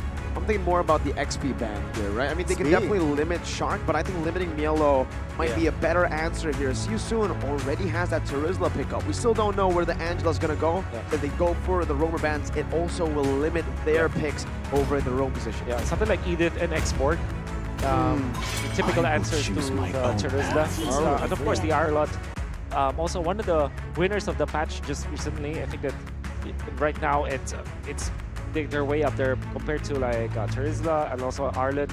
And I think that today we saw Khalid also being prioritized. Maybe it's just a team kind of thing where both AP Bread as well as Archie puts a lot of emphasis on that. But I think it's also a pretty strong hero. There it is. That's the Irithel ban. Going up against the Bruno, I think especially with the Faramis here, we mentioned it, right? Constant DPS is definitely something that will give a little bit of a problem towards TOB's composition here. With the Faramis already, they're very okay with going up against a Brody. Even with the help of Angela, no problem. That 1-1 though, to add on to the point that, you know, it's just a solid pick. With an Angela as well, that mobility plus the Angela sustain gives you a lot of problems. And now, TOB with a Hilda and an Arlot ban. Speaking of Mielo, usually he just goes for the Yuzong. This time against a Terizla, that will put him in a pretty... Whoa! That's a Shark hero. That's a Shark Cho. We haven't seen this in a while, man. That's pretty good. I mean, like, when it comes to comfort, but also it's a single target damage, and there's the Claude. Since the Irithel was banned out, that's the answer. So now you're gonna be thinking, would you give this Angela to the roamer, or will it be the mid laner? I believe that maybe a Lilia could be good, or a Farsa for the side of Team See You Soon, and then put your Angela on the roam so that you have additional protection for the squad. Still like the Valentina here, right? More options. You can right. steal with the Way of Dragon, NetherRealm as well. Now though, question for this Claude is Purify or Sprint? Now there's a Chao. Purify, is it worth it to just secure themselves? But no, they will not go for the Valentina. It is going to be an Angela mid instead. Yeah, for some reason, it's always also a pattern with See You Soon. That's going to be a Uranus last pick. Whoa. A pick that I personally haven't seen that much on a Mielo before. But to bring it back to the point of Angela for See You Soon, how weird it is that they always first pick it. And I think in all two of their games that they played in the group stage as well, it was used as a mid laner, not a roamer. That's right. After the nerfs in the patch, we thought that maybe the Angela mid thing was about to go away, but See You Soon still wants to utilize it. Yeah, I think it's mainly because of Boxy being a very good initiator. They don't want to lose that strength for the side of Boxy, where he sets up for kills and he initiates for the team. And you kind of don't want to see Boxy on the Angela, right? True. It's almost like seeing Keyboy on an Angela as well, right? But we have seen that, Gani, funnily enough. Yeah. Luckily, just luckily, we haven't seen light on Angela. Or have we, Wolf? Oh, man. Oh, man. I can't wait, but I don't want to see You Soon or TOB go home. Well, we'll have mixed to. feelings. We'll have to, Gani. Wolf, ladies and gentlemen watching back at home, there can only be one who moves on and advances to the next round of the knockout stages. Will it be TOB from North America or See You Soon from Cambodia? Welcome to the land of dawn for game number 1 of match 3 in the lower brackets. See You Soon versus TOB. Well, you see the answer, the question for Kusei's spell. There you go. He wants security. He opts for that Purify. And MP actually was still able to secure the purple buff despite a very early invade by Super Shark. Let's take a look at the emblems maybe. Anything interesting here, Wolf? I think choice for the focusing mark, that probably is the only interesting part here, because everything else is pretty standard. What about the Brave Smite? Oh, wow, I did not see that because of my screen. But yeah, Brave Smite for Kusei. It's all about the sustain for sure. But I think that there's some additional damage that he can get from your HP. And it means that he can at least duel against this Bruno for a little bit more compared to something like a Quantum Charge. Yeah, I remember when it first came out, the whole emblem change. The Brave Smite was actually a pretty popular choice for the Claude, but then the QC just took over with the basic common emblem. You're able to get movement speed. Since it's nerfed, you know, now maybe the Brave Smite might be a better answer. Shark using that concussive blast already. He's the roamer here. It's supposed to be Hoon that deals that much damage, but base damage Cho is a monster. Especially the first few minutes of the game. Literally the first 2 minutes, pretty strong. We're looking at some of the other emblems. Very defensive Claude emblem, man. Tenacity and vitality. That's a traditional Kusei kind of play where he wants to he's a safety first kind of marksman, but when you hit your items by your critical mass, maybe 3 items, that's when you see Kusei be aggressive. But at the first few minutes, Kusei is like a very defensive and safety first kind of marksman player. TOB are doing really good with the setup though, man. They're screening MP Mielo. Let's see here, the best player one will find the mutes quite freely. And TOB, they did a perfect job in distracting and also screening. Now Milo in front of it all. Penalty zone on towards 2 now, looking for a fight engage. But look at the reinforcements by TOB. They want this. Felix gets taken out as first blood will fall to the North Americans. And now they still fight more as the Netherrealm was popped. But there is a disengage by See You Soon. The sustain of the Minotaur Angela wasn't enough to keep Felix alive. Maybe a misstep with that hard guard, or maybe it was planned, but Felix did not get that sustain. Yeah, this is a very annoying Uranus, actually, Kavambilo. Especially because you can get in front of Boxy, you can get in front of the Angela. This is a hero that's DPS is quite in nature, but doesn't get contested by something like a Minotaur, because you can always like literally be in front of the Minotaur and you already nullify that. And you can also see that he is controlling some part of the jungle by clearing out the waves quickly, cutting the waves now, then getting into the jungle of See You Soon. He might not be able to invade totally, or maybe just take out some of the buffs, but the vision that he provides gives TOB more ways to properly look for the best decision on where they needed to go. You can already see the cut happening. Whoa! Way of Dragon with the help of Hardguard. MP looking for an escape route. Gets it out top side. Now Zaya is in a 2v1. Kusei though receiving hit as well, but Hoon in the front side pops the Netherrealm all alone. And now Hoon again isolated, taken down. That's a kill, but the Uranus relieves off pressure off 2 lanes. So TOB still looking for the cross-map play. I was about to say, man, Mielo, he just ignored the team. No worries, though, because he was able to alleviate so much pressure. And in turn, that actually will punish See You Soon. The 2 waves, mid and bottom, pushed into the turret, and that's going to be a whole wave that See You Soon will be missing because of the cut, the 2-wave cut by Mielo. Chunks to have HP. Good Way of Dragon onto her turret as well. Oh, take a look at the blazing away. Not enough damage as TOB will secure the second neutral objective in this game. As See You Soon, no answer. 2,000 gold in deficit. That's Super Shark, the show that we were looking for. Set up heroes for the roamer or set of TOB. Able to find the perfect target. It was the Teresa. They didn't target the Lancelot, they didn't target the Claude or anybody else. They wanted to go for the hero that will give them the most problem. And by the way, See You Soon, they didn't have the flicker on Felix during that moment. That's also why they eventually lost control of the turtle area. TOB identifying their strengths now. Is there a kick? There is a kick. We'll use it immediately. No follow-up though. So now the re-engage we're having. Oh, Netherrealm, the premature one from Hoon. It's called a zoning Netherrealm, right? It's a scare See You Soon away. It's classic. If you guys watch Hoon streams, it's the classic, right? But for right now, man, looking at the fact that TOB have a 2.2k goldie, they can actually afford to make those little mistakes, right? Way of the Dragon missing an angle, not the proper angle you'd expect it to come from. But now, it seems like they want to put as much pressure as they can. Whoa! Oh, good engage now. Zaya looking for a space, but it seems like now Zaya will fall. Oh, Kusei just falls at the last second. Best player looking for another, finds the killing spree. He moves onwards. Felix though, looking for grab space. Best player 1 will not survive as MP finds a shutdown. Super Shark flickers out of the way, but the damage will not come through for now. Super Shark survives. Very good trade for See You Soon. They found a kill onto the marksman of TOB, and they also got a shutdown kill onto best player by only losing Boxy. It's TOB. They cannot fight when it's a long drawn team fight. They need to burst people down. It's mainly because of the Angela that we're seeing. And the fact that Kusei was able to get a kill level 8 now, I think that he is quite farmed compared to other, quite farmed right now with a DHS that he got 4 minutes in. This is going to be a very comfortable COD now.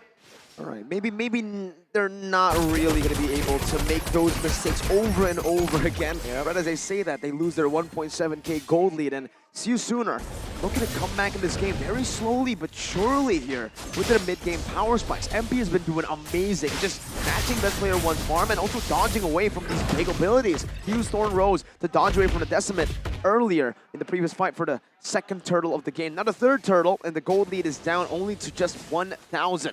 TOB needs to stay clinical, but MP is looking for an opening. It's a 5v4 in the turtle pit, and best player 1 finds a retreat. Felix in the front side of the map here. Soaking damage does not survive here as Zaya claims the kill. Meanwhile, top side, it's going to be a trade for that turret. Definitely still worth it for TOB. They got the turtle. They can look for another turret as well. So it's, in turn, a kill, a turret, and a turtle traded for just 1 turret. If they do get this orange box, it'll be great.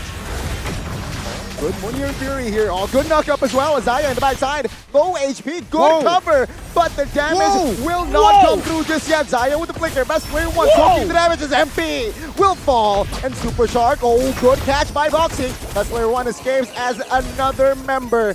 And that is Zaya taken out. Zaya, Super Shark out as Hoon will follow as Kusei claims the kill. Back and forth and back again. See You Soon came out on top in a fight that they looked like they were winning, and then TOB came back because of the burst. But then See You Soon prolonged it enough for the rest of the team to come back again. Absolutely. Kusei was eventually able to get into the fight even after pushing top lane, which means that the biggest winner of that clash was literally Kusei, as he's able to get, what, two lanes of minions up top, he gets a turret, and then it gets a kill on important members of TOB. So yeah, I like the fact that he is standing his ground and knows his limits.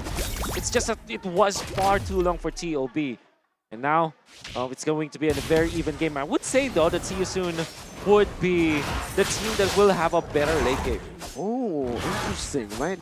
The fact that usually when we see an Angela mid, looking at the lack of magical damage, we would think that See You Soon will have a weaker late game. But looking at the Claude, getting to that point, especially towards the late game, gives him so much more of an option actually all in with the combo that See You Soon have.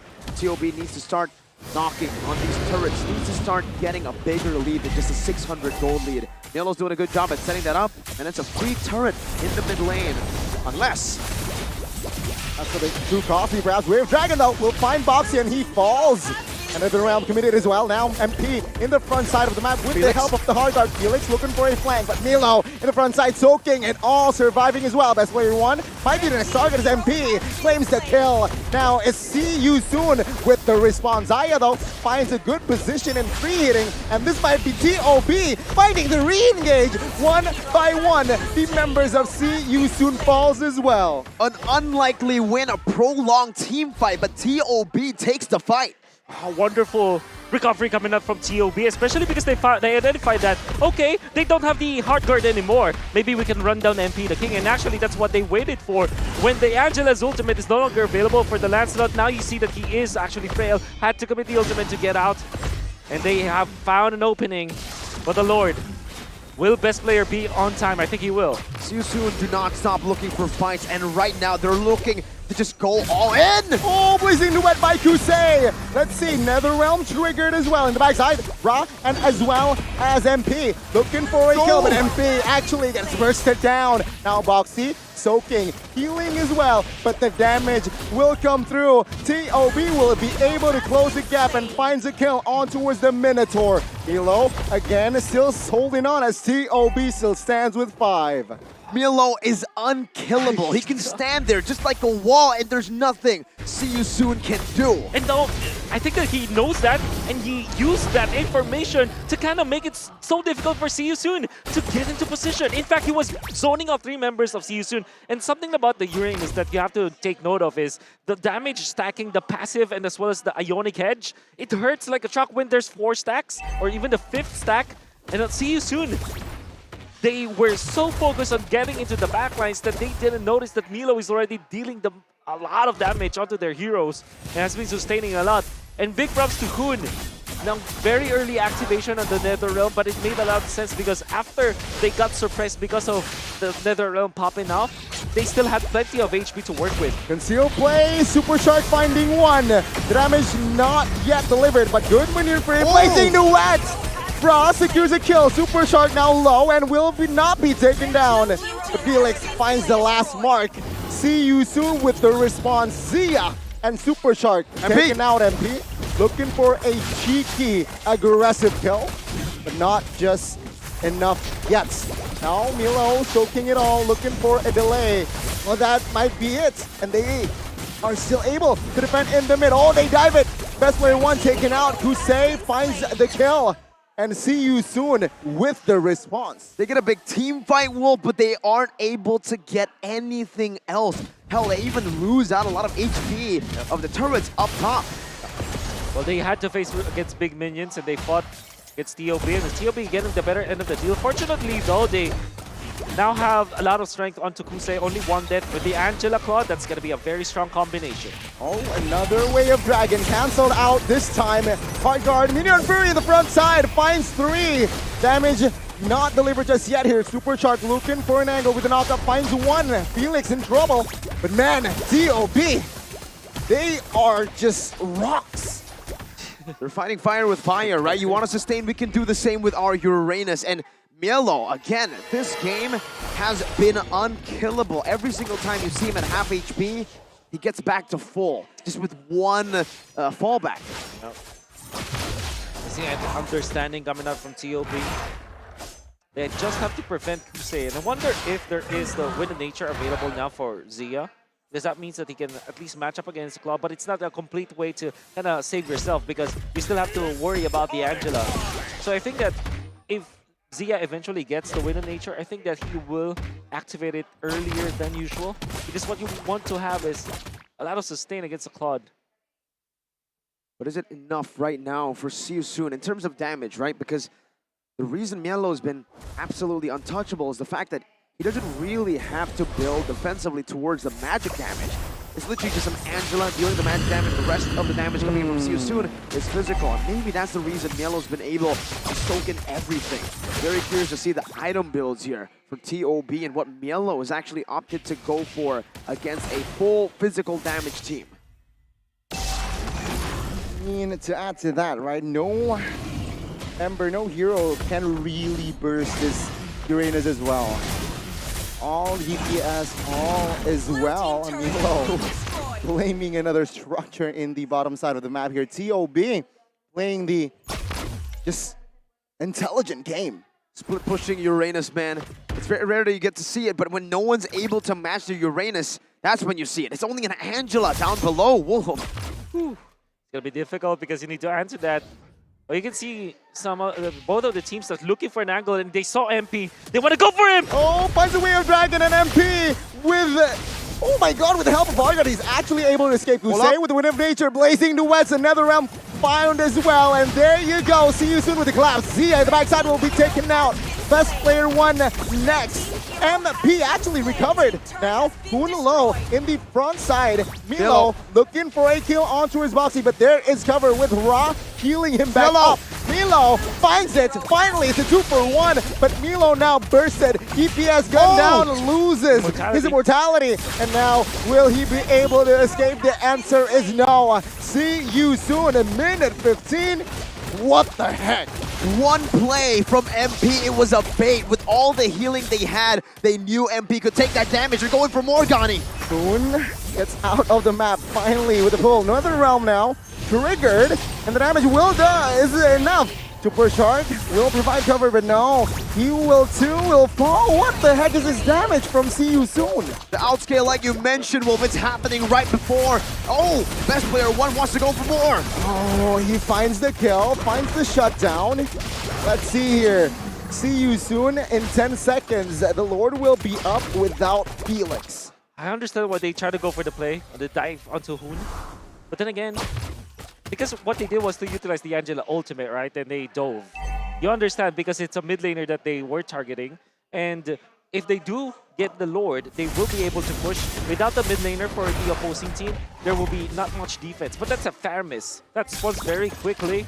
And I think that's a wasted time, the wasted immortality for Felix. Because he did die and he also burned the immortality. So they have to wait for 5 more minutes for that one. So I think that's a bad trade. But overall, they get the Lord anyway. So let's see how they will push. Doesn't look like they're going to be able to manipulate the waves properly, though. The bottom lane is going to be dealt with by Zia and Best Player 1 with relative ease, but See You Soon are not going to make it easy. They're trying to get at least one charge, and they are not successful at that. No charge into the base turret. TOB defend quite well, but they should lose at tier 2. Excellent defense from TOB indeed. And it's a reset. It's still anybody's game, sure. See You Soon has the ball in their court. Man, TOB, they are no pushovers. Let's see here. What will they cook in the next few minutes? Well, for right now, both the teams will definitely try to take it slow. See You Soon have the grasp of the gold lead now, and TOB will definitely be a bit more careful when it comes to engaging. We saw that all the proactive movements TOB has been making the last 2 or 3 minutes, it's all been leading to See You Soon's comeback. That's right. There is only 2 blade armor carriers now for TOB. I would expect them to have more since they're facing up against the Claude, so maybe the Cho will be the next one. A DHS for the Bruno.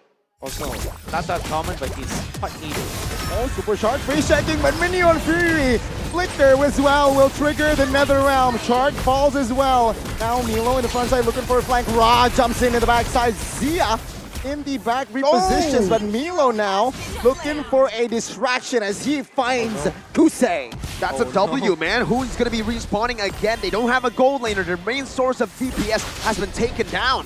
35 seconds for Kusei. Let's see what will See You Soon cook without their physical carry. In the mid lane, it is, yeah, they're just delaying. They will wait for Kusei. That's a very bad decision from See You Soon.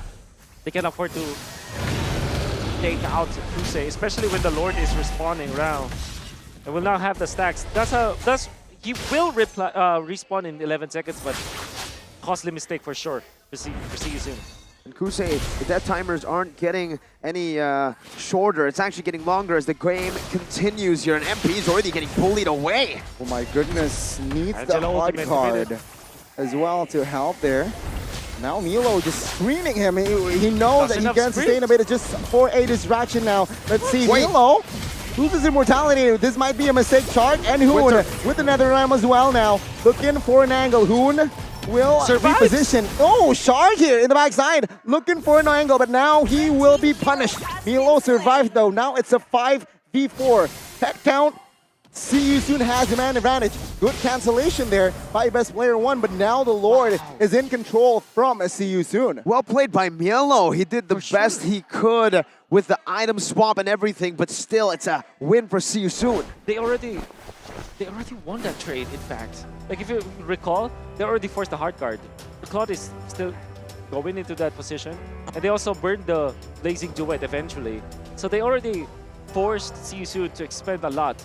And now the decision was Milo. Yeah, he did survive after the winter truncheon, but they also had to utilize the Nether Realm. So I think that TOB already were making the right moves. They were forcing out that they already got the W, but they got baited into trying to take out MP, which is, by the way, that's gonna be the best scenario, right? But the fact that they already forced out the ultimate, I think they should have been content with that.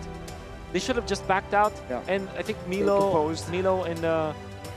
and Shark kind of kind of burned that advantage. Yeah, overcommitted for sure, overextended, and then it happened. The big play by Milo. It happened through a mistake, but he was able to kind of, he was able to survive. But Shark, not that much, right? And losing a Cho late into that game where the position was already really good for your team, that's definitely going to be a big, big mistake that Seosoon can capitalize off. I think we're already in a very late moment in the game. I believe it's already 18 minutes. It's 19:33 to be exact as the pause got initiated. So if Seosoon get this Lord, it's going to be an involved one.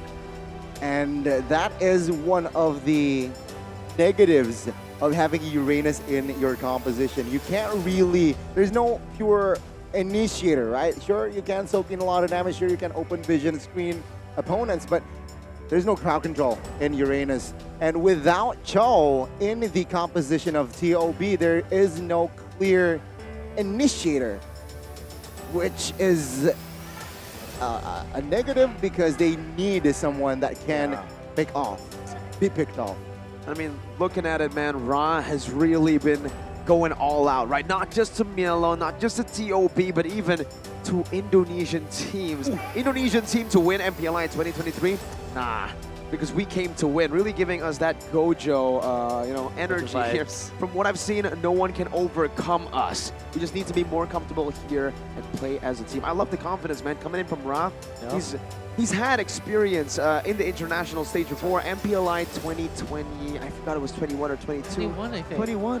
When they actually sent Todak home in the first round. A very interesting, result from, again, a time when Cambodia was still very new to the scene, right? So Ra's been through a lot of different arcs, and this time around he feels really confident with this lineup.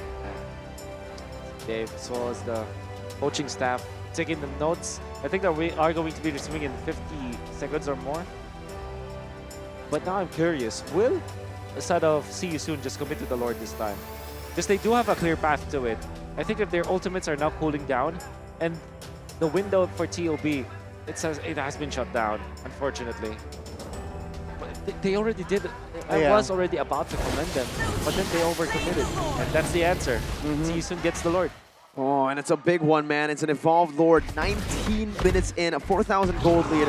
This time not as relevant as that early gold lead because everybody has farmed up. But they got to be careful. One mistake, just one, and it should be the end. TOB needs to play this defense perfectly. It might be the final push, considering that they have the Evolved Lord and their spells are all up, and oh my god, Milo overextends and instantly punished by 4 members of See You Soon.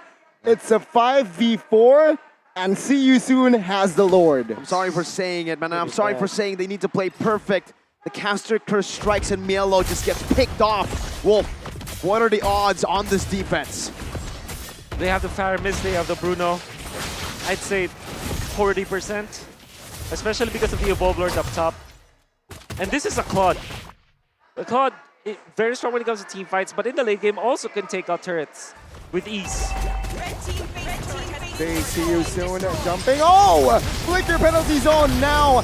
Nether Realm triggered. Best player 1 though will lose his immortality. And their base 2 exposed, and See You Soon. They're here, they're cold-blooded, and they strike first. A battle of attrition in game number 1 of the lower brackets. My goodness. They took their time to get to that power spike. They took their time to build it up, but when it hit, See You Soon hit like a truck, and TOB did not know what hit them randomly. Pickoffs on the side. Their composition that was built for pickoffs with the Cho turned out to be the composition that got picked off by a team fight comp. This is Team See You Soon. I think the trend is very clear on their side. They know exactly when they needed to team fight. At the early stages, all they needed to do was to farm. They are waiting for their critical mass on their marksman, and then they fight afterwards relentlessly. And they were getting the better trades, in fact, in the mid-game. You remember that cross-map trade where the bottom lane was pushed out by the side of TOB, and then they traded for top lane. They got more as Usei was able to eliminate Zia, and the punishments, the shutdowns were there. They also forced TOB in spots where it was a 100-0 in favor of them, especially that last Lord fight. But Team See You Soon, calculated aggression, or I'd say timed aggression, is the name of the game. truly is timed aggression. They waited for that timer very patiently. Like we mentioned, that Filipino discipline. Yep. But when it was time to strike, the Kamay in them really came roaring and blazing in that skirmish, in those team fights.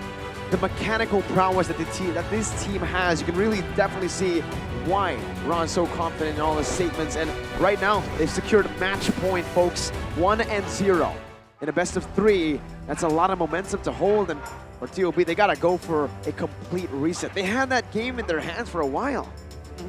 This is what I'm saying about CU Soon. This is what they're scary. You're right. They have this discipline and Filipino discipline, but again, the structure, right? They are so organized in that team. They know what to do when they're behind, when they're ahead. And to add to that, Milo kind of snoozed there in that last play. Yeah. Exploited, of course, and CU Soon got the first game. This is my take. CU Soon, if they keep this up, top 2. Top 2? Whoa. Whoa! Top 2. Whoa. Well, Wolf, that's a contradiction to your prediction. You predicted TOB to be number 1. So That's what do you right. think? I still think that they can do it. It's just the best of 1. No, just kidding. But then again, yeah, TOB, they played perfectly, specifically for Milo, right? It's the Uranus. And he knows the strength of his hero. He knows that he is unkillable. And I dare say, at the first 17 minutes of the game, played perfectly. But come the 19-minute mark where they all already got the advantage, they dove deeper. And because of that, they lost all of the stuff that they tried to earn in the early stages. Every goal that they gathered, it was just thrown in the dirt come the late game. And the guy who was stable, literally the opposite of what you said, the guy who knew when the power spike would hit, just let the Filipino in him take control for the first, 12 minutes of the game. Farm, and farm. In-game equipment, you can definitely see it from the items here. Complete Claude in the 20th minute of the game. You know how much that, even the Brace Might, by the way. Amazing choice to stay sustainable, to be able to just continuously farm up and sustain back up. The thing is, for Kusei's Claude, right? He started, it was a 4-minute 30 Demon Hunter sword, which in a way is like kind of below average. Think about it. But that's the beauty for Kusei as a player. It doesn't matter if he got at that 4 minutes 30 seconds. The thing is, he didn't die along the process. So he wasn't pushed out. He kept his lane, and then afterwards he knew that he didn't need to overly extend, go for double lanes, because that's the reason why you were able to get the 3-minute Demon Hunter sword as the Claude if you go for double lane or if you get kills. He stayed true to the win condition, which is just farm. If you end the game at 17 minutes, it's also the same as ending the game at 19 minutes. You still win it. You just have to be more patient. And I think that Kusei displayed a lot of patience in the squad. A win is a win, right? And for Kusei, the win happened in the 20th minute mark, but it was all of the setup, the farm that happened in the early game that got him to that point. We're going to see the highlights here. We'll break it down for us. What happened? What was the key moment where TOB threw their lead? Yeah. Well, it will happen at 17 minutes, but I guess the lead that they were able to get is because of how well they utilized this Uranus. They're going to be doing it once again. Oh, I remember now, there was a time where they found MP the King or MP, and they initiated on it, but they got punished afterwards. A great recovery coming out from TLB, and they now will take over the map control. Mr. Mao, Mr. Rap, they're pretty happy about it. And unfortunately, at 12 minutes, they started to crumble, as the Lord will now be in favor of Team CU soon. This is a dive which, at least for me, is very questionable, because they dove for a Paramis that will be respawning in, 1 second? And they lost the immortality as well as the life onto Helix. But they will not stop. They will try to invade once again. They always target Zia, and they try to punish him. I think that they will be able to survive in this case, but already CU Soon are controlling the tempo of the match. It was just so clean at one point, right? Right after this point, they were able to just isolate the members properly, utilize what makes their composition strong, that sustain, to actually bait TOB in that final team fight in the Lord. And we don't even need to mention what happened in the end, right? Because it would have been hard already. The fact that Mielo was picked up turned it from hard to impossible. No frontline. Mielo was the main reason as to why they were able to get a lead in the mid to late game. In the late game, losing him that fast ends up with this result, 19-14. Kill-wise, very close, and even in the game, it was close. But if we take a look at the items, Wolf, What can we tell from this game? Twilight Armor for Felix. Very rare sight for Terizla, but I think that he knew exactly that he just needed to kind of nerf the Bruno because he will be the ones on the front line, because I think he noticed that there was a play that TOB is doing where when Felix jumps, it's actually the Terizla that will now be the target for Zia. Zia thinks that if he gets jumped on, maybe the answer is to take out the Terizla instead of trying to frantically get into the opposite end of the fight and trying to take out the squishy members of Team CU soon. I think this is a very smart choice going for the Twilight Armor. And to add to that, he has the Blade Armor as well. So, of course, basic attacks will bounce back. Can cause a bit of a trouble, and I like what's... Yeah, I just like the formation, I like the coordination from Houston. I'm very impressed yesterday. I was impressed yesterday. Now I'm more impressed seeing how they handle things and solve problems in the land of Dawn. If you're looking at the comparison of gold between both the XP laners, it's actually Milo having the better time. Well, it's mainly because he's a Uranus, right? So he can just get a roam and split push for the team. But it didn't matter in the end because Felix had a lot of impact when it comes to like team fights. The reason why there's a disparity of goal between the XP laners is mainly because of that fact, but it didn't matter in the end because Felix still did his job, essentially. Yeah, he did what he was supposed to, right? I mean, in team fights going in, sometimes going in a bit too deep, but same goes. It is the job of the frontliner to just soak in as much damage as possible. 3, 5, and 11. In the end, that final initiation as well into the base of TOB gave the Lord, the rest of the team, so much more space to just end the game clean. 21 minutes though. It's a long game duration, and the fact that TOB had control of the game for quite some time and lost it will certainly play into how they can reset in game number 2. It's a big one here. For some of these players, it's still their first time internationally playing. Maybe not for Shark, Hoon, Zia, and Best Player 1, but Mielo, a final mistake being the most lethal mistake in the game, will definitely, or maybe not, play with his mental. I do hope not. But that will be a big problem. But I think that Team CU just adjusted accordingly. That's why they were able to take out Milo. I think if I will have to pinpoint a mistake from Milo, I think it's more of that aggressive play where they already forced out a hard guard and they try to still go for more plays. It looks very flashy when he switched from Immortality into the Winter Truncheon, right? That specific play, it looks very fancy, but at the same time, overall the macro level of things, it didn't help TOB win the Lord fight. In fact, even lost them the team fight because of that. So that's not the only thing I can say about Milo, but I think that he understood the nature of the Uranus matchup in this case. Look at that goal difference. That big spike after a big team fight. We saw it spike continuously throughout the game, right? It was a big lead for TOB. They were able to stay stabilized for a while, and then one wrong team fight happens again. They build up to a lead, and then like Wolf mentioned, 17 minutes in, there was a big team fight that did not go the TOB's way. So in that department, you soon have, I would say, just better calculations overall when it comes to team fights and team fights that they win, because these are really, really thin margins that they were playing with. When they got that first team fight that won them the game, right, it was MP getting the help of the hard guard, but dodging away with that Thorn Rose from a lot of the damage output, skill shot damage output from the side of TOB. That led them to having Kusei free hitting, and once the Cloud free hits in towards the later stage of the game with all those items done, it hurts. It really does, and what we can learn from that game is actually, Angela mid is still a possibility, folks, but you need to compensate it with more DPS, perhaps, right?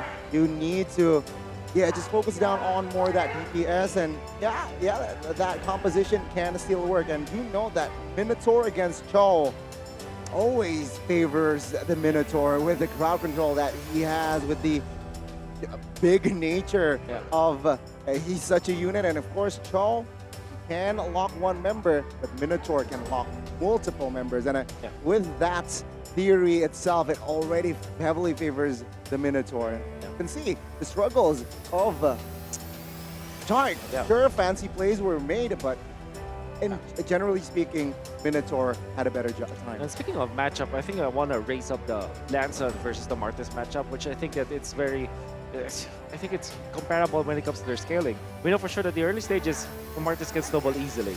But the Lancelot has an easier way out of things where he could just farm up or go to the opposing jungle and just try to get more gold out of that. And I think it's pretty visible in that particular game where all they needed to do was to farm up. And I think that even after best player were able to get many kills, you can see the XP as well as the gold is always the same. In fact, in the end, it was the Lancelot having the better time of his life compared to the Martis. It's all about following and screening each other, right? And the Lancelot towards the later stages outscales the Martis as well.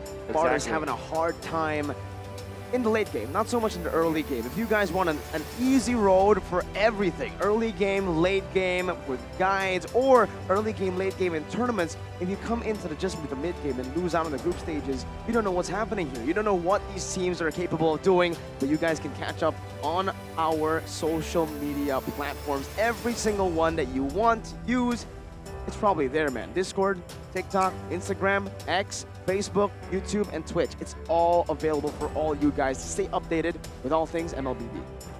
Wow, again, yeah, stay relevant, stay relevant, notified, and yeah, here's a notification, 1-0, see you soon, match point for see you soon.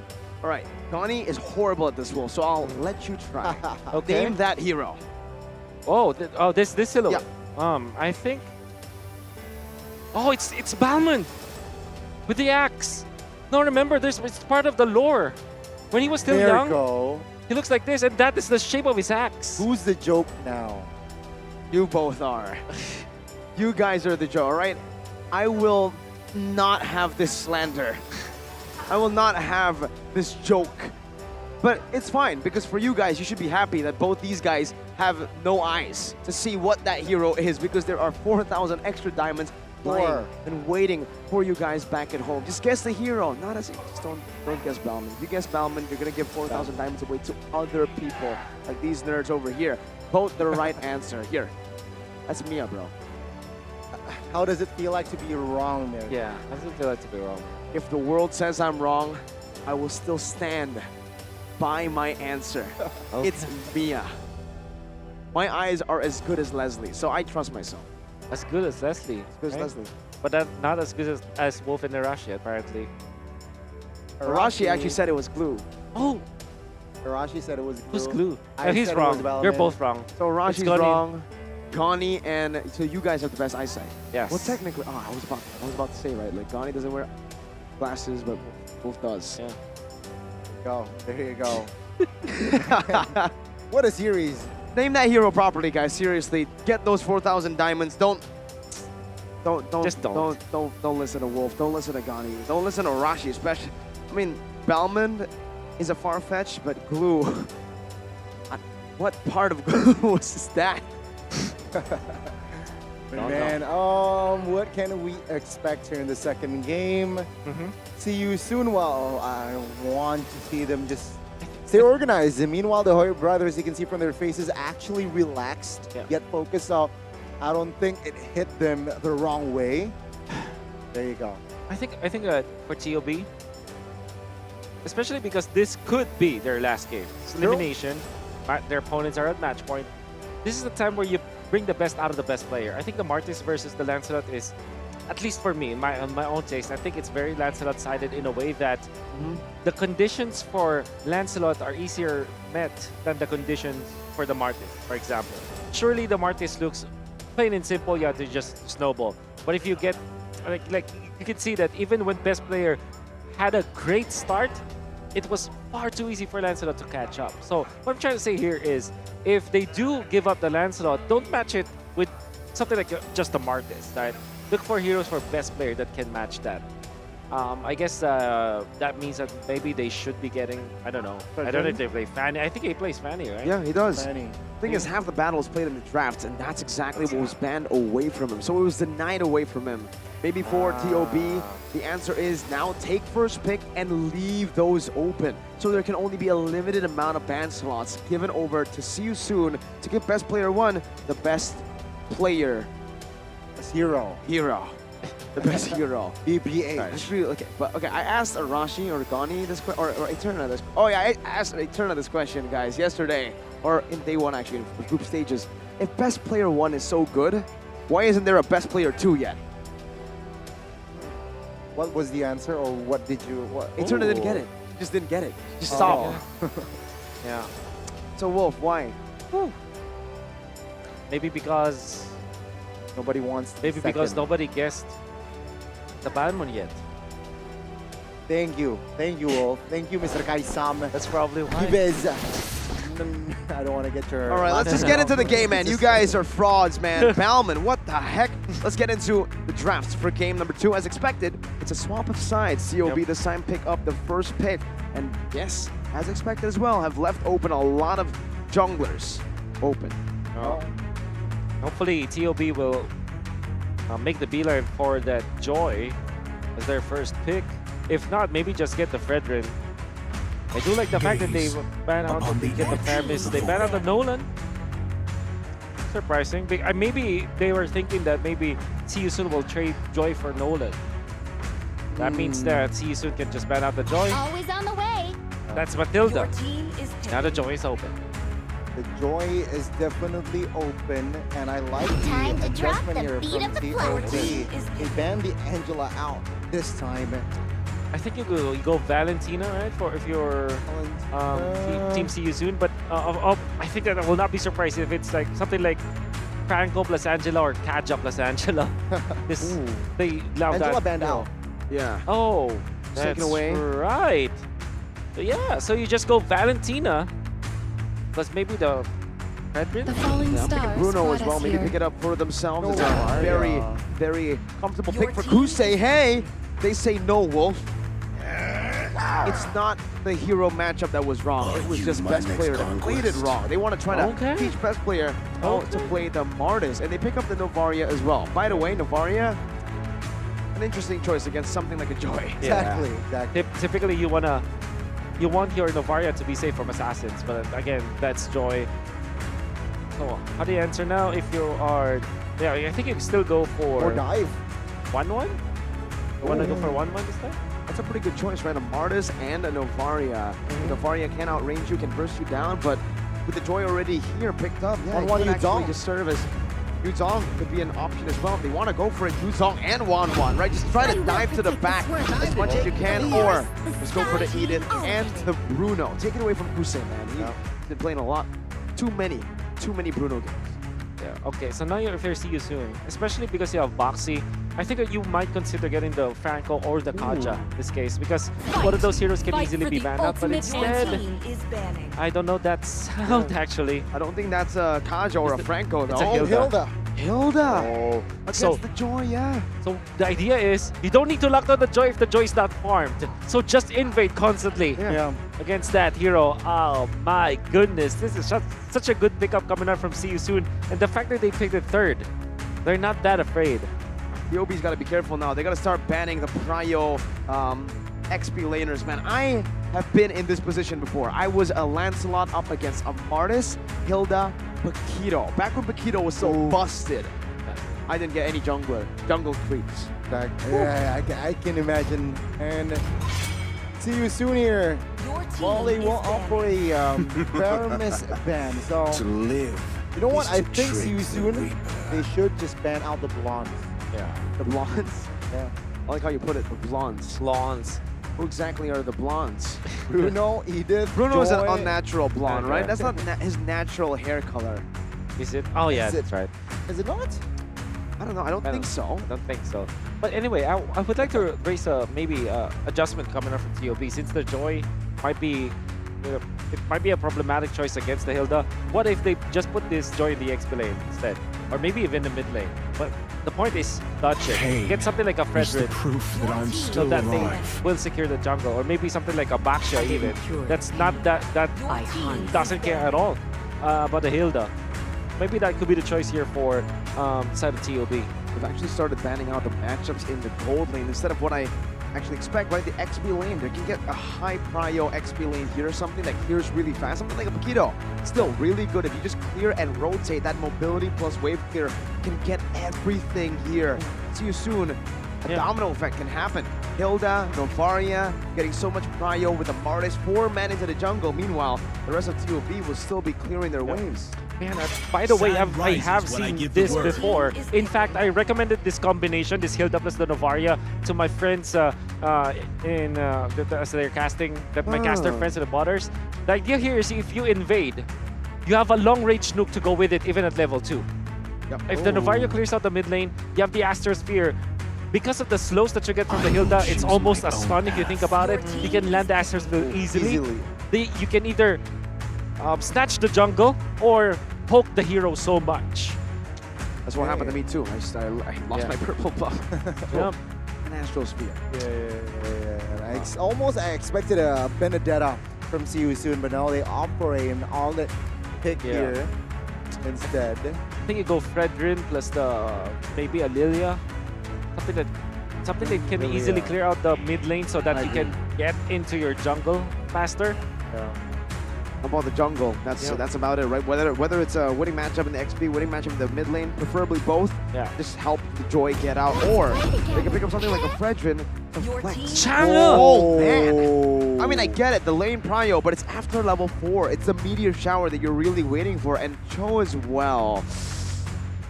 I get it, a lot of base damage in the early game to try to help, but then the Edith will be rotated to the XP. Whew. And MSU soon can end the draft strong here. Really, really strong. Yeah, 1-1 for example, because there's a lot of like ways for them to dodge that. You can, if you want, you can go carry, but or Ixia in fact. Oh, because there's no legitimate dive from TOB. I mean, Joy is there, but there's the whole plan is to shut him down. Exactly. Wow. But yeah, I think the best choice should be the 1-1. Yeah, agreed. Let's go. Very versatile, can go back and forth. Iridol does the same thing. It's a bit safer, to be honest, against the Bruno in lane. So we'll see how this matchup goes. But see you soon. Ultra aggressive, not just aggressive. This is some ultra mega, explosive, giga, terra aggressive. Yeah, folks at home, if you've seen this Novaria plus the Hilda, expect your jungle to be invaded. And the Joy just will not be enough, unfortunately. I don't think even with the help of Cho and Changa early, could be enough. This is where the forced error comes in. If the Changa rotates over without caring about the wave, she's going to be the one losing out, not the Joy, and that will steamroll and become a domino effect to something else. It's tough. They're going to have to play this early game perfectly, and even then, they might still lose out in the early game. If they wait till the late game, though, I believe that's their shot to actually take this game. TOB, 1 game away from being knocked out, and see you soon, 1 game away from getting to the next stage of the knockout round. Ladies and gentlemen, welcome to the Land of Dawn. Will it be an equalizer from TOB to force a 3rd game in this series? Or will it be a pause? Because I think it will be a pause. Yeah. Calm before the storm. See how I sent the curveball to the ladies and gentlemen watching? They were getting hyped. They were already jumping up and down, especially the NA fans, right? Let's go! 1-1, and then a pause. I knew that from the very beginning. I just wanted to troll you guys. Of course back you at do. home. Thank you, Mirgo. You're welcome. Like you knew that it was Mia. Yeah. And it is Mia, not Bauman, you nerds. Bauman. Big shout-outs to all of the viewers watching, especially the Simpin chat. The Simpin chat. What's a Simpin chat? Wolf, did you just call me a simp? Is that your, You are part of it. Exactly. No, I'm acting as a viewer, right? Yeah. Like the viewers who don't know what a Simpin cast is. Well, if you're part of Singapore, Indonesia, Malaysia, Philippines, and NA, you're part of Simpin. Way to go, man. Way to do the Cambodians dirty. There's a lot of Cambodians watching here, man. There's a Khmer team. You only shouted out the ends, the North Americans. Simpin. Where do we put them, though? Simpchin? No. With a K or with a C? Actually, what should the language is called Khmer. The people Khmer, right? But in English, it's Cambodian. Okay, so it should be C. Okay. I don't know how you fit that. I don't know. It's really. I'm sorry, It's Cambodian difficult. people. We don't mean to. It just fits the name better. Yeah. And Mr. Mao gets it. Mr. Mao gets it. Mr. Mao gets it indeed. And Wagner gets it. Ooh. It's the Wagner. Mr. Wagner gets Wagner. it. Mr. Wagner. Shout out to Mr. Wagner. Shout out to Mr. Wagner, who's still up. By the way, I think he's pulling an all-nighter. The NA restreamers are pulling all-nighters. Oh, that's What right. time is it there? It's like 8 a.m. They've been watching since 8 a.m. That's crazy. Man. Again, sacrifices. That's the main story for the Ohio Brothers and for NA as a region as well. And we'll have a lot of... They still have a long road to go, and Mr. Wagner is there to help them along the way. Oh, my man. Lord. Mr. Wagner. What's he saying? I don't know what he's saying. Oh, good now. I like how we're just tuning in to the stream of MPLI 2023. When we're, Shout out we're to a lot of reacting. our streamers, actually. There's a lot of streamers across all of the regions, all of the nations, and I think this is now the way to go where, I mean, why would you listen to Miracle when you can listen to Mr. Wagner, right? I just listen to Mr. Mao. Oh, Mr. Mao, of course. It's like the TOB boys, right? Yeah. You know, Rashi actually called, like, when he was analyzing, he said, the Ohio boys. Ohio boys? It's still TOB.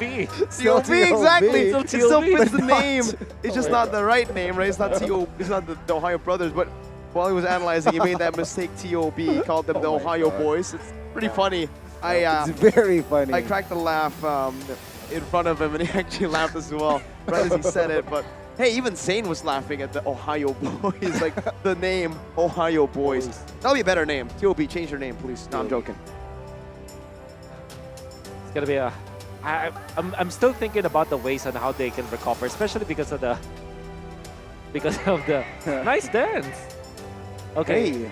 Rise he's starting to be one of the feeling most it. colorful personalities that we know of. But yeah, I'm still thinking of ways for the jungle to recover, like especially if you're Joy. But then again, if you think about it, maybe they should just focus on their side lanes. Edith versus Arlet, still pretty 50-50. You have the Claude going up against Irtel, that's also another 50-50. That means that right now... Bruno against the Irithel? No. I think, although it should be Bruno's sided. Maybe Now, 60-40 or 70-30 actually. 70-30 is more Yeah. accurate, yeah, in this lane. Bruno versus Irtel. Tough It's matchup. tough. It's tough. It's tough everywhere, really. Yeah, the only real winning lane that TOB have should be the gold lane, right? Yeah, so the Bruno. maybe they play around that. Maybe they play to snowball the So gold just lane. sacrifice the jungle, sacrifice Joy's farming pattern. Nice one, Mr. Mao. That's Mr. Mao. That is Mr. Mao. I don't Always think that's believing Mr. his team. That's not Mr. Mao. Wasn't? That's Heist from Rebellion. Really? I'm sorry. I only saw the win. I only saw the what? win. I saw the paper with the win. The paper. Hey, look who's here. It's Lanaya. Lanaya. Didn't play in the final game against TOB, but played the first two games. A win against Nova and a loss against AP BREN. Lanaya. Young jungler here in Nindo. The young gun. Reppin Dewa United. Who failed to... You didn't do that. You really did them dirty there, man. Connie, you're just watching MPLI, man. You don't need to rub the salt in the wound. What the heck was that? Connie's unhinged, I'm just dude. stating facts. Of course you are. Oh man. Oh my lord. TOB. Adjustments. Let's see. Man, it can be a tough game for Joy, but let's see if this Hilda is going to be that And invasive. again, it's not just the Hilda, it's Hilda plus Novaria. Yeah. Have you ever faced that combo before? I have. Yeah. That's what, again, what I said, right? I got my purple buff stolen. Yeah. And then Hilda just took over by clearing. Hey, we also got a special guest here. It's not just... Hi, that's way low, Gani. Oh no, that was just my bad, man. Gani doesn't know, so I'm confused. No, it wasn't Suelo. It wasn't Suelo. We're getting everything wrong here. I'm sorry, guys. That's why they're bad at Guess the Hero. No wonder, yeah. So it may not be Mia. Maybe he's not Balvin or Mia. Maybe he was Glue. The entire time, maybe Arashi was right. He was right. Arashi dirty. Oh, man. Wow. Why are you laughing, Johnny? Because I can't see anything. Well, I can see that right there is BP1. BP1. Oh, I have a lot of respect for Mobile Zane because he's one of the best junglers in NA and in the world. And sometimes I also feel that both of us are already in the same level. That's best player 1. So if he's best player 1, does that mean Mobile Zane's best player 2? Or maybe best player 0. Player 0, yeah. Yeah, because just best player. No ones, no numbers. Exactly. The OG, best player, and then username already used, best player 1. Yeah. that's how. Yeah, that's how IGNs work. Yeah, you're right. It's more. It's a dips culture, right? Username taken. Put a 1 on that bad boy. Slap a 1 on that bad boy. Get yourself an OG name, but no. Oh man. So who is Miracle 1? I wonder, right? Who's Miracle 1? Wolf 2, maybe. Yeah. Because we already know who Wolf 1 Wolf is. is quite. It's quite, you know. I've seen Wolf 1 around in Indo a lot. Yeah, that's pretty common. But my IGN is different though. In game. I know your IGN. What is my IGN? I want to say it right now. Also the name of your podcast. Funnily enough. So it's not that hidden.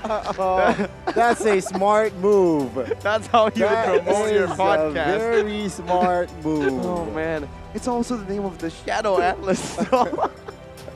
It's the name of the jacket, not the analyst itself. I mean, right?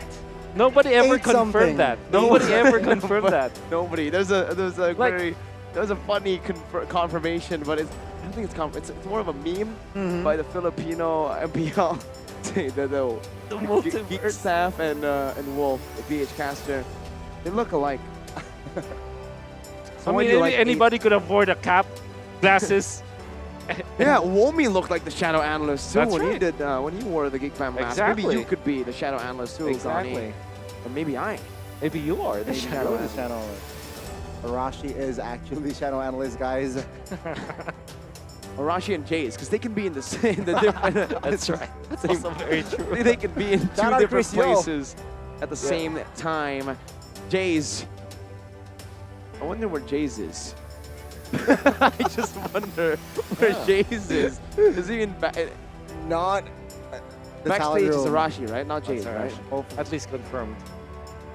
Shout out to Jace. Shout out to Jace. Shout out to the shadow analyst as well. With a cool name in the back of his jacket. Yeah. Ocho something, yeah? Why? That guy's Ocho. A lot of my viewers say I'm Nueve. Ooh, yeah. we're more than Ocho then. More than Ocho. Yeah, sure. Sure. Says, welcome, by the way, ladies and gentlemen, to the English Desk MPLI 2023. Let's go, Ohio boys! See, it's not just Arashi. Oh, okay, so it's a thing now. You know what? Now it's just us. We just call them the Ohio boys. The Ohio They're boys. no longer the Ohio brothers. They're the Ohio boys. How? Spelled with an I, not a Y. B-O-I-S, the Ohio boys. So they are S the or Z? It should be S because they are literally the rivals of HomeBois. Ooh. Right. They're the HomeBois and they are the Ohio boys. Maybe they can change their name to like a state in Malaysia, you know? Yeah. Like the KL boys, the Kuala Lumpur boys. We have Selangor Red Giants. So we can have something like Yeah. You're thinking of about like names, but I'm not Malaysian. Malaysian. So I only know Kuala Lumpur. Baru. Huh? Never mind. Chong Baru, that's Singapore, right? Oh. I think that's Singapore. Now I'm dumbfounded. Geography, bro. That's not. Hey, Singapore. Perfect timing there. That's USA. That was also Team Flash, and they strolled over to NA, the Ohio boys. Oh, Singapore and NA. Oh, he's Team Singapore and Team NA. You want to state a fact? Team Flash. What? Team Flash.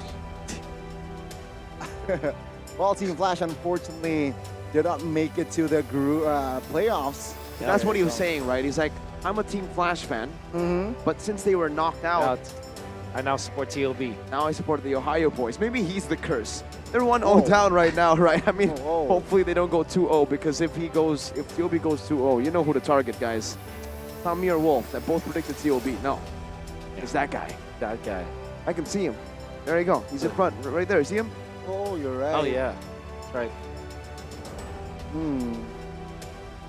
Man, I'm still thinking of ways to survive that lane. Actually. Yeah, right. The I lane mean, stage. survive the.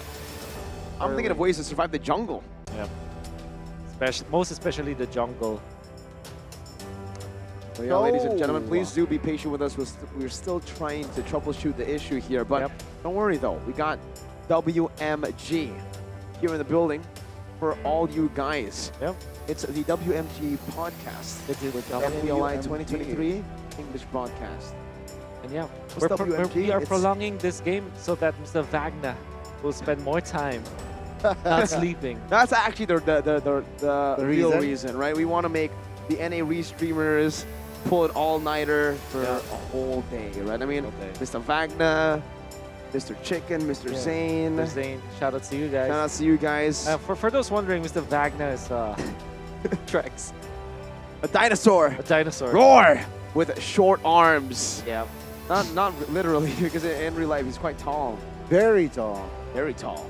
He's taller than Gideon Q. That's right. And Gideon Q was quite tall himself. That's right. But none of them compared to the building. Nice. The building. The building. Because Arashi's in the building, Gon is in the building, Chef is in the building. Daiso is the building. Daiso is the building. Oh my God. Oh my goodness. They're going to be flying over to Malaysia soon, right? Because they're going to be part of a Are we wild going card. to So the wild card? shout outs to the wild card team. I know how they selected the wild card casters. They just needed a building and they said, okay, let's get Naisu. That's not what I was thinking of, but hey, I'll take it. I'll take it. I was That's a about to good say one. right there, they're wild. That's it, right? They gotta be wild if they want to go to the wild card. Can't be tame. I mean, Rashi's wild. I don't know what that means. Wild enough to say that it Ohio was boys. glue. It was glue. Wild enough to say that it was glue, but safe enough. Stay Arashi. I don't even know what that means, man. Oh, Rex. Seems like he is barely staying awake right now. We cannot hear you, Mr. Wagner, but we can hear your chat. We can read your chat. We can also check in on White Chicken, who just looks like he's tired, man. Really? He's just looking How at is the he? ground, bro. Oh, yeah. He's Oh. just waiting. Look at that, Semangat Ohio boys. I love how there are supporters of the team, but they don't get the name right. Nobody gets it correct. They're just guessing at this point. Yeah. He's giving They support to can't the even Ohio hear us, boys. right? They cannot hear us right now. No, they can't hear us. Okay, Semangat Ohio boys. Let's go. Not even bros. Not even bros, no. It's the Ohio boys. Oh, we've been noticed by Mr. Chicken. Okay, in the chat. shout outs to Mr. Chicken watching and restreaming right Oh, now. fun fact. The Ohio brothers are not actually blood related. Oh, man. So boys just makes more sense. Exactly. Exactly. Oh, man. Oh my God. I love the fun facts here at MPLI, man. Oh, my God. I think literally the members of legit the crying, Ohio yo. boys are, they're in many different regions of NA actually. Like somebody's from West, somebody's from Canada, somebody's from the East, and they're not related by blood. That means that the Ohio boys is the perfect name for them. It should be. Yeah. But now they're brothers. So you can definitely see it on Hoon. Hoon, do you agree with the name change, man? I mean, did he create the name change? Like, he made the Ohio Brothers name or no? Seems like he's confused himself. He's like, what? I don't know. I cannot remember. But you know what? Maybe you can watch my podcast for you to know. Ooh. This guy is on thin ice right now, bro. He's Oh, on a yo, roll. He's okay, on a so roll. Hoon approves. Okay. Never mind, you're not on thin ice. You're okay. Yeah, Hoon approves, man. Oh, Bielo. What did he say? Oh, I think he's saying Mobazayan. Oh, yeah, you're right. You're I'm right. trying to read the lips. I think he's saying yeah. Mobazayan. What's the context here? The context is apparently in the post-match interview in the grand finals, he said that his name is Mobazayan and Hoon is his oppa. Right? Do you remember that interview, right? I think so. Hello, Right. my name is Mobazayan. Blah, blah, I forgot entirely what he said, but yeah, Okay. it was a diss to Zayn. basically, right? Was it this or no? Maybe it's a friendly, boy moment. The boys, the Ohio boys. Right. The chat seems to say that it's the GOAT saying, what was it? Wow. Mielo's the GOAT. Huh? A lot of people, including Zanus, have mentioned on their Mielo? streams that Mielo is the NA GOAT. NA GOAT? Yeah. So it's not Mobazane, it's not Kuan, it's not General. When a team loses, it's everyone making a mistake. Mielo's the only one carrying, really. Well, he did perform so well the previous game. Like, he did. He did. The first 19 minutes of the game. But, you know, Yeah, add in the first 19 minutes of the game there, Wolf. yeah. But he was really good, I agree. Hey, if you He make was, mistakes, yeah. it doesn't mean that you're not playing well anymore. Sometimes people will argue in order for you to become a good player, Did you or make mistakes? in order for, yeah, you kind of need to like min-max your hero, basically. I'm not saying that you need to make a mistake, but it's like you're putting yourself in a position where the line is very thin between like doing a great play and a mistake. Yeah. Okay, there you go. Another golden quote from W. From Mr. Saint Wolf. Eve Wolf. Yves Saint Wolf. YSW. Hi, Sam. You guys should know it if you follow me on Facebook. I can do it too, Wolf. Go and check out the Yves Saint Wolf. The Miracle Cast's Facebook, right? Yeah. Facebook page, right? First name Miracle, last name Cass. We are the Cass brothers. Yeah, that's right. You also have Cass in your name. That's Leo right. also has Cass in his name. Oh. Donnie, you don't have a Cass in your Is name. he You're not part of the same- Leo Gaming? Oh no, he is! He's part of the gaming clan, not the cast. Oh, what clan. a nerd. Leo Gaming. We're just roasting Oh my people. God. Welcome to the WMG podcast, ladies and gentlemen. Stands for Golf Wham. What's a wham? GWM. We're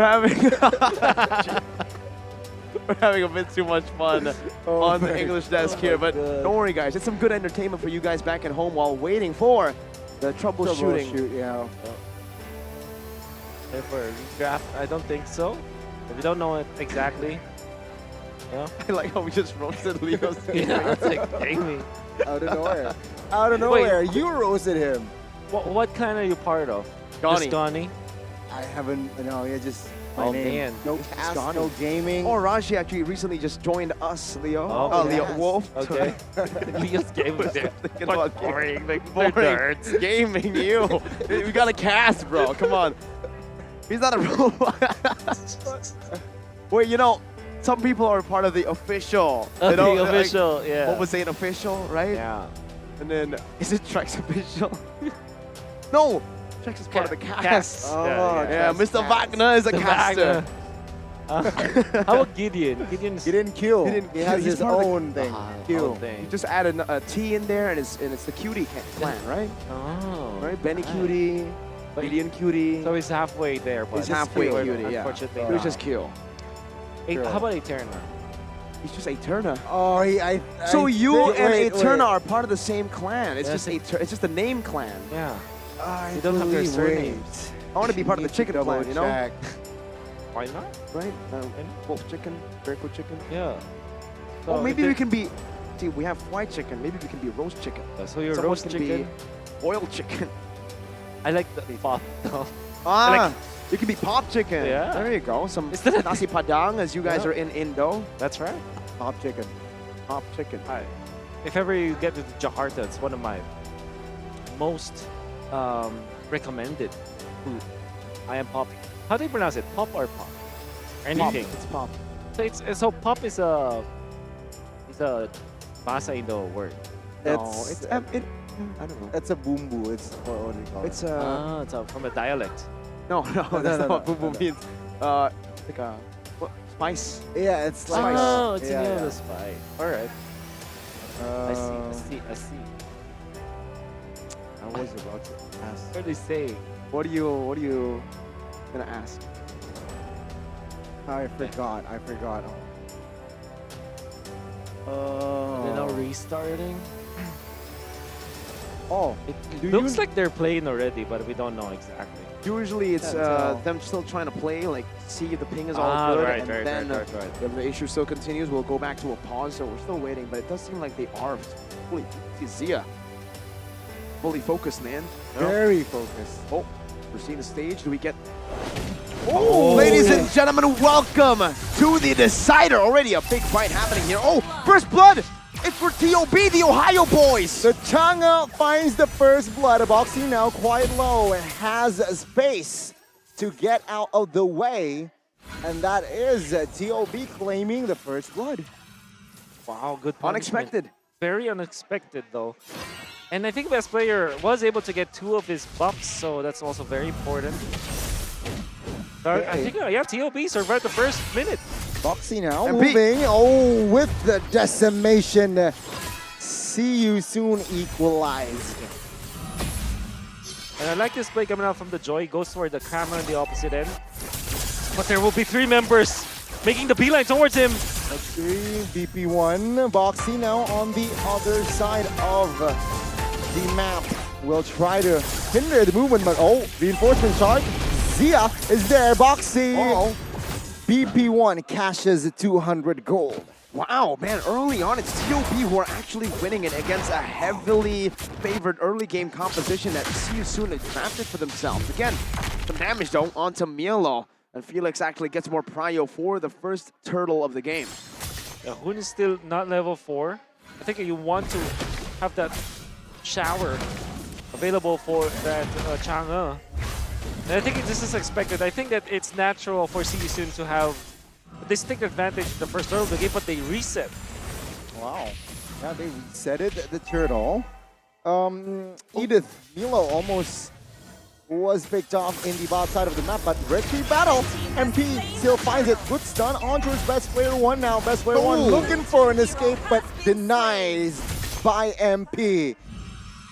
That early game that looked so good from TOB, now they're really feeling the clutch pressure from See You Soon, and we're gonna take a look at the in-game emblems as well. Wolf, anything interesting here is Boxy showing Zia from the wave. I do hope that this is correct. Like Hoon going for Assassin's emblem. The Way of Dragon connecting on towards Boxy. Wow. Not enough to take him down. And See You Soon here, they managed to regather themselves. Yeah. So Hoon went for the Mage custom emblem set for the damage, but going for a damage build as he's taken out, goes for the Rapture and the Weakness Finder. And now that's Hoon also picked off in the mid lane. They're actually pushing all of the waves really well, like we predicted. Yeah. We didn't expect the first 2 kills to happen. Yellow sacrificing the Primal Rash to get a little bit more gold, but then Felix knows now that there's no ultimate, and MP is already invading. He knows that the Way of Dragon is in. Oh, Super Shark actually finds it. MP pops his red tree, but mistimed, and Shark claims the purple. It still is, I think, mission accomplished for MP. He might not have gotten the gold, but that still is a lot of EXP, a lot of gold. It's taken away from the opposing jungler. It's all about speed now for See You Soon. The main win condition for the Martis is Snowball. They're achieving that. Now they want to invade once again. Boxy moving onwards. Best player 1 now is going to be the target. Will not be able to take his orange buff calmly. And Super Shark now, Way of Dragon connecting. Oh, good. Deny there as Shark gets taken out. Milo now might be next. Good passive control as Felix dove under the turret and punished. It's a 1-for-1. A bit too much there for See You Soon to handle under the turret, but they were able to still steal that orange buff away. Sets up for the turtle perfectly. And also, you could see that MP just got a whole lot of gold from that bottom lane turret shield. That's right. Get a bit of snowball from the Martis. You would expect best player going in for the Starlium Sack as the first item. Probably one of the... I think this is the first time I see it. It's typically the Genius one, right? Yeah. But now you can see that Boxy wants to keep going in onto BP1. Oh, they're going to go all out. Meteor Shower pops as well. MP looking for an angle, but it seems like now Boxy will have enough speed to close the gap. Way of Dragon, though, will deny that away. Boxy taken out as now it is Hoon out of position and taken out as well. Gusei, though, taking some heat. Oh, good cover by MP as he finds the double. What a play from MP, gets it, but now it's Mielo. Oh, again, looking on towards a kill. MP still low. Oh, decimation is not in hand, and Felix will find the trade. MP taken out. Best player 1 will find the killing spree, but it's all out brawl here.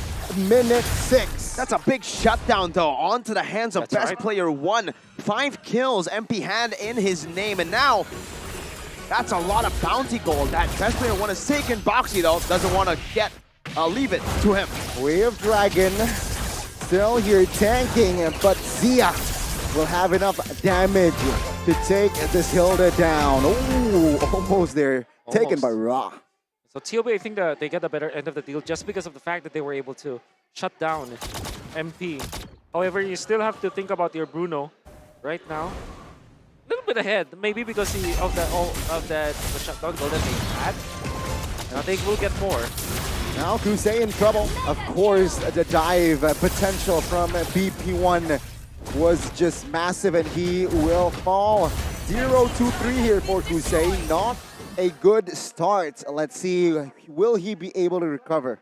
They haven't been able to actually create a big goal lead. The most they got was 1,000, but then it was turned around by BP1, and he's going ham. He's actually the same level as MP. Definitely not the outcome that Seosoon want to get in this heavily early game comp. Well, Stadium side seems to be the way to go. Then again, they cannot feel very overconfident now. They still need a lot of items. Felix already holding on to the new bush. It's a very good bush to hold on to right now for the vision that they have. And I think that Seosoon will still have the advantage heading into this turtle. I say that though, best player. Super Shark, Conceal, Way of Dragon, Meteor Shower as well. Now Felix moving to dive. Milo though, the front side will be deleted. Now MP very low and also will be taken down by Zia.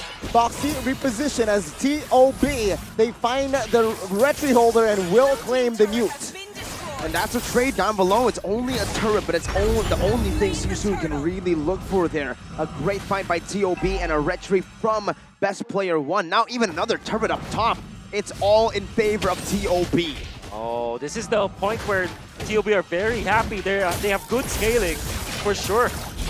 God, the damage will not be enough there. Felix trying to hold on. It's a 3v1. Way of Dragon to find more spaces. Kusei actually finds a good position now. Felix will reposition. Ra here has enough range. Good opening there with the ult. But now, Seosoon will not find the gap or the range to take any members from TOB. I think that this is TOB getting their win condition right.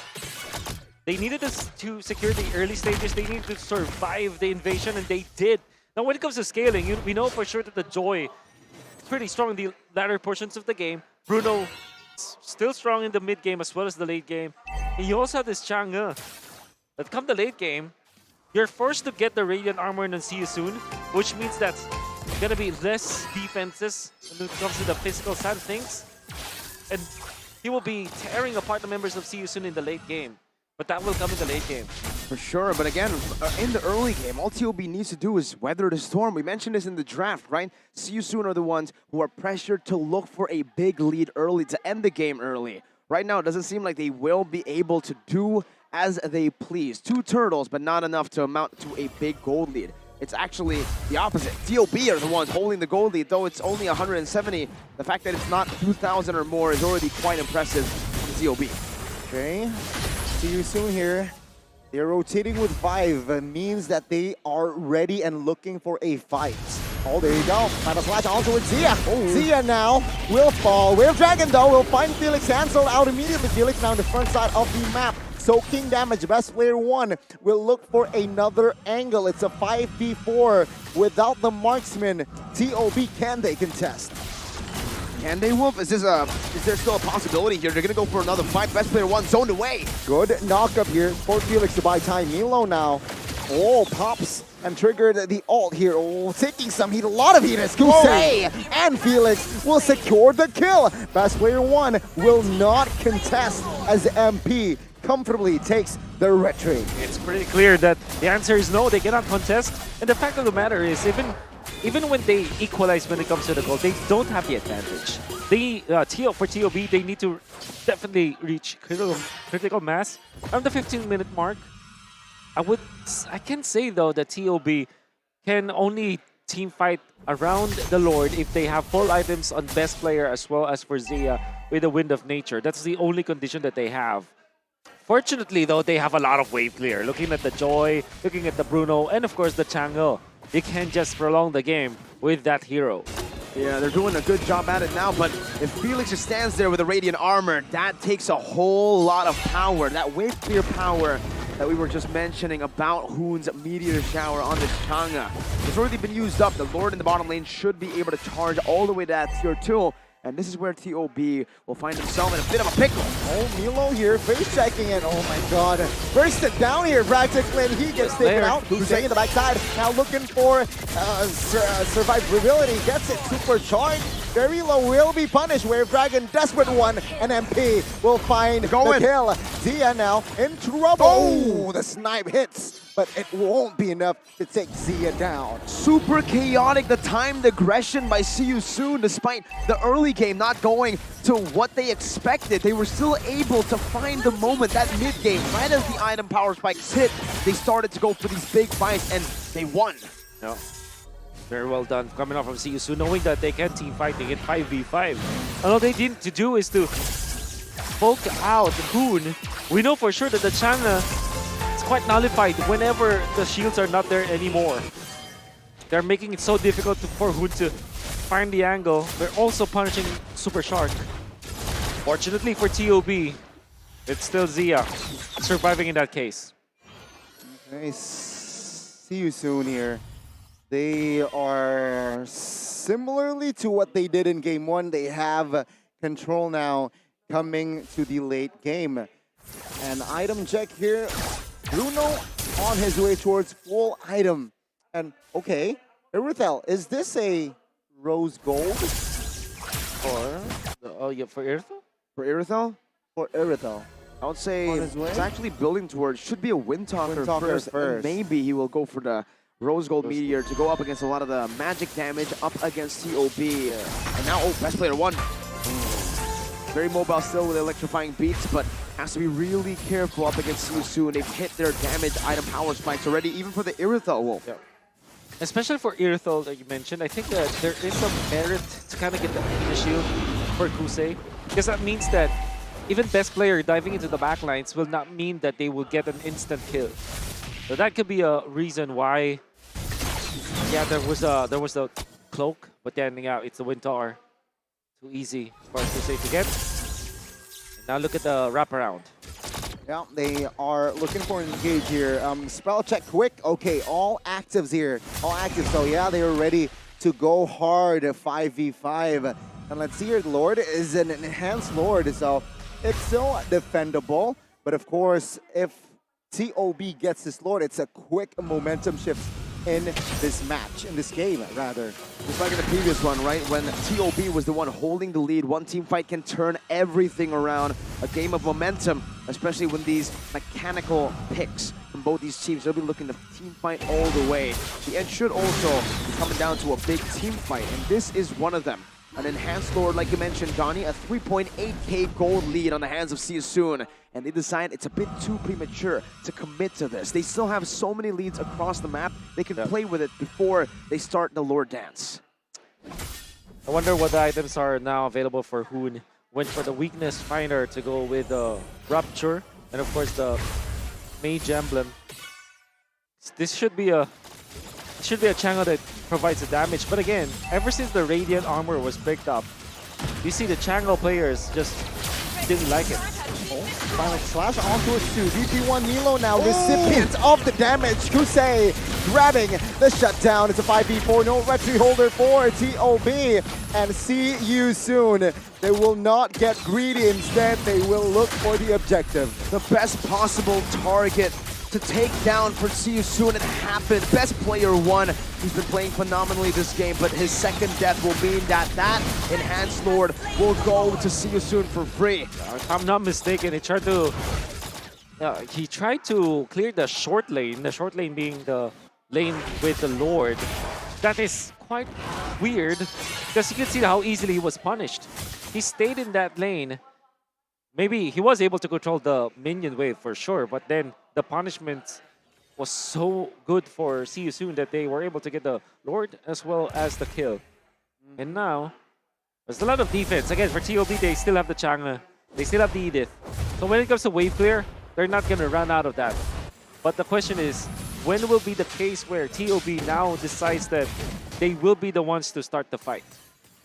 Well, now it's a 5.5k gold lead with an enhanced Lord. As long as they are able to utilize the Lord to charge in, they should be able to force a fight out. Okay, good opening from Ra. Misses the spear though. And now CUC moving on to the bot side of the map. Oh! Final slash on towards 4, opening things up. And there you go, the base wide open. See you soon will sweep the only representative from North Africa. And see you soon, they advance. The Ohio Brothers have been knocked out of MPLI 2023. The last hope, the only hope of North America, taken out by See You Soon. Felix with the cut. Wow. The final slash to end it was surgical, the way that he found the 4 members of the Ohio Brothers and end the game. But it wasn't just that. The fact that they maintained their lanes properly, they recovered in the mid game, they found the best player one, punished him in the short lane, and then eventually just took over. A beautiful final slash to catch 4. And unfortunately, TOB cannot win with this Chang'e draft that they did. My oh my, TOB. Oh, I mean, it was See You Soon on another level in this game. It was very risky to pick up that Chang'e. But again, See You Soon, same consistent performance from their side. Their quality is just imprinted in their gameplay. We see almost the exact same thing, game 1 and game 2. GG, well played though to both sides. To the Ohio Brothers, an amazing performance, but in the end, See You Soon were able to stay composed and stay disciplined with this composition and relying on that early game. They were able to balance it out. Losing the early game is fine as long as they calculated when the next power spike would hit and the mid game hit hard. Ladies and gentlemen, give one last round of applause to the Ohio Brothers as they have been knocked out of MPLI 2023. Congratulations to See You Soon, and we're going to be throwing it over to our hosts, Rose and Clara, on stage.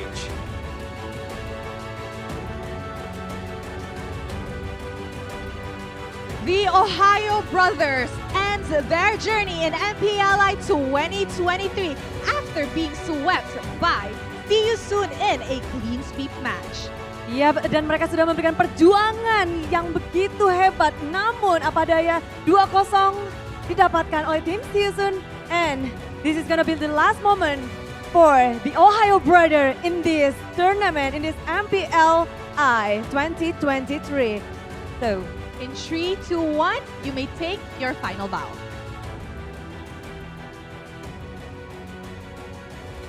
Semangat terus bergulir, itu adalah persembahan terakhir dari tim Ohio Brother. So come back stronger guys, we wait for you. And thank you for the fight.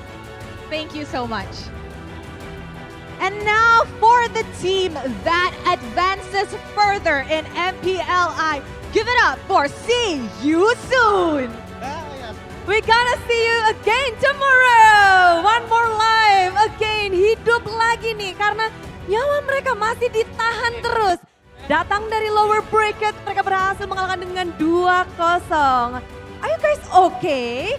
Are you guys sick or not? Doing well? I'm not okay because I stay in Ohio.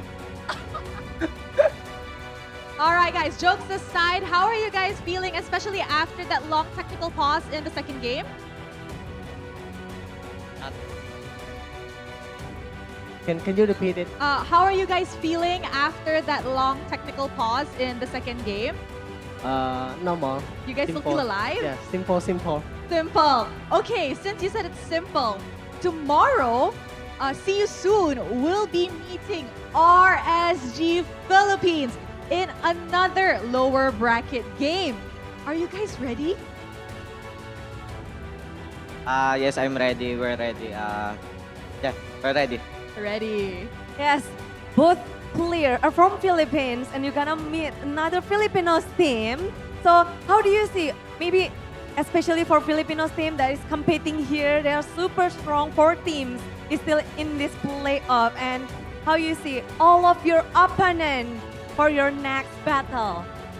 I'm excited because I will be facing against RSG, my former teammates. I wish them good luck to us, and to other Filipino team. I'm also looking forward to fight you guys.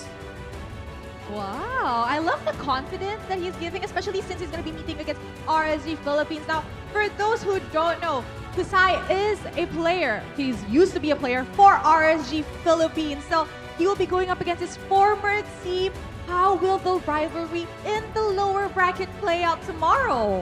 Ya, dan mereka tentu saja bersemangat karena 2 dari playernya dari Philippines dan 1 mantan dari tim RCPS akan bertemu lagi untuk besok. Mereka begitu bersemangat dan siap untuk melawan siapapun untuk esok hari. Yeah, I have one last question for See You Soon. Now, if I'm not mistaken, this is your first international tournament after MSC 2022. So, how do you guys think you're gonna make a comeback? Will it be a strong comeback from See You Soon? We just want to come here and create another story for See You Soon and sooner also for Cambodia. I love that. Ya, mereka ingin membuat sejarah baru tentunya untuk See You Soon dan juga Cambodia. Do you have any special message to your fans in Cambodia and also here all over the world? Sacrifice everything for country. We do everything for victory, you know. Yes, I love that. So they're bringing the Cambodian pride in Indonesia. All right, I'm pretty sure these bunch are tired, but because they need a rest, they have another match tomorrow in the lower bracket, going up against RSG Philippines. So, Clara, what do you say? We throw it over to the caster to find out what happened in this clean sweep before we enter the last match of the day. So, casters, take it away. Please.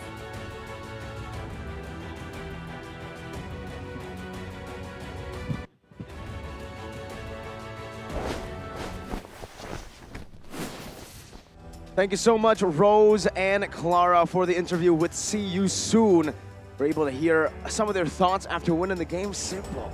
They say that game was a 2-0. I think it speaks for itself for them. They're very, very confident. Ra as well, super spicy. Hope that stays. But for now, we're going to be taking a look, diving deep and breaking down what exactly happened in game number 2. Who's the MVP, you might ask? It's Ra, the spicy boy himself on the Novaria. Spicy boy. I've heard that before, but right now, at least in this particular series, and for MPLI, yeah, I do agree. Spicy boy Ra just showing us a lot of good stuff with his Novaria, hitting all of the shots, of course. And we know that he also supplemented the much-needed vision. And also, the Astral Sphere always targets the Chang'e. And I think that I kind of touched upon this during the game, but what's the important part of that is that if you land your Astral Sphere to the Chang'e, or at least their second skill, the slow effect, you kind of diminish the shields from the Chang'e, which means that there will be not enough damage. Chang'e is so dependent on that passive factor on his second skill, if I'm not mistaken. And that means that now, if you are the Novaria, you have a lot of impact, not only on the whole team, but specifically on one player on the side of TOB. And we're going to see through the highlights what really happened in that game. I think that the MVP is the macro of Team See You Soon, and MP the King, or MP himself, played so well in this game. I think that he eventually was punished, but you know for sure that he's doing his job. He was shut down once, but after that, he made sure that the farm is up for Team See You Soon, that they're getting all those important takedowns in this particular game. And eventually, it was TOB who cannot recover when it comes to controlling the map. Yeah, See You Soon were able to utilize a big mini power spike, I would say, in the mid-game, which is unexpected, right? We expected them to go guns blazing from the start of the game, early game-centric with a Hilda, Martis, and Novaria. Mid-control should be all good, but these team fights that TOB kept on committing to were really, really weird, Wolf. The fact that, you know, they didn't have the early, the mid-game to handle See You Soon, the fact that they kept on going for these fights gave See You Soon such a big opportunity to get back at what they lost at. That opportunity to snowball in the early game. A very important jump from Felix, as you saw. Felix with the cut, and eventually able to transition into putting a lot of pressure onto Zia, like forcing out the flicker and finding this best player being found by, again, Felix, and then the beautiful final slash to end it. He made a line, a straight line with the Ohio Brothers' members. My goodness. The Instantly sequence, swept man. into one side, and that's why the art is so good right now, right? I mean, the reduced time that you can see, it was Animation. instant, and then they made it a bit too long, very readable, and then now I think it's that sweet spot. Yeah, sweet spot. Yeah, it's like balance or maybe Balance. Actually, not that balance, but Oh yeah, well, we did see that. I think for the Ohio Brothers, that was not balanced. yeah, definitely. Important items that we need to take note of. Definitely the Radiant Armors that was available for See Soon. In fact, it was the priority for most of them. Both Boxy as well as Felix getting that very early on. And of course, MP eventually getting into that zone, going for the Hunter Strike first and then defensive items for him to be able to be aggressive in the jungle, overtaking TOB in the map control and department. And of course, the Rose Gold Meteor, the Kuse eventually got. He didn't even need it in the end because they were able to shut down the Joy anyways. But the idea was there. It is going to be used against the Joy so that even if he gets dove, he still got a lot of defenses on him. And on top of that, man, looking at the game that they played here, it feels way closer than it looked, right, towards the later stage, because most of the kills that TOB actually got were in the early stage, where That's right. See You Soon were the ones making the blunders, maybe pushing the pace a bit too fast. They know they have the early game, but maybe they just thought about it. They thought, hey, we need to get the early game as fast as possible, and it happens. When I'm on the Martis, sometimes you just dive deep and you lose track of yourself, man, once you get those first 3 kills. Yeah, I kind of get the idea why they went for the Chang'e in the end, but it wasn't enough. I guess that we still get to see whether the Chang'e is a good hero or a viable hero at least.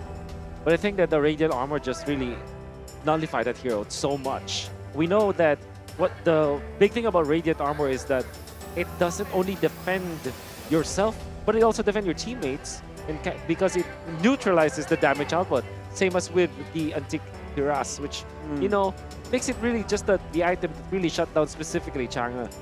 That, and also it is good going up against DPS Magic, right? Which, funnily enough, they drafted both Joy and exactly. Chang'e. Exactly. So it's already killing two birds with one stone with one Radiant, and yeah, that's a very, very interesting approach from a TOB. And that's the thing about the Chang'e, man. Do a lot of damage, but once that item is completed, it's so hard to actually land your abilities on the right target, because it's literally a front-to-back hero. There's no other way for you to deal damage except going through the front and then to the back. But then you have to rely on your main DPS, physical damage healer, to do the same thing. That's right. It becomes a domino effect where they become one-dimensional, right? They only can go for the front, and even best player one.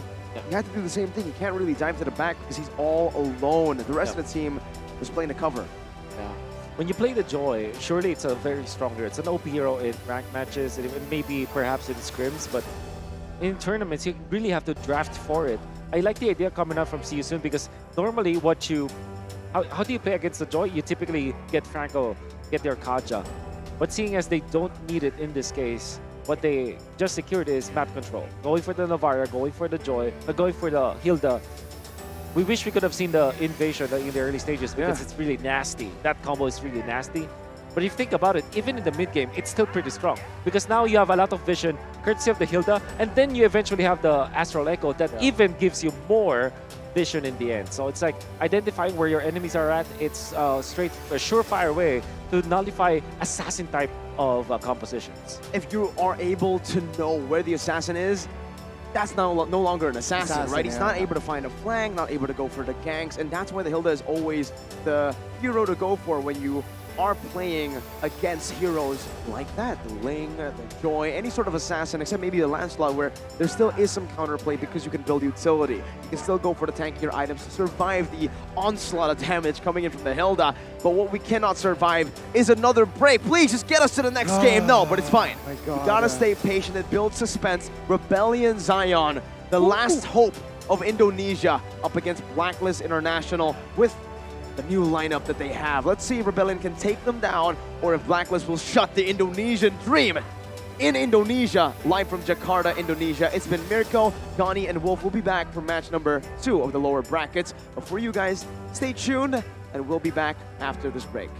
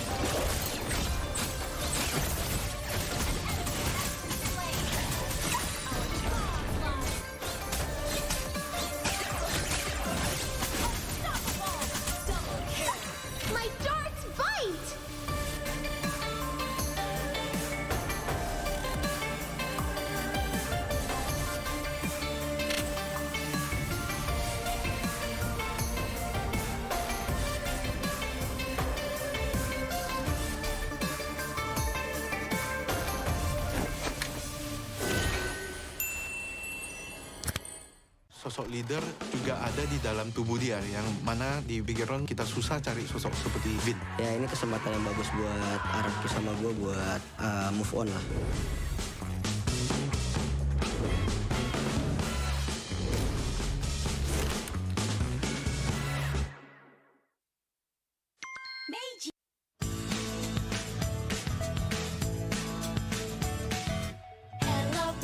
Hello panda, semua suka biskuitnya. Biskuitnya enak, isinya lezat, rasa coklat dan strawberry.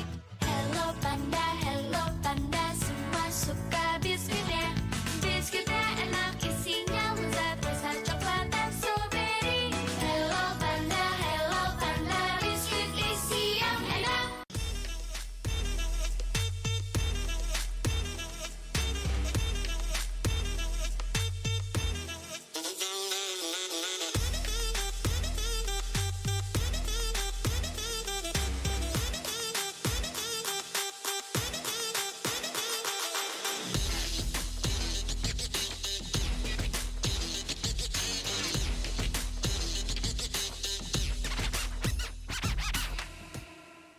Sempet down karena kayak hal yang aku suka itu ternyata orang tua tuh kayak lebih khawatir kali ya. Aku sih lihat malah papa tuh nggak suka, ngapain sih, yang bener-bener aja lah.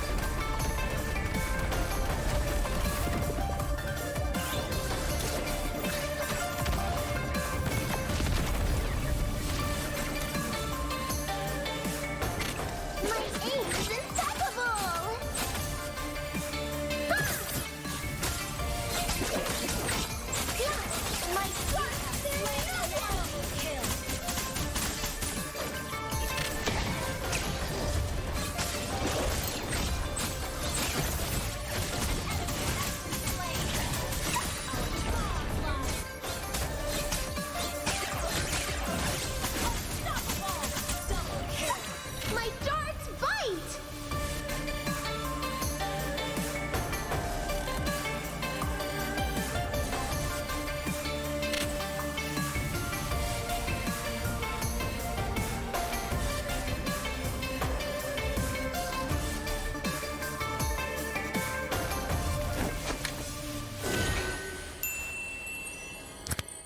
Sosok leader juga ada di dalam tubuh dia, yang mana di background kita susah cari sosok seperti Vin. Ya ini kesempatan yang bagus buat Araki sama gue buat move on lah.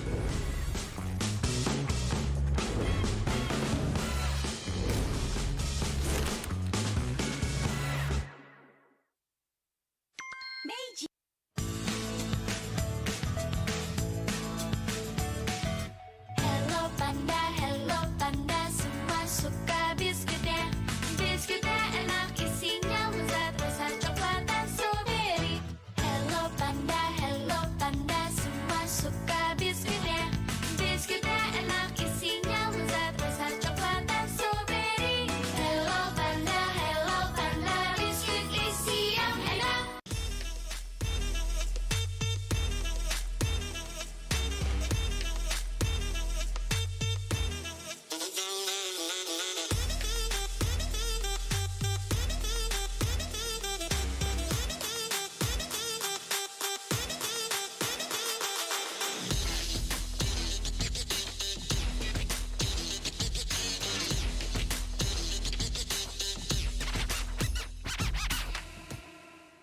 Sempet down karena kayak hal yang aku suka itu ternyata orang tua tuh kayak lebih khawatir kali ya. Aku sih lihat malah papa tuh nggak suka, ngapain sih, yang bener-bener aja lah.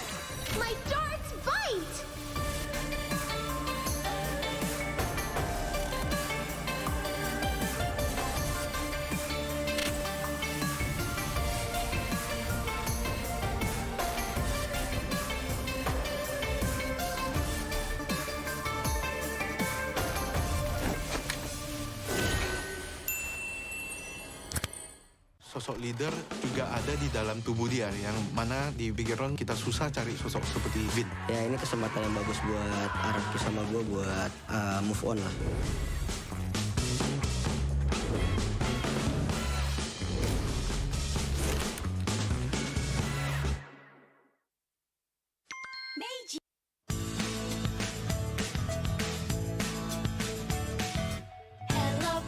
Hello panda, semua suka biskuitnya. Biskuitnya enak, isinya lezat, rasa coklat dan strawberry. Hello panda, semua suka biskuitnya. Biskuitnya enak, isinya lezat, rasa coklat dan strawberry. Hello panda, biskuit isi yang enak.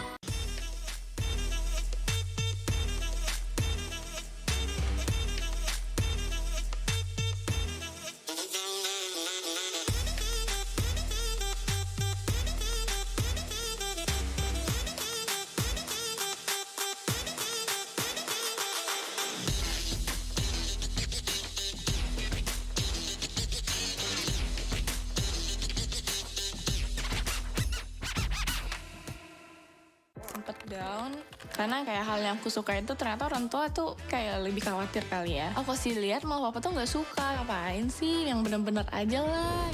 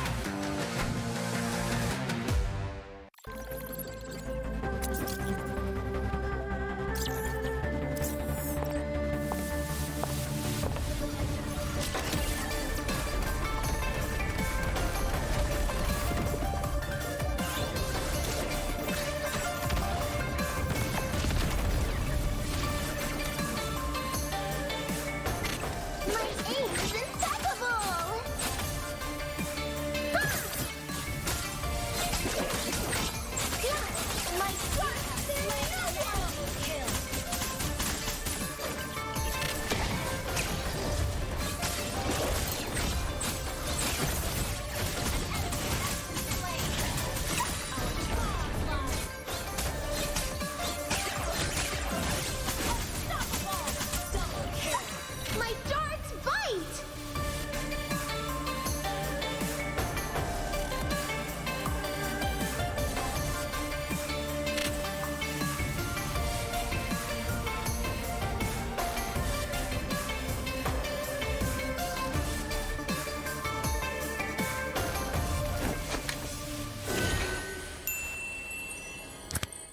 Sosok leader juga ada di dalam tubuh dia, yang mana di background kita susah cari sosok seperti Vin. Ya ini kesempatan yang bagus buat Araki sama gue buat move on lah.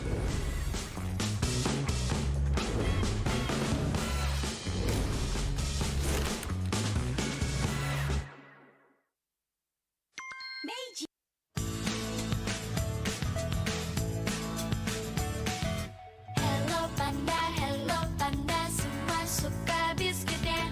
Biskuitnya enak, isinya lezat, rasa coklat dan strawberry. Hello panda, semua suka biskuitnya.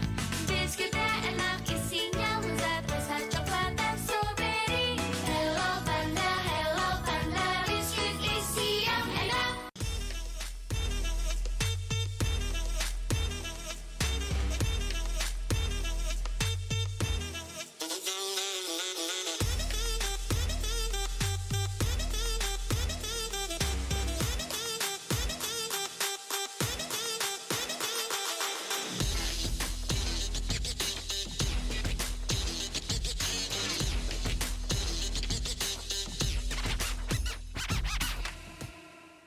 Sempet down karena kayak hal yang aku suka itu ternyata orang tua tuh kayak lebih khawatir kali ya. Aku sih lihat mau papa tuh nggak suka, ngapain sih, yang bener-bener aja lah.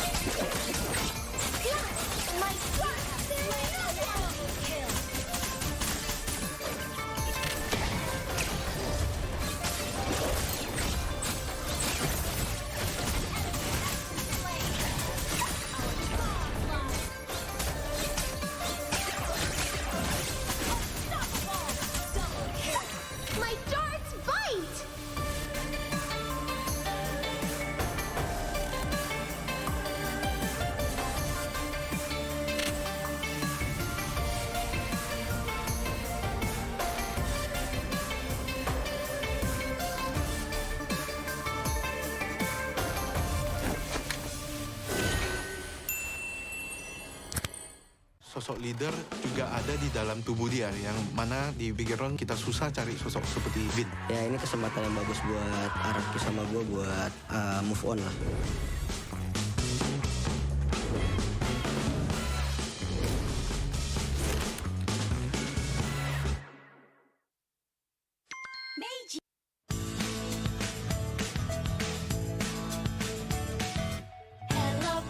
Hello panda, semua suka biskuitnya.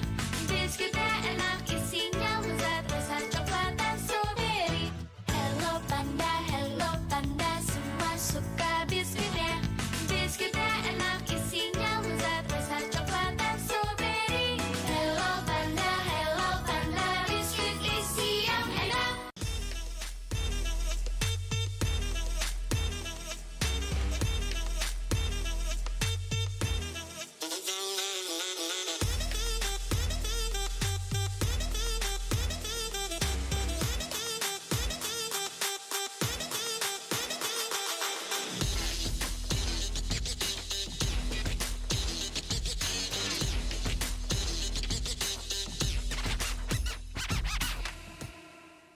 Sempet down karena kayak hal yang aku suka itu ternyata orang tua tuh kayak lebih khawatir kali ya. Aku sih lihat mau papa tuh nggak suka, ngapain sih, yang bener-bener aja lah.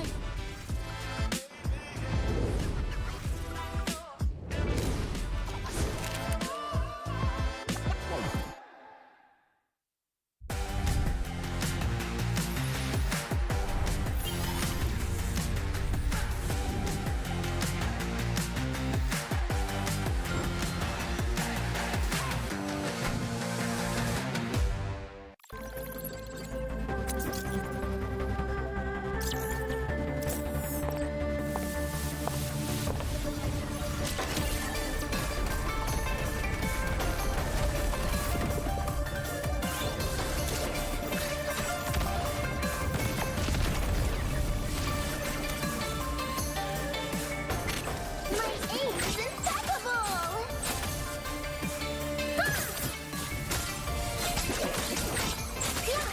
My shot is double kill!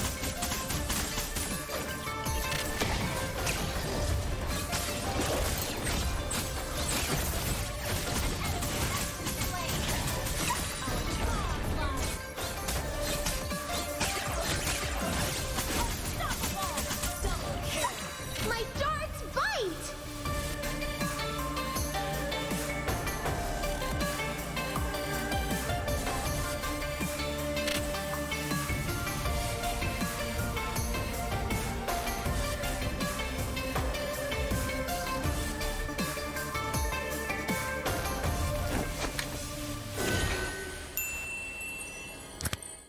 Sosok leader juga ada di dalam tubuh dia, yang mana di background kita susah cari sosok seperti Vin. Ya ini kesempatan yang bagus buat Araki sama gue buat move on lah.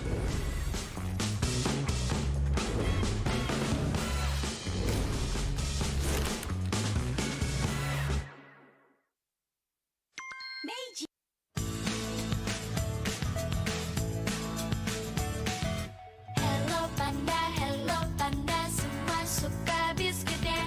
Biskuitnya enak, isinya lezat, rasa coklat dan strawberry.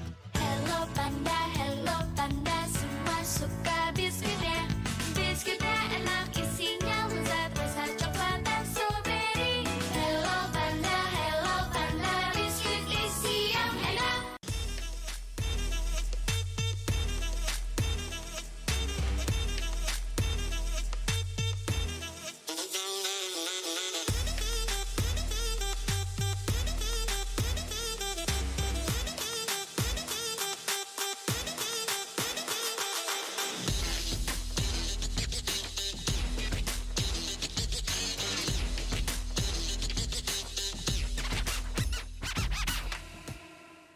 Sempet down karena kayak hal yang aku suka itu ternyata orang tua tuh kayak lebih khawatir kali ya. Aku sih lihat mau papa tuh nggak suka, ngapain sih, yang bener-bener aja lah.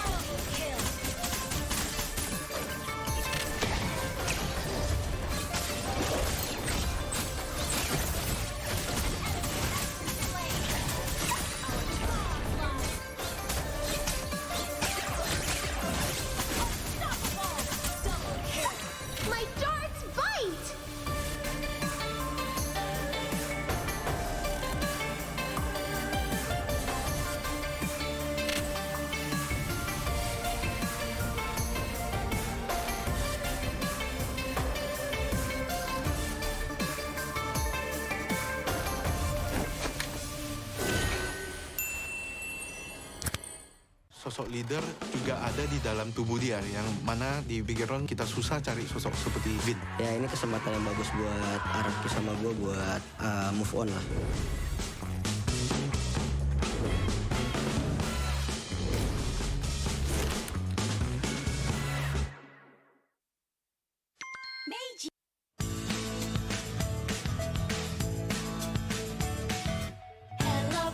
Hello panda, semua suka biskuitnya.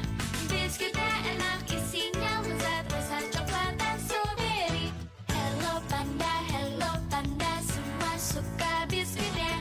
Biskuitnya enak, isinya lezat, rasa coklat dan strawberry. Hello panda, biskuit isi yang enak.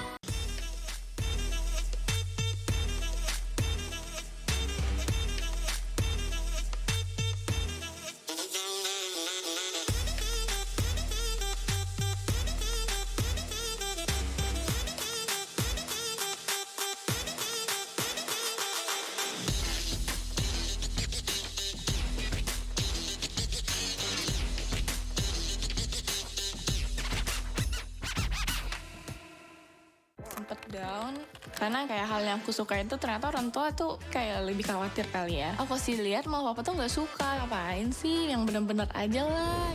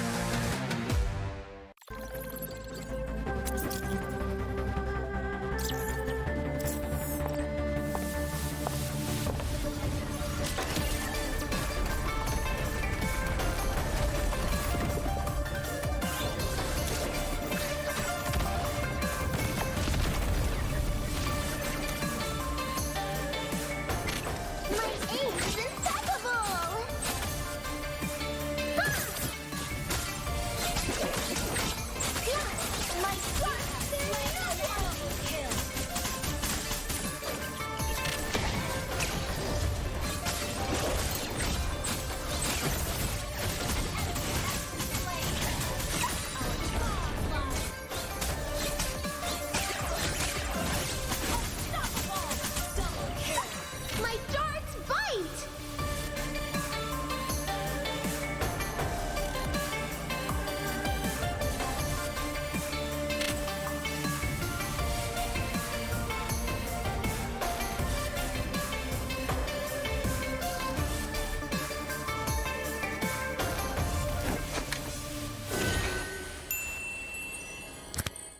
Sosok leader juga ada di dalam tubuh dia, yang mana di background kita susah cari sosok seperti Vin. Ya ini kesempatan yang bagus buat Araki sama gue buat move on lah.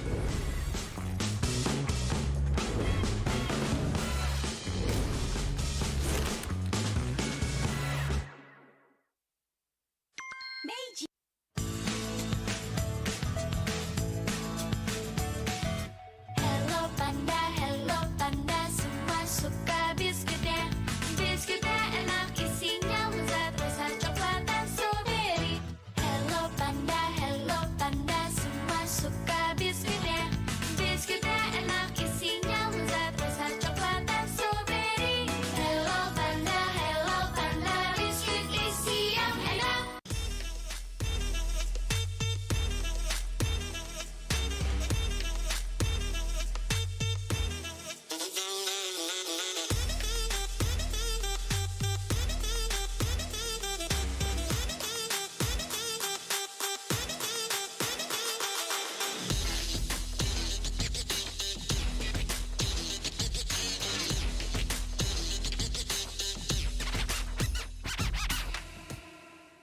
Sempet down karena kayak hal yang aku suka itu ternyata orang tua tuh kayak lebih khawatir kali ya. Aku sih lihat mau papa tuh nggak suka, ngapain sih, yang bener-bener aja lah.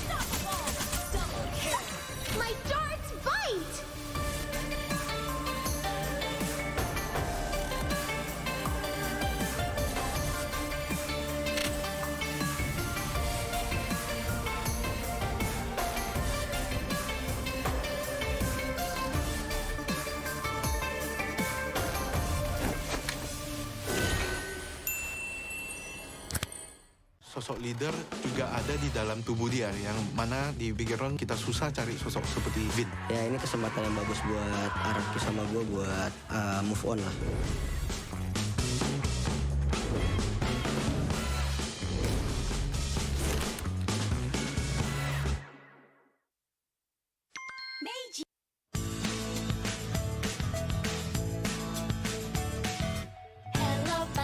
Hello panda, semua suka biskuitnya. Biskuitnya enak, isinya lezat, rasa coklat dan strawberry. Hello panda, semua suka biskuitnya. Biskuitnya enak, isinya lezat, rasa coklat dan strawberry. Hello panda, biskuit isi yang enak.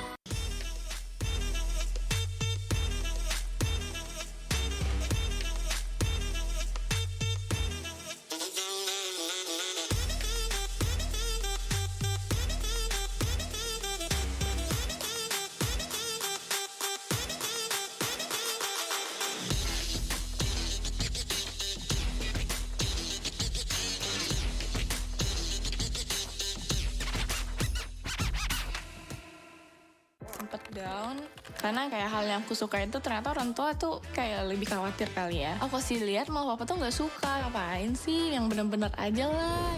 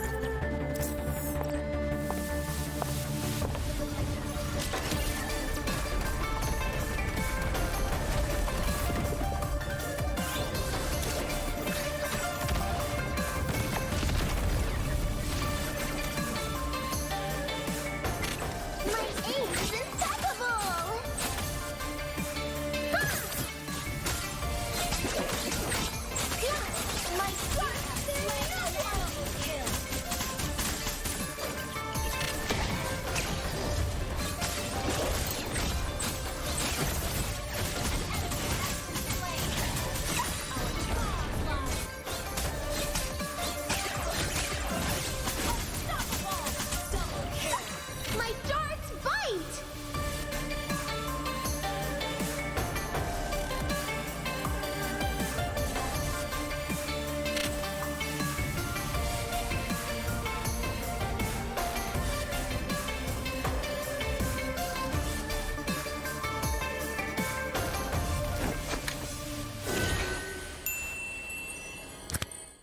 Sosok leader juga ada di dalam tubuh dia, yang mana di background kita susah cari sosok seperti Vin. Ya ini kesempatan yang bagus buat Araki sama gue buat move on lah.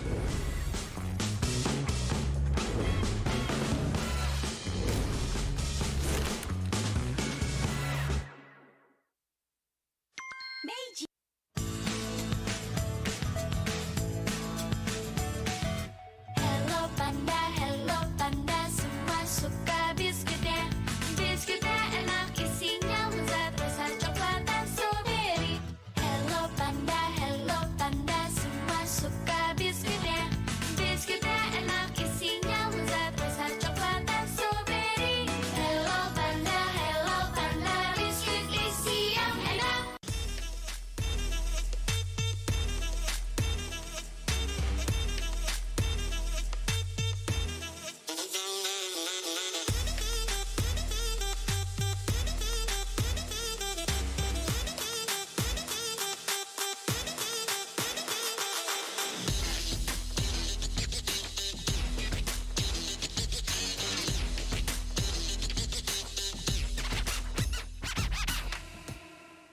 Sempet down karena kayak hal yang aku suka itu ternyata orang tua tuh kayak lebih khawatir kali ya. Aku sih lihat mau papa tuh nggak suka, ngapain sih, yang bener-bener aja lah.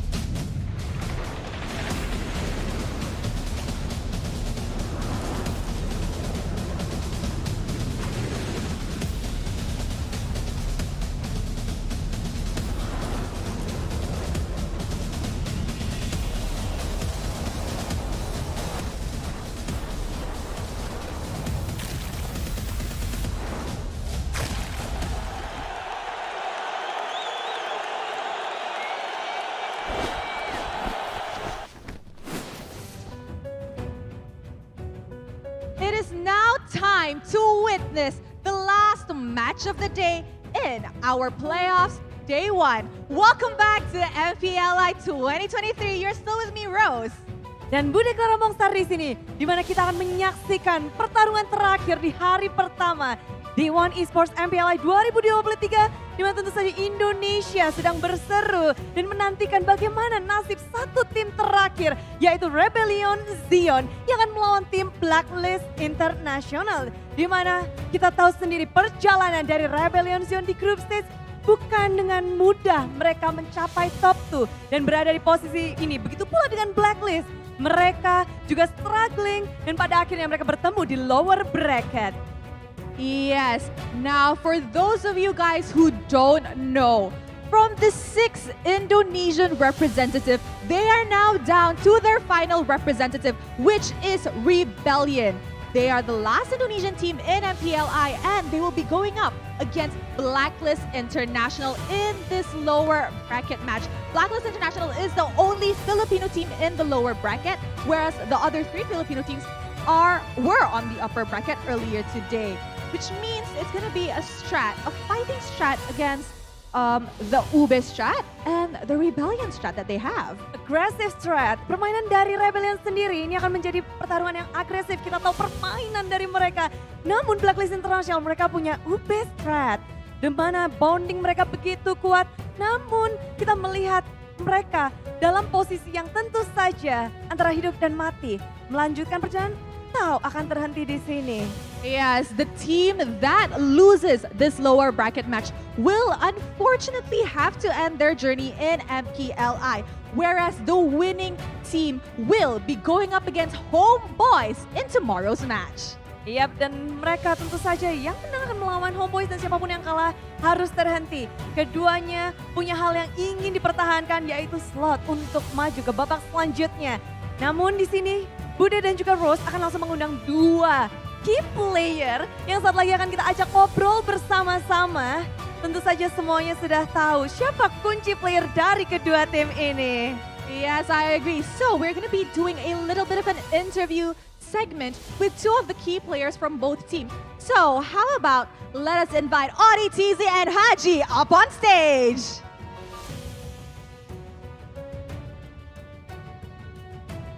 Woohoo! Hello guys! Hello! Hello po. Hi Haji. Hi Audi, are you guys okay? Ready for All this good. last match? Yes. Yes. Nervous? Nervous? Nervous? Enggak No. sih. Haji, nervous? No. No. Okay. Semuanya Love the santai. confidence. Yes, santai saja. Namun tentu aja ini hope atau harapan tinggal ada di Rebellion untuk Indonesia menjadi satu-satunya tim, the one from Indonesia. Kamu nyangka gak sih Audi? Cuma Rebellion doang nih. Nggak nyangka sih, mestinya EVOS yang lolos mestinya. Loh, terus kok kalian? Nah itu, saya nggak tahu. Loh. Kayaknya hoki ngasih slot gitu EVOS buat kami. Oh, so they don't expect that they are here. They thought it will be EVOS, but they say that maybe we're lucky they give the slot for us. Yes. Okay, so Haji, in your perspective, kamusta yung performance nyo kahapon in the group stage? Feeling nyo ready na ba kayo para, to continue your journey in MPLI na ma-maintain natin na 4 yung representative natin? Feel ko po yung performance namin kahapon is di pa po kami satisfied doon. Parang di pa po talaga namin nalalabas kung ano po talaga yung identity po talaga namin. So, tingin ko po ngayon mas pinagandaan po namin sila. So, mas paganda po siguro yung mapapakita namin yan. All right, so I asked Haji, how does he feel after Blacklist's performance yesterday in the group stage? Do they think with their performance, they will still be able to maintain the 4 representatives of the Philippines in MPLI? And he said actually that their performance in the group stage yesterday, he wasn't that happy about it because he feels like they have not unleashed Blacklist's full potential, which they are about to do so in a bit.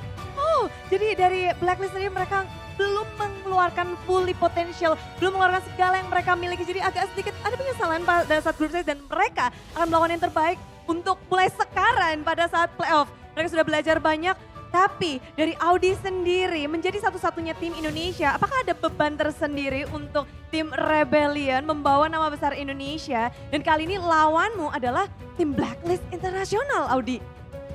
Mana tadi? Apakah menjadi satu-satunya Indonesia tim menjadi beban untuk tim Rebellion? Dan bagaimana untuk melawan tim Blacklist Internasional? Nggak ada beban sih.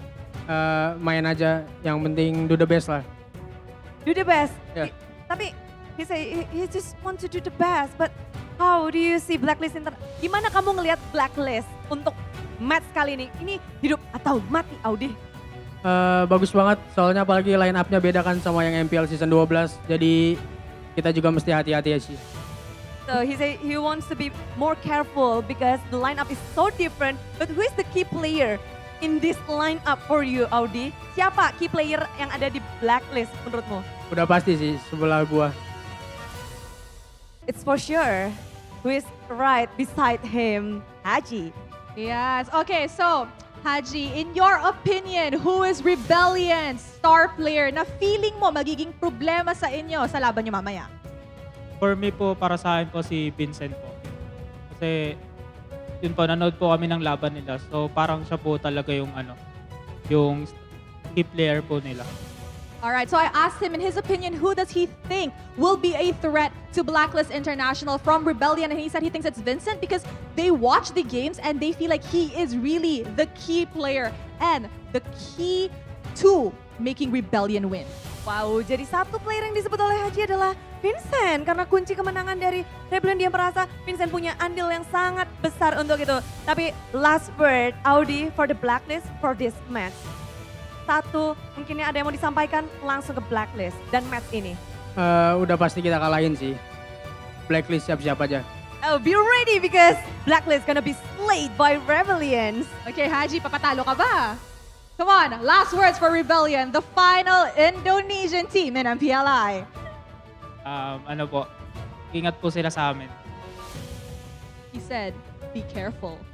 Oh, be careful, hati-hati. Ya juga satu slot terakhir. Indonesia sedang bergetar di sini, hatinya dak-dik-duk, sir.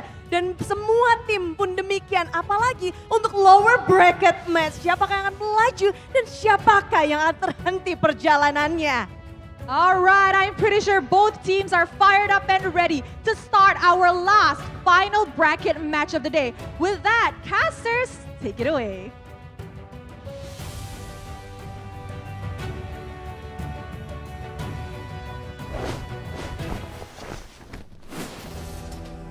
Thank you so much, Clara and Rose. Ladies and gentlemen, welcome to the caster desk. Once again, accompanied by me, Mirko. On my right, it's Arashi. And on my left, it's Eterna. Welcome back to the final match. And this, my friends, will mark either the only Indonesian team going to the next round or the only Indonesian team knocked out. The last hope of Indonesia lies on Rebellion Zion. A team that has gone through a very, very good arc for the past 2 seasons, Gani. Gotta be honest with you, convincing performance as well based on their group stage phase. And now, this is the real test, right? Going against the MS Series champion, M3 champion. Different lineup, similar but different. Going to be a true test for the Blue Bulls. You know what? I've been watching a lot of MPL Indonesia because I just like watching MPL Indonesia. I just love it, you know. But then again, people were, after reading all the comments, some people are not that convinced that Indonesia's last hope is pretty strong. But I beg to differ. I think that Rebellion Zion, they might not be able to close out series. Even their last series was 0-3, right?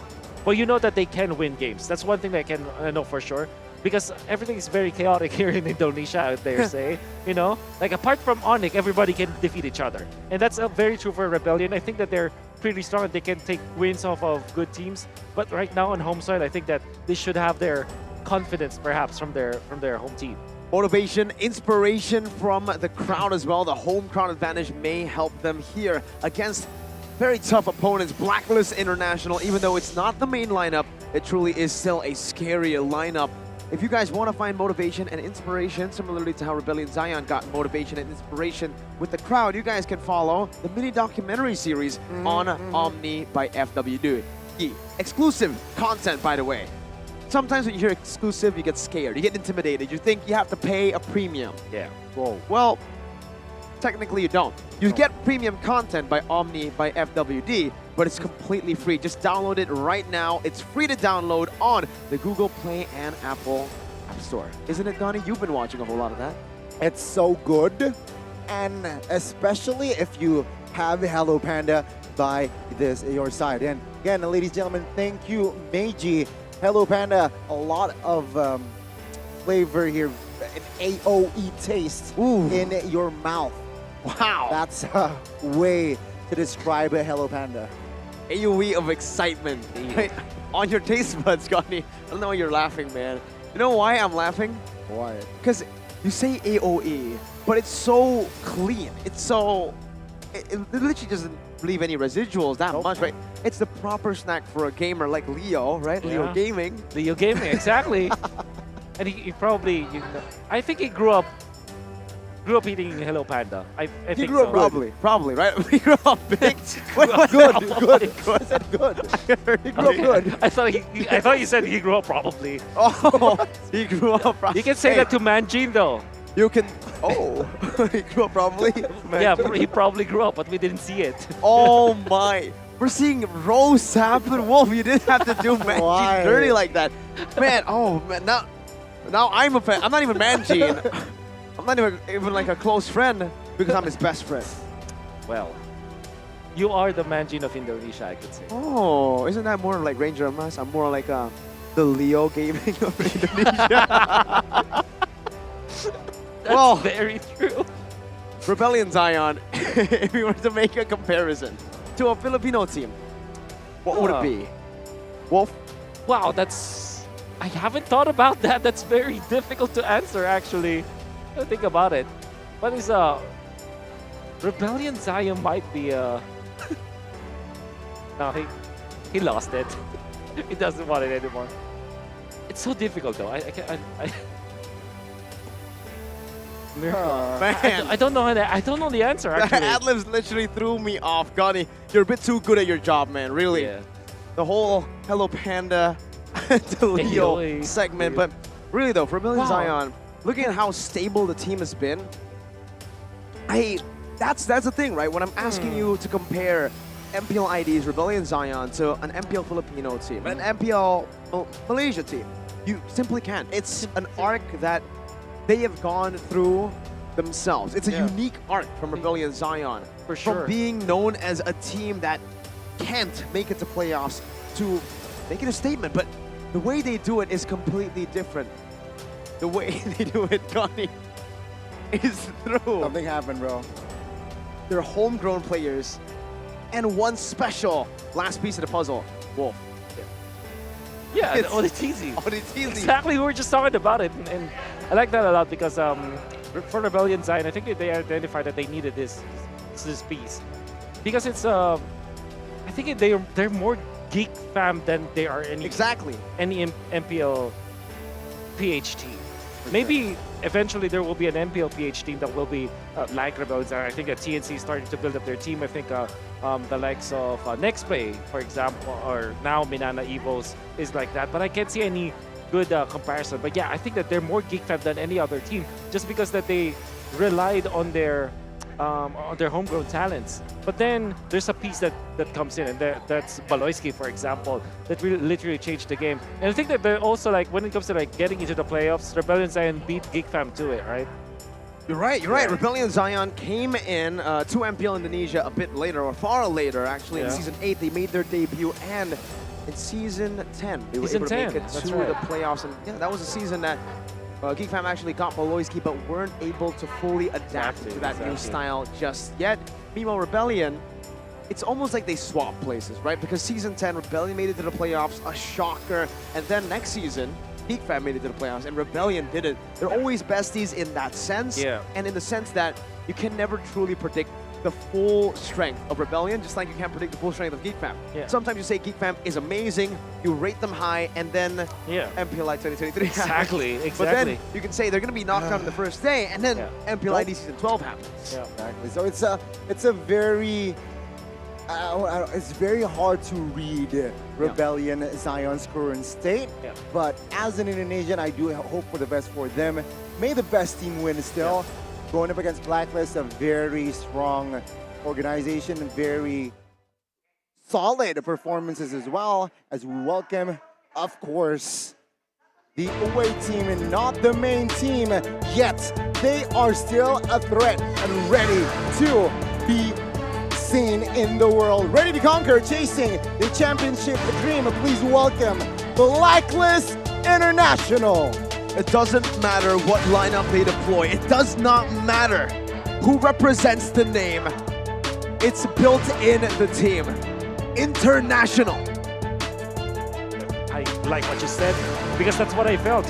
Whenever someone gets into Blacklist International, they change their play style.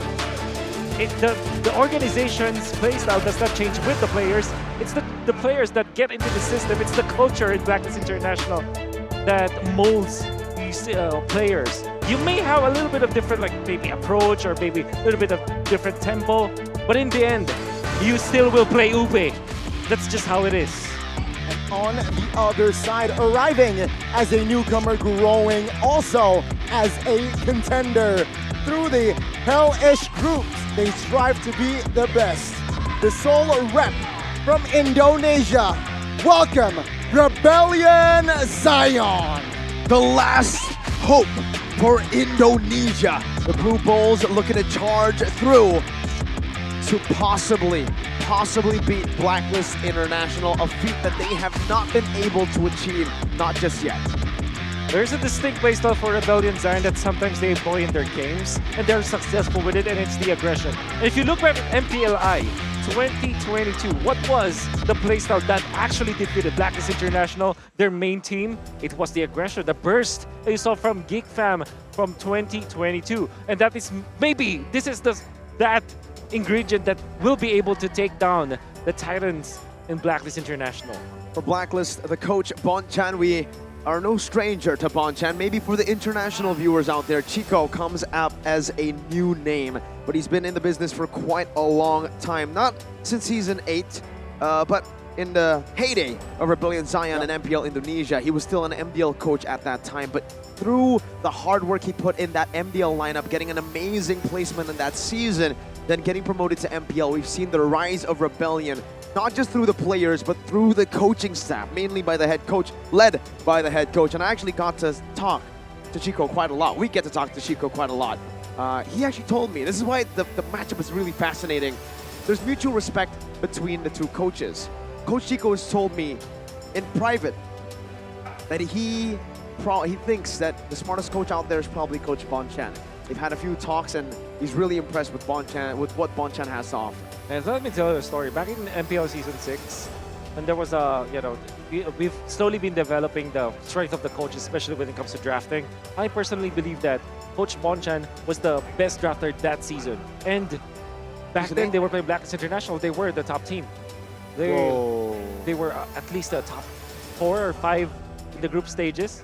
And they didn't have the best results. But I think that he is the best drafter in a way that his draft order is pretty unique. And the distinct, I would say one of the Bonchan specials, there's two, right? The first one, they're comfort picks, so that they use that as a trap, because you overreact to their best pick, and then they will now draft accordingly. Oh, that's a very interesting method.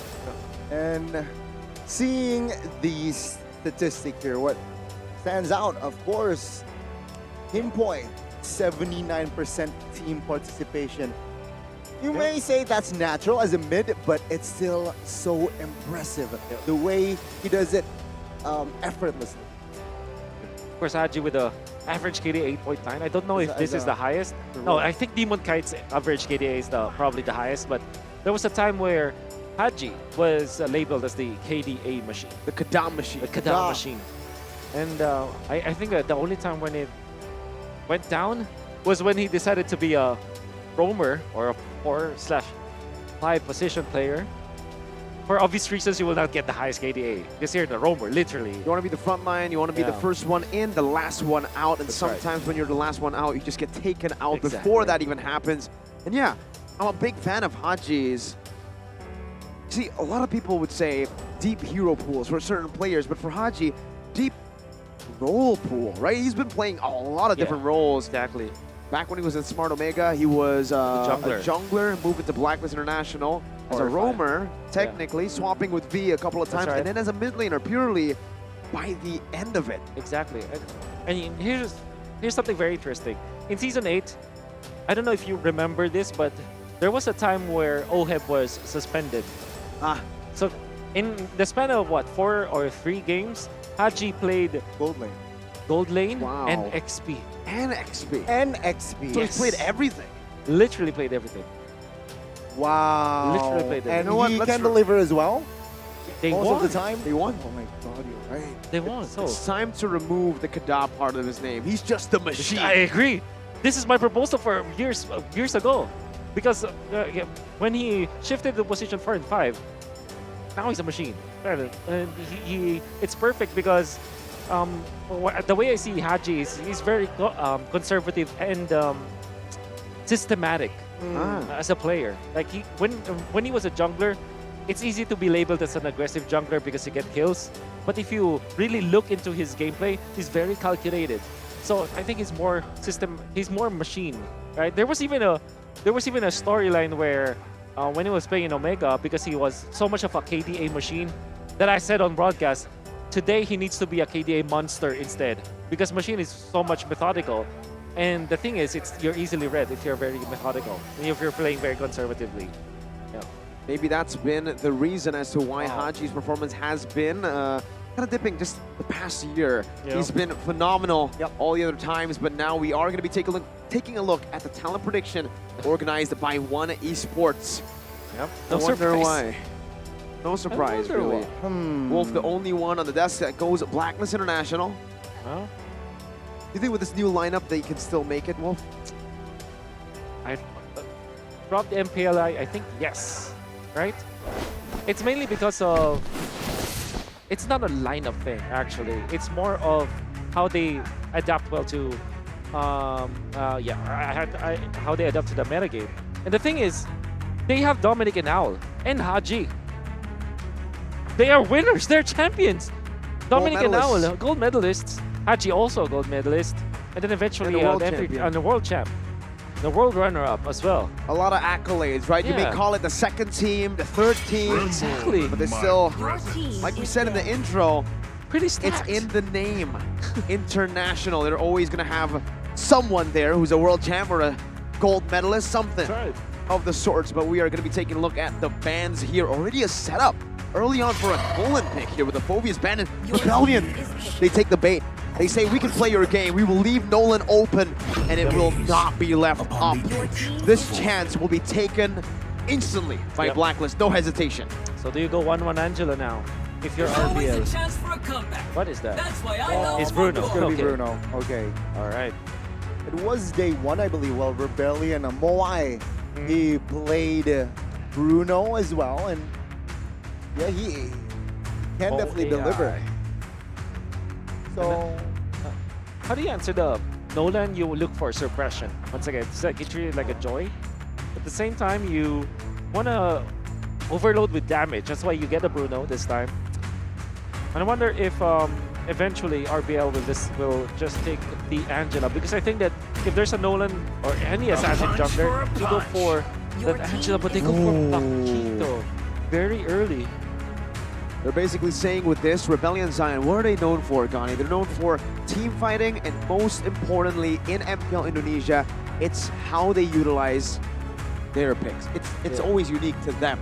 The Franco, the Kaja, the Edith for Audi TZ, and for the XP, it's only a few heroes. But when he gets those heroes, Paquito, the Arlet, he makes the most out of it. This Paquito is one of the best in Indonesia, so we'll see if he can actually pop up on this, or perhaps Rebellion want to use this as a way to Time to go. flex The a cheese. priestess of primal lightning, the hunter of all the evil gods. The Edith plus the Lilia. You need a burst, and Edith, of course, is a hero that can be played in the Roman, can also be played in the XP lane, which matches well against a Paquito because Paquito doesn't have a straight up kill potential against the Edith because of how tanky it is. There's a lot of punishment that you can do as well. And if you activate the Primal Wrath, it is a way for you to be able to reach the Bruno after the dash. So if you initiate with this Edith, you can still take out the Bruno. Another good additional in their kit as well. And I like this balance, right? With Lilia, especially after the adjustments that she receives, it's more of a mid to late mage, not more of an early Lilia that we used to know. And with Nolan, with Edith, you tend to play aggressively in that early game. And Rebellion, they will close out the first phase with the Novaria. Okay, they are saying that they want range here. With the Paquito, who is in melee, perhaps they want more space with the Bruno, with the Novaria. Okay. Fight for the ultimate. So it's the Hilda because obviously they don't wanna lose their jungle. RPL might also ban out Ixia here, although there's a Paquito. I don't think that the Paquito will be enough to eventually take out the Ixia. So there is a chance that RPL also bans it out, especially because it's Bruno that they're facing. There's a lot of range that you can get out of that. And if RPL wants to overthink things, maybe they can ban the Clint as well. One of the few heroes that can actually contest the Bruno in that gold lane. We just saw that earlier. Ryzel was able to utilize the Clint, even though it didn't end up with them winning in the final game. It was still a big problem for Echo to deal with. But Rebellion take away the 1-1 and the Brody. Just those two away from Blacklist International. They want to have, funnily enough, right, even though the Clint does a lot of damage, it's a good matchup, they want to try as much as possible to put Blacklist International on a hero that is immobile. Very easy for the Paquito to catch, to utilize that mobility to punish. Yeah. I wonder if Rebellion ever considered something like a Karina or a Hayabusa go deep into that jungler role. I mean, obviously the Lancelot can still be played here by side of RBL. Maybe that will be their last pick, or any kind of assassin jungler that can be faster than a Nolan when it comes to eliminating heroes. The power of light. A good ban coming up from Blacklist, going for the Kaja. The problem, again, the suppress to control this Nolan. And the thing is, why Blacklist opted for the Kaja instead of the Franco is because Lilia can rock the Purify, right? With the Franco, it's easier to press the Purify if you compare it to with the Kaja, with the Divine Judgment. So that is why Blacklist leave the Franco wide open now. The ball is on Rebellion's court.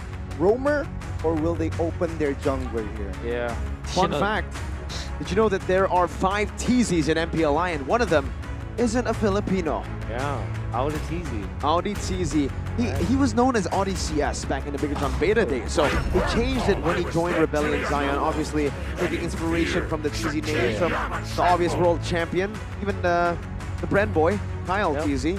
But Franco will still be the choice, the comfort pick. And speaking of, right, the Lilia, very hard to hook. Edith and Minotaur would love to get hooked. Ixia just looks so good now for Blacklist. That's it. So you go for dive for your RBL. Like I said, maybe they can consider something like a Hayabusa or a Lancelot, perhaps. But you can just go to the backlines and just eliminate all these heroes. At the same time, you're tempted to go for a front hero that can give the division with a burst, right? I'm thinking Ling. But in this current meta, perhaps Vince. Oh, yeah, Vincent. I forgot. Vincent with Ling. Yeah, not that. Could be good actually. But yeah, I'm thinking Lancelot should be perfect. I think Hayabusa still is a good choice. Not something we've seen Vincent play for the longest time. For Rebellion, it should be usually a fighter, utility in the jungle. Or Fanny. But Fanny's banned out very early on, so they'll go for the Martis. Still sticking to the identity of Vincent, known for his red trees, not really for his assassins aside from the Fanny. That's a composition that wants to go front to back, but do you really want to give the Ixia a chance to properly front to back? That's my question. Of all of the possible assassins / fighters that I could think about in the jungle, Martis is probably like the least that I would think of in this particular game. especially because there's already a Lilia, right? Yeah, that can chunk you down. There's a lot of poke in there. You have the Minotaur, although you can practically dodge the ultimate, right, or the knockups, and you can just get into the backlines. Your damage will not be enough against Ixia. Ixia is, the lifesteal is there. Yep. He can kind of sustain himself, and the flicker also. You don't have enough dive with the Martis, that's what I'm saying. Ooh, that flicker will come in handy. And of course, yeah, you're right. I think after 3 items especially, that Ixia will become a monster Ixia. So it's going to be interesting to see how this Martis will pan out in this game. Let's see how it plays out, ladies and gentlemen. Rebellion Zion, the last hope of Indonesia, can be shut down and knocked out of the tournament, leaving MPLI open for the taking, no longer an Indonesian champ, or Rebellion can prove to the world that they can perform in an international tournament. It's game number 1 of the final match of the day. Haji already forced a flicker early. Speaking of Suelo, also Chunks here, still though holding on to his flicker. Yeah, it's a flicker party here from both sides. 4 flickers for both respective teams, and it's, I want to see here Rebellion already. Oh, in the mid side, Haji with no flicker taken out there. Vincent already looking for a flank, but that was first blood for the Blue Bulls. And I want to say that we're tunneling into that assassin pickup, the jungle pickup. But if you think about it, Rebellion's roam with this Franco, it's pretty good against the heroes of Blacklist International. And obviously, if you get the hook, you don't need the reach anymore. And we know for sure that the Ixia is a static hero, right? So if we activate the ultimate, you can easily land the hook with that. And there's a lot of like big bursts to combo with it. This is Novaria plus the Franco. This is Bruno plus the Franco. I mean, we were talking so much about the jungler pickup that we forget that overall RBL's composition on its own, it's actually pretty good around the Franco. Which was also why I was surprised after a Franco, they picked up an Ixia, a hero that will not or is not able to bring a Purify in his kit or in her kits. Yes, let's see here the first turtle setup. Kimboy and Vincent already in the vicinity. Kimboy trying to provide vision as well. Suelo popping. Oh, good hook. On towards Haji now. Haji not level 4 yet, and he will be taken out. Rebellion, a man advantage as Kimboy flickers out of Cars. Good knockup though. Cars also rock and pop his flicker, but Rebellion will have space to find the first nuke. We've been really talking about big Franco games in MPLI 2023. Oh my god. Super close there as the recall actually still gets channeled in. We were seeing Maro the other day making some crazy hook plays, but we completely forgot there's another Franco god in Indo. Aside from Vin, it's Audi TZ on the Franco. Right. It's popping off. Was able to talk to Maro after their game, and Maro essentially said that he cannot explain how he was able to land the hooks. It's just all about momentum. And then I further talked to Waloyski, and he confirmed that, yeah, Franco is not about that. Franco's about momentum! Oh, again, the hook and the hunt this time. To top it off, Vincent pops a decimation as well. Kimboy taken out. It's always this skin too. It's always this guy. The same legend guy. My god, the purple Franco skin, man. Exactly. And also, you have the ultimate, the Astral Echo, which kind of increases the hitbox. That's a cheat. Yeah. It's one of those combos, right? True. I also want to say, like, I want to bring you back to last year MPLI when it was, again, Blacklist International losing 0-2 to Geek Fam. Oh, like I said, it was the burst. The lethal burst meta that we saw there. Lethal burst. And this is what we are seeing right now for the side of Rebellion. They have a lot of big bursts. Like, you have the Paquito, obviously that's a one-hit knockout kind of hero. And you also have the Bruno as well as the Novaria, big chunks of damage in combination with the stuns. And then if those burst damage will not be enough, there's the decimation to finish it off. So I think that, yeah, we focus so much on the lane-to-lane matchup that we forget the entirety, the composition of Rebellion. As a whole, it makes a lot of sense against the nature of Blacklist International. General idea, right? Because exactly. I thought Haji was going to bring up Purify, but no. He went for a risky option, bringing the flicker, perhaps looking to close the gap or even find some space. And I thought they would bring a composition, or Blacklist would bring a composition where the marksman can also bring a purify, but that also is off the board. So a very interesting approach here from Blacklist. But yes, general idea, Rebellion has, I think, a better composition if you really compare it. There is you can say that like if they do land their skill shots. I think the main weakness of their composition is that it's precise. Yeah, it needs to be precise. Hard to execute. Hard to execute. It's basically a skill shot composition, right? So it's a skill issue if they lose. Exactly. But it's also a skill issue if they win. Exactly. But if you're looking at the composition of Blacklist International, well, they are timing dependent, which is they will have to wait for the Blast of the Oasis, maybe 3 items of the Iksha. If they group up together, they're pretty strong. Like Edith is almost difficult to take out, and if you have the Flask of the Oasis on the Minotaur to go with that, they can really last the fight. But if they get picked apart one after the other, that's when the Blacklist International comp will struggle. That's where the front to back doesn't work, right? If they get poked down, if they get hooked, something of the sorts. And remember, usually when we see a Franco, we see a combo together with a hero that can deal a lot of single target damage, melt the guy down. With the Bruno, the Novaria, the Paquito even, there's already enough amount of damage, plus the execute from the Decimate. That's all the Martis wants to do, execute in these team fights. If he just finds 1, 2, and so far in the game, he's actually been able to find 1 big Decimate. Remember the snowballing prowess, man. Once he gets that snowballing rolling, it'll be very, very hard to fight it. You might as well avoid it.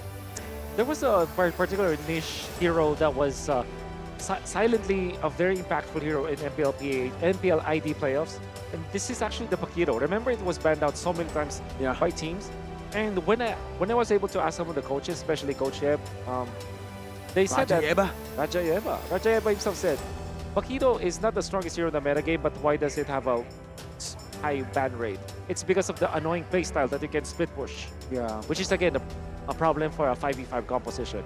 This Paquito, now, you know, we were surprised that it was the priority pickup, but now it makes sense. Against a team like Blacklist International who likes to control the map and group up as 5, the Paquito might work when it comes to split push.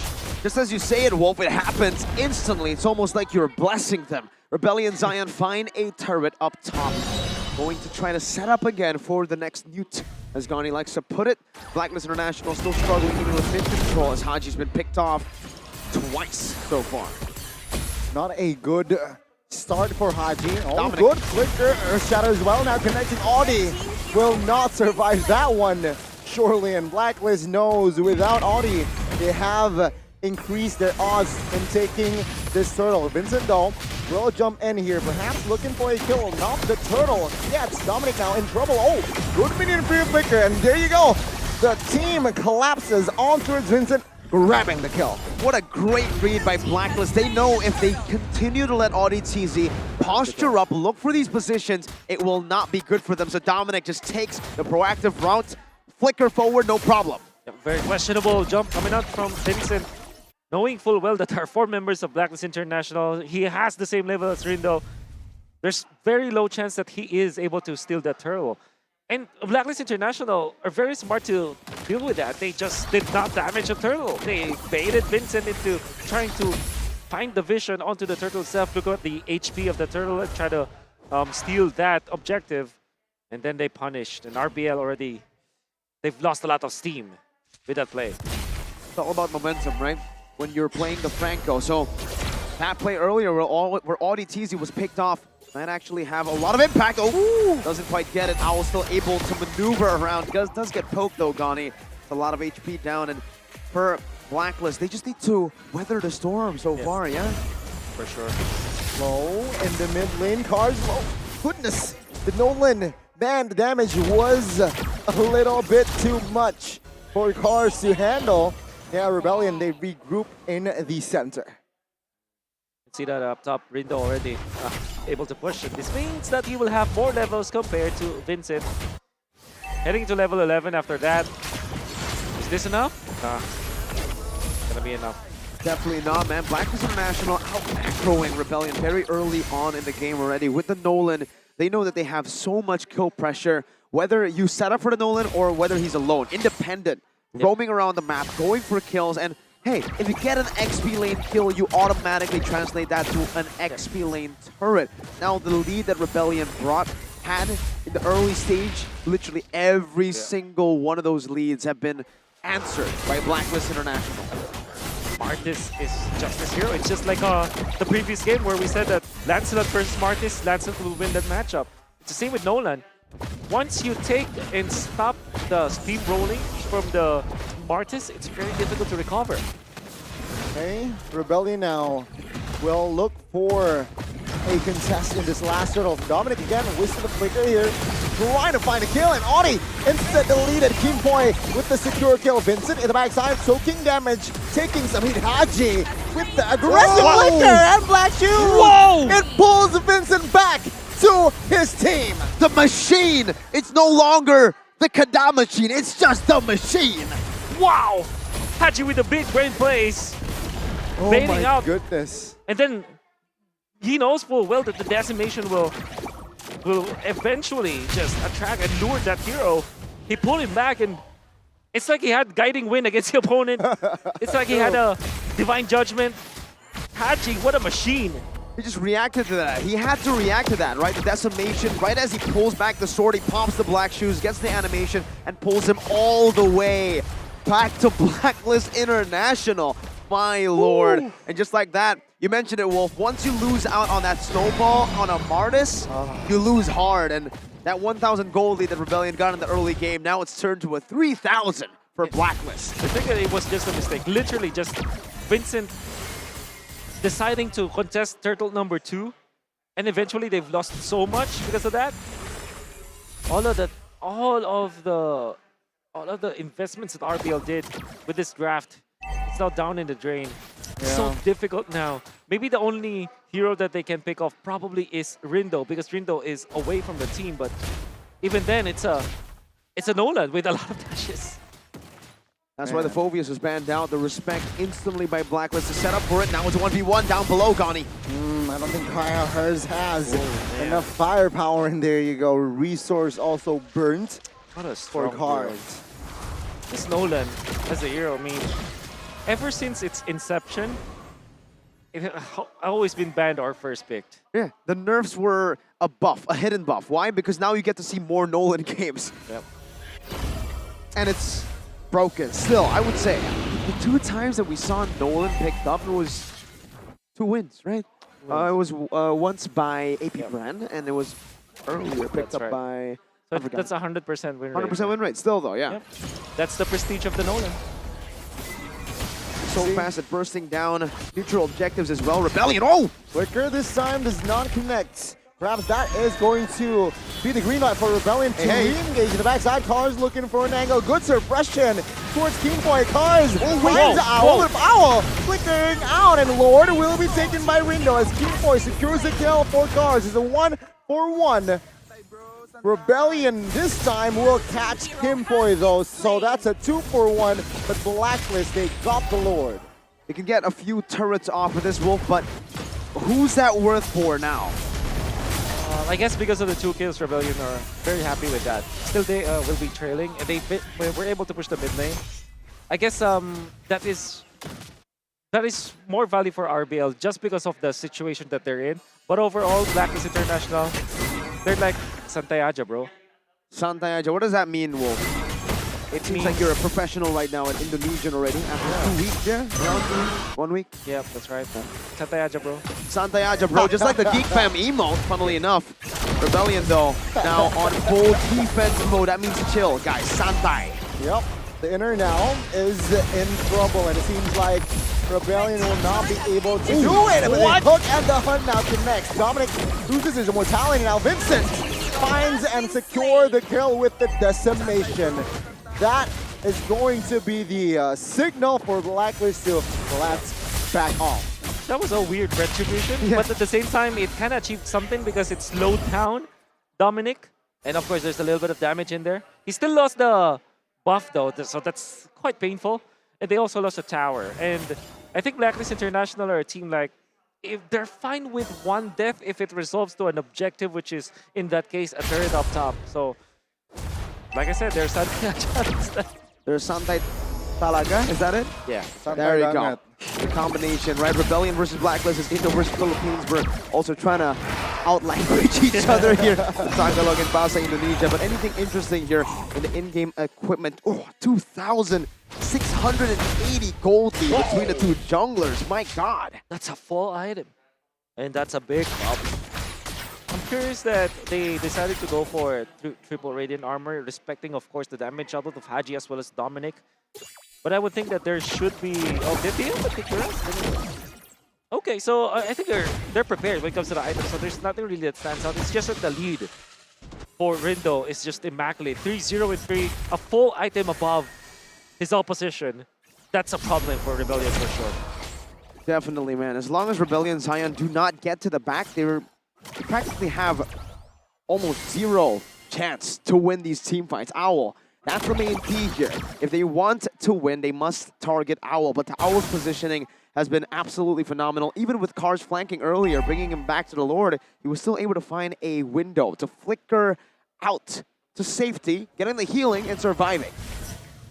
Both teams, they really want to know the whereabouts of each other here. Cars and Owl showing up. Good ultimate, but Dominic and Keeping Point now shows. And Rebellion, they will not pull the trigger.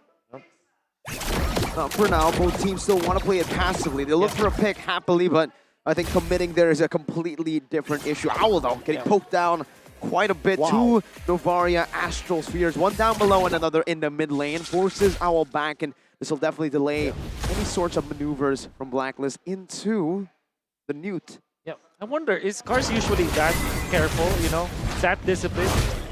On the Paquito he is. It's strange, not on other heroes, just the Paquito. The way that he managed to deal the damage onto Owl, normally every other XP laner using the Paquito will just go for the second combo to take out Owl. But he was disciplined enough to get out. He was holding it, making sure.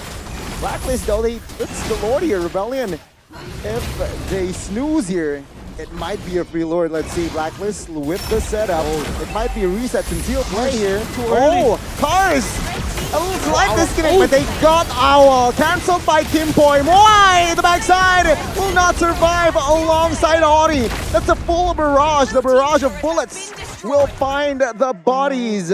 And Rebellion, 3 members taken out. A perfectly executed team fight by Blacklist International controlled the aggression of Rebellion. Cars came in too early, Blacklist punished, capitalized, and took everything. Literally, the base turret is wide open. They don't even need minions. They can end the game.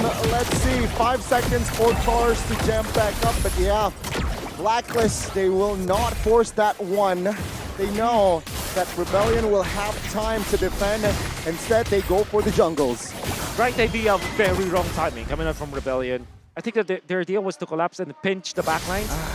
It will be first Cars to kind of force out maybe the ultimate coming out from Kimpoy or maybe the flicker coming out from Owl. The idea is you use Cars so that the Blacklist International will commit some resources and then you can go for the flicker play on ODTC with Moai. But the timing was so off coming out from Rebellion. They had the right idea, but because they went in too early and they probably did not think that through, Blacklist International got away with everything. They got away with everything and much more. Oh! Whoa! That's a full barrage. Well calculated. Even Suelo burned his flicker now. Good hook on towards Minotaur here. He has immortality at Blacklist. And as well as Rebellion, they collapse under the base. Kimpoy retreat. Vincent as well. Blacklist, do they have enough minions? Do they can pull and close the game out? The answer is not yet. It seems like they have enough resources here to go and end the game. Blacklist International strikes first in this best of 3. 16 minutes. It took them 16 minutes to do it against Rebellion Zion in the early game, just falling to a few hooks, but then stabilizing. And from then on, it was a full stomp nothing Rebellion could do. They tried their best, trying to go for Owl around the Lord Pit first time, and then another attempt at an assassination towards Owl in the second Lord take. Both failed. Second one a bit more of a failure, as Blacklist was able to completely take control. During the banning phase, we did prescribe that they ban out Ixia because they don't have the best hero for it. Maybe a few patches ago, you can argue that the Paquito could be good, but they need to supplement. This is the last two picks coming up from Blacklist International was perfect because of the Minotaur to protect the Ixia and to force out so much from Rebellion. And then the Ixia, you see the mastery coming out from Owl. He sees a Novaria that doesn't have the ultimate, just recently used the Astral Sphere and the recall. He pumps the ultimate, he knows that he has the reach, and you have the damage over time afterwards that eventually took out that Novaria. It was perfect. They knew. You can see that Owl played Ixia so much. That final, snipe? It's very rare that you get to see a random full barrage get one pick off, but you're right, man. You need to know the limits of how much damage you can do at that item point, and Owl, he knew it to a T. That was a fadeaway as well. And final shot, he didn't even need that full barrage, right? He left it. Right as Suelo got out, he's like, it's enough. I did enough. He's dead. Again, he knows the ceiling of this hero. Pretty high ceiling. And that is how you pull it off with style as well. Suelo, he panicked, flicker out, and yeah, again, with the calculations perfectly timed, taken out. But with that, one more game. Match point here for Blacklist.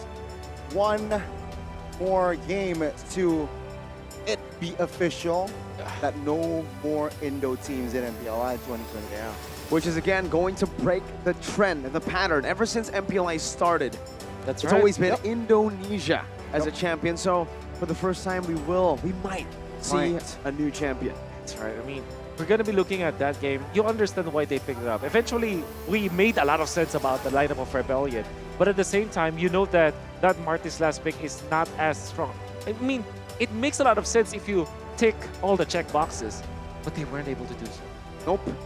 Despite losing his life 3 times at the start of the game, he's played it perfectly since that. It's almost like, you're right, he's like the machine. He just downloads a lot of the things that Rebellion does in the early game, and then once he's done downloading, he's like, all right, I got it. He's a computing machine.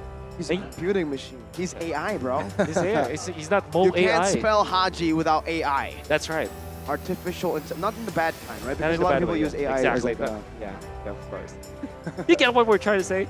But I can never forget what he did in this game, utilizing the ultimate of the Lilia to have a divine judgment / guiding wind kind of gameplay against the Martis and all heroes. And I think he really outplayed Vincent in that case, where the decimation was probably something that Vincent did not calculate that Haji can do. And obviously, Haji probably did not plan that to happen, but the moment that he saw the opportunity to pull off that kind of play, he did. Was taken out earlier on in the first blood. Then now the TZ looks to be looking for the momentum, and they did find the opening. But after this play, you see Audi TZ. It will be Vincent trying to go for the cheeky play, but we know for sure that there's a lot of control already. You saw Blacklist International did not damage the turtle afterwards because they know that they can bait Vincent in. They will find more. And obviously the full barrage hurts a lot. The play. The Lilia play. You see, he will go for, the flicker in the decimation. Yep. Wow. Oh man, you see Haji intended to take out Mo AI back then, but he got something bigger. He did. He did, and after this, after Blacklist has a grasp of a lead, it's just so hard for Rebellion to neutralize or equalize. Yeah. So again, the right idea. This was the winning play, I would say, for Blacklist, or I guess the problem that you saw, because you understand the idea why Cars did that, and I'm gonna say he should have done that, but. Imagine from the mid lane, he didn't even hide. Suelo, damage over time is there. But yes, Cars, completely seen by the entirety of Blacklist. He wasn't able to force out any flicker, any defensive play. So that meant that when ODTZ went for his own flicker play, he was completely shut down by Kimpoy, who had the flicker back then. So again, right idea, but wrong timing. Definitely. It feels like the pattern has been that way, right? A lot of good plays happening, but the timing was just really off for the side of Rebellion. Zion, meanwhile, it's always perfect for Blacklist International. They knew exactly when to go in, when to pull back. Yeah, I mean, even though this composition isn't an Ube comp, you can still definitely see the Ube unity between the players of Blacklist International. Still move as a unit. Yeah. It's so organized, like you say, Blacklist International. And they didn't even panic from the Franco. What they did was to just look for the Franco, right? And they gave some kills to Rebellion, but it wasn't enough, as you've seen from Blacklist International, and they're happy to give it. And the fact that they were able to protect Owl the entirety of this game, and then Owl just took over in the late game, Rebellion didn't stand a chance. They don't have much farm on Vincent. There was even a time where Vincent or Rindo had an item of a full item lead over Vincent, and then of course Owl just destroying Rebellion. There is a way for them to access the backlines, but then again, it wasn't enough. It's really as simple as that. Blacklist International won the game with just one clash, but it's so many things compiled together. That's why they won. It's, again, Blacklist saying to the world that it does not matter where you start or how you start. About how you finish. About how you finish, and there That's you right. go, 14-7. It was a negative stat from their side, but they turned it around. Haji 0-2, now 1-3-12. That's a huge recovery. Rebellion though, they got a little bit too overzealous after that early win. Yeah, especially after the pause, right? We definitely saw the impact of that, and I do want to talk a little bit about the Martis pick, right? Because we did doubt the Martis pick coming into MPLI's final match of the day for knockout stage, day number 1. And Martis pick, it just felt really forced. Last They pick as needed well. someone to go up against the Ixia. They needed someone to dive. The Martis, maybe they were thinking, you know what, at this point, our heroes are banned.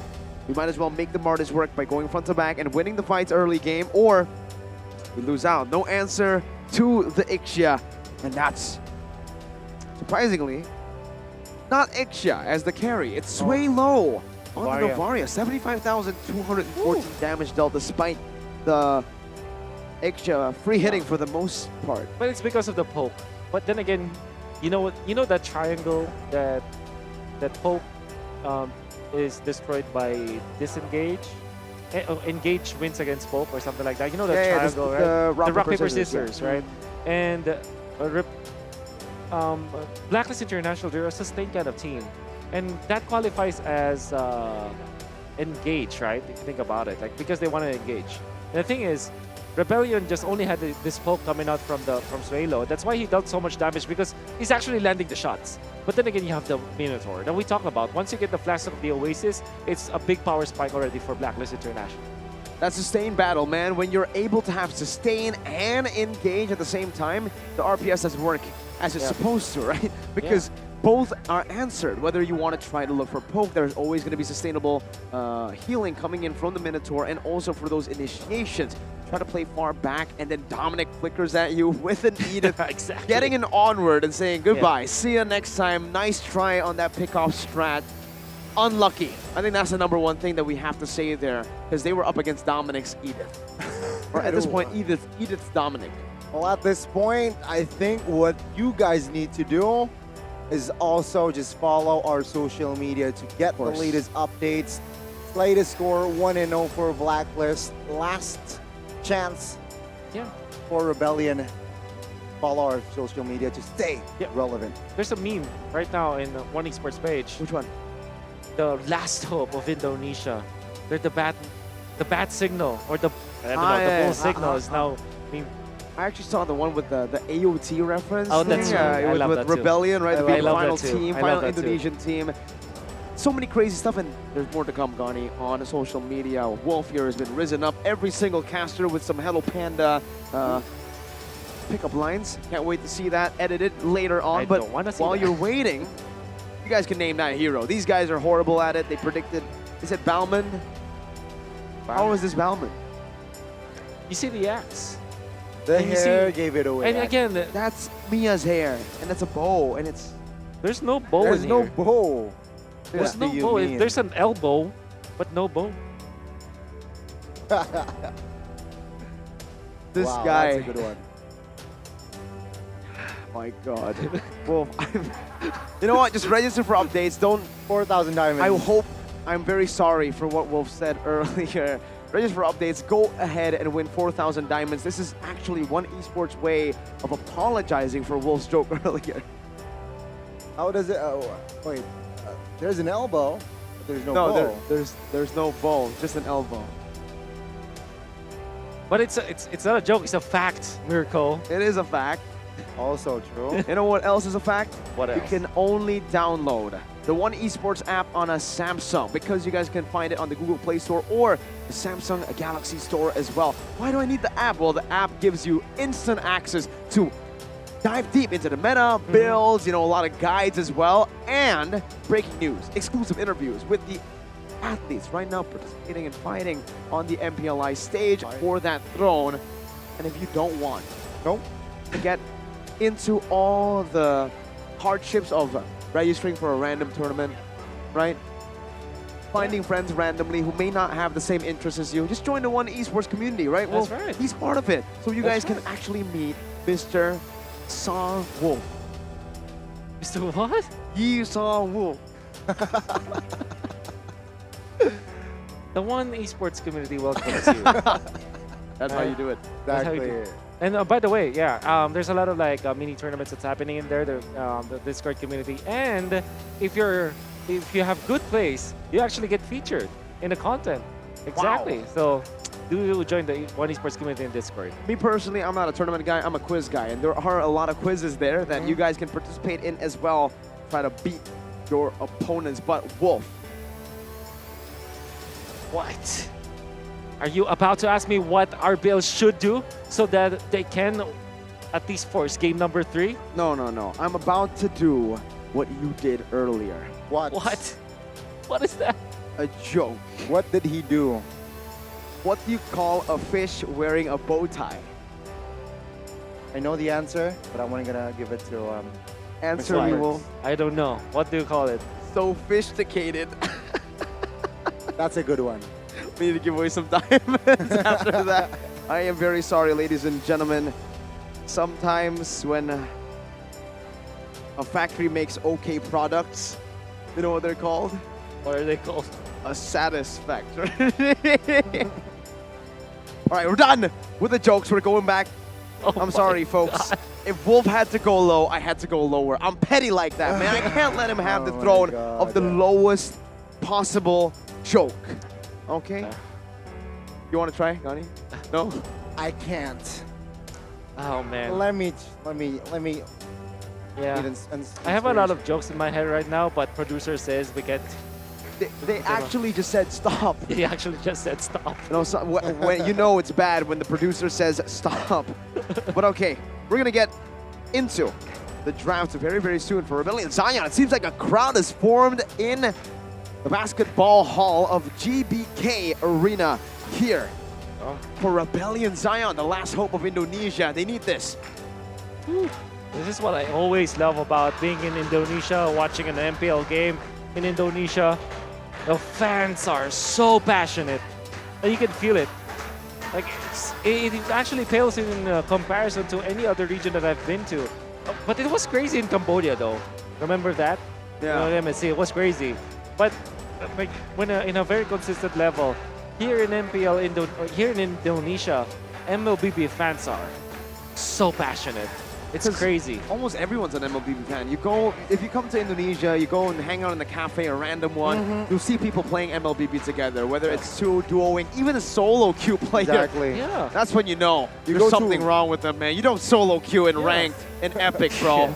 And everywhere I go, they know that they know of Miracle actually. No. That is That's also actually true. not true. No. If it's Hey. Indo. That's actually not true if it's That Indo. is true because every corner I go to, Yeah. someone is playing MLBB. Hey, do you know Miracle? Said, Yeah. of course. And Yeah. also, here's a fun fact. I only know 25 alphabets. Okay. I don't know why. Oh my god. Producer already said stop. Okay, gone. Wow. Mr. North Africa himself. Oh man, enough with the jokes, enough with the time buying from us, ladies and gentlemen. We're gonna get straight into the drafts of game number 2. A possible win here for Blacklist International, a possible clean sweep to knock the last hope of Indonesia, Rebellion Zion. This time they've swapped sides, Rebellion Zion on the blue side, or first pick, and Blacklist on second. And they just literally ban out the Nolan. They let it go the first time, but not let it go this time. Now what else will they ban out here? So they did ban out, I think that they should be banned, considering banning out the Edith, because it's such a strong hero, unless they want to first pick that hero too. But I can't remember what else they banned apart from the, so it's a totally different ban set from RBL, banning out both Nolan and Bruno. Huh. They are fully respecting it, despite the fact that they are the ones who can go for the first pick Nolan. They've actually banned it out. It's very interesting, right? Usually teams would actually just force the red side or second pick. Yep. It probably means that Vincent isn't comfortable on the Nolan. That's right. They know. Signifies that, yeah, you're right. Vincent. But Vincent is a player that can actually, I mean, knowing, I've watched Vincent, it kind of feels like a player that plays many heroes, right? And he's also a very mechanically gifted Always on the way. It should be, but now there's the Matilda. Matilda first pick. A strange pick for both Suelo or Audi. I'm not used to seeing this on any one of those players. Seems like they're stepping out of their comfort zone for this game. Hey, 1-1. 1-1 Angela, let's go. That was Take it away. Oh, because they don't want to give it to Rebellion. To live Smart. is to treat. Pickup banned out as well, so Netherrealm will be just on their side. I wonder if Rebellion are interested in picking up the Iksha very earlier on. Ooh. Because it is a hero that is, that will not struggle against the Faramis. It's almost like a Claude / Urthel. And at the same time, you have the 1-1. So you already know that your enemies will not go for a dive comp. They need to go for a protect kind of composition, right? Yep. So maybe that is our front to back. So because they also have the Matilda anyways, they go for Claude. It's almost the same. Yeah. Almost the same. They go for the Claude, a bit more DPS to try to deal with the Netherrealm as well as the 1-1 in the lane. No Urthel pick up here, but the Fredrin. Still, as usual for Vincent, we're not going to see anything too crazy from him this time around. We expect, I think in Indo as well, a lot of crazy picks from this team. Rizla mid, Leomore jungle out of nowhere, but right now they're staying safe, and that might be the end of their run. By staying safe, Blacklist completely capitalized. There's no team that's better than playing safe than possibly this team. This is such a good pickup. I mean, there's not a lot that RBL can do against this Baksha. And I'm actually still scared of the Angela. I think Rebellion should consider banning that out because there's a lot of vehicles for that Angela. It's great for the Baksha, it's great for the 1-1. And I think, there it is. Farsa should be the ban here from Blacklist. It still is good versus the 1-1, decent versus the Faramis kinds of composition. And knowing that they ban out Eve as well, I think that they're also considering banning out the Farsa. What if they let go of the Farsa? Because there's still Lapu, there's still Yuzong. So there you go. They will go for a Lilia instead of the Farsa. Farsa is more vulnerable, as we all know. Oh, they should also ban the Minotaur. I think the Minotaur is still pretty good for Blacklist International. Oh, that is, 1-1 Minotaur in one composition is one scary lineup. Yeah, it's also great against the Claude and even the Matilda dive, right? Even the Fredrin's going to struggle real hard to get into these neutral objective vicinities. If they don't ban it out, Blacklist can pick it up, and that'll be a scary path for Rebellion to tread. You have the Baksha, you have the Minotaur, but no, they will go for the Terizla. The same approach, right? They have the penalties on the Thamus first. It's all about the protection. They want to peel. Oh, yeah. Oh, my goodness. They're playing a real front-to-back comp, and a front-to-back comp here with the Thamus against the Claude, that'll be very painful. Yeah, that's right. Claude hits on this guy with a vengeance on. Say goodbye to your HP bar, man. But then again, RBL can now pick up the Farsa. Like, the only dive here is the Baksha for sure. And they definitely need that burst damage. And it goes well. I guess it's a way for them to take out the 1-1. So what do you watch with Tams? Maybe maybe a Dira for Rebellion? Genuine question, does Savior work? Savior? Because it's not an anti front to back in a way. It deals damage in the front, but They will only make my blade sharp. Benedetta, it's yeah, it's almost like a Savior. Yeah, basically a Savior, right? With a Mystic Gush man. instead, a bit more of DPS compared to Burst, but this is Suelo's signature. This was he did actually play this first time in MPL Indonesia, and it was Rebellion's MPL team that played it first. Yeah, in MPL. Oh, Minotaur just looks so good for Blacklist. Maybe the next best thing is maybe a Kufra. Sweet adventure starts here. Whoa, or a Florin. A bit more healing, a bit more Ube. That's right. Blacklist International wrapping up their draft with a healer for Kim Poi and Rebellion Zion. They have a weird mix of different heroes. There's front to back, there's dive, there's a bit of everything. Yeah. And I guess I will leave this up to you, Indonesian casters, to tell me how good Kars is with Benedetta, because I think that he needs to play a perfect game here. Kars on the Benedetta sample-wise, not enough. Similar to Banana. Similar? But that's Banana's signature pick, right? I wouldn't say it's similar to Banana. I would say we've only seen it once, and it was in his debut for Rebellion Zion as an XP laner, and he made the game-changing play. But it did not end with a win. He dove a bit too deep with the Benedetta, and But it was a while. It was a while ago. That It was game season was 10. a while ago. Oh, it was season 11 actually in his debut. But we'll see if he's improved with that Benedetta. A strange pick, but to go safe against Blacklist International would be the biggest risk. You need to try to gamble it on a Benedetta, on a weird pick, and that's what they do. Ladies and gentlemen, possibly the last game today. But for Rebellion, for the fans, the Indonesian fans in the stadium, definitely what they don't want.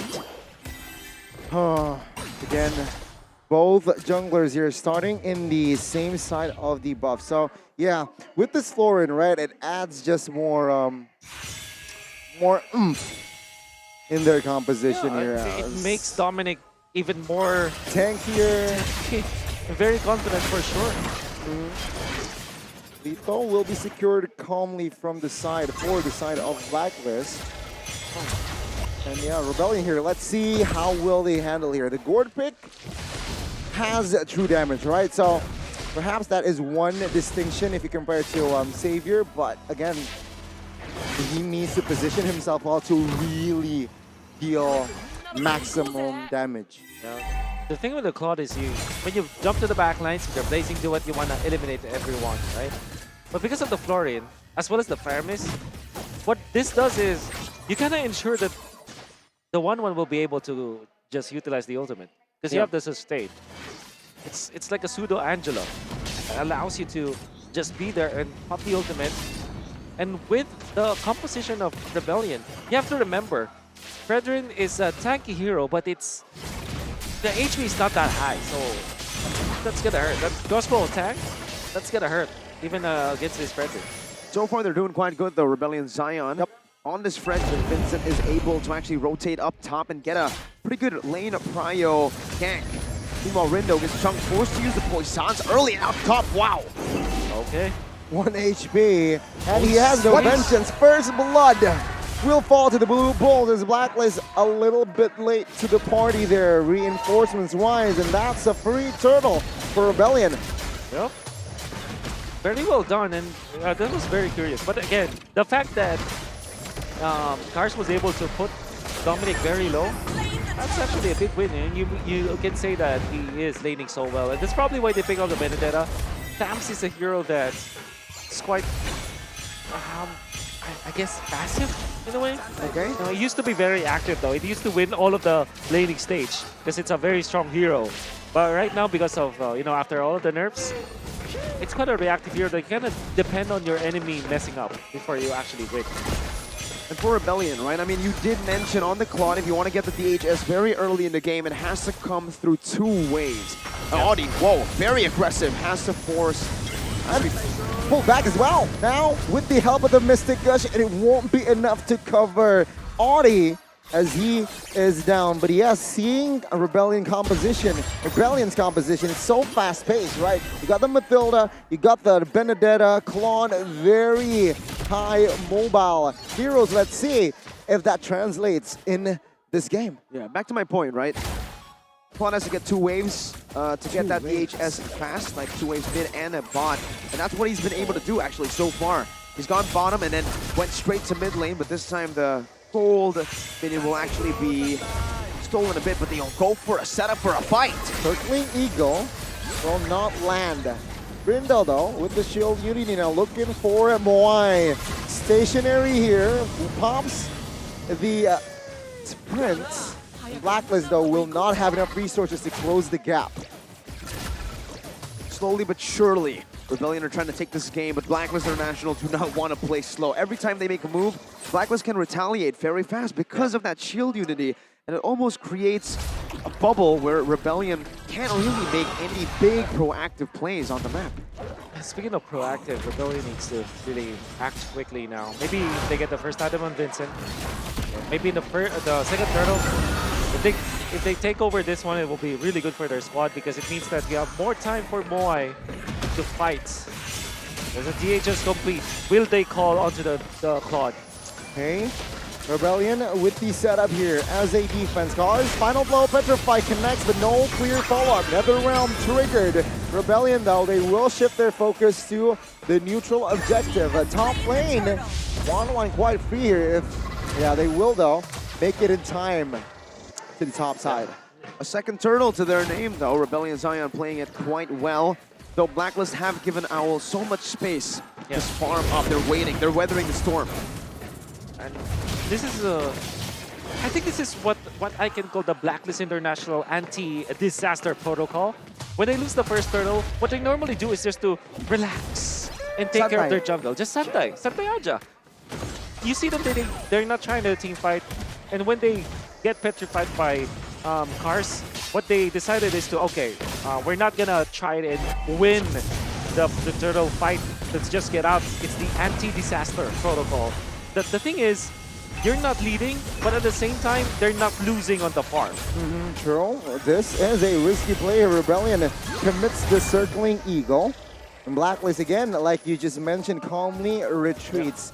They do know that they have, it's in their control to control fights. And now, Rebellion, though, they will engage again. Howl here just looking for a possibility of a crossbow attack, but no, he will not commit that just yet. By the way, Cars has been very, very good on this Benedetta. We'll see if it continues towards the later stage. It's a this time. It's a 5v3. Kimpoi, Owl looking. Cars with the Petrify towards the backside. Finds Kimpoi. And now Haji in trouble. The Mystic Gush popped as well. He still has a flicker in the backside. Only no mana here. Needs to be very careful. But yes, that's a dub for Rebellion. And for the first time in MPLI 2023 knockout stage, we get to hear the fans roar in the arena. Rebellion Zion really giving hope to the Indonesian crowd. The mid structure falls. Rindo with the Brisance wasn't able to really defend and give pressure for Rebellion. Yes, 1.3 gold here already, and they do not stop. They got another neutral objective, which might set another gap for that EXP. Love the play coming up from RBL though. Stars get up top. Owl does have the Demon Hunter sword. He prioritized that DHS. Typically not the second item that you see for the 1-1. But because of some of the changes, maybe he felt that he needed to do so. And I think it makes sense because he will be up against Vincent as well as Cars. Eventually builds up some tanky items as well as Audi TZ. It gives him kill potential right now. But Rebellion, the fact that they were able to push the mid lane after winning top lane clash, that's gonna be super duper good for their team. It's a lot of rewards that they get. Let's take a look at the goal difference earlier. Rebellion Zion holding a lead in every single role, though some of them very, very small. It's only 100 gold lead between a few of the lanes here. Owl's farming really well. But Rebellion, they've just been maneuvering around the map a bit faster, I would say, right? Getting these rotations faster than Blacklist, creating a bit of a curveball, as Blacklist didn't expect that. Dominic again getting engaged on. Isolated, and the NetherRealm here, will it help Dominic? It seems like no. Dominic will fall here as Blacklist. They wasted the NetherRealm, and now Rebellion, they look for a siege potentially in the bottom side of the map here. The next wave is coming soon, and let's see Kimboy, Haji, and Rindo. Can they defend this one? Take a look at the mid side as well in your mini-map here. 2v1. Can 1-1 win that match? Seems like no. Now focus back again on the bottom side of the map. Rindo almost takes Swalo's life. Audi looking for an angle here. The Blacklist will calmly clear the way. What a defense by Blacklist, though. That tier 1 defense was spectacular. The fact that Rindo just ignored Moai completely, went for Swalo, forced Moai to come back, and in turn, they actually won out in the macro battle. They got a turret for nothing, aside from a kill, obviously. They're coming off of Blacklist, but they are still struggling. 1.4K.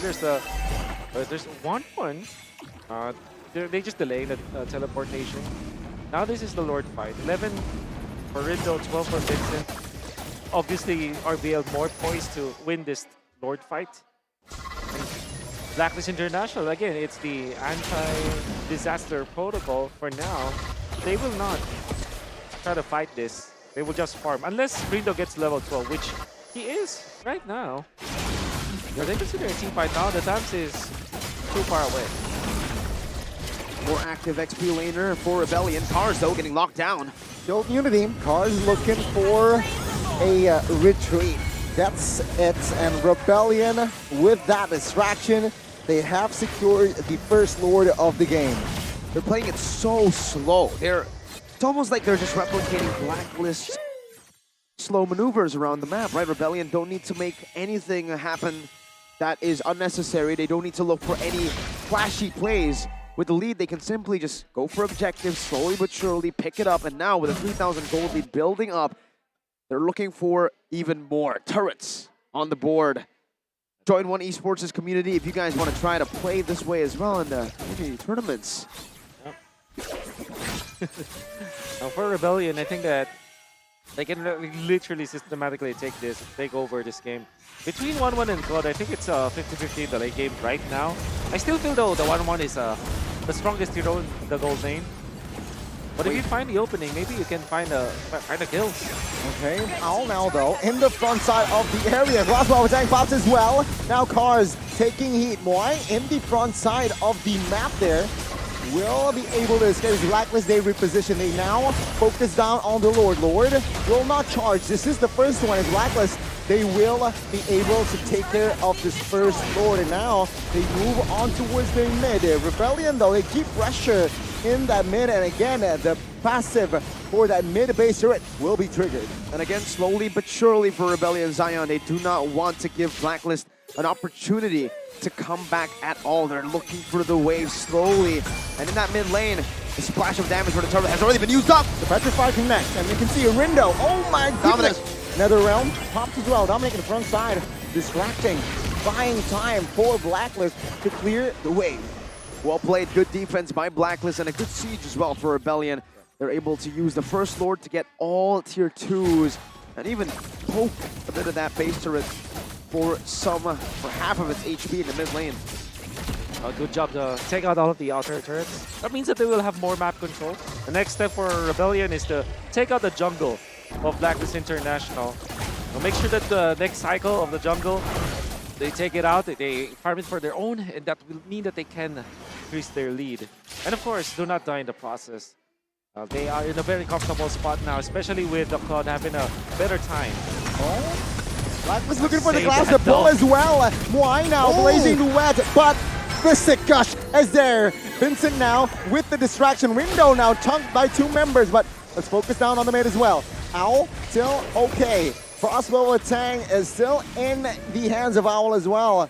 But now both teams will retreat without any casualties. Blacklist doing really well, man. Despite the 5,000 gold lead, that fight looked like Blacklist were the ones who was holding the lead. They were the ones proactive, looking for that initiation. And they certainly have waited long enough. Now, the damage for Blacklist is present. Owl is starting to shred even the tankiest of frontliners. For the side of Rebellion, though, my God, they still got to be careful of Sway Low. His shot is quite difficult to dodge, actually, because you don't have the vision for it. But the damage, of course, it's there for the side of Rebellion. Definitely. You can see Benedetta still in the bottom side of the map. Blacklist, they force a fight. Moai now in trouble, still able to escape that one. And Blacklist, yes, they will need to take care of the bottom side here. Cars, good position. Team Boy, he will commit. But no, he will rejoin and he will regroup with his teammates here as they focus as the Lord is now half HP. Tamwas rotates from the bottom side of the map. Cars now, 2 in front perhaps. Oh my God, this might be a mistake. Owl! Practically solo kills, and now the Lord with the Mystic Gush will not find the mark. Rebellion, they whipped it. And Blacklist will find Cars and the Lord. A level below, it doesn't matter. Rindo pulls the hero play off. What a steal and what a chase from Owl. Blacklist International, there's a reason it's built in their name. Amazing.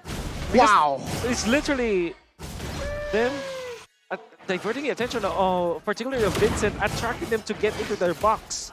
The black box. And that was Vincent just... The thing is, he committed the dash already as well as the knockup. It seems like, obviously, it's not a big ticket ultimate, or it's not an ultimate, it's not a long cooldown spell. But in that moment, there was a slight advantage from Blacklist because there's still a shield unity, while Vincent was a little bit far away from the Lord, or at least when in the zone of the Lord. And then when the fight did happen, Rindo managed to steal that Lord. Amazing play coming up from Rindo. One level down. Exactly. Man, we gotta see that. What happened? Would love to see a replay on how that happened again. Yeah, I think he just lost out on a full retry battle. Vincent. Jitters, perhaps. Well, he is suffering jitters. Rindo is an MPL player who's now stepped up into the international scene. So I think Rindo has more of a excuse. Yeah. Obviously, we know that there's a lot of pressure on Rebellion players right now because they're the home crowd. They're the last hope. Maybe that got into their mind, but man, Blacklist International played them so much in that game, in that skirmish. Chasing, making it chaotic, everyone else following it up, and Blacklist, when they see a mistake like that, they go at it full force, no hesitation, no doubt. They're like sharks, man. They know if you can have a little bit of an opening, a little bit of a weak point. They're predators like that. They can punish you. Man, Rindo is the downfall of Indo potentially here. 1.7 thousand at gold. Still though for Rebellion, I mean, it's still anybody's game, but with that Lord taken away, Blacklist, they neutralize the situation. Again, Rindo moving. And with just Rindo, 4 members of Rebellion, they back off. It literally just was a missed retribution. It's just a whiff. Yeah, from Vincent, literally. Skill 1 and the retry didn't calculate it enough. And Blacklist just went at it. Rindo with the... I don't think he even calculated it as well. He was just like, you know what? I'm going to just throw this retry out there. And he won. Well played, man. Well played indeed. By the way, yeah, players are starting to utilize the skill 1 instead of the ultimate, instead of the Appraiser's Wrath to combo with the retribution nowadays. Because when we use the ultimate, your enemy can use that to their advantage because they know the animation. Most definitely, right? I mean, you can technically retry right after the skill 1, right? So you can try to predict that damage, that calculation, and maybe that is what happened. But Blacklist now, they've completely turned the game around, 180 on its head. Woo! Now Owl's dealing a lot of damage. Audi can definitely feel it here. Only 1,400 gold lead left for Rebellion to play with, and Blacklist want all the smoke now. Okay. The retry battle once again. Let's say it's Rindo and Vincent Audi now. Committed his circling eagle. Owl though, a quarter of HP left. But he does not care. He has lifesteal now. So let's see. Again, the Lord Dan stop side. You can see here both XP laners clearing and managing their respective lanes. Yeah, the long lane, as we call it the far lane. Far lane. Yeah, long far. It's far. It is pretty far, right? I mean, for Cars, it's super far. He's actually clearing it out in the base. MPLI dealing a good amount of damage onto Rindo, taking him to half HP, actually. As Rebellion will just decide to pull back, reset on the Lord. And they actually want to go on to Dominic. Good play. This could be a good play. Let's see, 3-4-1. Dominic now. But the Lord. The Vengeance now with a Mystic Touch as well committed. Dominic will finally fall. Let's see the Lord now. Cars looking for an angle from the backside. Finds a Petrify. The Lord, though, let's see the final blow committed. Placing the wet, but Rindo is there to find the retry. Rebellion, they collapse. Al is in trouble. Al falls! And this is it. This big window for Rebellion. Rindo in the backside will not escape as Rebellion, they go for more. A big brain play in the end by Rebellion Zion to save this game. It was a big blunder earlier. Now it's a big win for them. Blacklist International went for the right thing. They went for the Lord, but they lost out in the team fight. It's an evolved one, though. Hard to clear. Let's see if Rebellion can get it done by the time. But there's something very nerdy I'm gonna say. The minions weren't managed for Rebellion well. That's why they were able to snowball even after wiping out Blacklist. And in fact, the members of Blacklist will respawn in time. Hey. You see the minions in the middle, it was far too deep. Uh-oh. See. Wow. Jungles, though. Now, okay, top side, done. First wave. Mid as well. Rebellion now focus themselves on the jungles, and then they will focus on the waves again. Oh, it's already, okay. Yeah.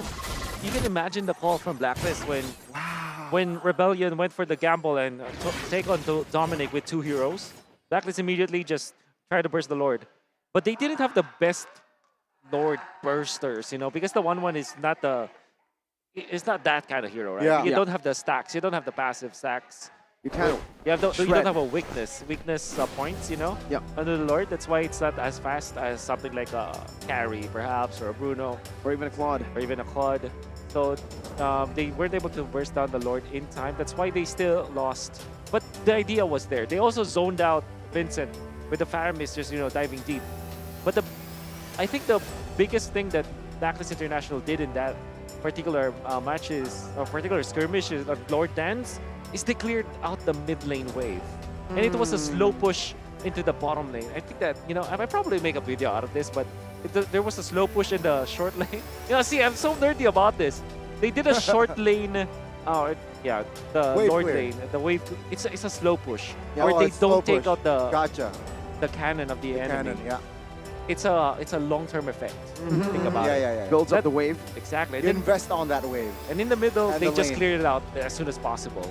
And then in the long lane, they have the Thams trying to mirror what the Benedetta does. So if you combine that all together, if you get the Lord and you lose the fight, you're still on time when you respawn, as you saw in the push. I'm sorry, I became a nerd. It's okay. No, it's okay. We want to see that nerdy side of you as an analyst. Yes. At least your last name isn't gaming. Yeah, that's right. But again, yes, in addition, it was the Evolved Lord as well, right? Yeah. So it, again, adds more HP to deal. But I love what Rebellion is doing. Yeah. They do not, you know, fall. They do not crumble. They're at pushovers. And I think that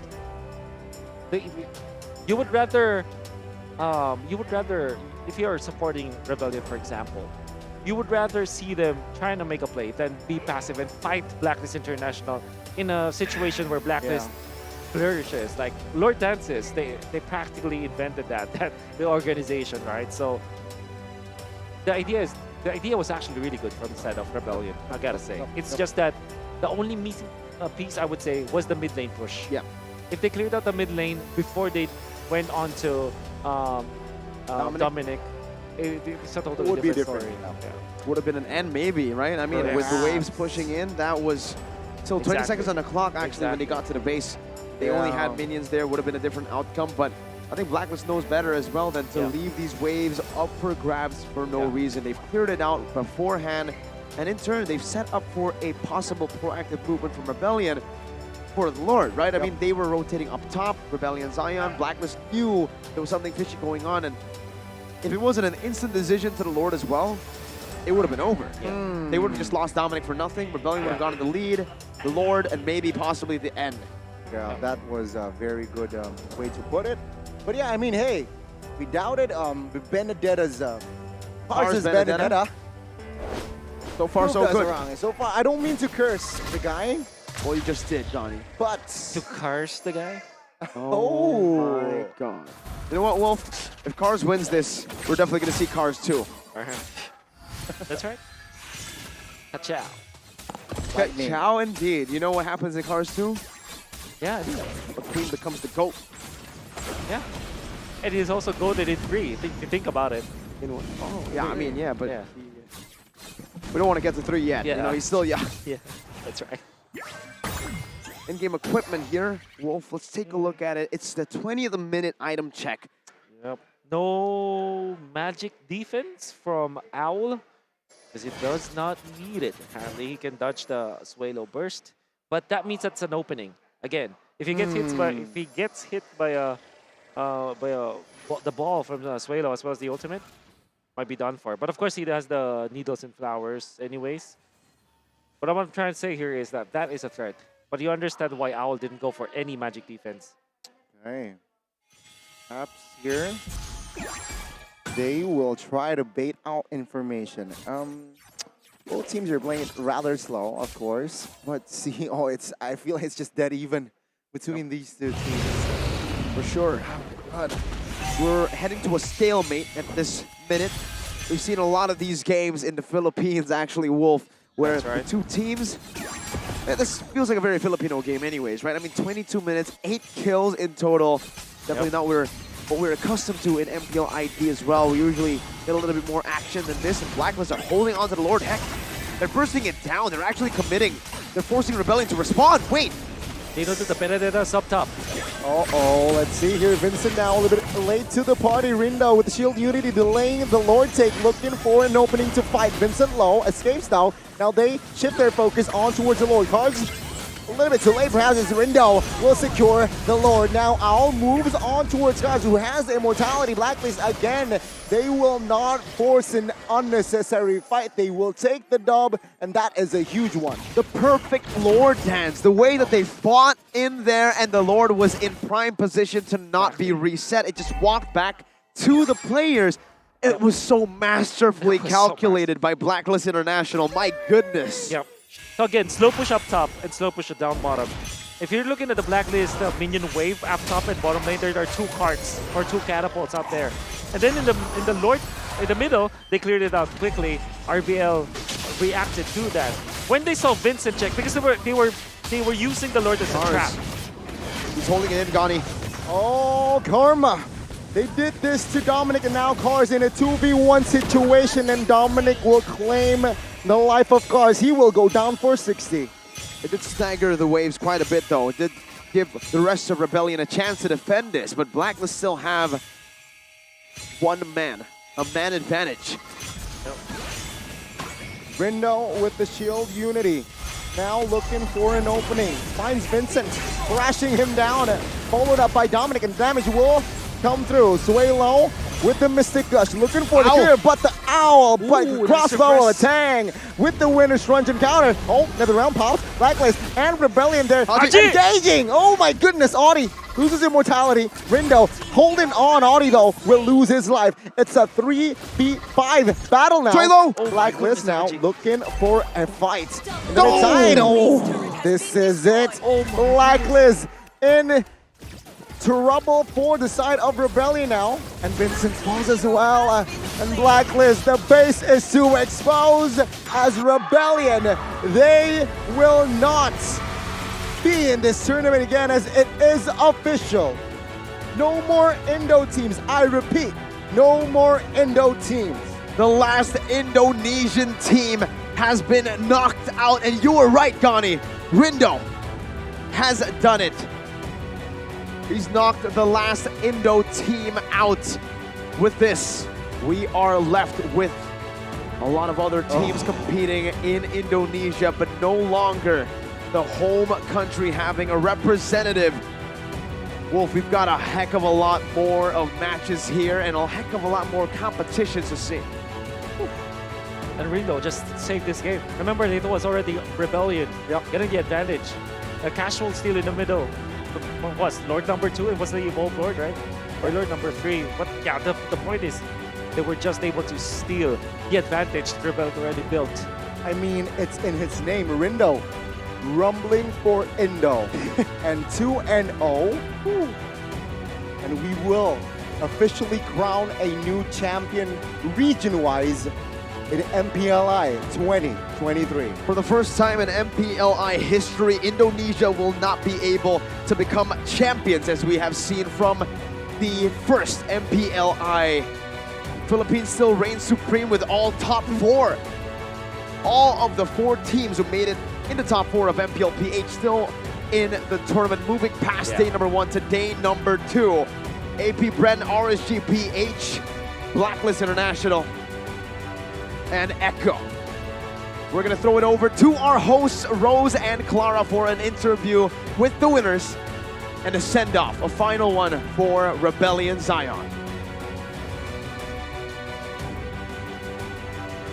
Dan inilah dia pertarungan terakhir yang bisa kita saksikan dari perwakilan Indonesia, Rebellion Zion. Mereka sudah memberikan yang terbaik sampai titik ini. Rebellion, the final Indonesia representative in MPLI 2023, are going home. Yap, dan mari kita saksikan bersama-sama, inilah dia last moment mereka di panggung MPLI 2023. Sekali lagi mari kita beri tepuk tangan untuk tim Rebellion Zion Final Bow. Terima kasih sudah berjuang untuk Indonesia, Rebellion Zion, dan come back stronger. Yes, we shall see them maybe next year. However, on to the winning moment. Blacklist International secures this lower bracket match, which means that the Philippines still has all 4 representatives in the game.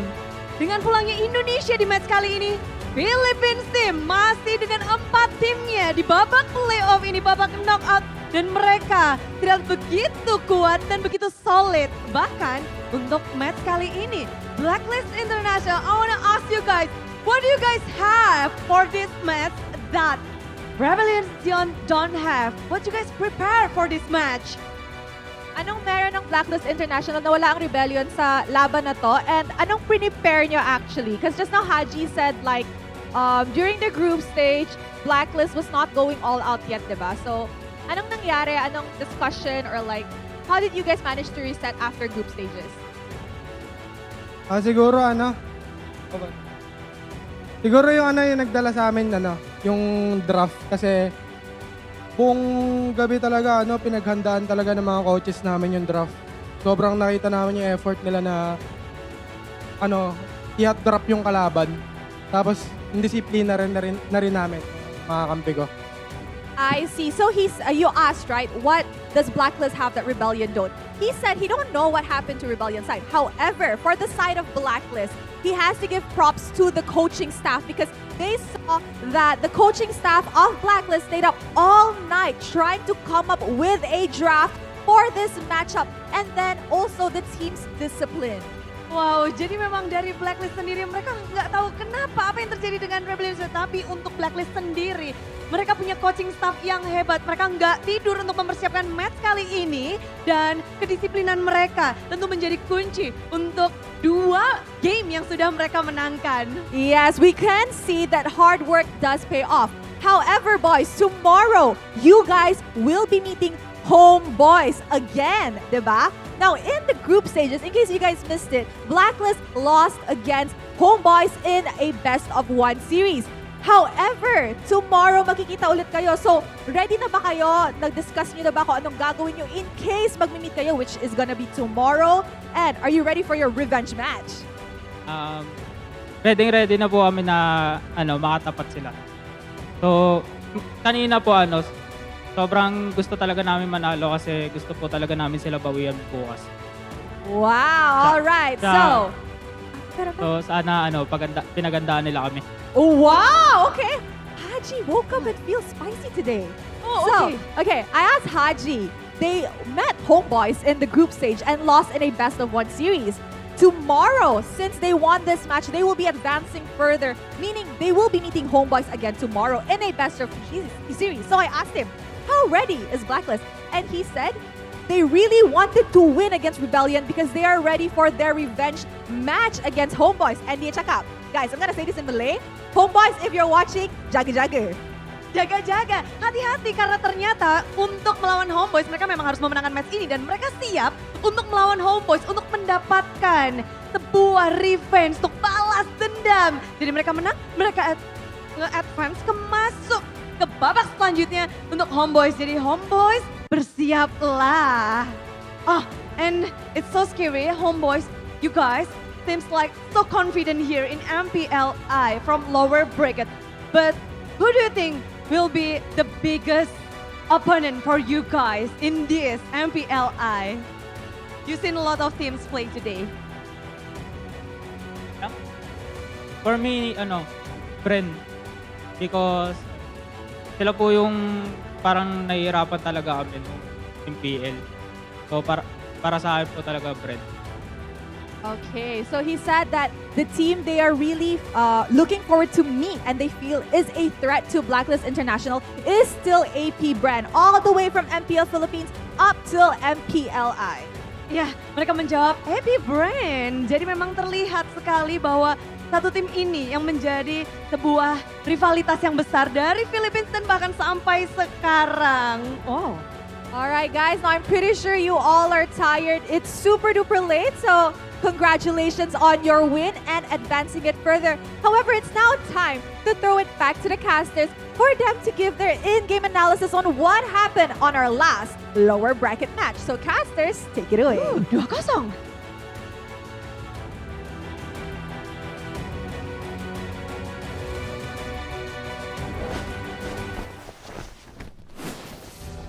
Thank you so much for the interview. Once again, Rose and Clara with Blacklist International saying AP BREN are the team that will give them, well, the team that they want to actually go up against next, right? So we'll see. There's a high chance of it being a full MPL PhD 12.5. That is very true, unless HomeBois says otherwise. HomeBois and see you soon. Ooh, exactly. Haji doesn't want to say otherwise, though. He says, no, I'm MVP in Game 1 and 2. I'm the machine, sir. And he's the MVP, and I think that he deserves it, especially with that last engage. He was actually the one that pinned down Swalo, and then eventually took him out with the Ghost And he was Bursters. a baiting master in the final point. Yep. Exactly. He used that immortality so well. Did not die once in this back and forth game. Man. You know what Midnight taught me? What? Si idol pala to. Huh. That's my idol? Yeah. So that's yeah, I don't know the translation. That's my idol? That's my idol, right? Yeah, that's my idol, but that's not how you use it. Like it's not the spirit of the. It's like hey, this is. Oh, it's like a you. I don't even know how to translate So it. context, wrong context. Wrong See, yeah. that's our mistake. We asked Wolf to translate a language. Translate the game for us, Wolf. Let's go. Well, in order for us to be able to understand this game, you have to look at the highlights.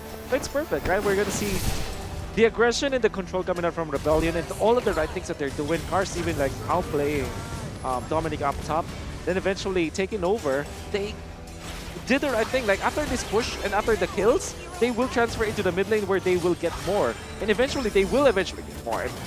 And to be honest, they already have this game in the bag. They have good scaling and they have display. As Cars, that's the right idea. That's what he wants to do. But for some reason, look at the drive-by coming out from Rindo, literally walking in and taking out Vincent. And Vincent, just a little bit, just a pixel too late to take that one out. But this was, look at the lates in the middle. Nobody took care of that eventually. So even after this Lord take, since the Gord went in, Swalo went in for this play, they went in, nobody stayed out. But you kind of understand why they tried to team fight against Blacklist, because they want to kill people and eventually they wiped them out. But look at the bottom lane, the top lane, and the mid lane. The slow push that Blacklist invested in the bottom and the mid and the top lane, and then of course the hard push in the mid lane that allowed them to survive. And look at Haji, this is the MVP plays. Snagging ODTZ, with the Ghost Bursers taking him out, and then finds another one. Suelo was next. And super duper on point with that. And Vincent even being baited with that ultimate, with that with immortality, I mean. And then Blacklist International just eventually steamrolling against Rebellion Zion. The waves were set perfectly. Yes, exactly. It's the macro that Blacklist International had, and I mean, they designed this. They know how to do it. 24 minutes, 6 and 6. It's literally a Filipino game. Yeah. Right? Is it not MPL It PH? is. 6 to 6. It's a total of is. 12 Yeah. kills in 24 minutes. Blacklist really. What was it called? What was the gameplay? In the early game, just to avoid team fights, avoid anti-disaster disaster protocol. ADP. ADP. The ADP worked out for Blacklist. Yeah. They were able to just prolong the game up until it felt comfortable for them. Once it did, boom, bang, bada bing. Yeah. Because the thing is, like, they lost the first turtle, right? And you see this many times in Indonesia, in the Philippines, and many other regions out there. When they lose the first turtle, the natural ego that will speak in your head is like, hey, get for a kill, make a play to get a kill so you get recovered. Yeah. But Blacklist International, all the players out there, they don't operate like that. They have the ADP in them. ADP, They that just is going minimize to their go losses. to term now. Yeah. ADP. Say it.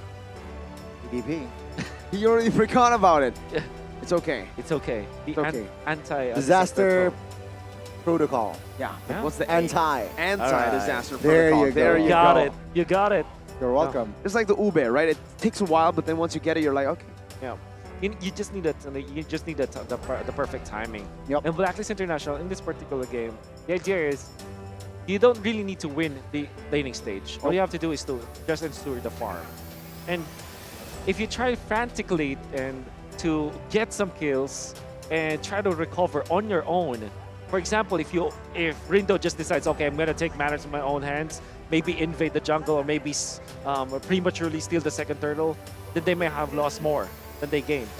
If Dominic decides, okay, I'm a Thams, I can be aggressive, goes in front of Rebellion, maybe get 2 kills, but trades himself, then he loses the lane, then they lose the jungle. That's just how Blacklist operates. Then Owl as well is waiting for that item power spike to hit. Once it did, we already saw the damage he was able to output, right? And I think this speaks for itself. 91,000 damage dealt as the carry in a meta where we usually see actually mid laners take the carry role.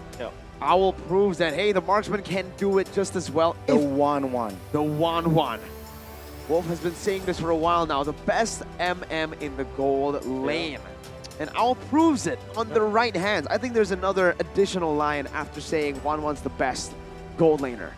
In the right hands, right? Because in the hands of a lot of other 1-1s, it might have not been this lethal. Yeah, in your hands, obviously.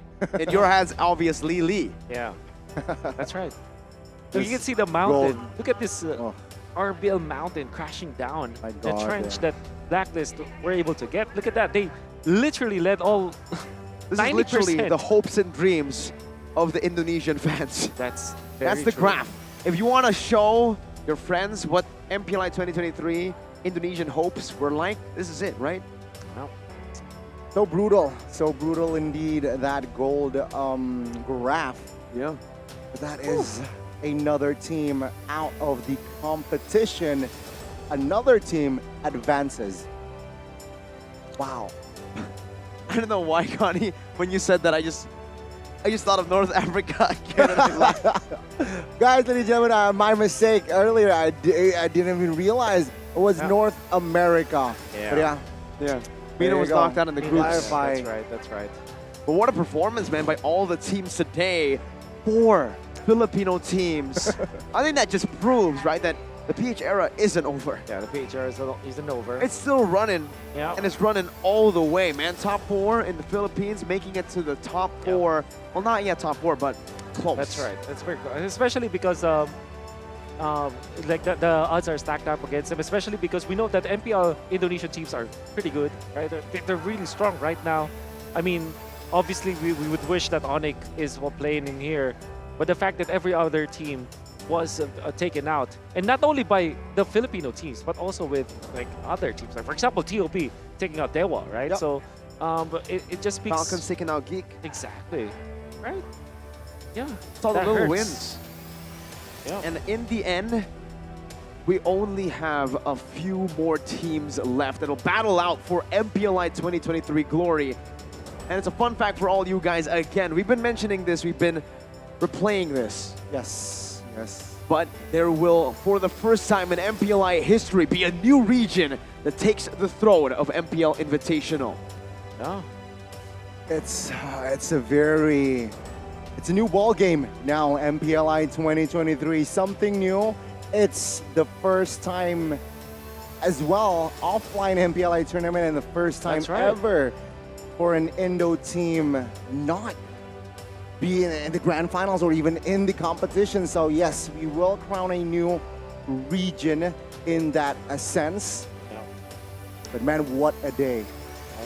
Well, now what is left? Top 6.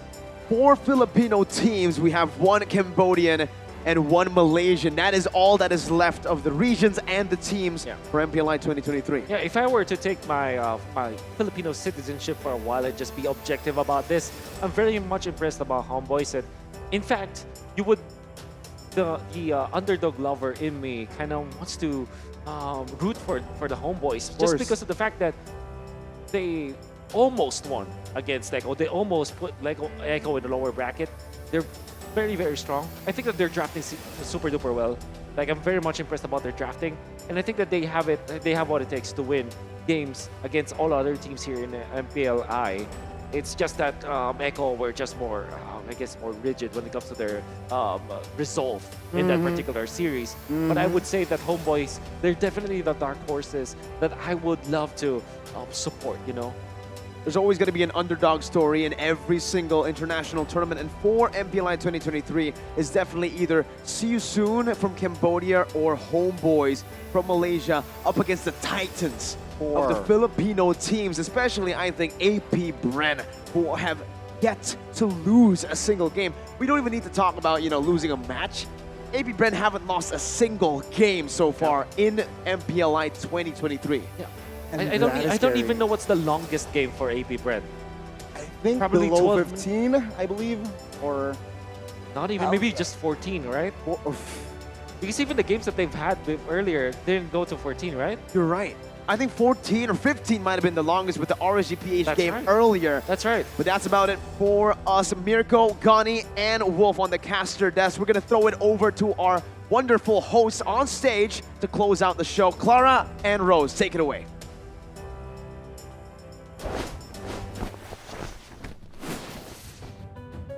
Thank you, caster. And 4 matches has been shown today. Hari ini 4 match sudah berlangsung dan history akan terukir dengan wajah baru. Yes, I agree as what the casters has mentioned. For the first time in MPLI history, no Indonesian teams will be in content for the trophy this time around. We still have 3 regions, however, which are Philippines, Cambodia, as well as Malaysia. Hanya tersisa 3 region saja di babak playoff untuk hari selanjutnya dan bahkan 6 tim tersisa. Dari Philippines masih ada 4 tim, lalu ada dari Malaysia dan juga Kambodia. Jadi apa yang terjadi sebenarnya Rose dari 8 tim yang berada di babak playoff ini? Mari kita cek bersama-sama dari bracket. Let's check out the bracket for the updated match. And Alright, so as we can see, tomorrow, See You Soon will be going up against RSG Philippines for the first match, and we will be witnessing Blacklist and the HomeBois rematch. And then, this is the most awaited game for tomorrow, AP BREN and Echo, a game that did not happen in the MPL Philippines playoffs, but will be happening in MPLI. Yang belum terjadi di MPL Philippines akan terjadi esok. Di upper bracket masih ada AP BREN dan juga Echo. Ini akan sangat menarik tentunya, namun di lower bracket masih ada 4 tim yang berjuang. Namun besok nggak hanya akan ada 3 match saja, karena besok akan ada 4 match yang berlangsung seperti halnya hari ini. Namun dari 6 tim, apa yang akan terjadi untuk esok hari? Mari kita cek bersama-sama, inilah dia. Di match pembukaan jam 1, so akan ada See You Soon bersama dengan RSCPH yang membuka matchnya. Dilanjut dengan adanya lower bracket kembali, Blacklist International dan juga HomeBois. Dan penutupan di match yang ketiga akan ada BREN dan juga Eko. Namun terakhir akan ada yang harus bertanding 2 kali. Alright, now do take note that these timings are GMT +7. So if you guys are watching from Singapore, Malaysia, Philippines, it is GMT +8. So just add another hour to all of these timings so you guys can catch the match live in action. And we will see tomorrow which teams will be making it to the top 3. Yap, siapa yang akan mendapatkan slot 3 besar akan tentu saja ditentukan oleh match esok hari. Dari 4 match yang berlangsung, hari akan semakin panjang, perjuangan akan semakin berat. And with that, on behalf of One Esports, the production, and our partners, thank you for tuning in to this broadcast on our first day. Thank you as well to our official partners, Meiji and Omni by FWD. And also supporting partner, Samsung, PBSC, Wonderful Indonesia, and MRT Jakarta. Supporting radio partner, Prambors, and the support of Bunsan Games. I'm Clara Mongsar. And I'm Rose. We are saying thank you and see you tomorrow in MPLI 2023. Rise above. Bye-bye.